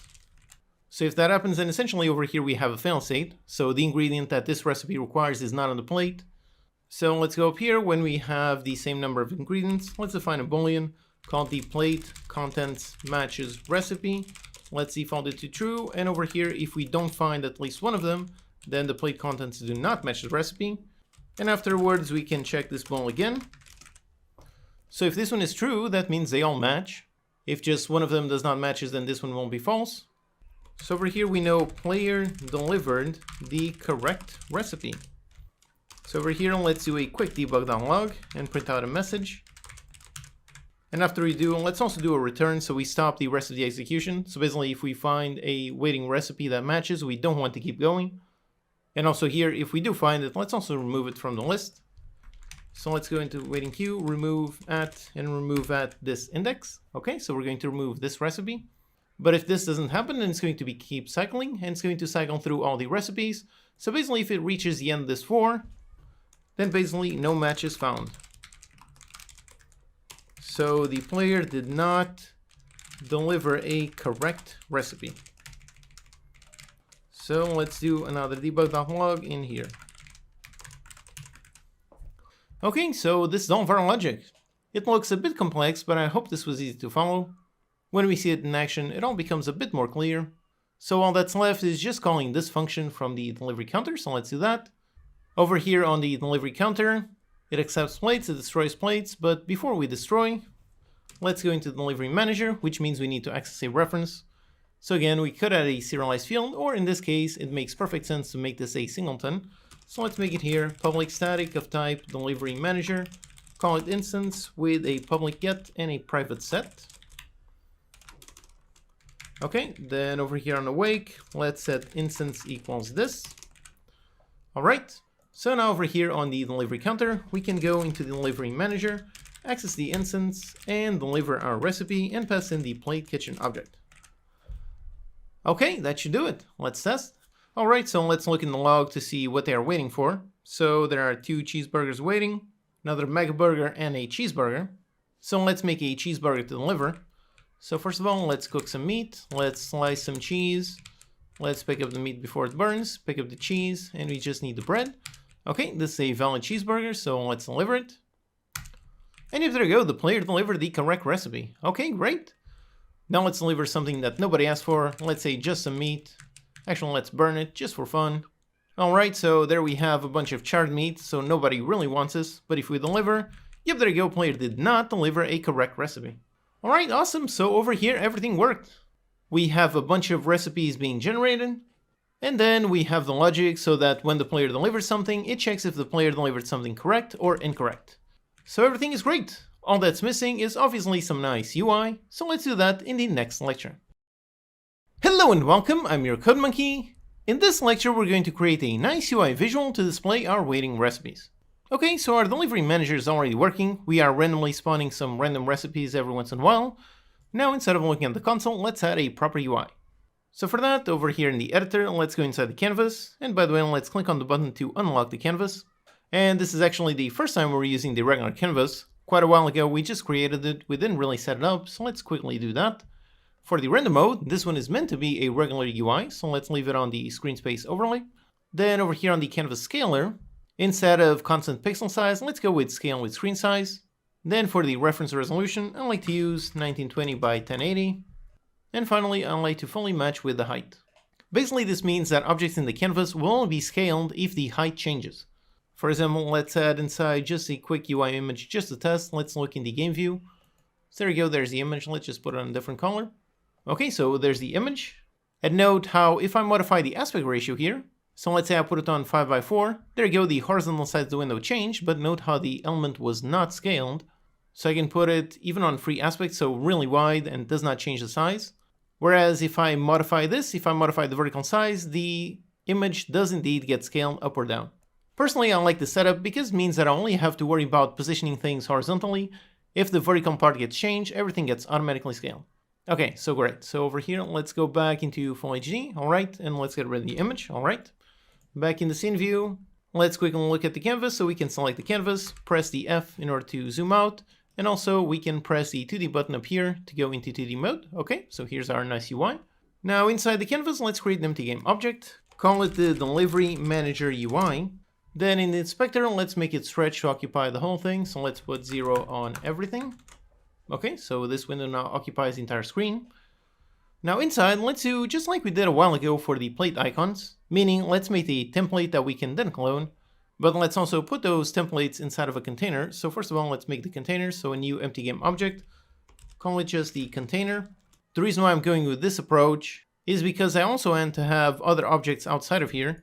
If you remember how we did with the templates, we can actually go there and see. So let's go inside the prefabs, inside the counters. Actually, it's on the kitchen object, so let's go inside the plate. Over here for the template, basically we use the plate icons UI, this main canvas as the container. But if you remember how we did that, in order to make sure we didn't end up with duplicate icons, we always destroy the previous one when we spawned a brand new one. So every time we were cycling through the children of this object in order to destroy all of them except the template. So over here we're going to use a container so that we can apply that logic only to the children of the container, and that way we can have other objects outside of the container. For example, outside of here, let's say we want some nice text just saying recipes in waiting. So on the delivery manager, let's make it a child of that one. Let's go into UI and let's make a text Mesh Pro. And this is the first time that we're using Text Mesh Pro, so this window pops out. Let's actually import the Text Mesh Pro Essentials. Okay, just let it import. Okay, that's it. We don't need the examples or extras, so let's just close this window. And over here on this window, let's name this the title text. Let's set the text to something like recipes waiting. Let's put it up there on the corner, so let's anchor it on the top left corner. Also for the text, I like to put it on a width and height of 0, but of course that makes the text really vertical. So then down here on the wrapping, let's just disable it. So there you go, looks like that, and let's put it over there on that corner. Now in scene view, we are seeing things different. So if you want to see what this looks like, just go into the game view, and over there, yep, we do see the recipes. Let's just make it in bold. So there you go, just some nice text. Okay, so that's our text. And then for the container, let's make inside the delivery template. So let's create an empty game object. Let's call it the recipe template. And for this one, we're going to want to anchor it to the top left corner. So with the template selected over here in the inspector, let's click, and we want to click up here. However, we also want to set the pivot. So let's make sure to hold down Shift in order to set the pivot over there. Okay, great, that's exactly what we want. So we want the template right in the corner. Then let's give it a size of, say, 250 by 100, okay? Now inside the template, we just need two things. We want the name of the recipe as well as the list of all the ingredients. Although before that, let's actually make a nice visual for the background. So a new UI image for the background. Let's make this one stretch to occupy the whole thing. Let's put everything on 0. Okay, that's the background. Let's put it on a black with just a little bit lower alpha. Okay, that's good. Then for the name, let's make a text field. So inside the template, let's create another text. Call it the recipe name text. Then over here, let's put it a bit small. So on a font size of maybe just 20, let's put it in bold. And let's also again put the width and height of 0. And over here, make sure to disable wrapping. Okay, so that's the text. So we've got it up there. Let's just anchor it to the top left corner. Okay, great. Over here, we can change the name to recipe. And then what we need is the icons down here. And for that, we're going to do pretty much the exact same thing that we did on plate. But before we do that logic, let's just get this basic setup working. So let's just position everything. So first of all, the container for all the templates, let's anchor it on the top left corner. And let's push it all the way over there. And for positioning them, let's use this time the vertical layout group. So inside, let's duplicate the template just to be able to see them. Okay, so that's pretty much what we want. We can actually set the width and height both to 0, and let's set the spacing to something like 30. Okay, so that's our basic UI. Now let's make the script to run this. So over here in our scripts, let's create a brand new C# script for the delivery manager UI. Let's go into the parent game object and let's attach the script. Let's open. Okay, so now here, first we need a field for the container and another one for the template. So let's do a serialized field, private transform for the container, and another one for the transform, and this is going to be the recipe template. Then let's do pretty much the same thing we did previously. So first of all, let's actually go on awake in order to hide the template. So game object set active into false. Okay, so first we hide the template. Then let's make an update visual function. So private void update visual. And for updating, we're going to do the exact same thing that we did. So first, let's cycle through the container and destroy everything except for the template. So do a for each transform child in the container. And if the child is the template, if so, then we're going to continue. And if not, we're going to destroy the child game object. Okay, so we have the cleanup. Now all we need is to cycle through all of the waiting recipes. So that means that over here on delivery manager, we need to expose our waiting recipe SO list. So let's go down here, make a function to do that. Public going to return a list of recipe SO, get waiting recipe SO list. And we just return the waiting recipe SO list. Okay, great. So now here on the UI, we can now go into delivery manager, access the static instance in order to get the waiting recipe SO list. So let's cycle through this. So do a for each recipe SO in the waiting recipe SO list. And for each of them, let's instantiate and let's spawn our recipe template, spawn it inside the container. And then we just need to set this to enabled. So let's grab the transform for the recipe transform. We grab this one, grab the game object and set active into true. Okay, so like this, the only thing missing is the text, but that's okay for now. Let's just see where we're going to call this function to update the visuals. And as usual, we want to be smart and write some good clean code. So let's not do the dirty approach of just updating this on every single update. Instead, let's only call this function when something actually changes. So over here on the delivery manager, let's just make some simple events. So public event handler.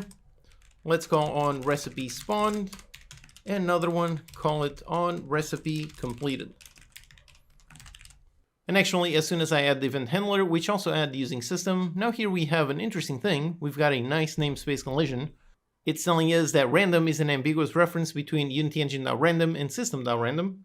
That is because both these namespaces, UnityEngine and system, both of them have a class named exactly random. So the code here does not know which class we're trying to use. To solve this conflict, we really just need to be more specific. In this case here, we want to use the UnityEngine version, so let's just write the full name UnityEngine.random. And yep, that works. Okay, so now let's fire off the events. So first of all, the on recipe spawns over here. When we spawn a recipe, let's invoke this event. So this event targs.empty. And let's also get rid of the log. We no longer need that. Okay.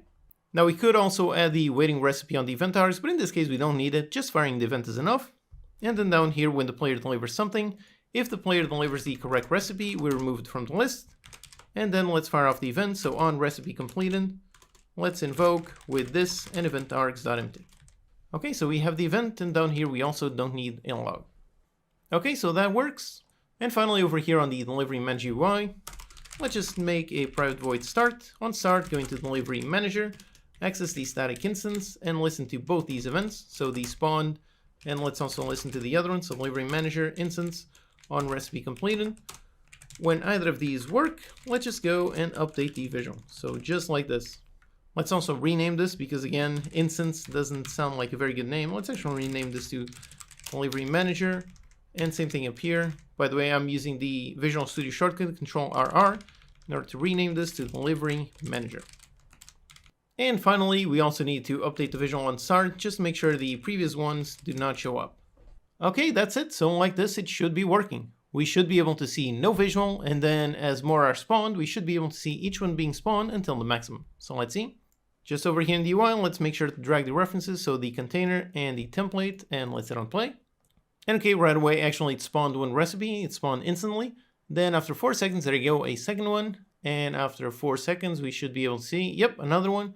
Now 4 more seconds, and we should see the final one. And now, no matter how long we wait, it should no longer spawn anymore. And yep, that works. All right, awesome. So the basic logic is working. Now let's handle the proper logic on the template. For that, like I mentioned previously, one approach would be over here. You could go and do a transform.find, find the actual recipe name text, then get the text mesh component and set it. That would work, but like I mentioned previously, that would be very dirty, not good at all. We should avoid using find at any time, and we should also avoid the individual logic from the total logic. So let's do it properly and make a proper script to handle each spawn template. So let's create a brand new C# script. Call this delivery manager single UI. Single just because it refers to a single recipe. And also right now we already have quite a few UI scripts. So let's organize our project again. So let's organize a new folder for the UI. And inside let's put all of our UI scripts. So delivery manager single, this one, the plate icons, and the progress bar. So let's put all of these nicely organized in the UI folder. Okay, so with the script, let's go into the recipe template and attach the script. Now let's open.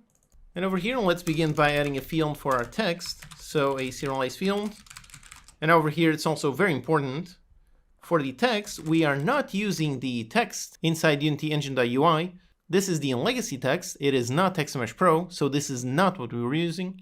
Instead, we want to use Text Mesh Pro UGUI, which is inside TM Pro. So we need to go up here and add using TM Pro, and now we can use this type. And also make sure you're using Text Mesh Pro UGUI and not Text Mesh Pro. This one also exists, but don't mix these two. These are two very different types. If we go over here in the editor, and if outside the canvas, if I just create a new 3D object, a new text object, if I do that, then if we look over here in the inspector, we see this one is of type Text Mesh Pro.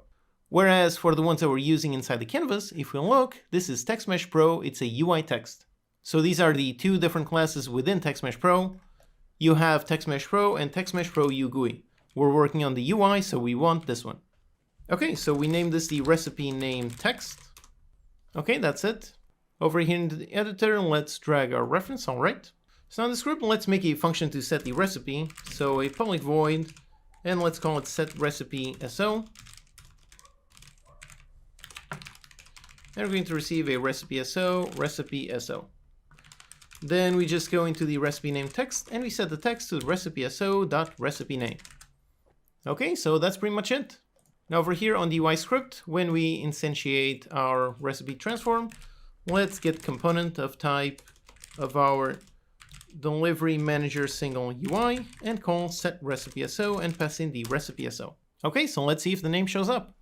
And yep, right away it does show up, so we can see that we generated a cheeseburger recipe and right now a mega burger recipe. Okay, great. So all that's left are the icons down here. So like I said, that is going to be yet another usage of our template pattern. So inside the recipe template, let's create an empty game object, call it the icon container, And then inside that, let's make the template. And template is just going to be an image, so we can just create an image straight away. Call it the ingredient image.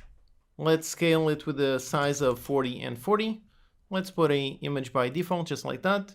And on the icon container, let's put the width of 0, height of 0. And let's put a horizontal layout group. Put it over there on the left side. And we can create a bunch more just to see how it looks. Okay, so that's pretty much it. Now over here on the single script, let's add a serialized field, private transform for the icon container, another one for the icon template. Then we do the same thing as usual. So when we set the recipe SO, let's first of all clean up the container. So let's do a for each transform child in the icon container. And if the child is the template, then we want to continue and ignore it. If not, we want to destroy the child.gameObject. Okay, so that's the cleanup. And then let's do a for each kitchen object SO in the recipe SO.kitchen object SO list. Cycle through all of this, let's instantiate our icon template. Instantiate it inside the icon container.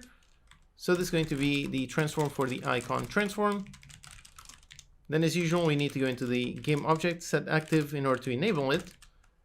And also let's go up here, make a private void awake, and on awake the icon template game object, let's disable it. Okay, we don't want the template to be visible. Okay, so we instantiate the template, we set it as active. Then since this one just has an image, we can just do a get component of type image. That's image, not image conversion. So image, so it's this one, the one inside unityengine.ui. So let's get this image and let's modify the sprite and set it to this kitchen object so.sprite. Okay, so that's it, that should do it. Let's test. Over here in the editor, let's just go into the template. Let's drag the container reference and the template reference. And let's also rename this instead of ingredient image, put icon template just to be a bit more clear. And we can get rid of the other ones or leave them, doesn't really matter. Okay, great. So let's hit on play and see. And yep, right away it does work. So we can see a burger is composed of a burger and a bun. A salad, yep, there you go, some sliced cabbage and sliced tomatoes. Then cheeseburger, same thing as the burger with some cheese. And then another burger, let's just deliver until we see the mega burger. So let's deliver a cheeseburger, let's cut it. Get this, get some bread, place it in there, pick it up before it burns. That's a cheeseburger, so that one should vanish. And yep, there you go, it does vanish. Let's see if something else, not a cheeseburger, so let's keep doing until we get the mega burger just to see that everything works. So let's deliver a regular burger. Okay, now let's deliver a regular salad. Okay, just pick up like that, and drop it. Okay, let's see. And yep, there it is, the mega burger. Alright, great. So the visual logic is fully working and the delivery logic, all of it is working. So I can deliver the right recipes and get rid of them from the recipe waiting list, and more are spawned every time. Here we can see the name of the recipe as well as all of the nice icons. Okay, so with all of this, our game is really taking shape. Everything is very close to being done. One massive thing we're still missing is an obvious one, which is sound. So let's do that in the next lecture. Hey again, quick intermission. You're almost at the end, so once again, congrats for making it this far. This is the second secret callout. Go ahead, post in the comments a timestamp and a nice monkey emoji. It will be fun to see how many people make it to this point. By now you already know about the website. I hope it's been very useful to you. And you already know to ask any questions in the comments if you need help with anything. So all that's left for me to say right now is thanks for watching the course so far, and I really hope you've already learned a ton. There's only a bunch more lectures until we get to the final polished game, so let's continue on the next lecture. Hello and welcome, I'm your Code Monkey. In this lecture we're going to add some audio to our game, starting with a really nice music track.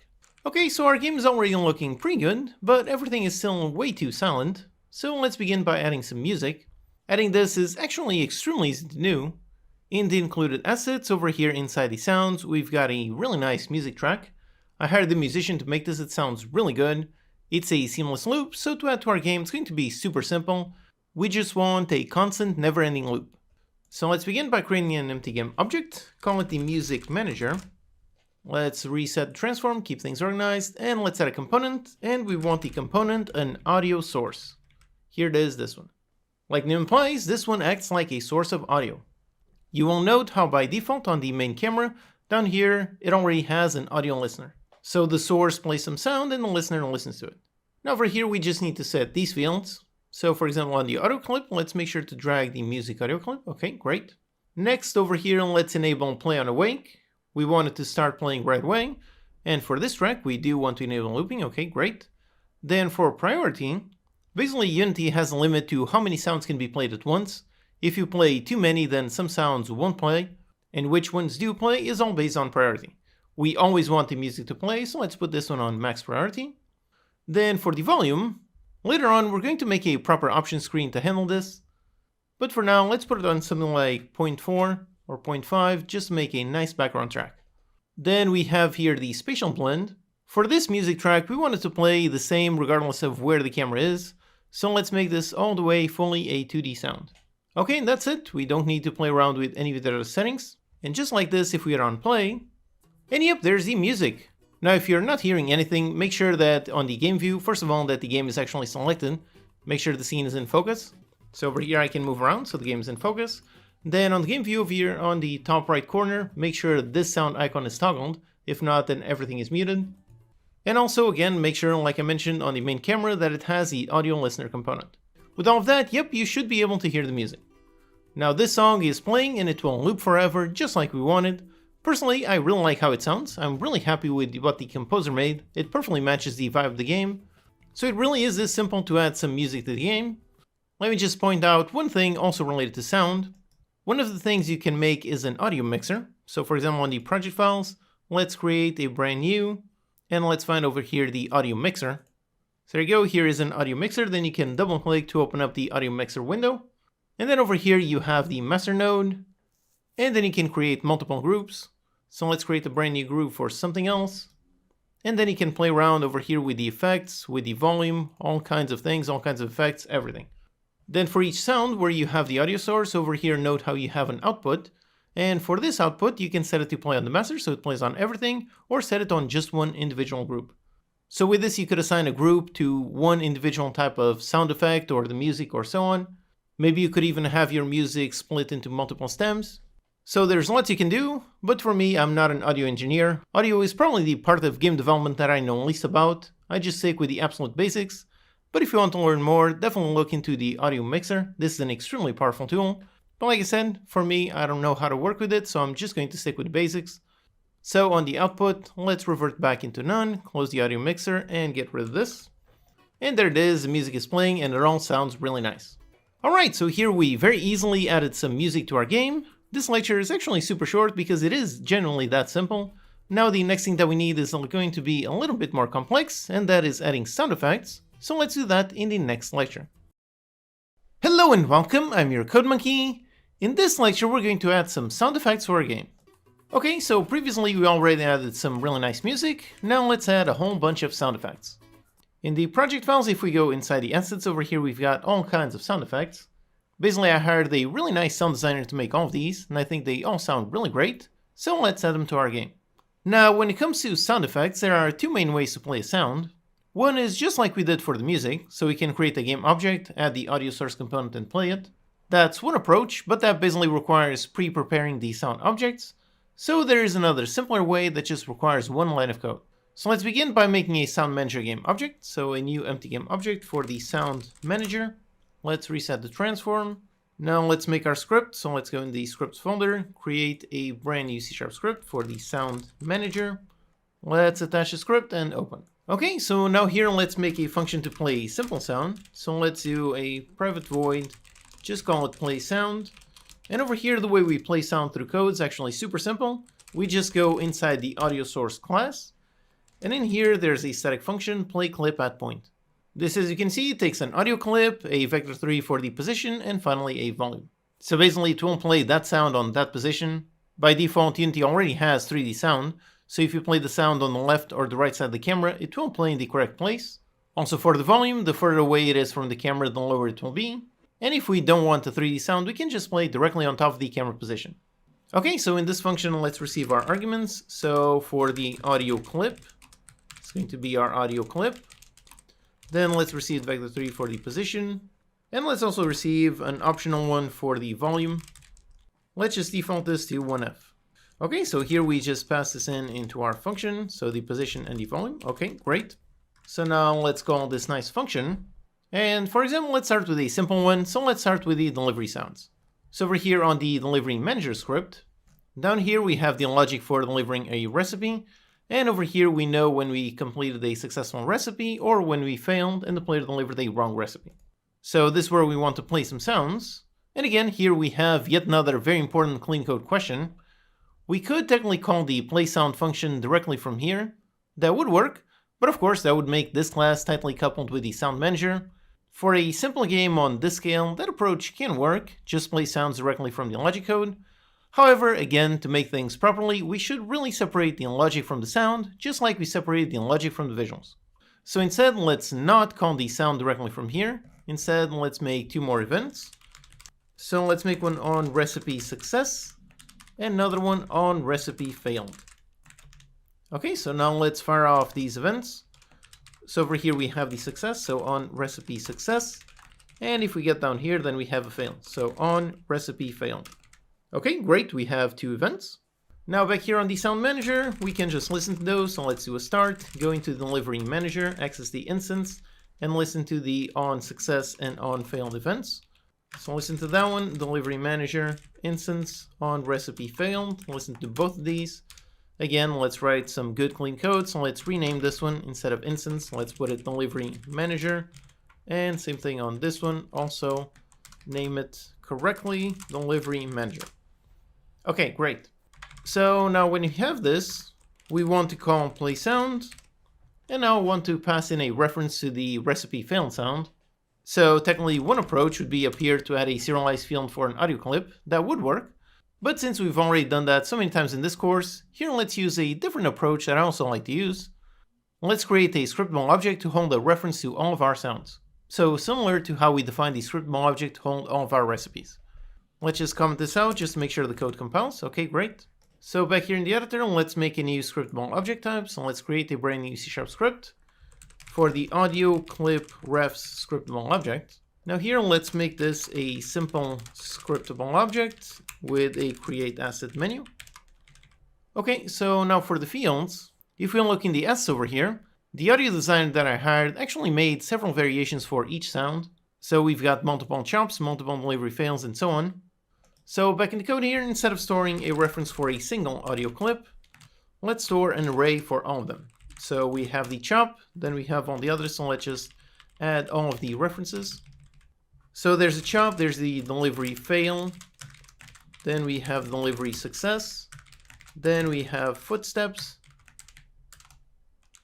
then the object drop, then the object pickup, then we have the stove sizzle, although this one is just one, then we have the trash, and finally we have the warning. Alright, so these are all of the sound references we're going to use.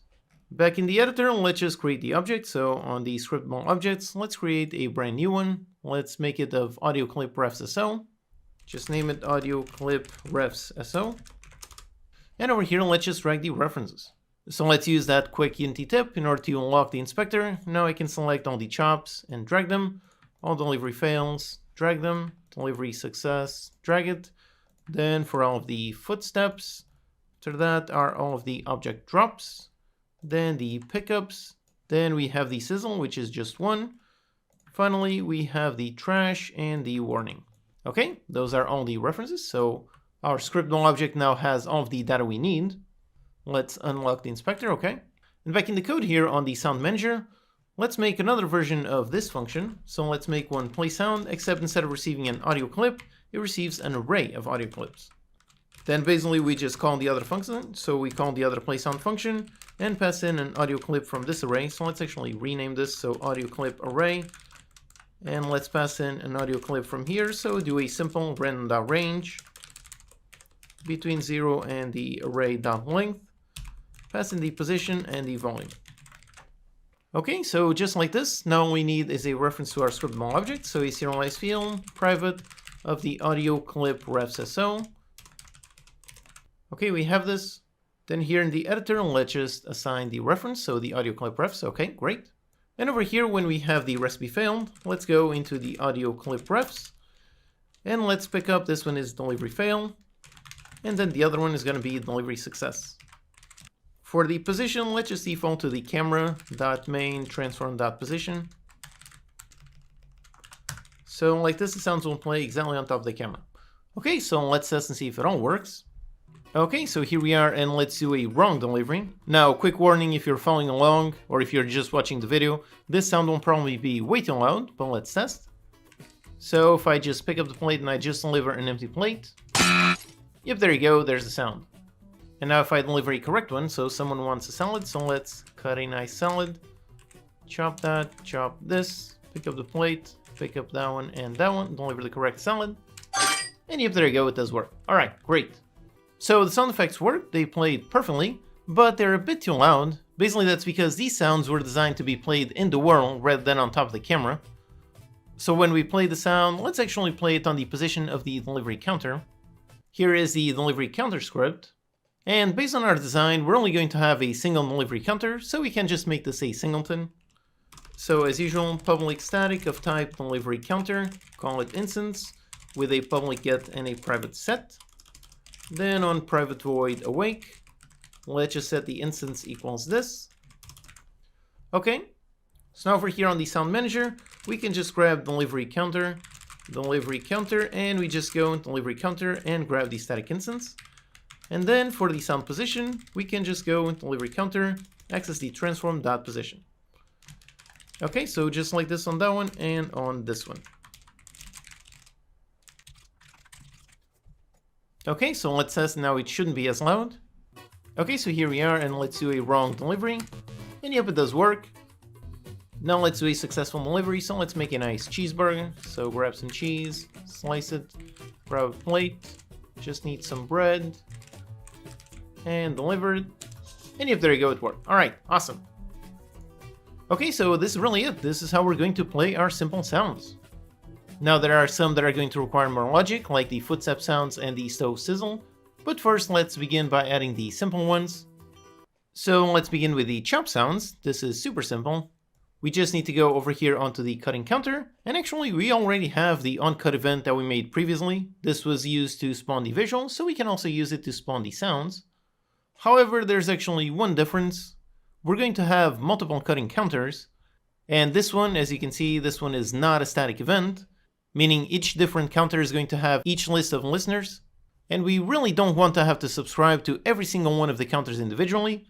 So what we can do is, instead of making it a regular event that belongs to each instance of a cutting counter, we can make a static event which will belong to the entire class. But we still want to leave this one just for the visual, so let's do another one, a public static event handler, and let's call it on any cut.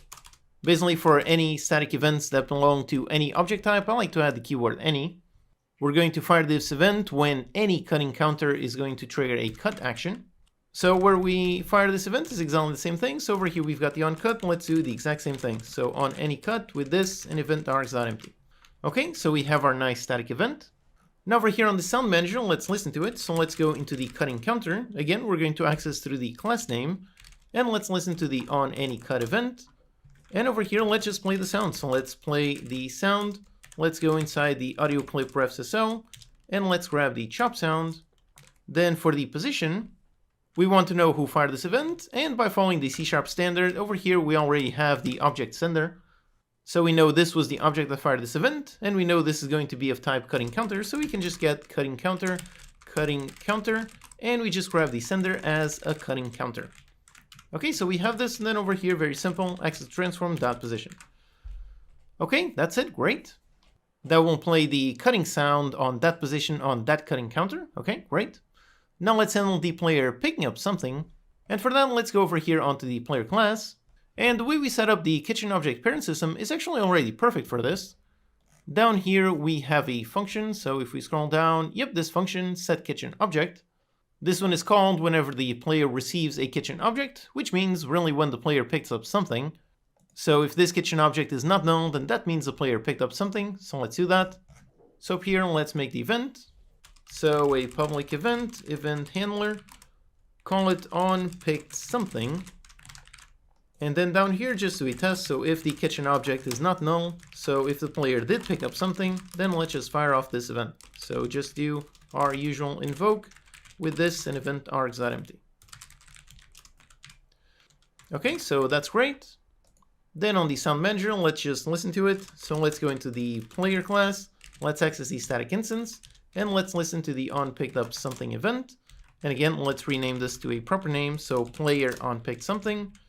And over here, let's just play the sound.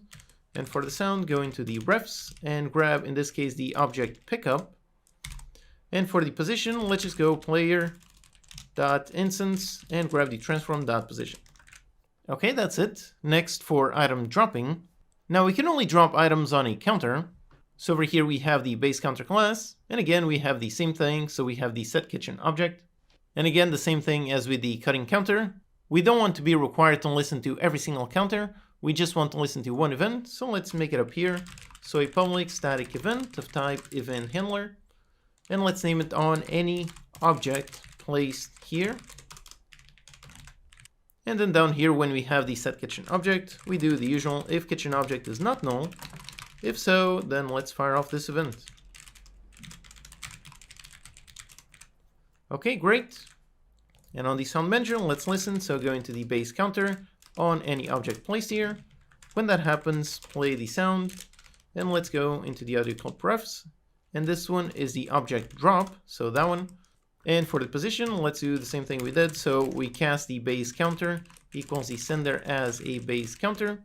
And then we go into the base counter and let's grab the transform.position. Okay, so we just need one more special counter type. Here we have the trash counter. And this one, it never really changes the parent, it just destroys the object. So over here on the trash counter itself, let's fire off an event. But again, let's make it static, even though we're only going to have one trash, but make it static just to be able to support multiple. So public static event, event handler, on any object trashed. And then over here, just fire off this event. So invoke with this and event args.empty, okay. So now if we go into the sound manager, and over here, once again, the trash counter on any, not the on any object placed, but on any object trashed. And on this one, let's do pretty much exactly the same thing. So let's copy this. The sound is going to be the trash sound. Instead of a base counter, we could just cast it to a base counter, but let's make it proper. So let's make a trash counter as a trash counter, and this is a trash counter. Okay, great, that's it. So these are all of our basic simple sounds. As you can see, all the logic is super simple. So let's test and see if it all works. Okay, so first of all, let's pick up an object. So if I go into a container and I pick it up, and if there you go, there's the sound. Now if I drop it somewhere, and if there's the sound. Now for the trash, pick it up, drop it on the trash, and if there's the trash sound. Okay, great. Then also let's check out the cutting. So if I pick up some cheese, drop it there, and cut, and if there you go, got a really nice cutting sound. Okay, so far so good. Now let's handle the more complex ones, starting off with the stove. For this one, the sound is meant to be looping, but only when the stove is on, so we don't want to just play once, but play and stop playing depending on the state of the stove. So for this one, instead of spawning the sound through code, let's actually spawn it on the object itself. So let's go inside the stove object, let's go on the stove counter and open up the prefab. And inside this prefab, let's create a brand new empty game object, name it sound. Let's reset transform, make sure it's on 0, 0, 0. Okay, great. Now let's add an audio source component. And for the audio clip, let's use the pan sizzle. Let's make sure to not toggle play on awake, but we do want it to loop. And let's also make it a 3D sound. Okay, so that's the basic setup. Now to control this, let's make a script. So let's go into our scripts folder and let's create a brand new C# script called the stove counter sound. Let's attach the script over here and let's open it. So now here first, let's grab the audio source component. So we've got a private audio source for the audio source and just go on awake and audio source equals get component of type audio source. Okay. Then we're also going to need a reference to the stove counter. So let's add up here a serialized field, private of type stove counter for the stove counter. Then back in the editor, let's drag that reference. All right. Now on the stove counter, over here we already have the states and we have the onState change event. Again, the same one that we used to modify the visual. So on the sound, let's do pretty much exactly the same thing. Over here, let's do a private void start. And on start, let's go into the stove counter and listen to the onState changed event. And basically, when this changes, we want to check if it's frying or fried. If so, then we want to play the sound. If no, then we don't want to play it. So let's define a bool, call it play sound. And we're going to play if the state equals we are frying or the state equals that it is currently fried and about to burn. Okay, then if we have a play sound, then let's go into the audio source and call play. And if not, then let's go into audio source and call pause. Alright, so that's it, pretty simple. Let's just make sure to save our prefab, go back outside, and let's start on play. And okay, for stars, there's no sound playing. Now if I pick up some meat and I drop it on there, and if there we go, there's the sizzling sound and continues going, and now it is still sizzling, but if it burns, it should stop. So if I go, and if there we go, the sizzling sound stopped. Alright, awesome. So let's take this one out, let's actually trash it. Now let's pick up another one, let it cook, and once it's cooked, pick it up, and there you go, the sound does stop. Alright, awesome. So we just have one more final sound remaining, that's the footsteps. By the way, the warning sound, this is going to be added during the polish lecture. For the footsteps, we want very much the same thing that we did on the stove. So we're going to want a script to handle that logic. But this time we don't need an audio source on the player, we're going to use the same play method as the other ones. Let's just make a script to run the sounds, so let's make a new C# script for the player sounds. Let's go into the player game object and attach the sound, okay. So now here let's first grab the player reference. So private player, and on private void awake, let's get the component of type player and assign it to the player, okay. Then for the footsteps, basically we want to play them every certain amount of time. So let's do up here a private float for the footstep timer, another one for the footstep timer max, and let's say we want to play, say, 10 times per second. Then we do a basic update, and on update, footstep timer, countdown by time.delta-time, and if the footstep timer is under 0, then let's reset it, so set it to the maximum, and it's in here that we're going to play the sound. So now here we have two options. We can fire an event here, and we can listen to it on the sound manager, so exactly the same thing that we've been doing previously, or we can just trigger the sound directly from here. Doing that will mean that this class is tightly coupled with the sound manager. Usually we want to avoid tight couplings. However, in this case, the player sounds class, this one is really only meant to exist alongside the sound manager. So in this case, it's perfectly fine to tightly couple them. So let's play the sound directly from here, which means we need a reference to the sound manager. We could make a serialized field or just make this a singleton, so let's do that. So a public static type sound manager. Name it instance with a public get and a private set. Then on private void awake, we just set the instance equals this, okay? So then over here we can just access it. So just go into the sound manager, access the instance, and we call play sound, which we actually need to make public. However, this function also takes a reference to the audio clip array. So that means we need a reference to the audio clips. So again, we have multiple options. We could add over here on the player sounds, add a serialized field for the footstep sounds, or we can just make a specialized function over here on the sound manager. Both options can work just fine. Let's go with the second one just to be different. So just make here a public void play footstep sound. We're just going to receive a vector 3 for the position, and then we just call play sound. Let's go into the audio clip refs.so, and let's pick up the footsteps and play it on this position, and let's also receive the volume. Just up here a float for the volume. Okay, so that's great. Now we just need to call this function. So over here on the player, instead of calling play sound, let's call the other one play the footstep sound. Then for the position, that's the player transform.position. And for the volume, I just exposed the volume just in case you want to make the footsteps a bit more silent or not. But for now, let's begin with 1F and then see if that's way too loud. As usual, instead of using magic numbers, let's define a float for the volume, put it at 1F, and over here use the volume. Okay, great. However, you might be noticing an obvious issue here. Right now, this is going to play non-stop. Obviously, we don't want to do that. We only want to play footstep sounds if the player is actually moving. So this is pretty simple. We just need to ask the player if it is moving.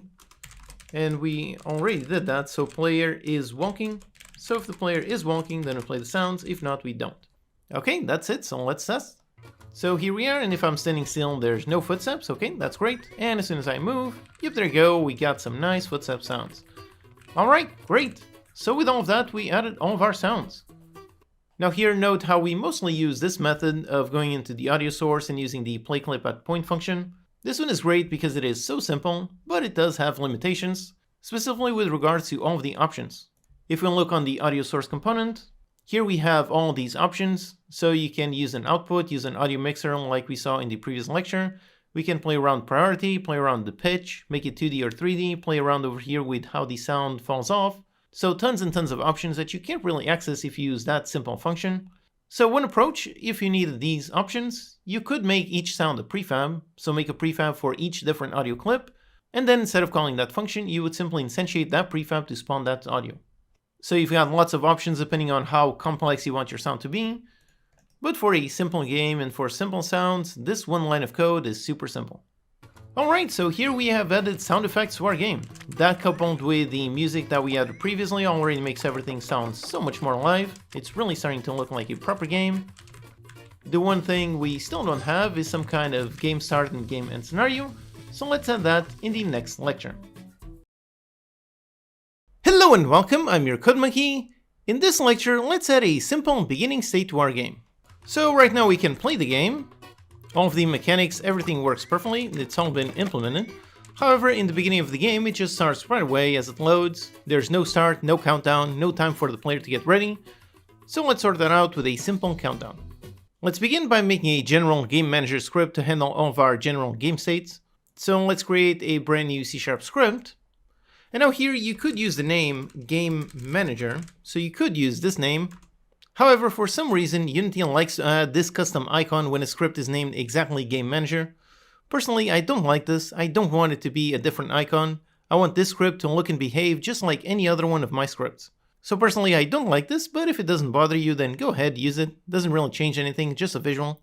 But in my case, I prefer to give it a different name, so sometimes I call it Game Handler, or other times just something related to this game, like for example the Kitchen Game Manager. And just like that, it won't have that custom icon. Just need to go inside and rename this to Kitchen Game Manager. Okay, save the script. And alright, now let's make a game object to run it. So a new game object with the same name. Let's attach the Kitchen Game Manager and reset transform. Okay, let's open. Now here we're going to define all of the various game states that our game can be in. So for that, let's define an enum. So a simple enum, call it state. And for the various states, let's say we are first of all waiting to start. Then we are on countdown to start. Then the game is playing, and then we have a game over. Okay, so these are our states. Let's do a private void awake, and on awake let's set the state, so we need to store a state for our state. And on awake we set the state equals, and let's begin on waiting to start. By the way, the point with this waiting to start state will also be very important in the next video covering multiplayer. Basically, we're going to wait until everyone is connected before we start the actual countdown. But over here for now, we're just going to wait a little bit on the waiting to start. Then we're going to trigger the countdown, and then after some time, trigger the game playing state. So pretty much all of these states are going to be time-based. So let's make a simple timer. So a private float for the waiting to start timer. Let's begin on something like 1F. So we just wait for 1 second. Then let's make a private void update. And let's make a state machine just like we've done previously. So do a switch on our state. In case we are on state.waiting to start. If so, then let's go into the waiting to start timer, count it down by time.delta-time. Then if the waiting to start timer, if it is under 0. If so, then let's move into the state, equal state dot, let's go into the countdown to start. Okay, so that's it, and the other states are going to be pretty much exactly the same, so let's just copy this. So we have the waiting to start, then the countdown to start, then we have the game playing, and finally we have the game over, and that one doesn't have anything, so just like this. Like I said, we could reuse the same timer, but let's write our code nice and proper, so let's make different timers for each. So let's make 3 timers. So we're going to have the countdown to start timer. So countdown. For this one, let's default it to 3, so we're going to wait 3 seconds before we start. And then the game playing timer. And for this one, let's put it something short just for testing. So let's put it just test. And then down here, let's just use them. So on the countdown, let's count down this timer. On the game playing, count down this timer. When the countdown ends, we go into game playing. And when the game playing ends, we go into game over. Alright, so that's our super basic state machine. Just a bunch of timers, super simple. Let's do a quick log just to see. So over here, just a debug.log. And let's just print out the current state. Okay, so just like this, let's test. And yep, right away we are waiting to start. After 1 second, going to countdown. Then after 3 seconds, going to game playing. And now if we wait for 10 seconds, after 10 seconds, we should be able to see just a little bit. And yep, there you go, we've got our game over. Okay, great. All the logic is working. Although we actually didn't change anything. Technically the game right now is on a game over, but everything still works the same as previously, so I can still play, I can still do everything. So let's sort that. When we are in any state other than the game playing state, we don't want the player to be able to interact with anything. We want to leave it movement, because that's usually nice and fun, but we don't want it to be able to interact, pick up objects, or do anything, so let's do that. Basically over here on the game manager, let's just expose a function, so public bool, let's call this is game playing. Then over here, pretty simple, just return if the state equals state.gameplaying. That's it. So now we can go into the player script. So over here on the player script, let's go down into the interaction function. So over here we've got the interact alternate and the interact. And on both of these, basically let's just ask if the game is in the game playing state. If so, we want to interact, but if not, then we don't want to do anything. So to access the game manager, we could add a peer serialized field, or as usual, let's just make a nice singleton. So peer public static of type kitchen game manager, the instance, make a public get and a private set. Then down here on awake, let's set the instance equals this, okay? So now over here on the player, let's just go into the kitchen game manager, access the instance and test is game playing. And we're going to do an if the game is not playing. So if we are not playing, we want to stop this, so let's just do a return. So if the game is not playing, the code is going to stop executing here, and same thing on the interaction. So just like that, we won't be able to interact with anything once we are not in the game playing state. Okay, so here we are, waiting to start. Nope, I cannot pick up anything. Countdown to start. Nope, I can't. And as soon as we go into game playing, yep, now I can't interact, so I can cut a bunch of things. And as soon as it goes into game over state, there you go, currently in game over state. So now if I try to interact, nope, can't do it. Okay, awesome. Everything works perfectly. So in terms of logic, this is really it. There's nothing else we need to do. But of course, right now the player would have no clue as to why sometimes they can grab and sometimes they can't, so let's add a proper visual. First, let's add a visual to the starting countdown. So let's do that as a canvas element. So let's go inside our canvas, create an empty game object, name this the game start countdown UI. Let's press F to focus on the object, press 2 to turn this into 2D. Okay, so let's see. Now over here, we really just need a text object, so let's leave this one anchored on the center. Let's put the width and height both on 0, we don't need that. And then let's go inside, create a new text object, call this the countdown text. And then inside, let's just put a number, so just a 3. Let's put the width and height both on 0. Then down here, let's put it in bold on a really big font size, so let's say something like 250, okay, really nice big number. Then let's also put it centered and down the middle. Okay, that's great, we've got our nice big countdown number. Also, by the way, when using Text Mesh Pro, we can easily add a whole bunch of effects. If we look down here, we have the default Text Mesh Pro material, and over here we can add an outline, an underlay, and so on. So that's really great.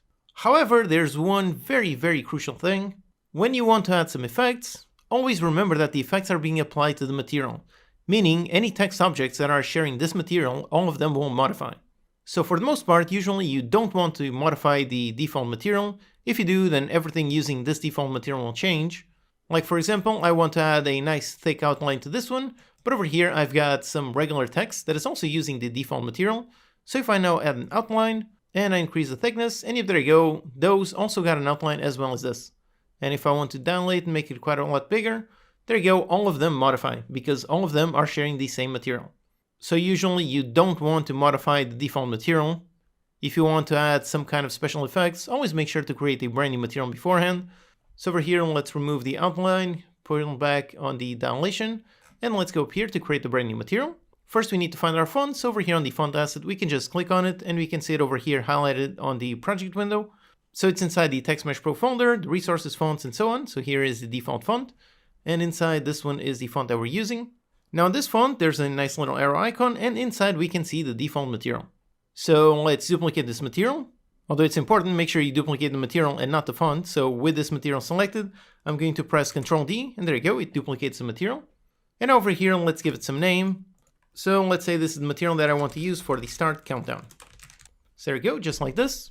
Also, one very, very important thing, the name of the material needs to include the font name, otherwise it won't show up.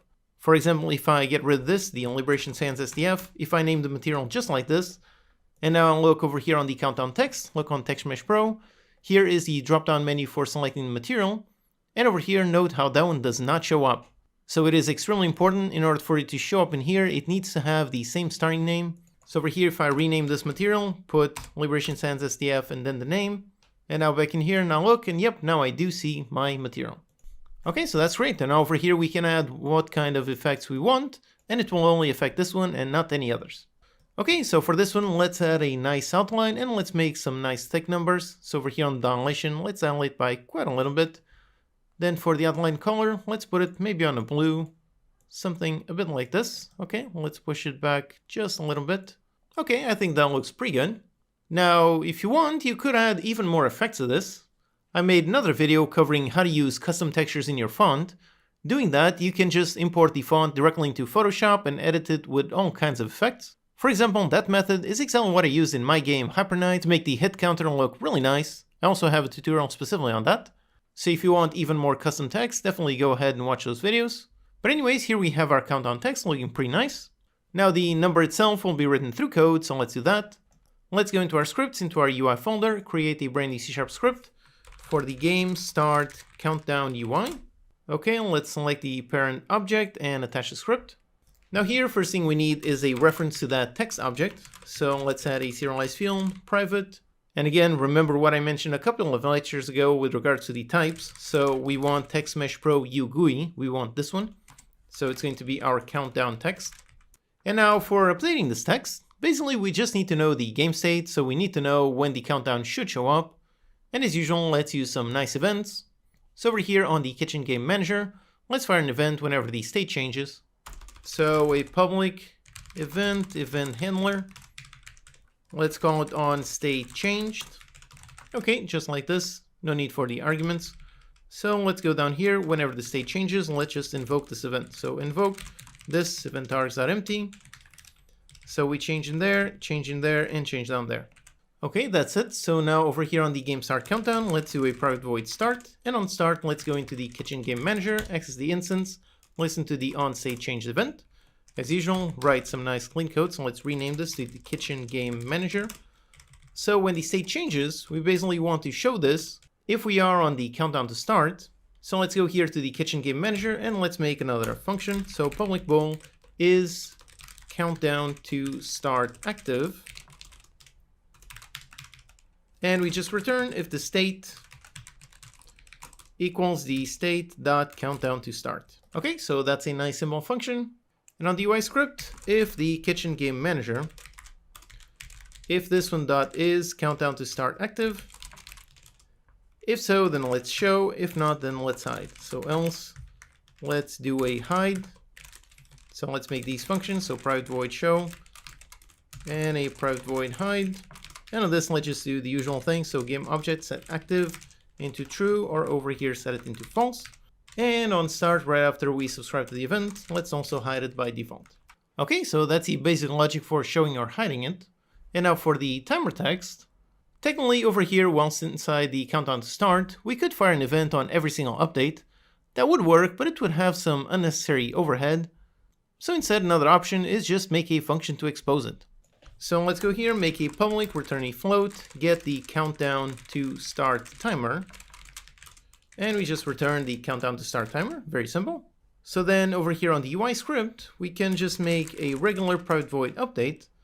And on update, go into the countdown text in order to set the text. And let's go into the Kitchen Game Manager and let's get the countdown to start timer and just do a toString. Okay, so that's it, super simple. So on update, we're going to constantly update the timer. So let's see if this works.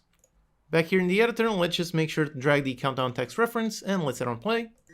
And okay, waiting to start, and after a bit, yep, there you go, there's the number, it's currently on countdown, and now the game is playing. So the show and hide did work, although the number seemed quite a bit odd. That's because over here on the settings, we have wrapping enabled. So let's just quickly disable this and let's test again. So there we are, waiting to start, and there you go, there's our countdown, 3, 2, 1, 0, and there you go, game playing. Okay, so it did work. Now of course, as it comes to the visuals, it depends on what you want. For example, if you want to limit the decimals, you can use over here the toString. This one can include all kinds of string formats. For example, for displaying just 2 decimal places, you can add the string format f2. Let's see what this looks like. Waiting for the countdown, and there you go. Now it does show with 2 decimals. Okay, so this is one approach. Alternatively, another format you can use is number sign, point, number. And let's see this one. And yep, there you go. Now it looks like this. So as you can see, there's lots of things you can play around with when it comes to the toString formats. But in our case, I don't really want any decimals. I really just want to see whole numbers. So for that, let's just seal out this number. So a mathf.seal. Let's seal this one out, and then just do a toString. Okay, let's see. So wait a bit, and we got 3, 2, and 1, and there you go, the game is playing. Alright, awesome. So here we have our waiting to start and the countdown to start. All of that logic is working perfectly.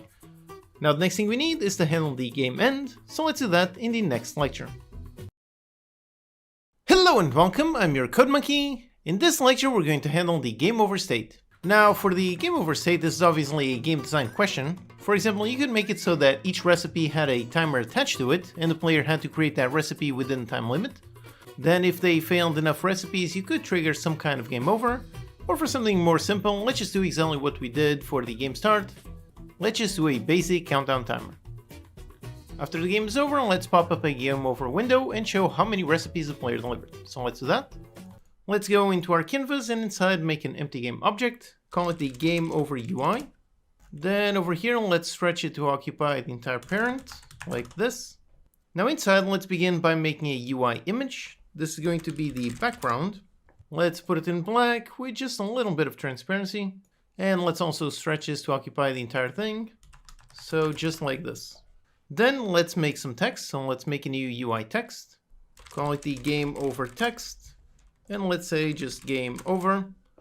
Let's set the width and height both at 0. Then down here, disable wrapping, put it centered. Let's put it pretty big, so maybe 135. Put it a little bit higher. Then for some more text, let's duplicate this. Let's call this the label recipes delivered text. And over here we just say recipes delivered. Let's put this one a bit lower and quite a bit smaller. Say on 50. Okay, and also on this one, let's put it in bold and change the color a little bit. Okay, next let's make yet another text. This one is going to be for the final number. So let's call this recipes delivered text. And this one is just going to have whatever number of recipes we delivered, and let's put it over here and quite a bit bigger. Okay, so this is the game over window that we want.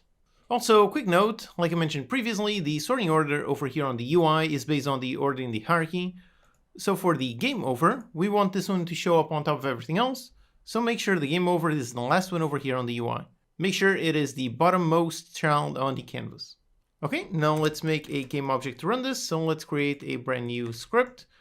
Game over UI, let's go into the object, wait for the compilation, and let's drag the script. Okay. Now here, the only reference that we need is just for the text. So let's just make a serialized field of type text mesh pro UGUI. For the recipes delivered text. Here in the editor, let's just drag that reference, okay? Now let's make some show and hide functions and also show it just on the game over. So really, we're going to do the exact same thing that we did over here on the game start countdown. So let's actually copy exactly this. Let's go into game over UI, pass the exact same thing. Okay, so we've got the show and hide functions, we test. And then over here on the state change, instead of showing this one on the countdown, we want to show it on the game over. So let's go over here and just make another function. So public bool is game over, and we just return if the state equals the state.gameover. Okay, that's the function. So over here, if we are is state game over. If so, then we show. If not, we hide. Okay, the last thing we need is just for the text. So this is going to be the recipes delivered text. So we're going to set this to something, which really means that we just need to keep track of all of the recipes that have been delivered. So let's go here onto the delivery manager script. And let's just keep track, so just a simple int, so a private int for the successful recipes amount. And then whenever we have a recipe success, so let's go here into our delivery recipe function. Whenever we have a success, let's just increase this by 1. Okay, so that's it. Now we just need a function to expose this, so a public int for the get the successful recipes amount, and just return the successful recipes amount. Okay, so finally back here on the game over UI, let's just print it. So go into delivery manager, access the static instance, and get the successful recipes amount. And of course we need a string, so toString. Except for this one, this is never going to change after the game is already over. So let's not do this on update, that would be quite wasteful. So let's just do it up here. So as soon as we have the game over, we print the recipes, and that's it. Okay, so let's test. So here we are waiting for the timer, and let's wait and just wait 5 seconds for it to finish, and we should see a 0. So let's just make sure that works. So after a little bit of time, yep, there you go. We've got recipes deliver 0, okay. Now back here again, let's try to deliver some recipes now. So let's try to make a cheeseburger. Try to deliver that. Cut this one, pick up this one, pick it up, put it in there. And okay, quickly. All right, good. And there you go, we've got a 1. All right, awesome. Everything worked perfectly. Let's just add one more final element. Right now, we cannot see what is the time left in the game. So let's add a nice clock element. So over here on the canvas, let's make another empty game object. Let's name this the game playing clock UI. And let's also put it behind the game over UI. So let's put it above on the hierarchy so that it shows up behind. In order to be able to see what we're doing, let's also just hide the game over UI, but only here on scene view. So let's click on the eye icon. Okay, so here we have our window. Let's just anchor it on the upper right corner. So let's put it somewhere in there. Then inside, let's create a new UI image. Call it the background. For the sprite, let's go with the circle sprite. So let's click on the eye icon to show all the default sprites, and let's use the one included with the circle. So you have this one. Let's also add a nice little outline. So let's put it on 2.2 with full alpha, and let's also add a nice shadow, just a nice visual. So on 5 - 5 like that. And for the color, let's also put it some kind of dark gray. Okay, so this is our background. Now let's duplicate this, so Control D, and let's rename this one the timer image. And for this one, let's give it a different color, so maybe something like a blue. So something like this, okay. And now over here on the image type, instead of simple, let's go with filled. Let's choose radial 360, okay, great. And now over here we can play around with the fill amount, and this will be our timer. Then you can set it up however you want. For me, I'm going to choose to start from the top. So as it starts, the timer is going to count down until the end. Okay, so that's great. Now let's make the script to run this. So let's create a brand new C# script. Same thing, the game playing clock UI. And over here, let's just attach a script. So now all we need is reference to our image. So let's make a serialized field. Private image, let's make sure to use this one, the image inside Unity Engine.ui. This is going to be our timer image. Okay, like this. Back here in the editor, let's drag the reference, all right. Now that we have this, we need to ask the game manager to get the timer normalized. So let's go over here onto the kitchen game manager, and let's make a function to return just that. So a public float, let's call it get playing timer normalized, or game playing timer, actually, just to match the state. So get this one, and up here we have the playing timer. We just need to define a maximum in order to be able to calculate the normalized value. So let's duplicate this, call it the game timer max, and set this one to 10, and this one, leave it like this. And down here, when we change the timer, when we go into game playing, let's set this one equals this.max. That way we only define the timer just up here. Okay, so with that, now down here we can do the compilation. So we can return the game playing timer divided by the game playing timer max. Except just like this is going to be inverted, because for the game playing timer, we're counting down instead of counting up. So all we need to do is very simple, just reverse this. So just 1 minus, just like this. Okay, great. So we have this function. And then over here on the clock, just go private void update. And on update, let's go into the kitchen game manager, the instance. Let's get that. And we're going to use that on the timer image.fillAmount. Okay, that's it. Super simple. Let's see. Okay, here we are on the waiting to start. All right, waiting. And as soon as we start, yep, there you go. There's the timer going. And we can see it constantly increasing. So it's at the halfway point. And just a little bit more. And there you go, yep, we've got the time over and we have our game over. Alright, awesome! So over here we implemented a really nice game over state. We have a playing timer with a nice UI element, and when it ends we get a game over window showing a bunch of stats. Now with this working, the next task is to have some kind of main menu so we can play again after the game is done. So let's do that in the next lecture.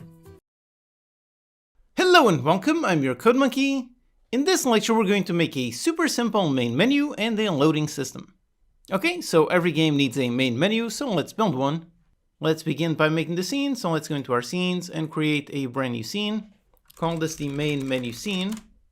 And okay, here's our default scene. Now over here, for the most part, we really just want some basic buttons, so nothing too special. So let's create a brand new UI canvas. And let's set it up as usual, so screen space overlay, yep. Then let's go with scale with screen size, 1920 by 1080. And let's match with the height. Okay, so there's our canvas. Now inside, let's make an empty game object. Name this the main menu UI. Let's stretch it to occupy the entire thing, so 0, 0 on everything, okay. Now inside, let's create a brand new UI button. Let's name this the play button.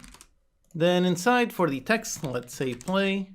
Let's size the button to be quite a bit bigger, so let's say 450 by 150. And on the text itself, let's put it in bold, on a font size quite a bit bigger, let's say 70.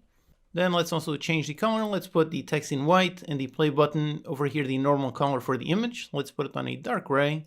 Then also over here on the button background, let's add a nice outline. Let's put it on full black, say something like 3:3. Then let's make a shadow, and for this one 5 - 5. Okay, so that's our basic button.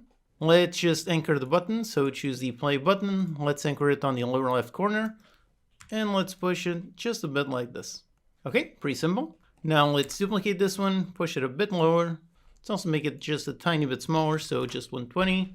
This is going to be our quit button, so let's rename this to the quit button. And inside for the text, just say quit, and put a bit lower on the font size, okay, like this. Okay, so we have the two basic buttons that we need. Now let's make the script to run them. So let's make a script with the same name, so main menu UI. So let's go into our script UI folder, create new script for the main menu UI.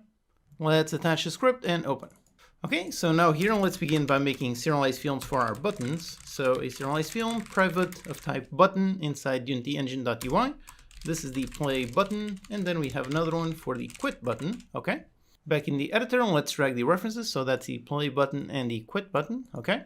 Now here in the code, let's add some listeners to these buttons. So let's do a private void awake, and on awake, let's go into the play button and go into the onClick event. So the event when the player clicks on the button, and let's add a listener, and now we pass in the listener. Now over here, to do this, we can add a function, so we can make a private void play click. We can define a function kind of like this, and over here add it as a listener. So that's one approach. Or another alternative that personally I like to use is to use what is called a lambda expression. So instead of defining an external function down here, we just go up here and directly we define a lambda. So we open parameters to display the parameters for the function, which in this case we have none, so just open and close. Then we do a nice little arrow, and then we have whatever we want to be our click code. So both the code that I have here and the one that I have here, both of these are exactly the same thing. This one is called a lambda expression, which is also a type of delegate. Definitely go ahead and watch my video on C# delegates in detail. It's yet another extremely powerful C# feature. I find them especially useful, especially over here to setting the click listeners. There's no need to make another function, just use a lambda expression and that's it. So over here I'm going to use that instead of an external function. Okay, so we've got the play, and then let's also listen to the quit. So on the quit button, the exact same thing. Okay, now first on the quit button, it's actually very simple. We just go into application and we call the quit function. This will quit the game, that's it, very simple. Although one note, if we actually test it like this, so here is the game playing, and if I click on quit, and nope, nothing happens. Now the logic is actually working. We can see visually that the button is changing state, so we are indeed capturing clicks. However, when the game is running inside the editor, calling that function, the application.quit, doesn't do anything. But if this were a full build, then clicking on that would indeed close our game. Okay, so now for the play button. For this one, it's also very simple. We just need to go inside the scene manager, which is inside unityengine.scene management. We just need to go inside of this one, and we call load scene. This function will load a certain scene, And for loading, we can either use the scene build index or we can use the scene name. Like I've mentioned several times, string names are horrible. Although in this case, the alternative using an int is also not very good. Just a number is very hard to read the code and be able to know what scene this is loading. So there's one better approach that I prefer to use, but first over here, let's just use the index just for testing. So we're going to load the scene on index 1, so just like this. And then here in the editor, let's go into File and Build Settings. And over here we see the scenes in our build. Right now we just have the game scene. So let's just add our scene. So let's drag the main menu scene and drag it on there. And also let's make sure it's on the top of the list. Basically the first scene is the one that won't be loaded as soon as the game starts. So let's drag it right up top, just like that. Then over here on the right we see the index. So by loading the scene on index 1, we're going to be loading the game scene. Okay, so with this let's test. So here we are, and if I click on play, and if there you go, it does load the main scene. Okay, great, everything is working. So this is the simplest way to do scene loading. However, this method does have one issue. It's not super noticeable in a game of this scale because it loads pretty quickly. But like this, note how when we click on play, there you go, everything freezes for a little bit while the game is loading. Like I mentioned, in this case the freeze is so small, so not necessarily an issue. But if the game was much more complex, then the player would be staring at a frozen main menu for perhaps 30 seconds. That would not be good. One way to avoid that is actually very simple. Basically, it's what I already covered in detail in the scene loading video. That video was made quite a while ago, but it's still very much up to date. Here we're going to do pretty much the same thing. So we first create the scene, just empty, just saying loading. And then from that scene, we load the final scene. That way the game stays frozen on a scene that says loading, which is much more clear to the player. So let's do that. First, let's make our scene. So inside our scenes folder, let's create a brand new scene. Call this the loading scene. Okay, let's go inside. And now in this one, we want this one to be fully black. So let's go into the main camera and scroll down over here under environment. And instead of rendering the skybox, for the background, let's go with a solid color and let's go with full black. Okay, there's our black main camera. Now let's make a canvas. So a new UI canvas. Let's set it up as usual. So scale with screen size 1920 by 1080 and match with the height. Okay. Then inside, let's just make a simple text object. So just say text, then over here, let's say just loading. Let's put the text width and height on 0, put it on bold. Let's make sure to disable wrapping and push it over there on the side and maybe increase the font size by a little bit. Okay, there you go. We have our very basic loading screen. Now we're going to load this scene, and then whilst on this scene, we're going to load the final scene. Although also one very important thing related to loading scenes is you need to remember the lifetime of the objects. Regular game objects, like for example the ones that we see here in the hierarchy, these get destroyed when you do a scene change. So for the goal that we're trying to achieve, we need to load this loading scene, but then also somehow transfer data so that the loading scene here knows which one is the final scene. Now you might think that over here on the main menu we could create a game object, attach a script that would hold the reference to the final scene, but like I said, game objects get destroyed as soon as we load the loading scene. So for transferring data between scenes, we can't really use a regular script on a regular game object. Now one approach is to use the don't destroy on load. This is a Unity function that helps you stop a particular script or a game object from being destroyed. That way the object won't persist through scene changes, so that's one option. But another option that I prefer is very simple. Let's just make a loader class. So let's create a new C# script, call this loader. And over here, let's go ahead and make this class a static class, and we are not going to extend mono behavior. So just like this. Basically, by making it static, it means that this one is not attached to any specific instance of an object.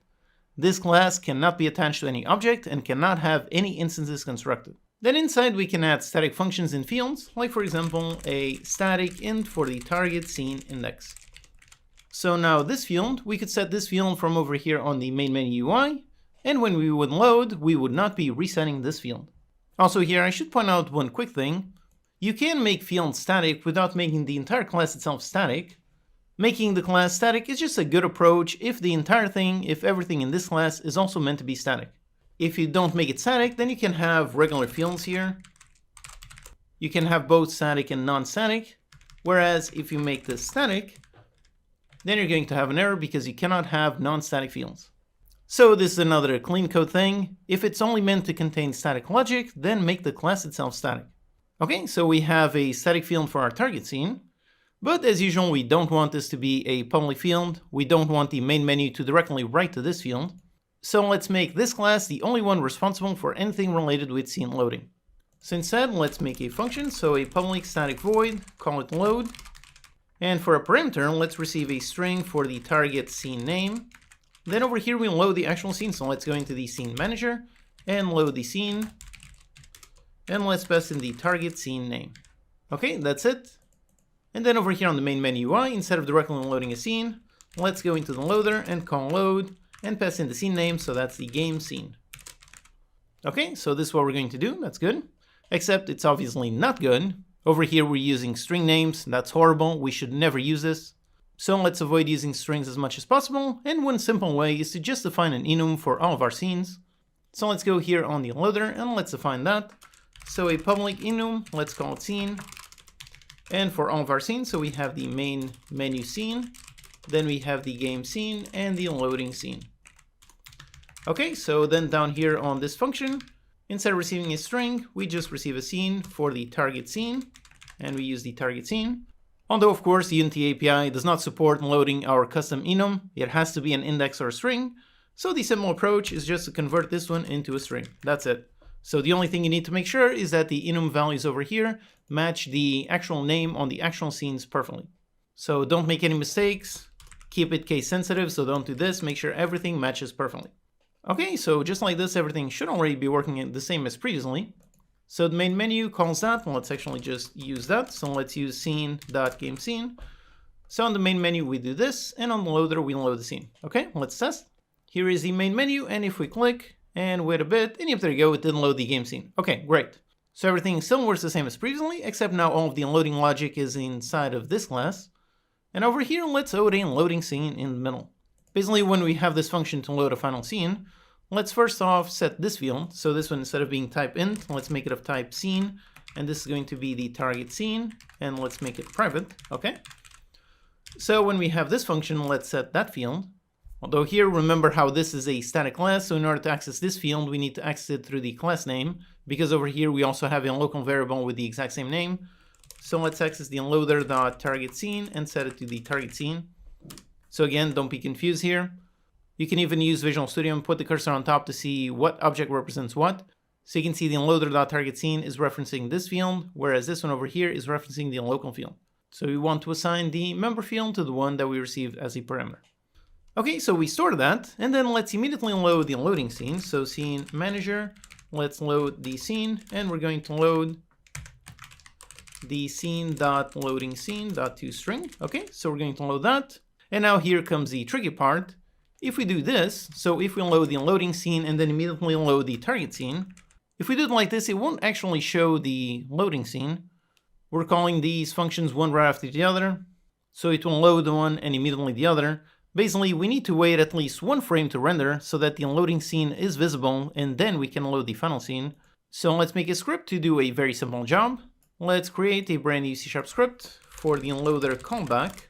And now let's go inside the unloading scene. So this is important. Let's make this on the loading scene, not the main menu or the game scene. So over here, let's create an empty game object for the unloader callback. Let's reset transform, just keep things nice and clean. And let's attach the script, so the unloader callback, okay. And on this script, we want to basically just wait for the very first update. So let's do a private bool is first update. And we start it off as true, actually. So is the first update is true, then we do a private void update. So if it is the first update, if so, then let's set is first update to false. And we have the first update. Although technically I should point out that we don't really need this. We're going to load right away, so either way it will only run one update, but still I like to add this just to make the logic perfectly clear. Basically, if it is the first update, then let's call a function on the unloader. So on the loader over here, let's make a function, public static void, call it loader callback. Okay, we have this function. So over here on the unloader callback, let's just go into the unloader and call the unloader callback function. All right. So basically now here we have this function that is going to be triggered on the first update. So we know for certain the unloading scene has been rendered. So it's over here that we want to load the actual final scene. Okay, that's it. Here we have a super simple loading system. Just make perfectly sure that the unloader callback with the script, this one only exists on the loading scene. It should not be on any of the other ones. So let's test, and for that, let's go inside the main menu scene. Okay, and now let's hit on play. Okay, so here we are on the main menu. Now if I click on play, And actually, here's the thing that I forgot, so make sure you don't forget this. We need to add the loading scene to the builds in order to be able to load. So let's go up here into the build settings. Let's go into the project, drag the loading scene like that. Okay, so now let's test. So here we are on the main menu. Let's hit on play, and there's the loading scene. And after a bit, yep, here we have our game scene. All right, awesome. So with that, everything is working perfectly. All of the logic is working great. Now that it all works great, let's just make a nice proper visual for our main menu. So for that, let's go inside the game scene, and over here, let's copy a few things. So let's pick up the floor object, and let's also pick up the global volume with the post-processing. So let's copy both of these. Let's go into the main menu scene, and over here, let's paste both objects, okay? Now let's also drag some player visuals. So let's put this in 3D, go back down into the floor, and let's pick up some visuals. So let's go inside our assets on the prefabs visuals. Let's find over here the player visual. Again, make sure you drag the visual only. We don't want any logic components. And by the way, this is yet another great benefit of separating the logic from the visuals. Right now, it's super simple for us to place some players here because we have just the visuals completely separated from the logic. Okay, so on the visual, let's just make it look at the camera. Let's position a bunch more players. So let's duplicate this and put one to the side. We're going to move the camera in a bit, but now let's just place them. And in the included assets, there are a bunch of materials. So over here we see the player body, then we've got a blue, a green, and a red. Like I said, this first course is on making this game in single player, but the goal is to then make a second course after this one on converting this game into multiplayer, so that's why I included multiple colors.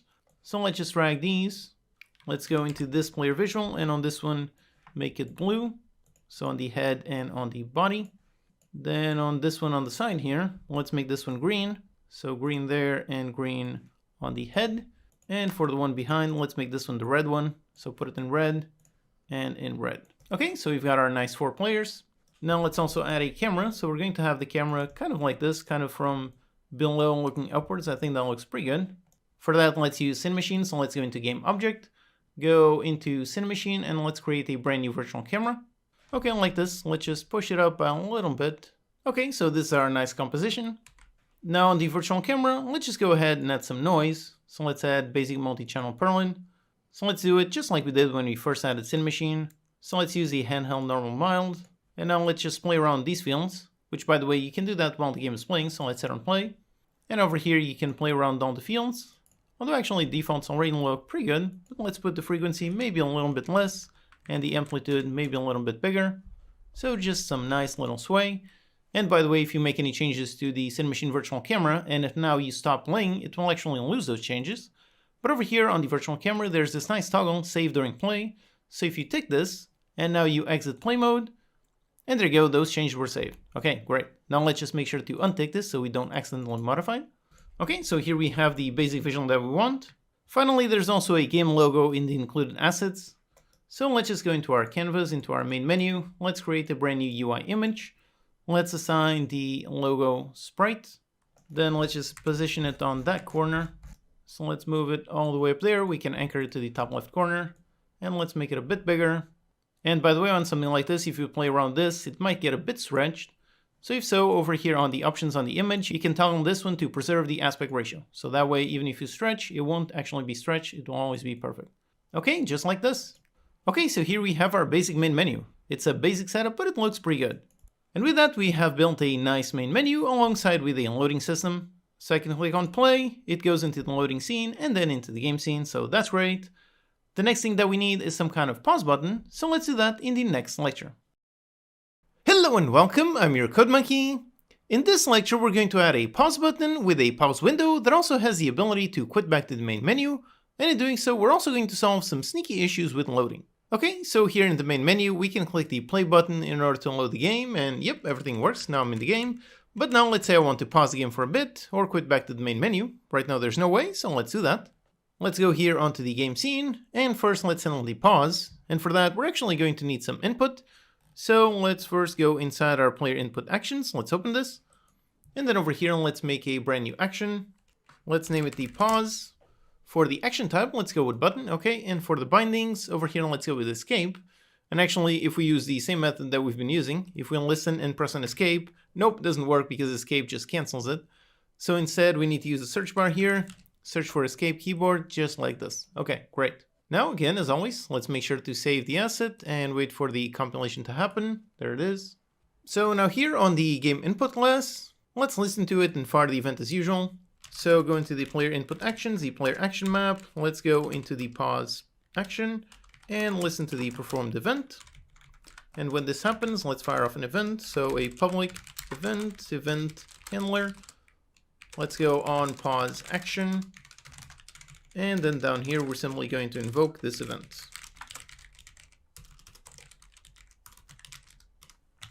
Okay, just like this. Now for listening to it, here's the question, where does that make more sense? Should we do it over here on the player script or perhaps over here on the kitchen game manager? I think over here on the game manager makes more sense since a pause is more related to the game itself rather than a specific action by the player. So let's set it over here. Let's first of all listen to the event. So let's do a private void start, and on start, let's listen to it. So let's go into the game input, and we didn't actually make it a singleton yet, so let's do that. Over here, let's make a public static game input for the instance with a public get and a private set. Then down here on awake, let's set instance equals this. Okay, there's our singleton. So now back in the kitchen game manager, let's go into the instance and listen to the on pause action event. And again, let's rename this to give it a proper name.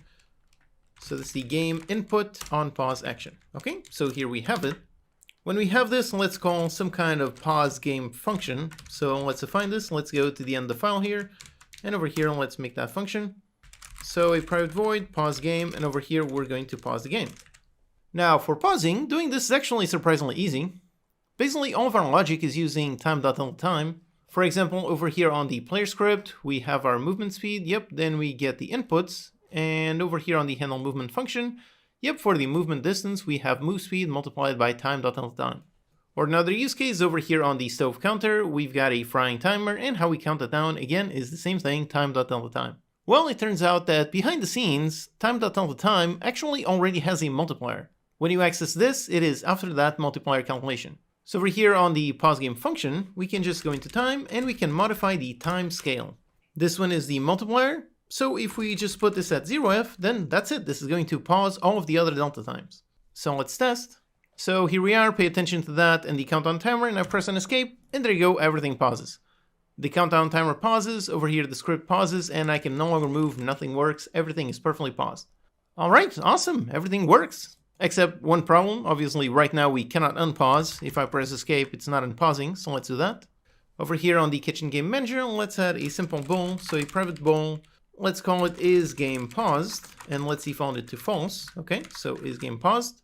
And then down here on the pause game function, let's simply flip this one. So we set this one equals not this one, so that is going to flip that boolean. And then we check if the game is paused. If so, set it to 0f. And if not, then we're going to set the time.time scale back into 1f. Okay, so now this should pause and unpause. So let's actually rename this function. Since this is no longer just going to pause, let's rename this to toggle pause game.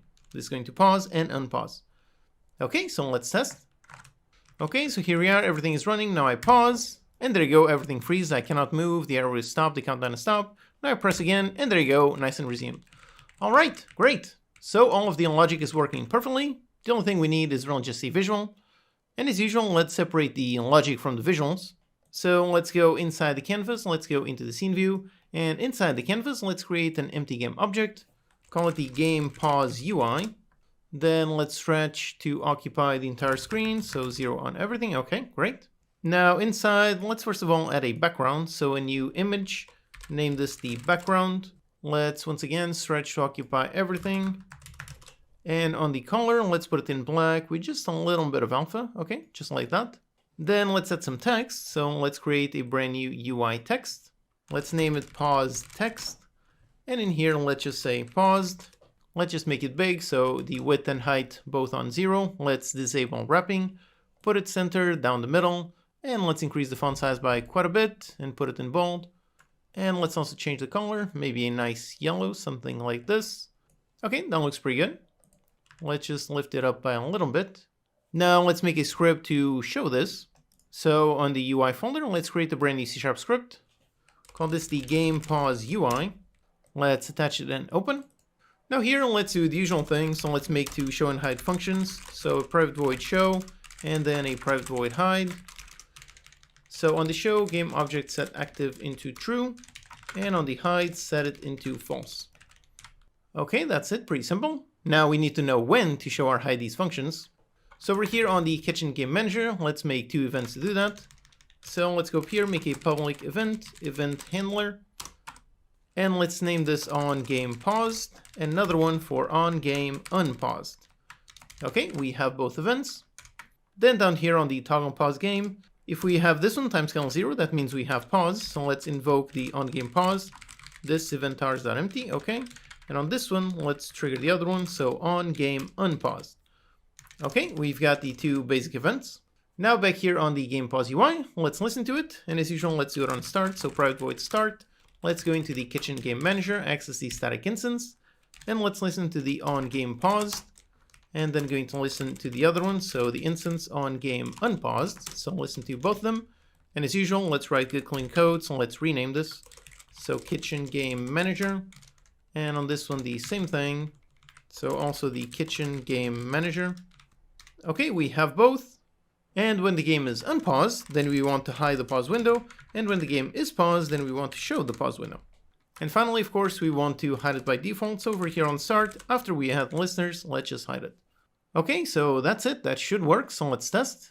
So here we are. Everything is running. Now press the pause. And there you go. Got a nice pause window. Press again. And there you go. Everything resumes. Okay, great. So the last thing that we want is just a button over here to go back to the main menu. And let's also add a button to resume without having to press the hotkey. So over here, let's create a new UI. Let's make it a button. This is going to be the main menu button. Now let's make it quite a bit bigger. Okay, width and height of 30 and 80. Let's put this one quite a bit down there. And inside for the text, this one is the main menu. Let's put the color in white and the background for the button. Let's put this one in a dark gray. And let's also, just for fun, add a nice outline. And let's also add a shadow. For the outline, let's put it on full alpha. And let's put it on about 3.3. And for the effect on the shadow, 5 minus 5. Okay, so that adds a nice outline and a nice shadow. And then for the text itself, let's put it in bold and raise it by just a little bit. Okay, just like that, looks pretty good. So this is the main menu button. And then let's also duplicate this. Let's make this one, rename it. This is the resume button. And inside on the text, let's say resume. Okay, we have our 2 basic buttons. So let's handle them in the script. So over here, let's add, as usual, a serialized field, private of type button. So that's inside unityengine.ui. So it's for the resume button. And then we're going to have the main menu button. Okay, let's save the script. And back in the editor, let's drag those references. So that's the main menu button and the resume button. Okay. So now for these, let's add the click action. So let's do a private void awake. And on awake, go into the resume button, the on click, and let's add a listener. So this is going to be our listener. And same thing for a main menu button. So main menu. Now for the main menu, this one is super simple. Let's just go into the loader and call the load function. And we're going to load the main menu scene. Okay, that's the main menu, very simple. And for the resume, this one is only going to be clickable when the game is paused. So we can just trigger the same function on the kitchen game manager to toggle the pause. So kitchen game manager, the instance, and toggle the pause game. This one is actually private, so let's go to it. And let's make this public so we can call it from there. Okay, that's it, super simple, let's test. Okay, so here we are, and let's pause the game. And now if I click on resume, yep, there you go, it does work, everything resumes. And now pause again, and now let's go back to the main menu. Loading, and yep, there you go, back in the main menu. All right, awesome. So everything works perfectly. However, there's one sneaky issue here. You can already see the issue by seeing that all of these animations are still, but let's click on play. And nope, look at that issue, everything is still frozen. I cannot move the character, and over there, the shader, that one is completely frozen. So the timescale is still set to 0. Basically, we need to manually reset it. And the simplest way to do this is really just in the main menu. So we can go here on the main menu UI, and we can just use this as our reset function. So let's just go into time.timescale, and let's set this one back into 1F. That's it, that's the only change, let's test. So here we are, let's pause, let's go back into the main menu, and we can see the animations are indeed playing, and if we go back into play, and if there you go, everything works perfectly, we can pause. And yep, here we do see one of the other 2 sneaky issues left. Basically, it has to do with scene loading and cleanup. So the first one is on input. Over here on the game input class, we are constructing our player input actions, and we are listening to these events. And technically, this object, the one where the game input is attached, this object is going to be destroyed when the scene changes. However, this object that we're creating, this instance of player input actions, this one does not get destroyed automatically. So that is why when I went into the pause menu again for the second time, over here we've got a missing reference exception. Basically, the player input actions of the previous game is trying to show the pause window also of the previous game, which has since been destroyed. So obviously we have a missing reference exception because that object no longer exists. So in this case, we have two options to solve this. One option is we can just unsubscribe to these events. Unity mono behaviors have a really nice callback called onDestroy. So over here, private void onDestroy. So this is the default one. This one is called when the mono behavior is destroyed. So we can go into this one and we can manually unsubscribe. And the way that you unsubscribe is you just do minus equals. So this would solve that problem because when this object is destroyed, it's going to unsubscribe from those events. So the next time it will no longer trigger. So that would fix it. However, on the game input class, we are still creating a new object of this type. I'm not 100% sure how the input system works in the background, so perhaps this object might stay in memory, which is not good. So another approach we can do, or perhaps in combination with this, is we can unsubscribe and then we can properly dispose of this object. How we do that is very simple. Let's just go into the player input actions and we just call the dispose function. That's it. This should clean up that object and free up any memory. So let's test. So here in the game view, let's pause. Let's go back into the main menu. Now let's go back into the main game. And now if I hit pause, and if there you go, we no longer have any errors. Okay, so that's good. However, now we still have one more potential issue, and this one has to do with statics. Like I mentioned before, statics belong to the class and not any instance of that class. So that means that static fields will not be destroyed or reset when the scene changes. In the case of our loader here, where we have a private static field, this one, the fact that this one doesn't reset automatically, that was a good thing. That's what allowed us to make the unloading system. But in the case of maybe static events, that might not be as good. It might mean that we might be keeping some state from the previous game, which might cause everything to break. So basically we have a similar problem to what we had in the input, where some logic from the previous game might be affecting the next game. In all the code that we wrote, the main place where we used statics were in the singletons, and these are going to be cleared automatically when the underlying instance object, when that one is destroyed, so these do not cause any problems. However, for example over here on the cutting counter, we've got a static event. When the scene changes, this will not be cleared, so this will still have the same number of listeners. We can actually see how many listeners there are by printing it, so let's go down here before we're invoking the event. Let's do a debug.log. Let's go inside the onAnyCut event, and over here we can get the invocation list. This one is the list of all of the functions that are listening to this event, and we can just print out the link to see how many listeners are listening to this event. So let's see what this returns. Okay, so over here, let's pick up some cheese and slice it. And if I look in the log, yep, there you go, 1. There's only 1 listener. Okay, that's correct. However, now if I go back into the main menu, and now I go back and I play again. Okay, so let's play. Let's just wait for the countdown. And once the countdown ends, pick up some cheese, go there, slice it, and there you go, there's the problem. Now we have 2 listeners.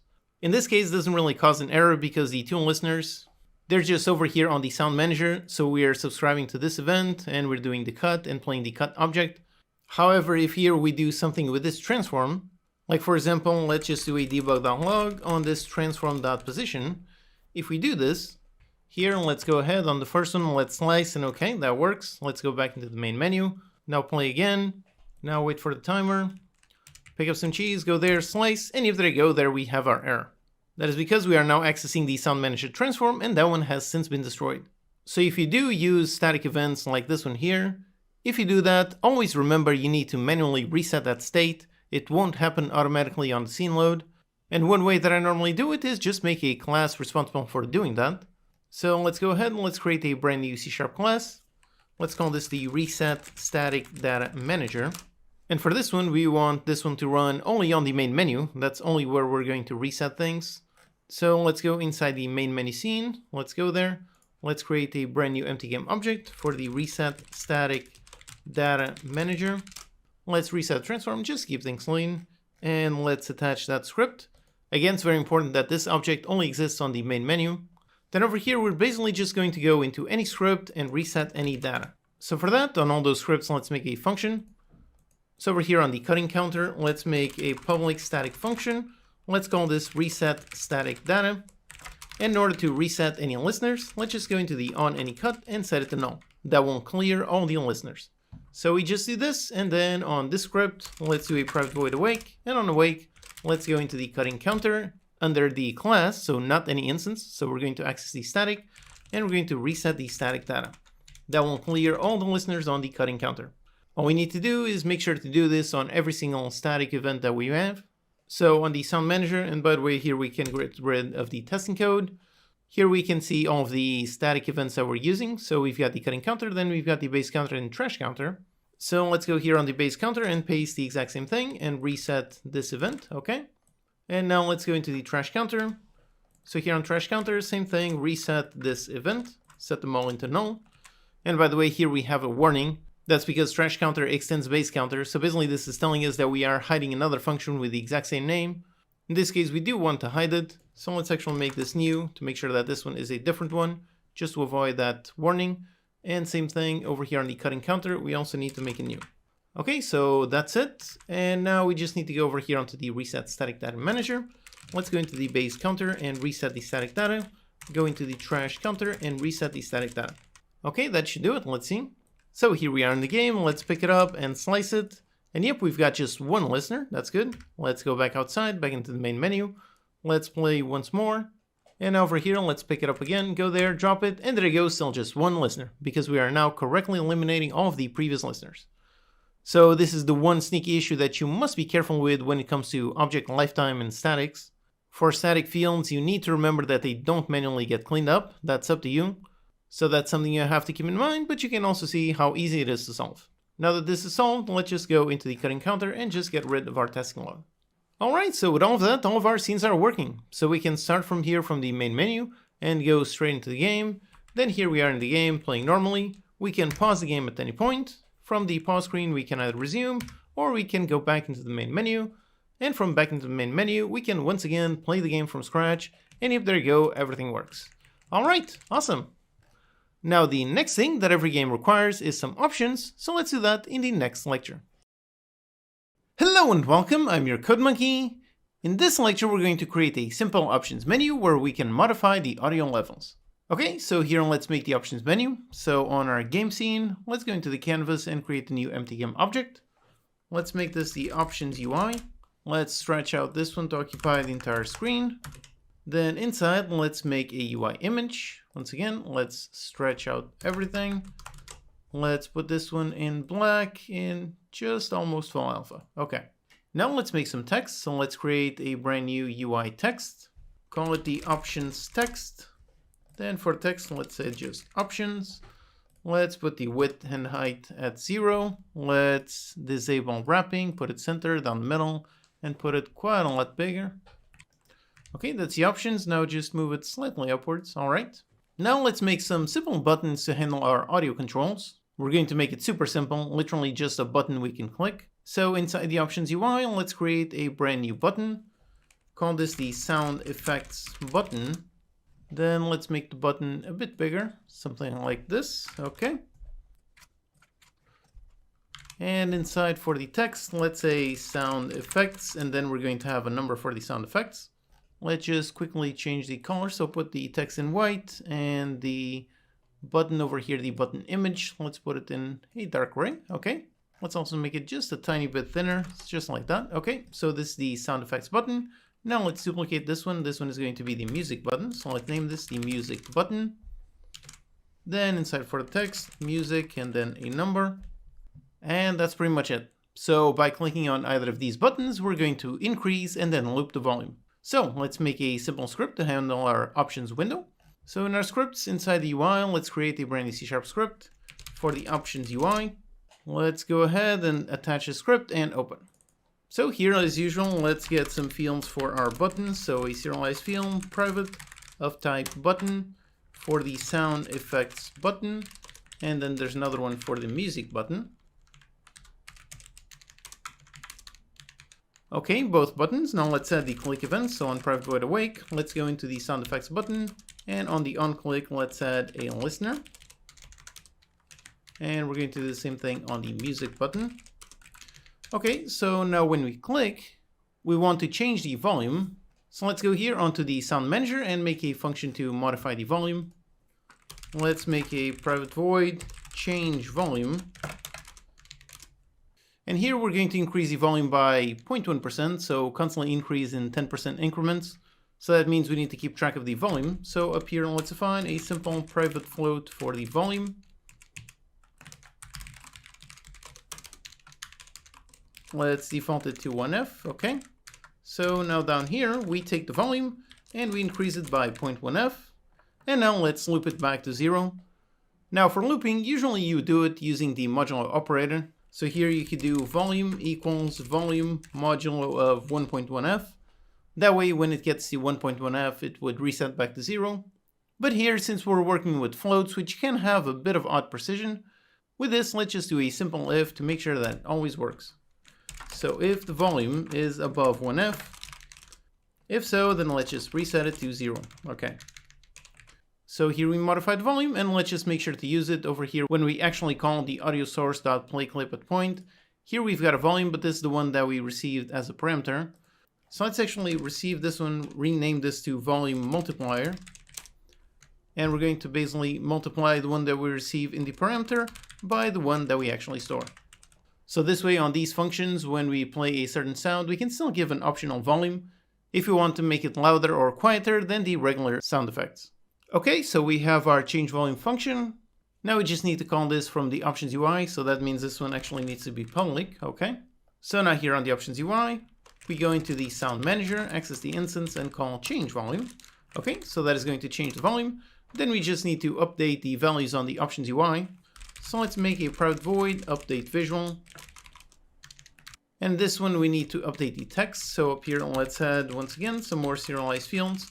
So text mesh pro UGUI, one for the sound effects text and another one for the music text. Okay, we have both these. Then here the sound effects text.text equals, and we go into the sound manager, the instance. And then we need to get the volume.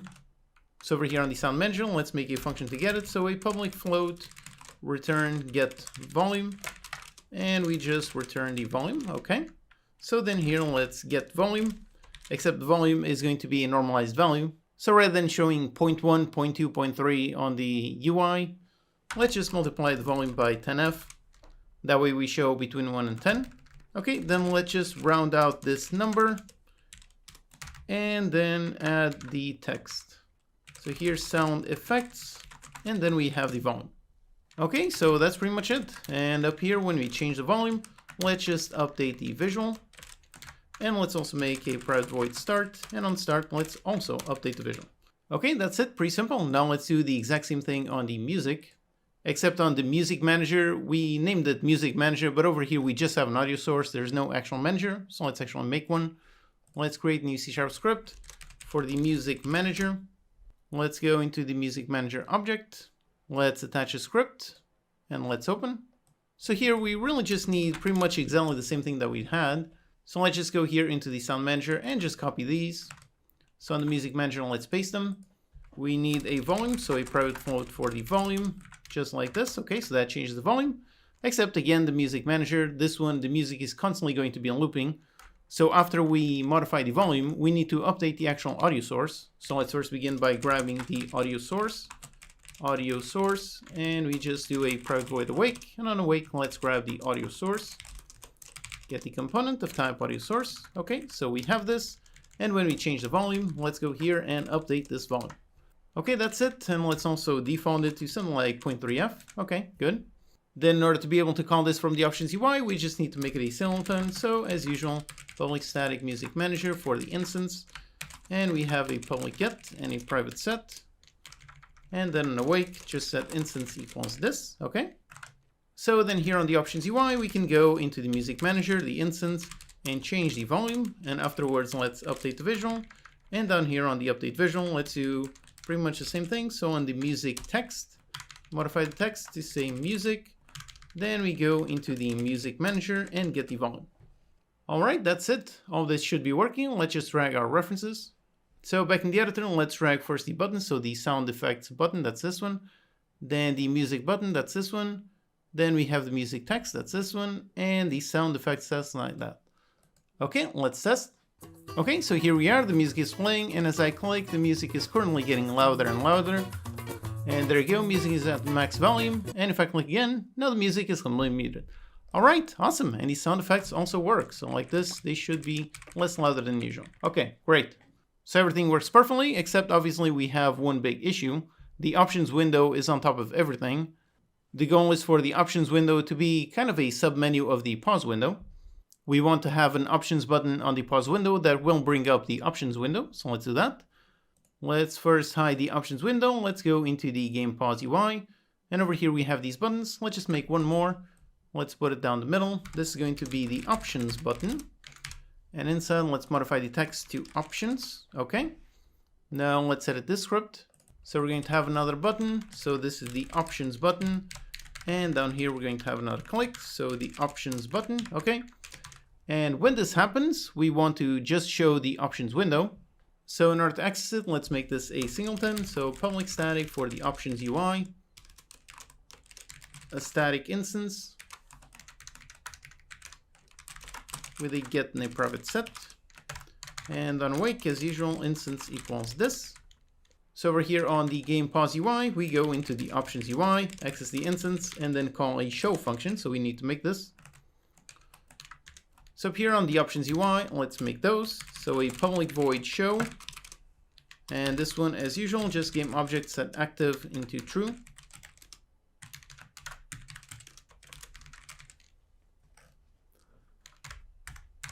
And then we have a private void hide. And this set active into false. Okay, we have both these. On the other side, we show it.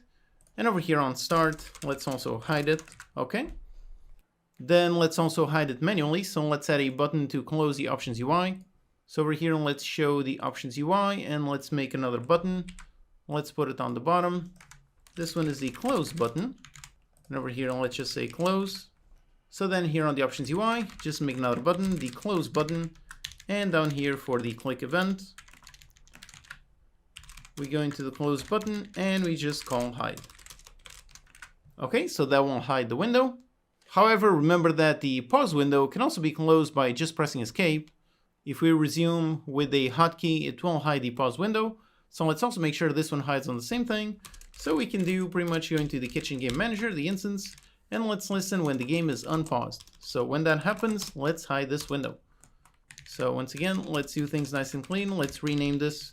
So the kitchen game manager. And when this happens, let's just hide. Okay, this should work. Let's just drag all the references. So first here on the options UI, let's drag the close button. And then on the game pause UI, let's drag the options button. Okay, so let's test. And yep, right away the options window is not showing. That's great. And if I press an escape, there you go, there's the pause window. And if I click on options, yep, there's the options window. Now if I click on close, back here, back into resume, okay, works. Now if I pause, options, and now press on the escape key, and yep, there you go, it closes everything. All right, great. So everything is working fine. However, we have one slight issue. The option does work, so I can modify this to change the sound effects and the music volume. So for example, let's mute the music and put the sound effects on 5. So I put it like this, but now if I stop playing and I hit play again and look in the options, and nope, there's the issue. Basically, the data is back to the defaults. Obviously, that is resetting since we didn't actually save anything, so let's save it. Now in Unity, the easiest way to save some data is using player prefs. So let's go over here on the sound manager, and when we modify the volume over here, when we do that, let's access the Unity player prefs, and over here we've got a bunch of set functions. So we can save a float, an int, or a string. This one, as you can see, takes a string and a value. So this is pretty much essentially just a dictionary. Now for the key, as you can see, it's a type string, but again, we should not be using strings directly. So let's go up here in order to make a proper constant. So a private const string, let's call it player prefs sound effects volume. And let's go sound effects volume. Okay, we have our nice certain constant. And down here, when we set the float, let's use this string and save the volume. Okay, so that is going to set the float. And now technically Unity is going to automatically save the player prefs. Basically, there are only problems if Unity somehow crashes in between when you call set float and when it actually saves. But if you want to prevent that from happening, you can just go and tell it to save manually, just like that. That will definitely save it. And now we just need to handle loading. So up here on awake, when we have this, let's go into the player prefs and let's use get float. Let's pass in the same key. So this one takes a key and default value, so let's default it to 1F. Basically, the default value is used if there's no saved data on this player prefs on this key. So the first time we run, it's actually going to use this default. And this one's going to return the saved value, so let's just set it on the volume. Okay, so that's it. That's all it takes to save some basic data. Now let's do the exact same thing on music. So over here on the music manager, let's first define our private const string for the player prefs music volume. And this is going to be the music volume. Okay, we have our string. And then down here, when you change the volume, player prefs. And let's set the float on this key. And let's pass in the music volume. Okay, and then let's go into player prefs and actually save it. And now up here on awake, let's grab the volume. And it's going to be going to the player prefs in order to get the float on this key. And default value is 0.3F. However, over here on the music, again, we are not spawning the sound afterwards. The sound starts playing right away. So let's make sure to set the audio source volume to the one we grab from there. Okay, that's it. So like this, it should be working. So let's test. So here we are and the music is playing. Let's pause, go into the options. Let's bring the music completely down. So let's mute the music. Okay, the music is gone. And sound effects, let's put it on 5. Now let's stop playing and now play again. And go into the menu, options, and yep, there you go. The data was indeed saved and the music is indeed muted. All right, awesome. So here we have some basic data being saved. And also just a quick note related to saving. For this simple game, the sessions are pretty quick, so I didn't include any kind of save system for the actual game data. But if you want to know how to do that, I also have a video covering that topic. Okay, so with that we have our options window working. The volume sliders work perfectly. The next thing we need to add to our options is some key rebinding. So let's do that in the next lecture. Hello and welcome, I'm your Code Monkey. In this lecture we're going to add key rebinding to our options menu. So here we already have this nice options menu. We can modify the volume of the sound effects or the music. Next, let's handle key rebinding. Okay, so first let's build the elements over here on the UI. So let's create a bunch more buttons. But before that, let's actually make some text on the side and buttons in the middle. So let's create a brand new UI text. Call this move up text. Let's put it on the same size as the other one. So these got a font of 24. So let's put it the same thing, font of 24. Width and height, let's put both of these on 0. And down here, anchor it to the left, okay, down the middle and with no wrapping. Okay, so then over here, this is going to be the move up action. So we have move up, then we have the move down, move left, move right. Then we have the interact alternate, and finally the pause. So these are all of our actions. So let's just make all of these. So rename this. So this one is the move down. Then this one over here is the move left. This one is the move right. This one is the interact text. Then the interact alternate text, and finally the pause text. Now let's just modify the text on these. So that's the pause. That one is the interact alt. Then this one is the interact. Then we've got the move right. Then over here the move left. And finally we have the move down. Okay, so those are our labels for our controls. Now let's just make buttons over here on the right side. So let's duplicate one of these buttons. Let's put it over here and put it on some like 50 by 50. So this is going to be the move up button. And inside on the text, this is going to be pretty much just a W, okay? So we have the move up, then we're going to have the move down, move left, move right, the interact alternate, and the pause. So we just need a bit more space, so let's move all of these up by quite a bit. Let's also move the music and the sound effects. So move all of these like that, okay? let's just name all these buttons. So this one is the second one, so this the move down. Then over here the move left, then the move right, then the interact button, the interact alternate button, and finally the pause button. Okay, those are all the buttons. Let's just position all of the labels exactly where they should be. Okay, so here we have all of the options, all of our bindings. Now in code, let's grab references to all the buttons and all the text inside the buttons. So over here inside the options UI, let's add all of those. So first of all, for the text, we're going to have the move up text, then the down, left, right, and so on. So let's just do all of these. So down, then over here the left, then the right, then the interact text, the interact alternate text, and finally we have the pause text. And for the buttons, let's go up here, make all the buttons. So the move up button, then the move down button, then we have the move left button, then the move right button, then we have the interact button, the interact alternate button, and finally the pause button. Okay, so we have all of these references. Over here in the editor, let's just drag them. So let's make sure we drag them all correctly. So let's do it one by one. So the move up, this is the text. And actually it's not that one, so that's already a mistake right there. We want the text from inside the buttons. So let's pick up all of these text objects. So let's go into the options.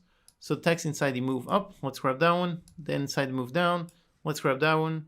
And the left and so on. So definitely make sure you grab the right ones.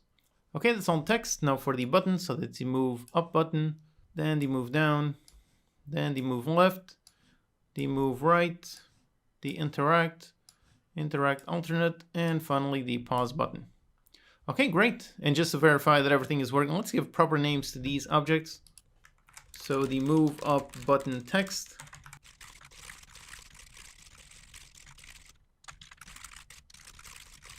Okay, so I've renamed all the buttons. So now over here, it's much easier to verify that we have the correct references. So the sound, music, and so on. So definitely make sure all of these are correct. Otherwise, you might go crazy when things start to go a bit weird. So make sure these are all correct, all right? Now let's begin by updating the text inside over here. So let's go into our update visual. So we go into this, set the text, and now we need to get the binding text for this binding. So for that, let's make that function on the game input. Over here, let's just comment this out. Then over here on the game input script, let's make a function to get the bindings. So technically we could make something just to grab this player input actions, but again, we don't want the options UI to know what input system we're using. It should work regardless of what input system. So we don't want the game input to return anything of this type. Instead, we want to make a nice layer of abstraction. So for that, let's make an enum to define all of our bindings. So let's make a public, since we're going to access it, enum, call it binding. And over here, let's add all the bindings. So we've got the move up, then we have the move down, the move left, the move right, then we have the interact alternate, and finally the pause. So these are all of the bindings. Now let's make a function to return the binding text. So over here, let's make a public. We're going to return a string. Let's just name it get binding text. And as a parameter, let's receive a binding. Okay, so now here, let's just do a switch on this binding, and basically just match up the enum to whatever action we have. So for example, let's begin with the interact, since these are the simplest ones. So for this one, to get the bindings, we first go inside the player input actions, then let's go inside the player action map, then for the action, so in this case the interact, and then inside we've got the bindings. This is an array of all of the bindings. In our input map, we defined all of the keyboard bindings on index 0. Later on, we're going to add gamepad bindings, but for now, we're going to have the keyboard always on index 0. So over here, going to bindings, access on 0, and let's just do a toString. Okay, so let's just return this, and let's do a default to return always this one, just like this. Okay, so let's do a quick log to see what this returns. So let's do it over here on the game input, just a debug.log, go into there, get the binding text for the interact. Okay, so let's test. And right away, yep, we do see it working. So the interact and the binding is on keyboard/E. But we don't want all of this text, we really just want to see the E. Thankfully, the input system has a really great function for just that. So instead of calling the general toString, let's call to display string. Let's see. And yep, this one does return just the E key. Okay, great. So this is the one that we want. Let's do the same thing for all of the other simple actions. So we've got the interact, then we have the interact alternate, and we have the pause. So these are all the super simple ones. So just going to interact alternate, grab the binding on 0, and for the pause, binding on 0. Okay, so these are all super simple. Now the more complex one is the move. It's more complex because you can see all of the others just have one binding, except for the move over here we have a composite binding. So that's basically a binding which inside has 4 separate bindings. Basically the way that this works is that when you use a composite binding, all of these are added to the array. So this to the vector is going to be on binding 0, then the up is going to be on binding 1, 2, 3, 4, and so on. Then the arrow keys, this one is going to be on 5. Then we have 6, 7, 8, 9, and 10. Let's do a log just to verify. So here if we do one for the move up action, for this one let's go into the move, and let's print out just the binding 0. Let's do a regular toString. Let's see what this returns. So up here, let's just modify our log to say the move up. Okay, so let's see. And yep, index 0 does have the move to the vector. And now if we print the one on binding of 1, yep, now this one does have the move on the doubling. So like I said, we can see that all of these composites, these are technically inside that one, but in terms of that array, it's just a flat array. So this one index 0, 1, 2, 3, and 4. So that makes it super simple to add over here. So the move up, down, left, right. And let's just do all these. So we have all the bindings, and over here just 1, 2, 3, and 4. And instead of toString, let's call the display string. Okay, so the binding text, this is all set up. So let's go up here and get rid of our testing code. We can now call this from the options UI. So over here, let's do exactly that. So when we update the visual, let's go into the game input. Let's access the static instance. Let's get the binding text. And this one is going to be the move up. So that's it. This one is going to return a string. Let's write all of them.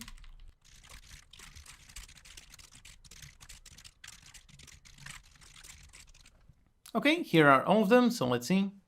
And yep, there they are, all perfect. WSAD, EF, escape. Okay, great. So the visual is working. Now let's handle the rebinding. So let's add a click event. Let's go into the move up button.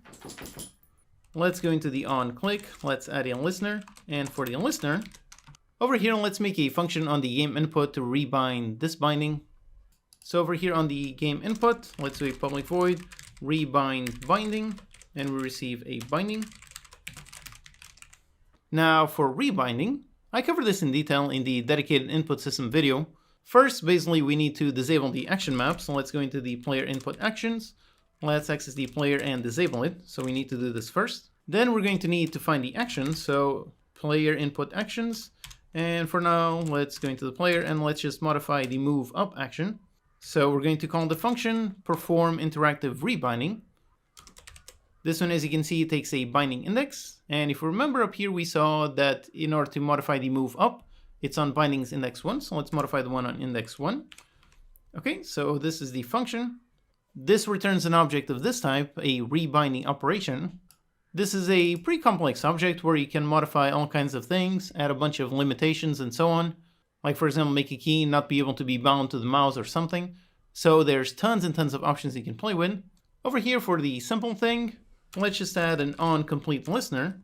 So this one takes in a callback, and this will be called whenever the interactive rebinding completes. So over here, let's define a lambda, so a callback, and inside we have this. By the way, over here, this is the same lambda expression that we saw previously. So exactly the same thing as this, except when we have just one parentheses, we don't need to add them. Okay, so like this. So then on this callback, we can see all kinds of things. Like for example, we can see the action that we just rebound. This is going to contain all the data on the rebind operation. So for example, let's print out the path. So let's go into the action. Let's go into the bindings on index 1, and let's print out the path. So let's do a debug.log. And there's actually another one. So let's log the path and also the override path. These are two different things. Let's see why in a bit. We do this, and after we log, we also need to re-enable the player action map. So let's go into the player input actions, the player, and back enable this. Okay, so we're only going to need these settings on the rebind action. Then we can just call start in order to start the rebinding process. Okay, so this should work. Let's just call this from the options UI. So over here we have the click. Let's go into game input, instance, and let's rebind the binding. And for this one is the move up. Okay, with this, let's test. Okay, so here if I click on the button and now I click on the T key, and if there you go, it did work. So you can see that it print out the regular path, that is W, and the override path, which is T. So now if I exit out of the options, go back into the game, if I press W, nope, it does not move, but if I press T, yep, it does move upwards. Okay, great. So we have successfully rebound this one key. Now here, just one thing. In previous versions of the input system, when doing a rebind operation, you needed to manually dispose of this callback, otherwise it would throw a memory error. In the recent version that I'm using here, there's no error, so it seems perhaps it's no longer needed to dispose of the callback manually, but still there's no harm doing it just in case. Over here, callback.dispose. Okay, so with that the key rebinding is working, except we have two issues. The first one is that it's not very clear that it's listening for an input, and the second one is that the text options also does not update. So let's solve both those. First, let's add a visual when waiting for a key press. So inside the game options UI, let's create an empty game object. Call this the press to rebind key. Let's stretch it out, so put it on 0 on everything. Okay. Then inside, let's add a UI image. Let's put it in black, and once again, let's stretch it out. Okay, now let's also add a simple text. And for text, let's say press a key to rebind. As usual, let's put the width and height on 0, put it in bold, center down the middle with no wrapping, and increase the size by quite a bit. Okay. So that's our super basic window. Now in the code, we just want to show and hide this. So let's do that. And let's actually begin with this hidden by default. So let's disable this object. So here on the options UI, let's add another serialized field. It's going to be a transform for the press to rebind key transform. So you have this. Let's make two show and hide functions. So we show press to rebind key. We just go into that one, game object set active, this one into true, and another one where we set it to false. So just hide and set it to false. Okay, pretty simple. Let's make sure to hide this over here on our start. Okay, just like that. And for showing, let's show it when we actually rebind an action, so right in here. But since we're going to have tons of listeners to these events, let's actually make a nice separate function to handle all of the rebinding logic. So down here, let's make a function. Rebind binding. We receive a game input.binding. And then first we show the press to rebind key. And then let's go into game input, access the instance, and tell it to rebind the binding and pass in the same binding. Okay, so we have this, and now up here on the button event, let's just call in this function. Okay, very simple. So this will work for actually showing the window, but now we need to know when to hide it. And for that, let's use something that we've used a few times in this course, but never directly. Let's use a C# delegate. As usual, I have a dedicated video on them.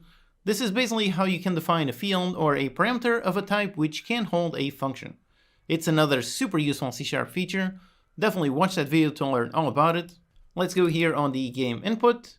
And down here, when we have our rebind binding, over here, let's receive a second parameter. This one is going to be of type action. This is one of the built-in delegates. It takes no parameters and returns void. So this one is perfect for a simple callback just like this one. Let's call it on action rebound. And we're going to trigger this right here after we achieve the callback. So we get the callback. Let's trigger this just like that. And let's also get rid of these testing logs. We no longer need them. So just like this. Now back here on the options UI. So we've got that. And for the second parameter, let's just pass in the function to hide that window. So hide the press to rebind key. That's it. Again, remember, we're passing in the function itself. We're not calling it. So there's no parentheses. We're just passing in the function itself. Okay, so with this, let's test. So here on the options, let's rebind the move W, and there you go, it does show up the window. And now if I press a key, yep, there you go, that one hides. Okay, great. So this is working, but over here the text is still not updating. So over here on the second callback, instead of just calling this function, we need to call this and then also call the update visual function. So as usual, let's use a simple lambda expression to do exactly both. So let's open and close the parentheses, and we do exactly this. So we hide the press to rebind, and then we update the visual. Okay, that's it, let's test. So here we are, let's rebind the move W, press on the T key, and there you go, it did rebind and it did update. Alright, great! Now let's just apply this to all of the other bindings. So first up here on the buttons, let's set listeners to all the buttons.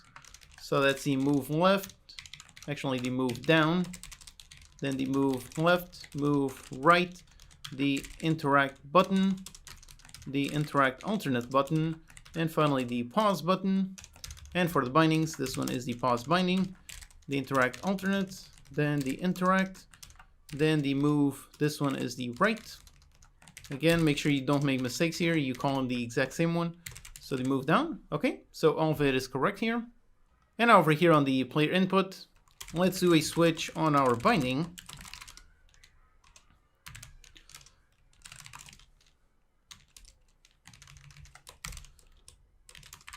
So K's move up, we do something. And now we could write this code directly up here and then make a move down and write a bunch more code. That would work, but that would be way too wordy. So let's write our code in a nice clean way. Basically, the only thing we need down here is we need to know the actual action we're going to rebind, and we need to know the action index. So let's just find up here exactly that. So an input action for the input action, and then an int for the binding index. Okay, and then over here, when we have the switch for all of our bindings, we just set those. So the input action, in this case, it's going to be the player input actions, player, and it's the move action. And for the binding index, this one is on index 1. Then we're going to have the other moves. So the move down is going to be on index 2. Then left and right. These are on index 3 and 4. Okay, so we have all these, and now for the other ones. So for the interact, this is the interact action on binding 0. Then we've got the interact alternate and the pause. So interact alternate and the pause. And this one is the pause action and the interact alternate action, and all of them are on binding index of 0. Okay, so that's good. So over here we are assigning the input action and the binding index. And also one thing, we need to make sure to always assign these values. So let's make sure to add a default here, just make sure it always works. Okay, great. So now down here, instead of always accessing the move, let's access whatever is stored in the input action. And for the binding, whatever it is on the binding index. Okay, so now this will work with all of our bindings. So here we are, and let's try rebinding all of them. So let's put them over here on the side. So for the move up, let's put it on T, down on G, A on F, then D on H. For the interact on Y, interact alt on J, and for the escape, let's put it on E. Okay, so all these keys have been rebound. Let's just make sure they work. So here I am moving with these keys, and yep, it does work. Go up here to interact, and do the alt interact, and now the pause, and yep, there you go, everything works perfectly. All right, awesome. So everything worked perfectly, although again, we have the same issue as previously. So all the keys have been rebound, so it's all correct, great. However, now if I stop playing, and now if I play again, and nope, there's the issue, the rebinding was lost. So just like with the sound, we also need to save the new state. Now, thankfully, the new input system has a function that makes that super easy. Let's go down to where we are rebinding things. And when we finish rebinding, let's just go into the player input actions. And let's call this function the save bindings overrides as JSON. This one is going to return a JSON string. Now, if you don't know what is JSON, go watch my quick video on it. Basically, it's a super easy to understand and widely used file format. It's very easy to read and modify. It's a format where it's stored as just text. So let's look at what this says. Let's do a debug.log over here after rebinding something. Let's see. So here, if I rebind one of these, and if there you go, there we have our JSON. So the override bindings that overrode the move on this ID on this new path. So basically, we just need to store this string somewhere. And just like we did with the sound, let's just store it in the player prefs. So first, let's define our constant. So private const string for the player prefs bindings. And let's call this the input bindings. Okay, just like this. So then down here, after we rebind the key, let's go into player prefs and let's set a string on the player prefs bindings. And we're going to save the overrides as JSON.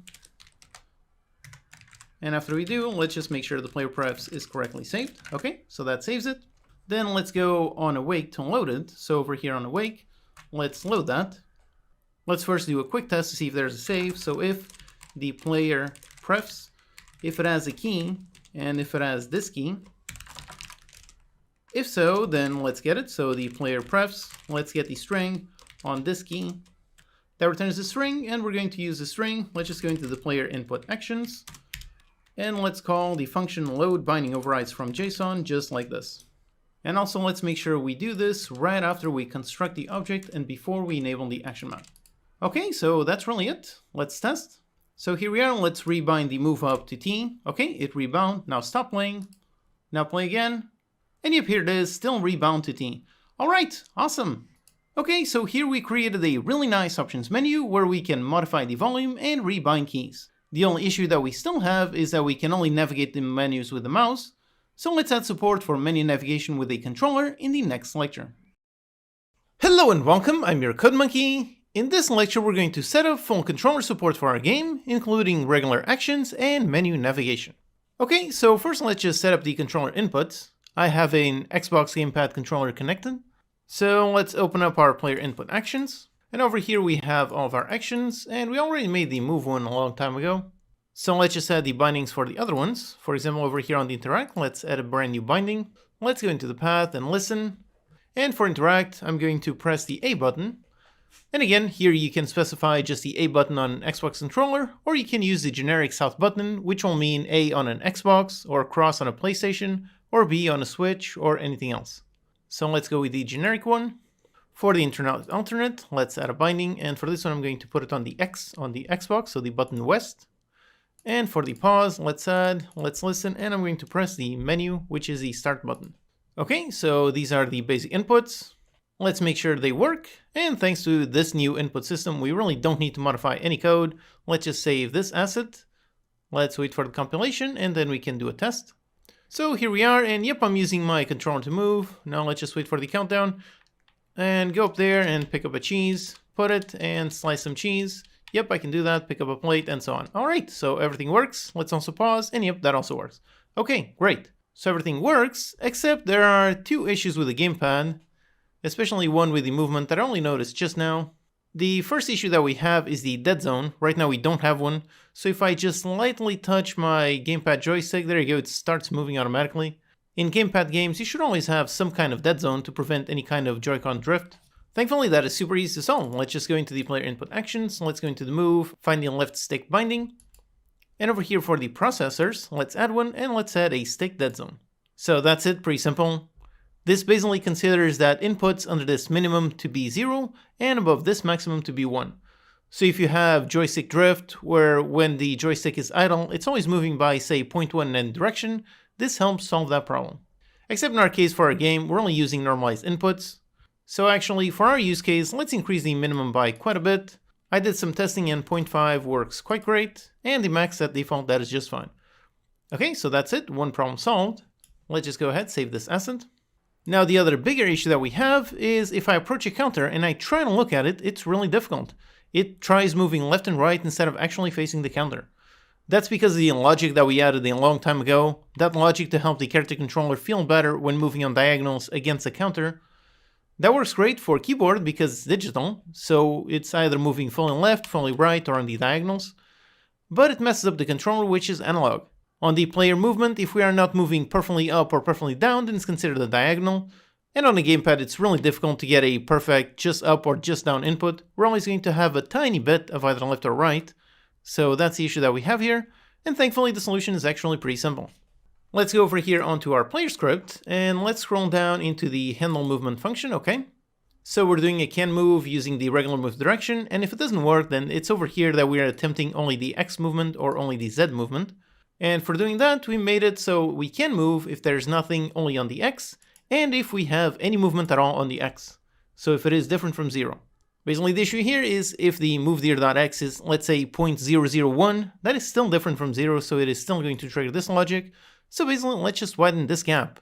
Instead of testing literally just different from 0, let's test if the moveDeer.x, if it is under, say, minus 0.5f, or if moveDeer.x, if it is bigger than plus 0.5f. So instead of being exactly just on 0, we're only going to consider diagonals if we are at least moving 0.5 either left or right. So we just do this, and same thing over here, except we just test for the Z. So the move there.z and the move there.z. Okay, so like this, it should feel much better on the gamepad and still work exactly the same on the keyboard. So let's test. So here I am moving around, and yep, now it is much easier to just stay around and look straight at a counter. Okay, so that's great. So I can pick up, and this is all much easier, and the character is no longer just sliding left and right nonstop. Okay, that's great. So now that this is working, let's add support for rebinding our controller bindings. So over here on the game input, let's do it just like we did for the keyboard. So let's add a bunch more bindings over here on the enum. Let's add the gamepad interact, then the gamepad interact alternate, and then the gamepad pause. Okay, so we have our bindings. Then let's go down and add them to both our functions. So first the text and then the bindings. So over here on the text, let's copy pretty much this. We're going to have the gamepad interact.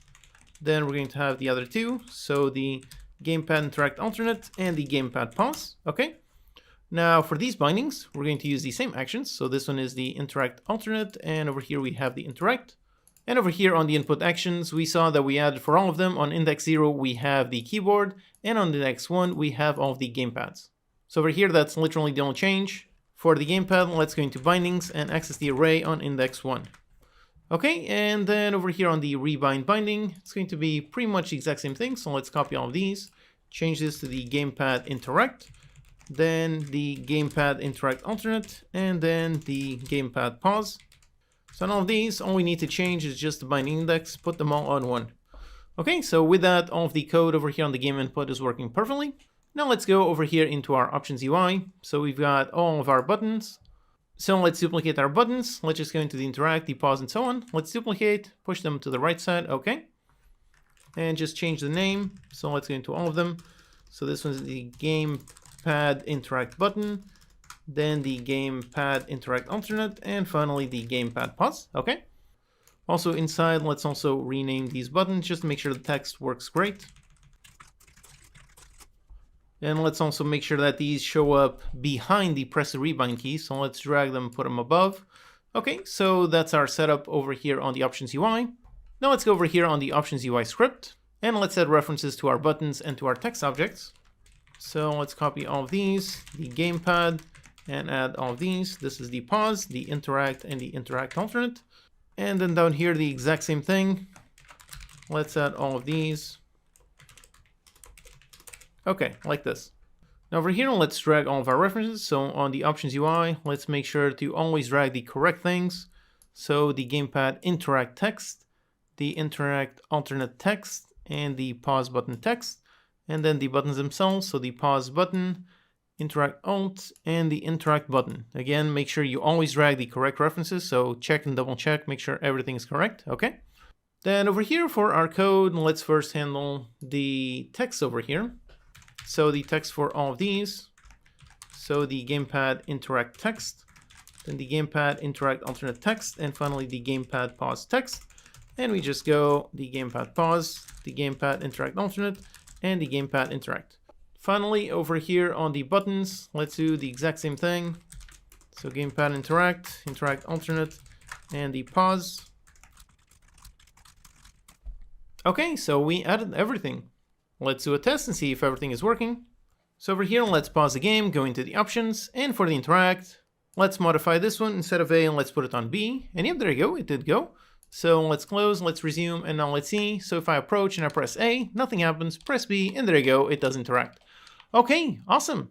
So the rebinding is all working perfectly, except we have another obvious issue.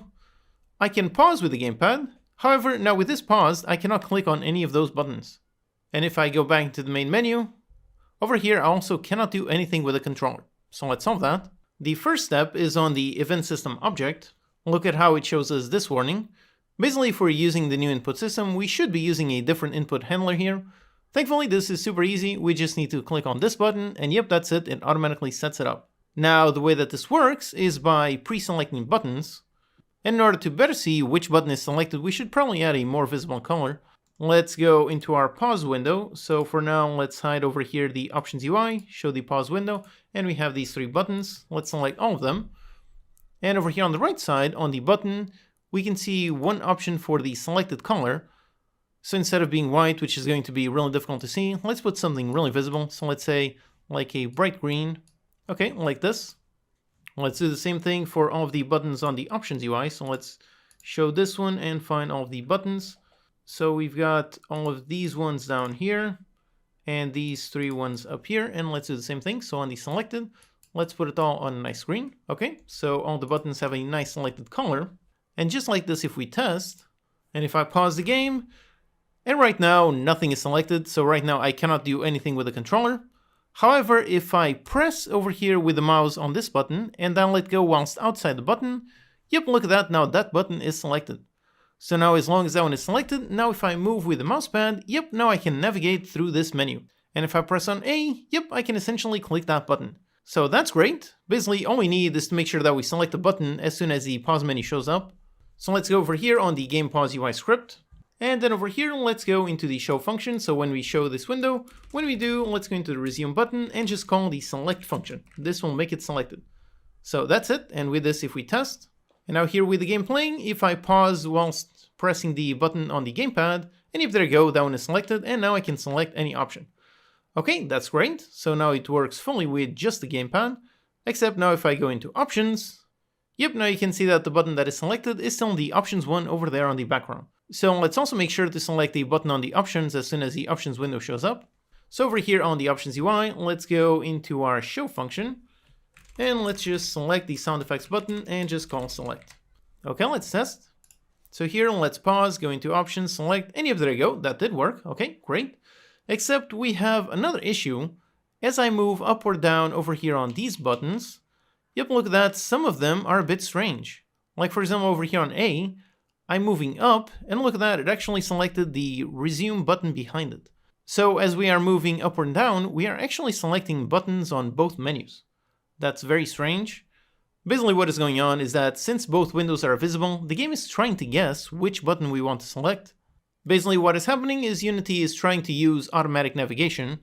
If we select a button, so let's go, for example, let's hide the options and show just the game pause. Okay, let's select one of these buttons.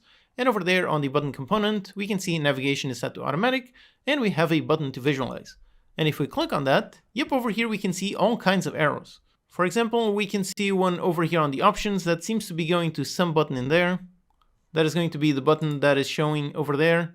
So if we move down from the options, we're going to end up over here on the interact alt button. Now usually the automatic navigation actually works very well. The only reason why we're having problems is because we have both windows active at once. One solution to this is to make the navigation explicit. So let's hide the options here and over here on the resume. On the navigation, instead of automatic, let's put none and then let's select explicit. And yep, now we have all 4 fields. So we can decide which object gets selected when we are here and we move up, down, left, or right. So for example, here we would drag for the up. Going up, we could go into the main menu, so we would drag that button. And going down, we could drag the options button. So that's one solution, just add the explicit navigation to every single button. Or another simpler solution is let's leave this one on automatic, and instead we're just going to hide the pause window once we are in the options window. So over here on the game pause UI, let's see over here we are showing the options UI, and when we do, let's just call hide on this. So we are going to hide this window when we show the options. And then on the options, we want to know when the options closes so that we can show this one again. So over here on the show function, let's receive an action. This is what we're going to do when we close the options. Let's call it on close button action. And let's store it up here. So let's store a simple private action for this. Okay, so we have this. And then down here when we have our show function, when we have, let's set this equals this, we store this. And then we're just going to run this action whenever we click on the close button. So let's go over here, the close button, we've got that one. Let's hide the options window and trigger this action. So now all we need is over here on the game pause UI, let's pass in, and basically when we close the options UI, we want to show the pause UI. Okay, so let's test. So here we are, let's pause the game. Okay, let's go into options and open it. And if there you go, it only shows the options. And over here, moving up or down works perfectly, and moving left and right also works perfectly. And now if I want to go back, let's go into close, press it, and there you go, back into the pause menu. All right, awesome. So everything is working perfectly. Now the last thing we need is over here on the main menu, so let's do the same thing. First, let's open up the main menu scene. Let's save the changes, okay? And over here, let's begin by doing the same thing on the event system, so let's replace it, okay, great. Then let's go inside our canvas, inside the main menu UI. Let's select our buttons. And once again, let's modify the select color, put it on nice green, all right. And since over here we only have one menu, we could set it as selected over here on the main menu UI script. That's one option. Or we can just go into the event system, and over here on the event system, there's a field for the first selected. So we can just drag the play button and that will automatically make it the selected one. So let's test. And yep, the play button starts off as selected and I can move up or down. And if I press a button, yep, there you go, here I am playing the game. I can pause, I can resume, go back to the main menu, and so on. All right, awesome. So here we had the final thing we needed to make our game fully playable with the gamepad. Thanks to how the input system works and the menu automatic navigation, this was a pretty simple task. With this, our game is pretty much completely done. However, the next lecture is also one of the most important lectures. It's all about polish, so let's do that in the next lecture. Hello and welcome, I'm your Code Monkey. In this lecture, we're going to add all kinds of small things to polish up our game. If you're a regular on this channel, then you've certainly heard me say that polish is what separates good games from great games. So as you build your own games, make sure you don't neglect polish. Here, let's add a bunch of small, tiny things that will make a big difference in the final game. Let's begin with a very simple, very visual one. Let's just add some walls to our map. And first, let's just hide our canvas so that it's not blocking our view. So again, over here we can use the buttons on the hierarchy to hide it. Okay, great. So let's add some walls, and for that, let's create a brand new 3D cube. Let's name this a wall. Let's put it quite a bit thin, so over here on the scale, for the X, let's put it 0.25. Then on the Y, let's put 3. So something like this. Then we modify the Z, so let's put it over here on the side, right next to the counters. Okay, so that's the wall. Let's just stretch it out one direction and the other one. Okay, so that's our basic wall. Now in the included project files, there's a nice wall material. So let's go over here into assets, under materials, and yep, here it is, the wall material. So let's just drag it and use this one. And yep, there you go, it's just a nice simple gradient.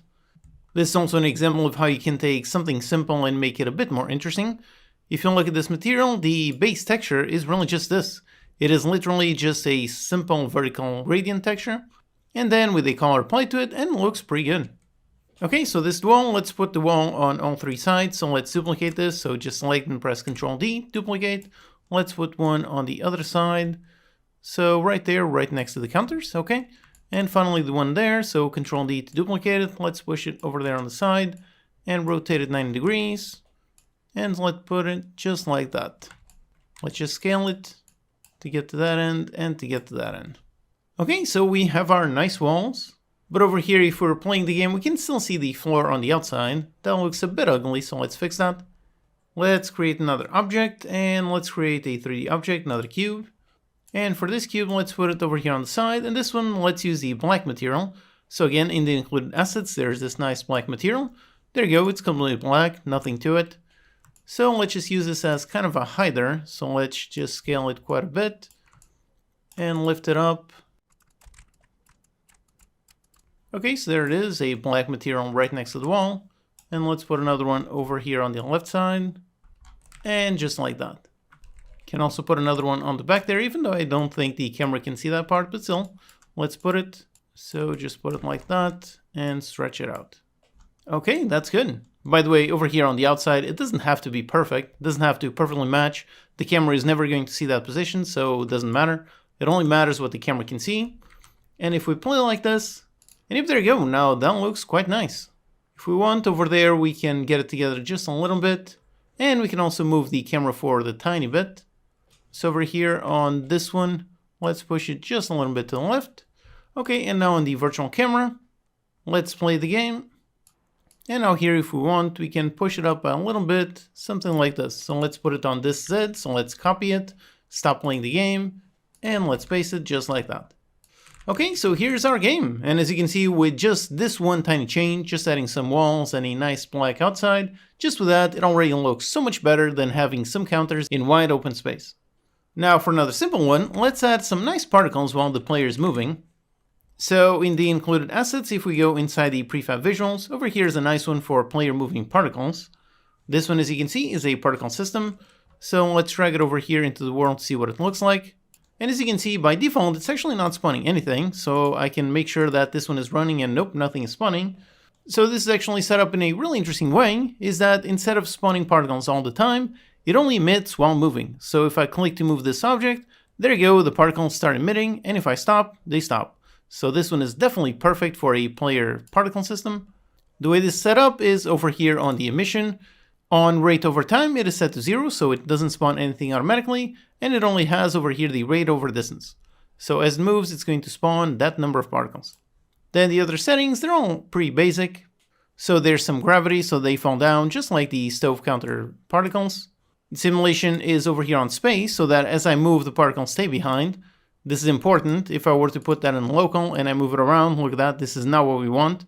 We want the particles to essentially stay behind instead of following this transform. So that is why this change is super important. If that one is set to whirl, and as I move, yep, the particles stay behind. Okay, great. And the other properties are all pretty basic. For the shape, it's a cone pointing upwards. Then for the size over lifetime, again, just a basic curve, constantly becoming smaller and smaller. And down here on the renderer, instead of rendering a quad, it's actually rendering a mesh, and it's rendering a sphere mesh. So that is just so that it looks a little bit better, I think, than just having a sprite particle. Okay, so that's it. So in order to make this work, really all we need is just attach it to the player. So let's find the player, make this object a child of the player game object. And again, let's also make sure to set all of this to 0, so the position on 0, 0, and 0.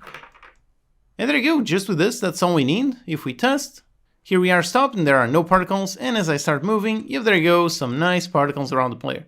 Okay, great. Next, let's add a pretty obvious one, some kind of mini tutorial.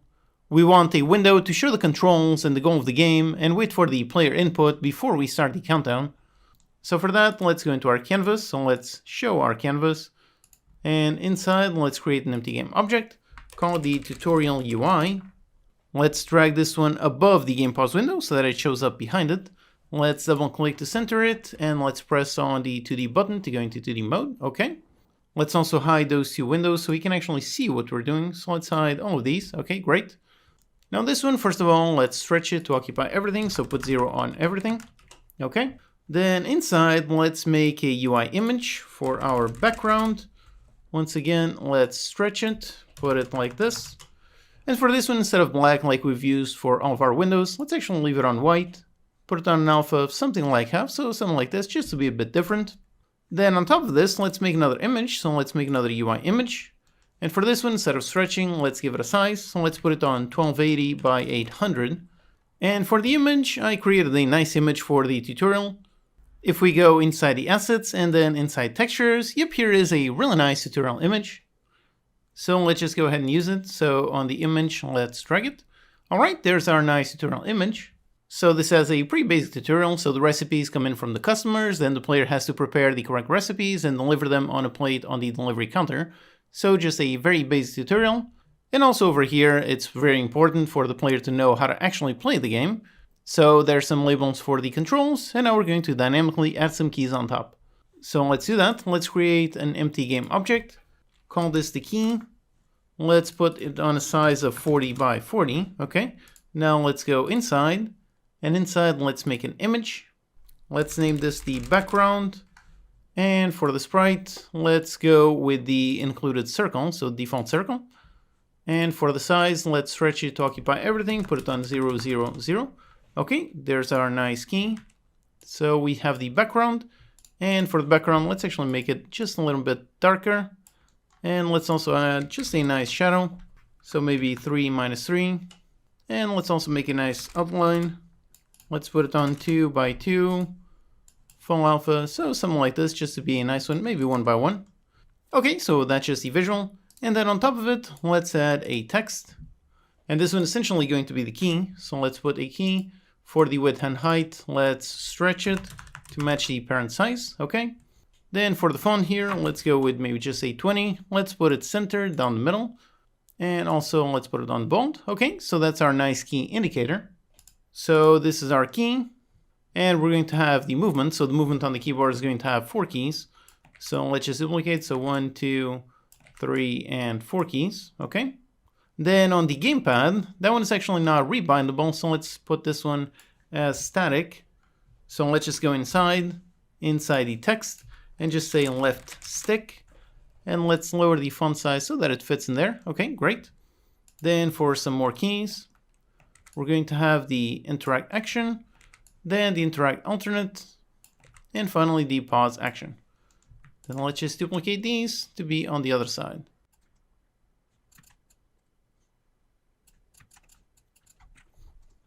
Okay, so these are all of our keys. Now, instead of having key 1, 2, 3, this is very difficult to understand, so let's give it some proper names. So this is the key move up, then we have the key move down, then the key move left, then the key move right, then this one's going to be the key gamepad move, then we have the key interact, the key interact alternate, the key pause, this one is the key gamepad interact alternate, this one is the key gamepad interact, and finally the key gamepad pause. Okay, all of these, and since we're going to drag references to the text objects, let's also give those a name. So just copy, drop it with text, just like this.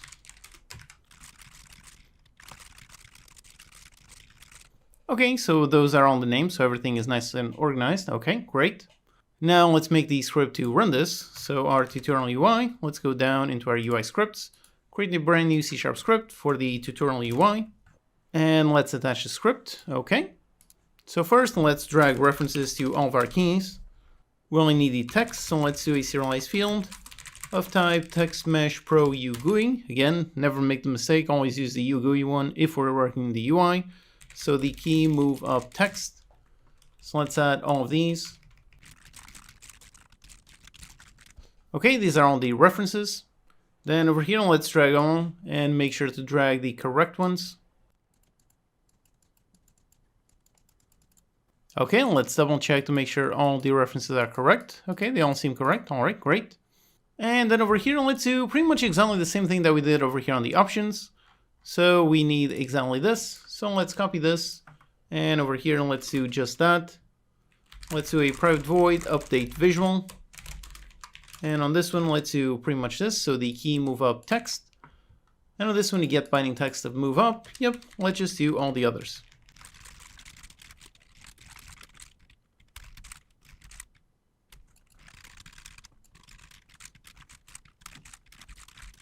Okay, so those are all the bindings. That's great. Now let's go over here on a private void start. And on start, let's update our visual. All right. And also, let's make sure this updates just in case the player rebinds something from the pause menu whilst the tutorial is still visible. So we just need to know when that happens. So let's go over here onto the game input and make a nice event. So public event, event handler. Let's call it on binding rebind. Okay, we have this event. And down here, when we have our rebind binding function, we do this, we rebind, and over here, let's invoke this event.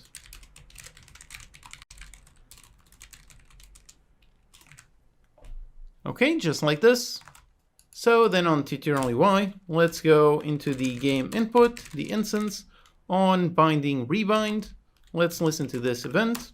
And as always, let's rename this. So let's put it game input. Okay, when this happens, let's simply update the visual.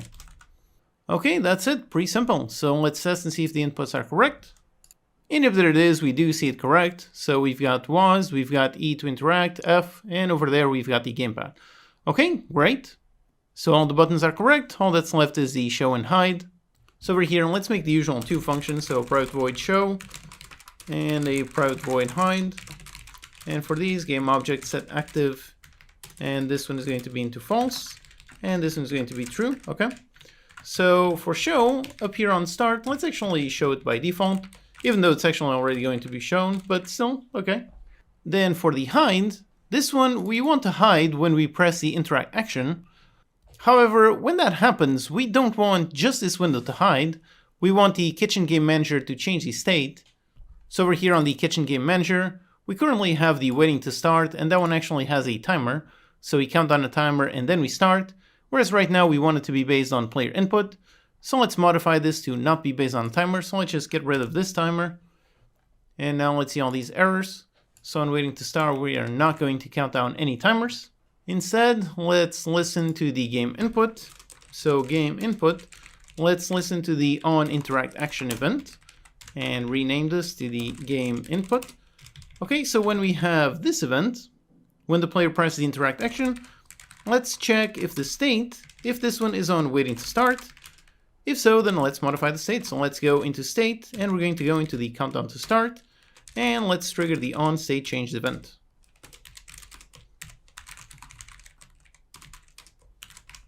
Okay, so that's it. So we're only going to change it on the player input and nothing over here on the update. Then for hiding the tutorial over here, one approach would be to listen to the interact action and hide it, but I think it makes more sense for this to only listen to the kitchen game manager state. That way, if we wanted, we could also modify how this one changes the waiting to start. So let's listen to the state. Over here on tutorial UI, let's go into the kitchen game manager, the instance, and let's listen when the state changes. So here we are going to check if the kitchen game manager instance, if it is on the countdown to start active. So if the countdown is active, then we're going to hide this. Okay, so that should do it. Now let's just do one more small thing. The delivery manager is currently spawning a recipe whilst we're still reading the tutorial. That's not quite right. So let's go over here on the delivery manager. And right now this one starts off at 0F and starts counting it down right away. Instead of always doing it like this, let's just make sure that we only spawn a recipe if the game is playing. So that's super simple. Over here, kitchen game manager instance, is game playing? If so, then we are going to spawn a recipe. And let's do the same thing on the plates counter. So let's go in the plates counter. So here we are on the plates counter. So we count down timer and spawn some plates, but let's also make sure we only spawn plates if the game is playing. Okay, so with all of this, let's test.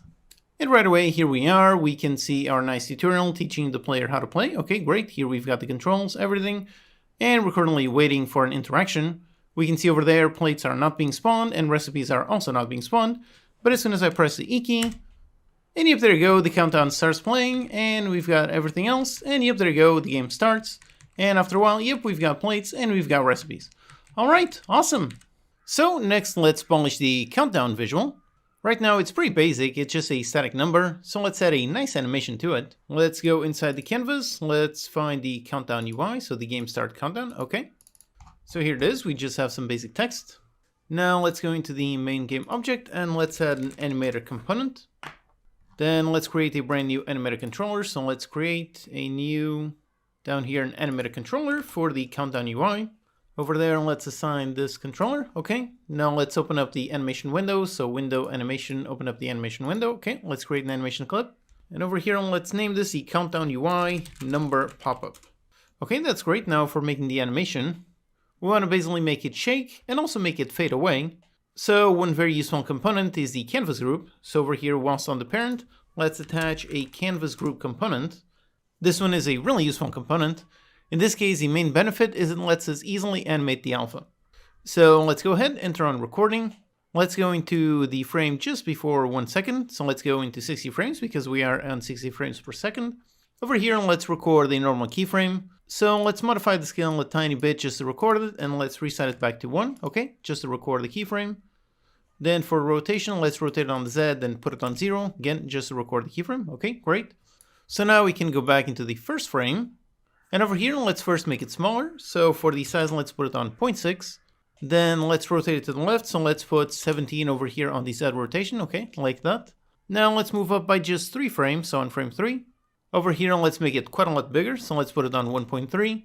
And let's rotate it to the opposite position. So minus 17. Okay, that's great. That's a nice start. Now let's put it on frame 10. And over here, let's set the rotation to 0. And for the scale, put it on 1.1. Okay, so now finally over here on frame 50, let's set the alpha onto 1. And then on 1 second, let's put the alpha on 0. Okay, so let's preview. And if there you go, a nice simple animation. Okay, so that was great. Now we just need to play this when the countdown happens. So let's stop recording. Let's go inside the animator controller. So here it is. We've got our number pop-up. And we basically just want to play this animation whenever we want. So let's put it and make a transition from the any state onto the number pop-up. On this transition, let's make sure we have no exit time, and for the settings over here for duration, let's put it on 0 so that it's instant. Okay, great. Now obviously we need a condition, so on the parameters, let's create a brand new trigger. Call this the number pop-up. Let's select that one and trigger it on this trigger. Okay, great. So now for handling this logic, here we have the usual question.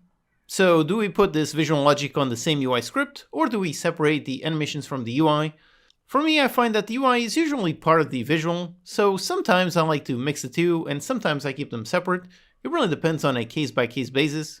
This visual is so simple and so connected to the actual UI logic, so over here let's put them together.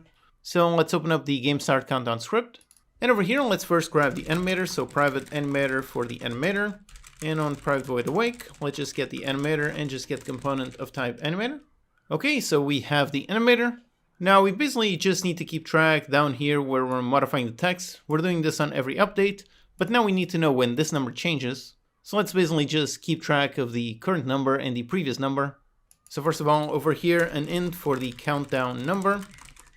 And we're going to get this. So this is our countdown number. And over here, we set it to string. Okay, and we just need to use a different function. So instead of cl, let's use cl to int just to convert the output into an integer. Okay, great. So we have the countdown number. Now we just need to know if this one is different from the previous one. So let's go up here. Let's define a private int for the previous countdown number. Then when we go down here, we've got the current countdown number, okay? Then just check if it's different. If it is different from the current countdown number. If so, then let's update it so the previous one becomes this one. And now let's fire off the animation. So let's go into the animator and set the trigger. And again, we don't want to use strings, so let's go up to the top of the file, make a private const string. Let's call this the number pop-up and number pop-up. Okay, so we have this, and down here we just set this trigger. Okay, so that's it, pretty simple. And just for fun, let's also add a nice sound effect. So let's go over here onto the sound manager and let's make a function to play sound. So just like we did over here for the play footstep sound, let's make another one. For this one, let's call it play countdown sound. And for this one, let's not receive a volume or position. And we just play, let's say, just the warning sound. So just down on vector3.0 and with the current volume. Okay, so we have this function. And then down here, just going to sound manager instance and play the countdown sound. Again, we could refactor this code to separate the UI logic from the animation from the sound. That is one approach. And it's actually one thing that we're going to do in the next polish stage, but this one is also a possible thing since the UI is always so directly connected to visuals. Okay, so with this, let's test. So here in the options, let's just make sure that we have our sound effects. So let's make sure they are playing. Okay, great. Now let's go ahead and play. And there you go, we have our nice countdown number. And there you go, it looks great. So it looks great and sounds great. All right, awesome. As you can see, just by adding a simple animation and some simple sounds, it already looks so much better. Now the next thing we want to polish is on the stove. So let's go into our stove, back into our counters, back into 3D and zoom in over here. Okay, let's also make sure that we hide the canvas just so we can play around this. All right, great. So there's our stove. And for this, we want to add basically a warning icon and a nice sound when the meat is about to burn. So let's go inside the stove counter prefab. Okay, so now inside of this, we already have a nice generic progress bar UI. And like I mentioned, if you want to get some more custom behavior, you can combine a generic bar like this one with some specific component. So that's exactly what we're going to do right now. So over here, let's create a brand new canvas.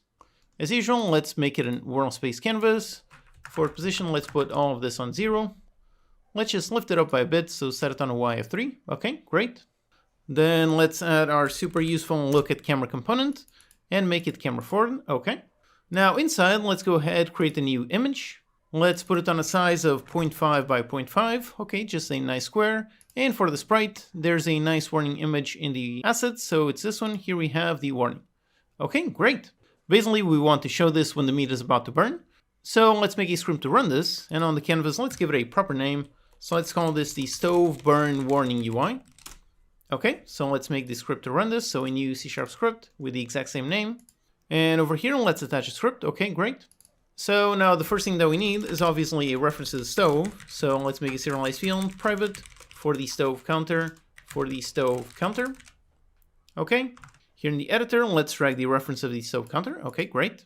So now we basically just need to know when the food is about to burn, and for that we can actually listen to the onProgress event. So let's do a private void start, and on start let's go into the stove counter and let's listen into the onProgress change event. Okay, so we have this one, and basically we're going to want to show this element. So let's define a bool show. We're going to want to show this when the progress normalized is above a certain amount. So let's define a float for the burn show progress amount, and let's say on 0.5. So on this one we show it. Except obviously we don't want it to be shown when the food is just cooking. We only want it to show when it's about to burn. So that means we also need to check the state on the stove counter. So let's make a function to check if we are in the state that we want. So over here on the stove counter, let's go down to the bottom and let's make a public bool is fried. And over here we just return if the state equals state.fried. Okay, that's great. So now here we're going to show if the progress is above 0.5 and the stove counter is on the fried state. Alright, so that's the logic that we want. Then we just want to show our hide, so let's make the usual functions. Private void show and a private void hide. And just do game object set active into either true or false. And over here, if show, then let's call the show function. And if not, let's call the hide function. And of course, on start, let's start off as hidden. Okay, that's it. Let's test. Just over here in the editor, make sure the reference is dragged, and let's save the prefab, go outside, and hit on play. And yep, right away, there's no element. Okay, great, now I place it. And yep, while it's cooking, there's no element. And now once it's on the halfway point for burning, and if there you go, we've got the nice warning. Okay, awesome. So now that this is working, let's just add a nice animation. So once again, let's go inside the stove counter, and on the burn warning UI, let's add an animated controller. Then let's actually create the animated controller. So let's create a brand new animated controller for the stove burn warning UI. Then let's assign it, okay. And over here on the animation window, let's create an animation. Let's put it on the same folder and call it, for this one, let's say flash. We're going to make it flash. And then again, for making it flash, let's use the same component that we used a while ago. So let's add a canvas group. So here it is. Now we can play around the alpha, so super useful. Although I should say that at this point, since we just have a single image, we could just record a change over here on the alpha for the image itself. However, one place where this component is super useful is if you have multiple images. So if over here I duplicate this one and I put it off to the side, if I change the alpha on one of them, then obviously it only affects that one. But if I go over here and I modify the canvas group, that changes the alpha for both of them. So if you have a group of images, then using the canvas group makes it super simple. So anyway, so here we have just our image. Let's go ahead and record, and let's say we start off on an alpha of 0, then after 10 frames go into alpha of 1, and after 20 frames back into an alpha of 0. Okay, so that's it, a super simple, very basic animation. We don't even need any logic since we just want this animation to play non-stop. So that's great, that should be working. Now let's add some sound. So for that we could make another script, but already on the stove counter we already have a nice sound component. So let's open up this script, the stove counter sound. So this is basically where we're playing or stopping the sizzling sound. So over here we can just add the warning sound. We're going to play the sound just like we have over here for the burning UI. So let's actually copy these same components, and over here let's paste it. So for this one, instead of show, let's give it a proper name. So play warning sound, except it's not on state change. So let's actually listen to the other one. So stove counter on progress changed. Let's listen to that one, and it's on that one that we use this. Okay, so we've got that one. And then for playing the warning sound, we're going to want to basically play it every certain amount of time. So let's make over here a private void update. And on update, let's just define a private float for the warning sound timer. And so down here, we just count it down as usual, time.delta time. And if this one is under 0, if so, then let's reset it. So define a certain maximum. Let's say 10 times, or maybe just 5 times per second. That should be good. So we have this, but obviously we only want this to run if we should be playing the warning sound. So let's actually save this one up here. So private void for these play the warning sound, and then we set it on this one.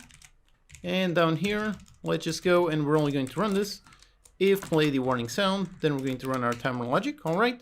And then over here, all we need is to play that warning sound. So let's actually go into the sound manager. And just like we added the countdown sound, let's add another one. So let's say the play warning sound, and for this one, let's receive a vector 3 for the position, and we're going to play the warning sound on this position. So now over here on the stove counter, let's go into the sound manager, the instance, and let's play the warning sound, and pass in the stove.transform.position.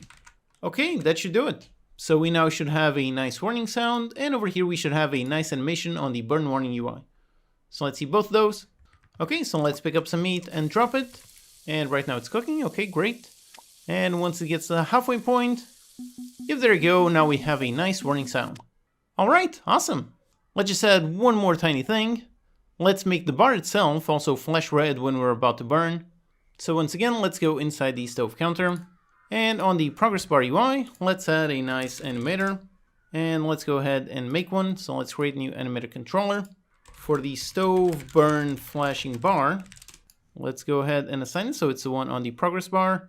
Let's add the stove burn flashing bar. Then on this one, let's create new animation. Let's go inside the assets, animations. Let's make one and just call it idle.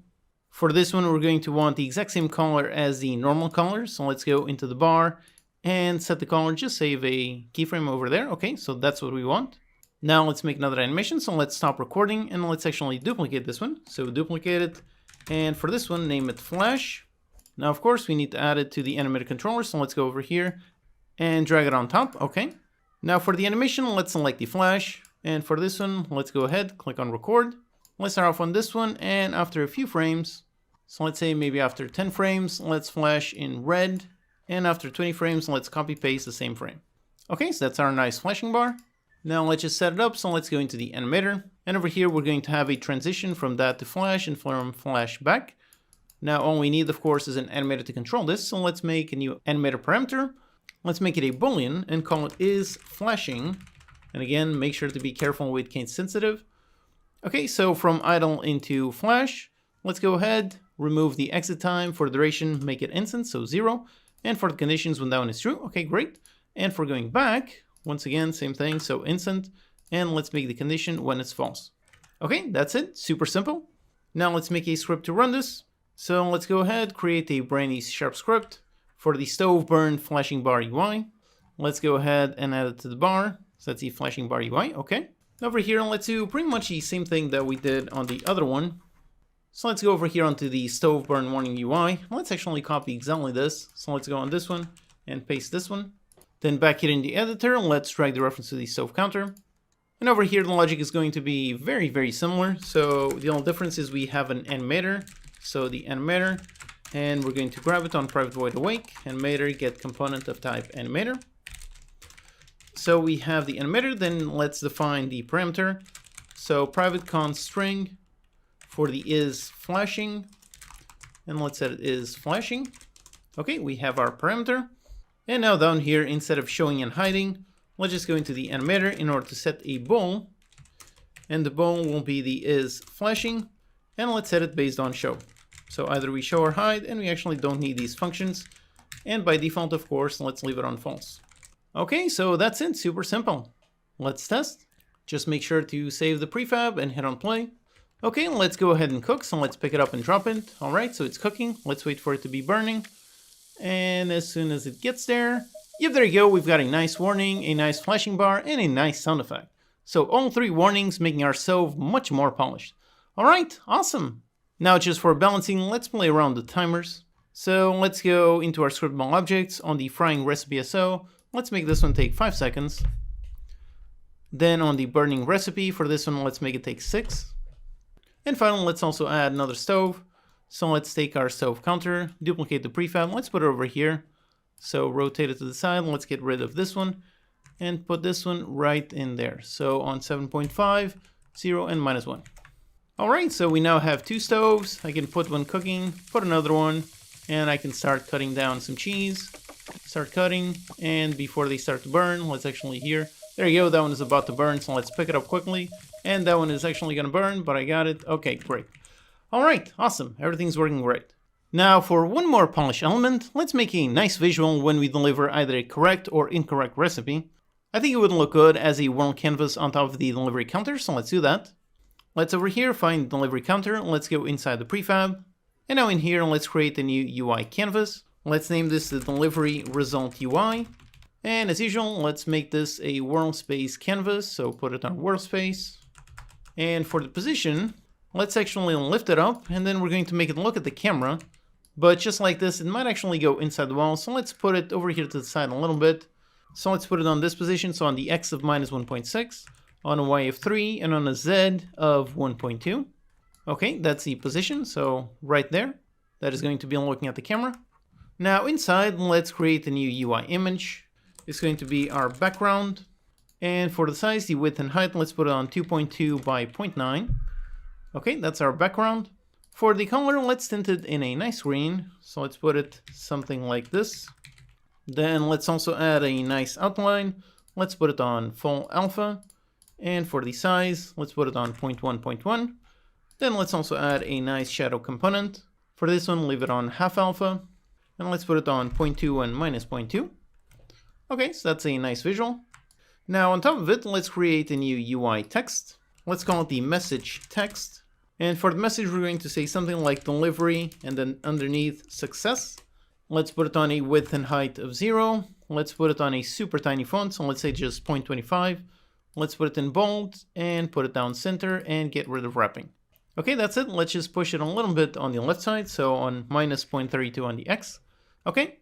And now next to it, let's make another UI image. For this one, call it the icon image. Let's put it with a size of 0.5 by 0.5 and put it over to the right side, so on an X of 0.7. Okay, and now for the sprites, included in the assets are two nice sprites, so there's a nice cross for when we get it wrong, and there's a nice tick. Okay, so that's the setup that we want. Now on the delivery result UI, let's go ahead and add our look at camera component. And for this one, let's go different. So instead of the camera forward, let's go ahead with the look at inverted. So there it is. This is our setup. Now let's make the script to run this. So let's go ahead, create a new UI, new C# script for the delivery result UI. Let's attach the script and open. Okay, so now here let's make serialized fields for our elements. So a serialized field, first of all, for the background image, and this is actually going to be of type image inside Unity engine.ui. Okay, our background image. Then we're going to have another one for the icon image, and we're going to have another one. This one is a Text Mesh Pro GUI for the message text. Okay, let's save. Okay, so let's drag the references to the background, the message text, and the icon image. Okay, great. Now over here, let's listen when a delivery is delivered. So let's make a private void start. Let's go into the delivery manager, the instance, and we have all of our nice events. So we've got a success and a failed. So let's listen into both of them. So both the success and on the recipe failed.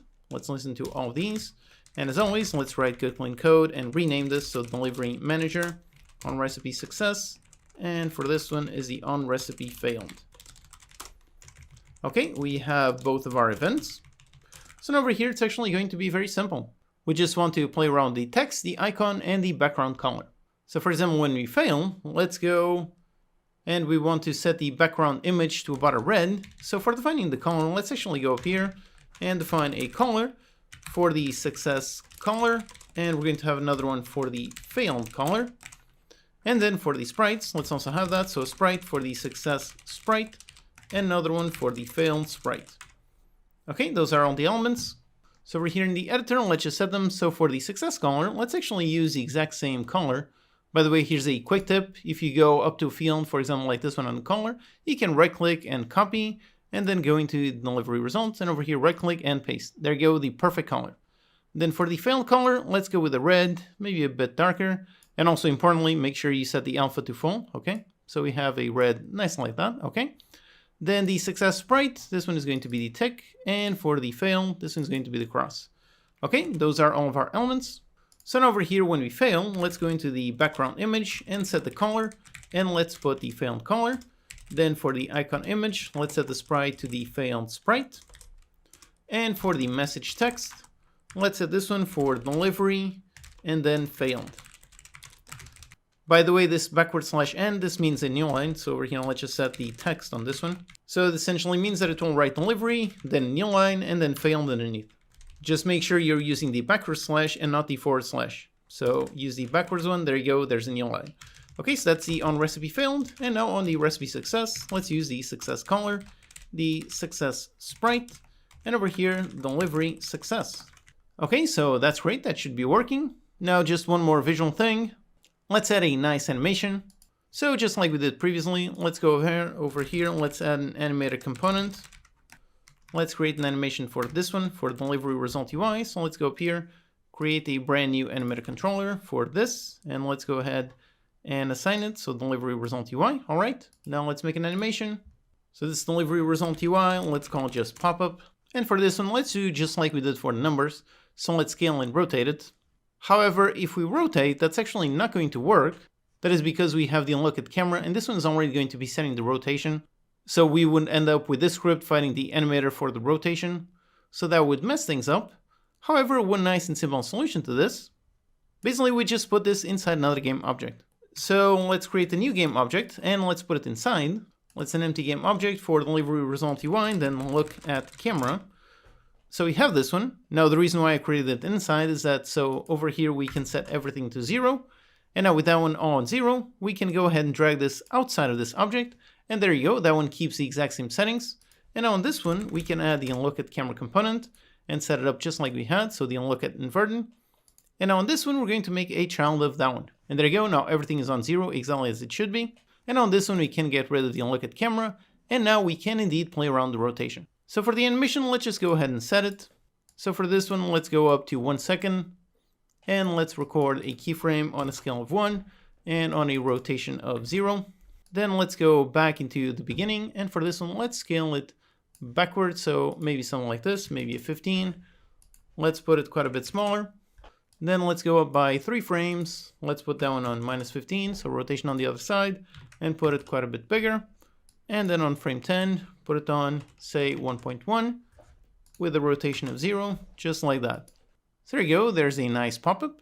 And for the alpha, let's also go over here into the 50. And let's just add the canvas group. Let's set this one over here is on 1, and then we scroll it down to 0. Okay, so that's our nice animation. Let's stop recording. Let's open up the animated controller, and over here, let's make our nice animations transition. So transition from any state into that one. Let's make it based on a trigger. Let's call it just pop-up. And for this one, this says no exit time, duration of 0. And let's go when the condition when we have this trigger. Okay, so that's it. Although one thing, by default, this animation is going to loop. So let's just go ahead, we can select the animation. And over here, let's just untick loop time. So that way the animation will not loop. Okay, so that's great. Now let's go into the script. And over here, let's get our animator. So private animator, private void awake. Let's get the animator, just get component of type animator. And let's define over here the private const string for the pop-up.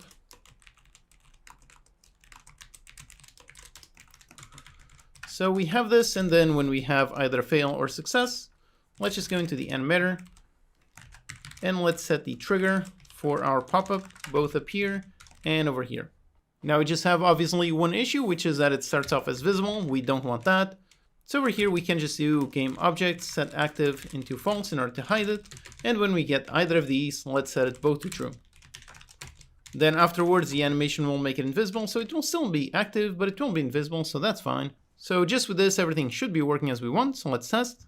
Let's just make sure to save it and go back. Okay, so here we are. Let's try delivering an incorrect plate. And there you go, got a delivery failed. Okay, great. Now let's try delivering a correct one. So someone wants a cheeseburger. So let's cook it, slice some cheese. Let's get some bread. So bread, cheese, and pick up the burger and deliver. And there you go, a nice delivery success. All right, awesome. Okay, so with these handful of changes, you can already see how we made quite a big difference in our game. We didn't do anything to change any core mechanics. We just made what was already there pop out. We added a nice visual boundary to make the map look nice. We added some nice particles when the character is moving. Then we added a nice tutorial and controls right as the game starts. We also added a bunch of effects on the stove, so it flashes, has a warning and some sound. And lastly, we also added a nice pop-up when delivery is delivered, whether correctly or incorrectly. Now, of course, we can always keep polishing the game until infinity. There's always more small things you can add to polish the game just a little bit more. But at this point, I'm very happy with what the game looks like. So after all this work, let's go into the next lecture where we're going to play our game from start to finish and see what we've done. Hello and welcome, I'm your Code Monkey. In this lecture, we're going to look at all of the work that we've done and have some fun playing the final game. Okay, so here we are in our nice starting main menu. It's simple, but it works. I actually think it looks pretty good. So we have our main menu working, and we also have the unloading system that we made. So as soon as I click on play, there you go, loads the unloading scene, and here we are on the game scene. So we start off with our really nice tutorial window, and down here we have the controls. Of course, all of these are dynamic, so depending on if the player rebinds or something, this one is going to update. So we can look at this window for as long as we want. The game is paused in the background, so it's on a paused game state. Then whenever we're ready, we can interact. So again, that's the game input class, listening to the input, and again, all of the code in here is really nice and clean. So when we press the interact key, the tutorial isn't directly listening to that, but rather the general kitchen game manager. That main state machine is the one listening to the input, and this one is listening to that state. So all our logic is very well organized. All of the elements only listen to the things that make sense to them. So anyways, here we have tutorial, let's interact, and there you go, we've got our nice game start countdown, some really nice animation, really nice sound, and yep, here we are. Then we've got our clock showing the game time, and on the left side we can see our recipes. Once again, all of the elements, they're all dynamic, they're all spawned randomly, and the icons for all of the recipes, they're also all dynamic. So over here we have the character control that we built, we have the collisions that we implemented, and of course we have the raycast testing for interaction, so we can identify all the objects in front. Let's begin delivering some recipes. So for example, we need to cook some meat, so let's go ahead, put it on the stove. So here is the really nice state machine that we built. So we've got all of the various states, we've got the visual completely separated from the logic, so everything is really nice. And of course here we have the nice burning elements that we added in the polish lecture. So that one is burned, so let's go ahead and use the trash bin to get rid of that. So let's go ahead, cook another one, and let's make a cheeseburger. So let's put some cheese, let's listen to the alt interaction key, and we can slice the cheese. We can pick up the meat, pick up the cheese, then also pick up some bread, and deliver the recipe, and there you go, our nice polished visual. Alright, awesome. So here you can already see everything that we've built. The character, the physics, the logic, the input, all of the UI elements, all of the world UI elements, all of the various counters and how they are all prefab variants, all of the plates, the separation between the visuals and the logic, the separation between the sounds and the logic, all of the polish elements that we made, over there the nice shader graph that we made. Then of course all of the basic things that a lot of tutorials won't teach you, like for example how to make a pause menu, how to make the options, how to modify the sound and music volume, how to rebind the keys, and so on. So with all that, here throughout this course we'll learn how to make a really nice game with lots of interesting interactions, which you can now apply to any kind of game, any kind of genre you want. So like I mentioned in the very beginning, you can take pretty much what we made here, which is really just a character controller and a bunch of interesting interactions. You can take everything that you've learned here and make something on a sci-fi space, so like for example make something like Among Us, you can make something like FTL, or perhaps make some kind of survival crafting game. So all of the interactions you would have like resource nodes in the world, then you can interact to gather those resources. So with that you could build something like Rust or Minecraft or Don't Starve. So hopefully in this course you'll learn a ton that you can now apply to your own custom original projects. And if you've made it this far, then congratulations! Let's go into the next lecture where I'll give you my closing thoughts. Hello and welcome, I'm your Code Monkey, and congratulations, you have completed this course! Awesome! Seriously, congrats. Looking at the stats on my courses, very few people stick with it until the very end. So if you're hearing this, then that's excellent, you're on the top 10%. It means you are serious about learning game development, and I genuinely hope this course has helped you on your own game dev journey. Throughout this course, you'll learn about the basics of Unity and C#, you'll learn how to make a character controller, how to do a physics raycast and use that for both collision detection and identifying objects to interact with. You'll learn about C# interface and events, two extremely useful C# features. You'll learn about scriptable objects, how to use the new input system, shader graph, and tons more. And the most important thing of all, you'll learn how to build a relatively complex game while writing good, clean code. I really hope that's the main takeaway you'll learn from this course. Learning how to write better, high-quality code, learning how to refactor, how to keep the visuals and the logic separate, keep the UI decoupled from the logic. Learning all those things has now made you a 10 times better developer than when you started. So I really hope you enjoyed learning all of that. Let me know in the comments what was the most important thing you learned throughout this course. I really hope this was very fun and very educational. If you enjoyed my teaching style, check out my other courses. I really think the turn-based strategy course would be excellent for you right now. It dives even deeper into some advanced topics, and since you've watched this entire course all the way, you now have all the knowledge needed to follow that course. It will help you really solidify all the knowledge you've gained, especially everything related to writing good, high-quality, clean code. And since you use Unity, check out my Ultimate Unity Overview course. It covers lots of tools and features of the engine, so you can really use all the tools at your disposal to make any game you can think of. Alternatively, if you like visual scripting, I have a course on that, or learn how to make a really nice Builder Defender game. And definitely make sure to wishlist my upcoming Steam game, Total War Liberation. I will be posting devlogs, and in those you will see how the code that I use in my own Steam game is on the same level of quality as what you learned in this course. Okay, so that's it for me. This course was a ton of work, so I genuinely hope it helped you a ton on your game dev journey. Thank you so much for watching, and I'll see you next time.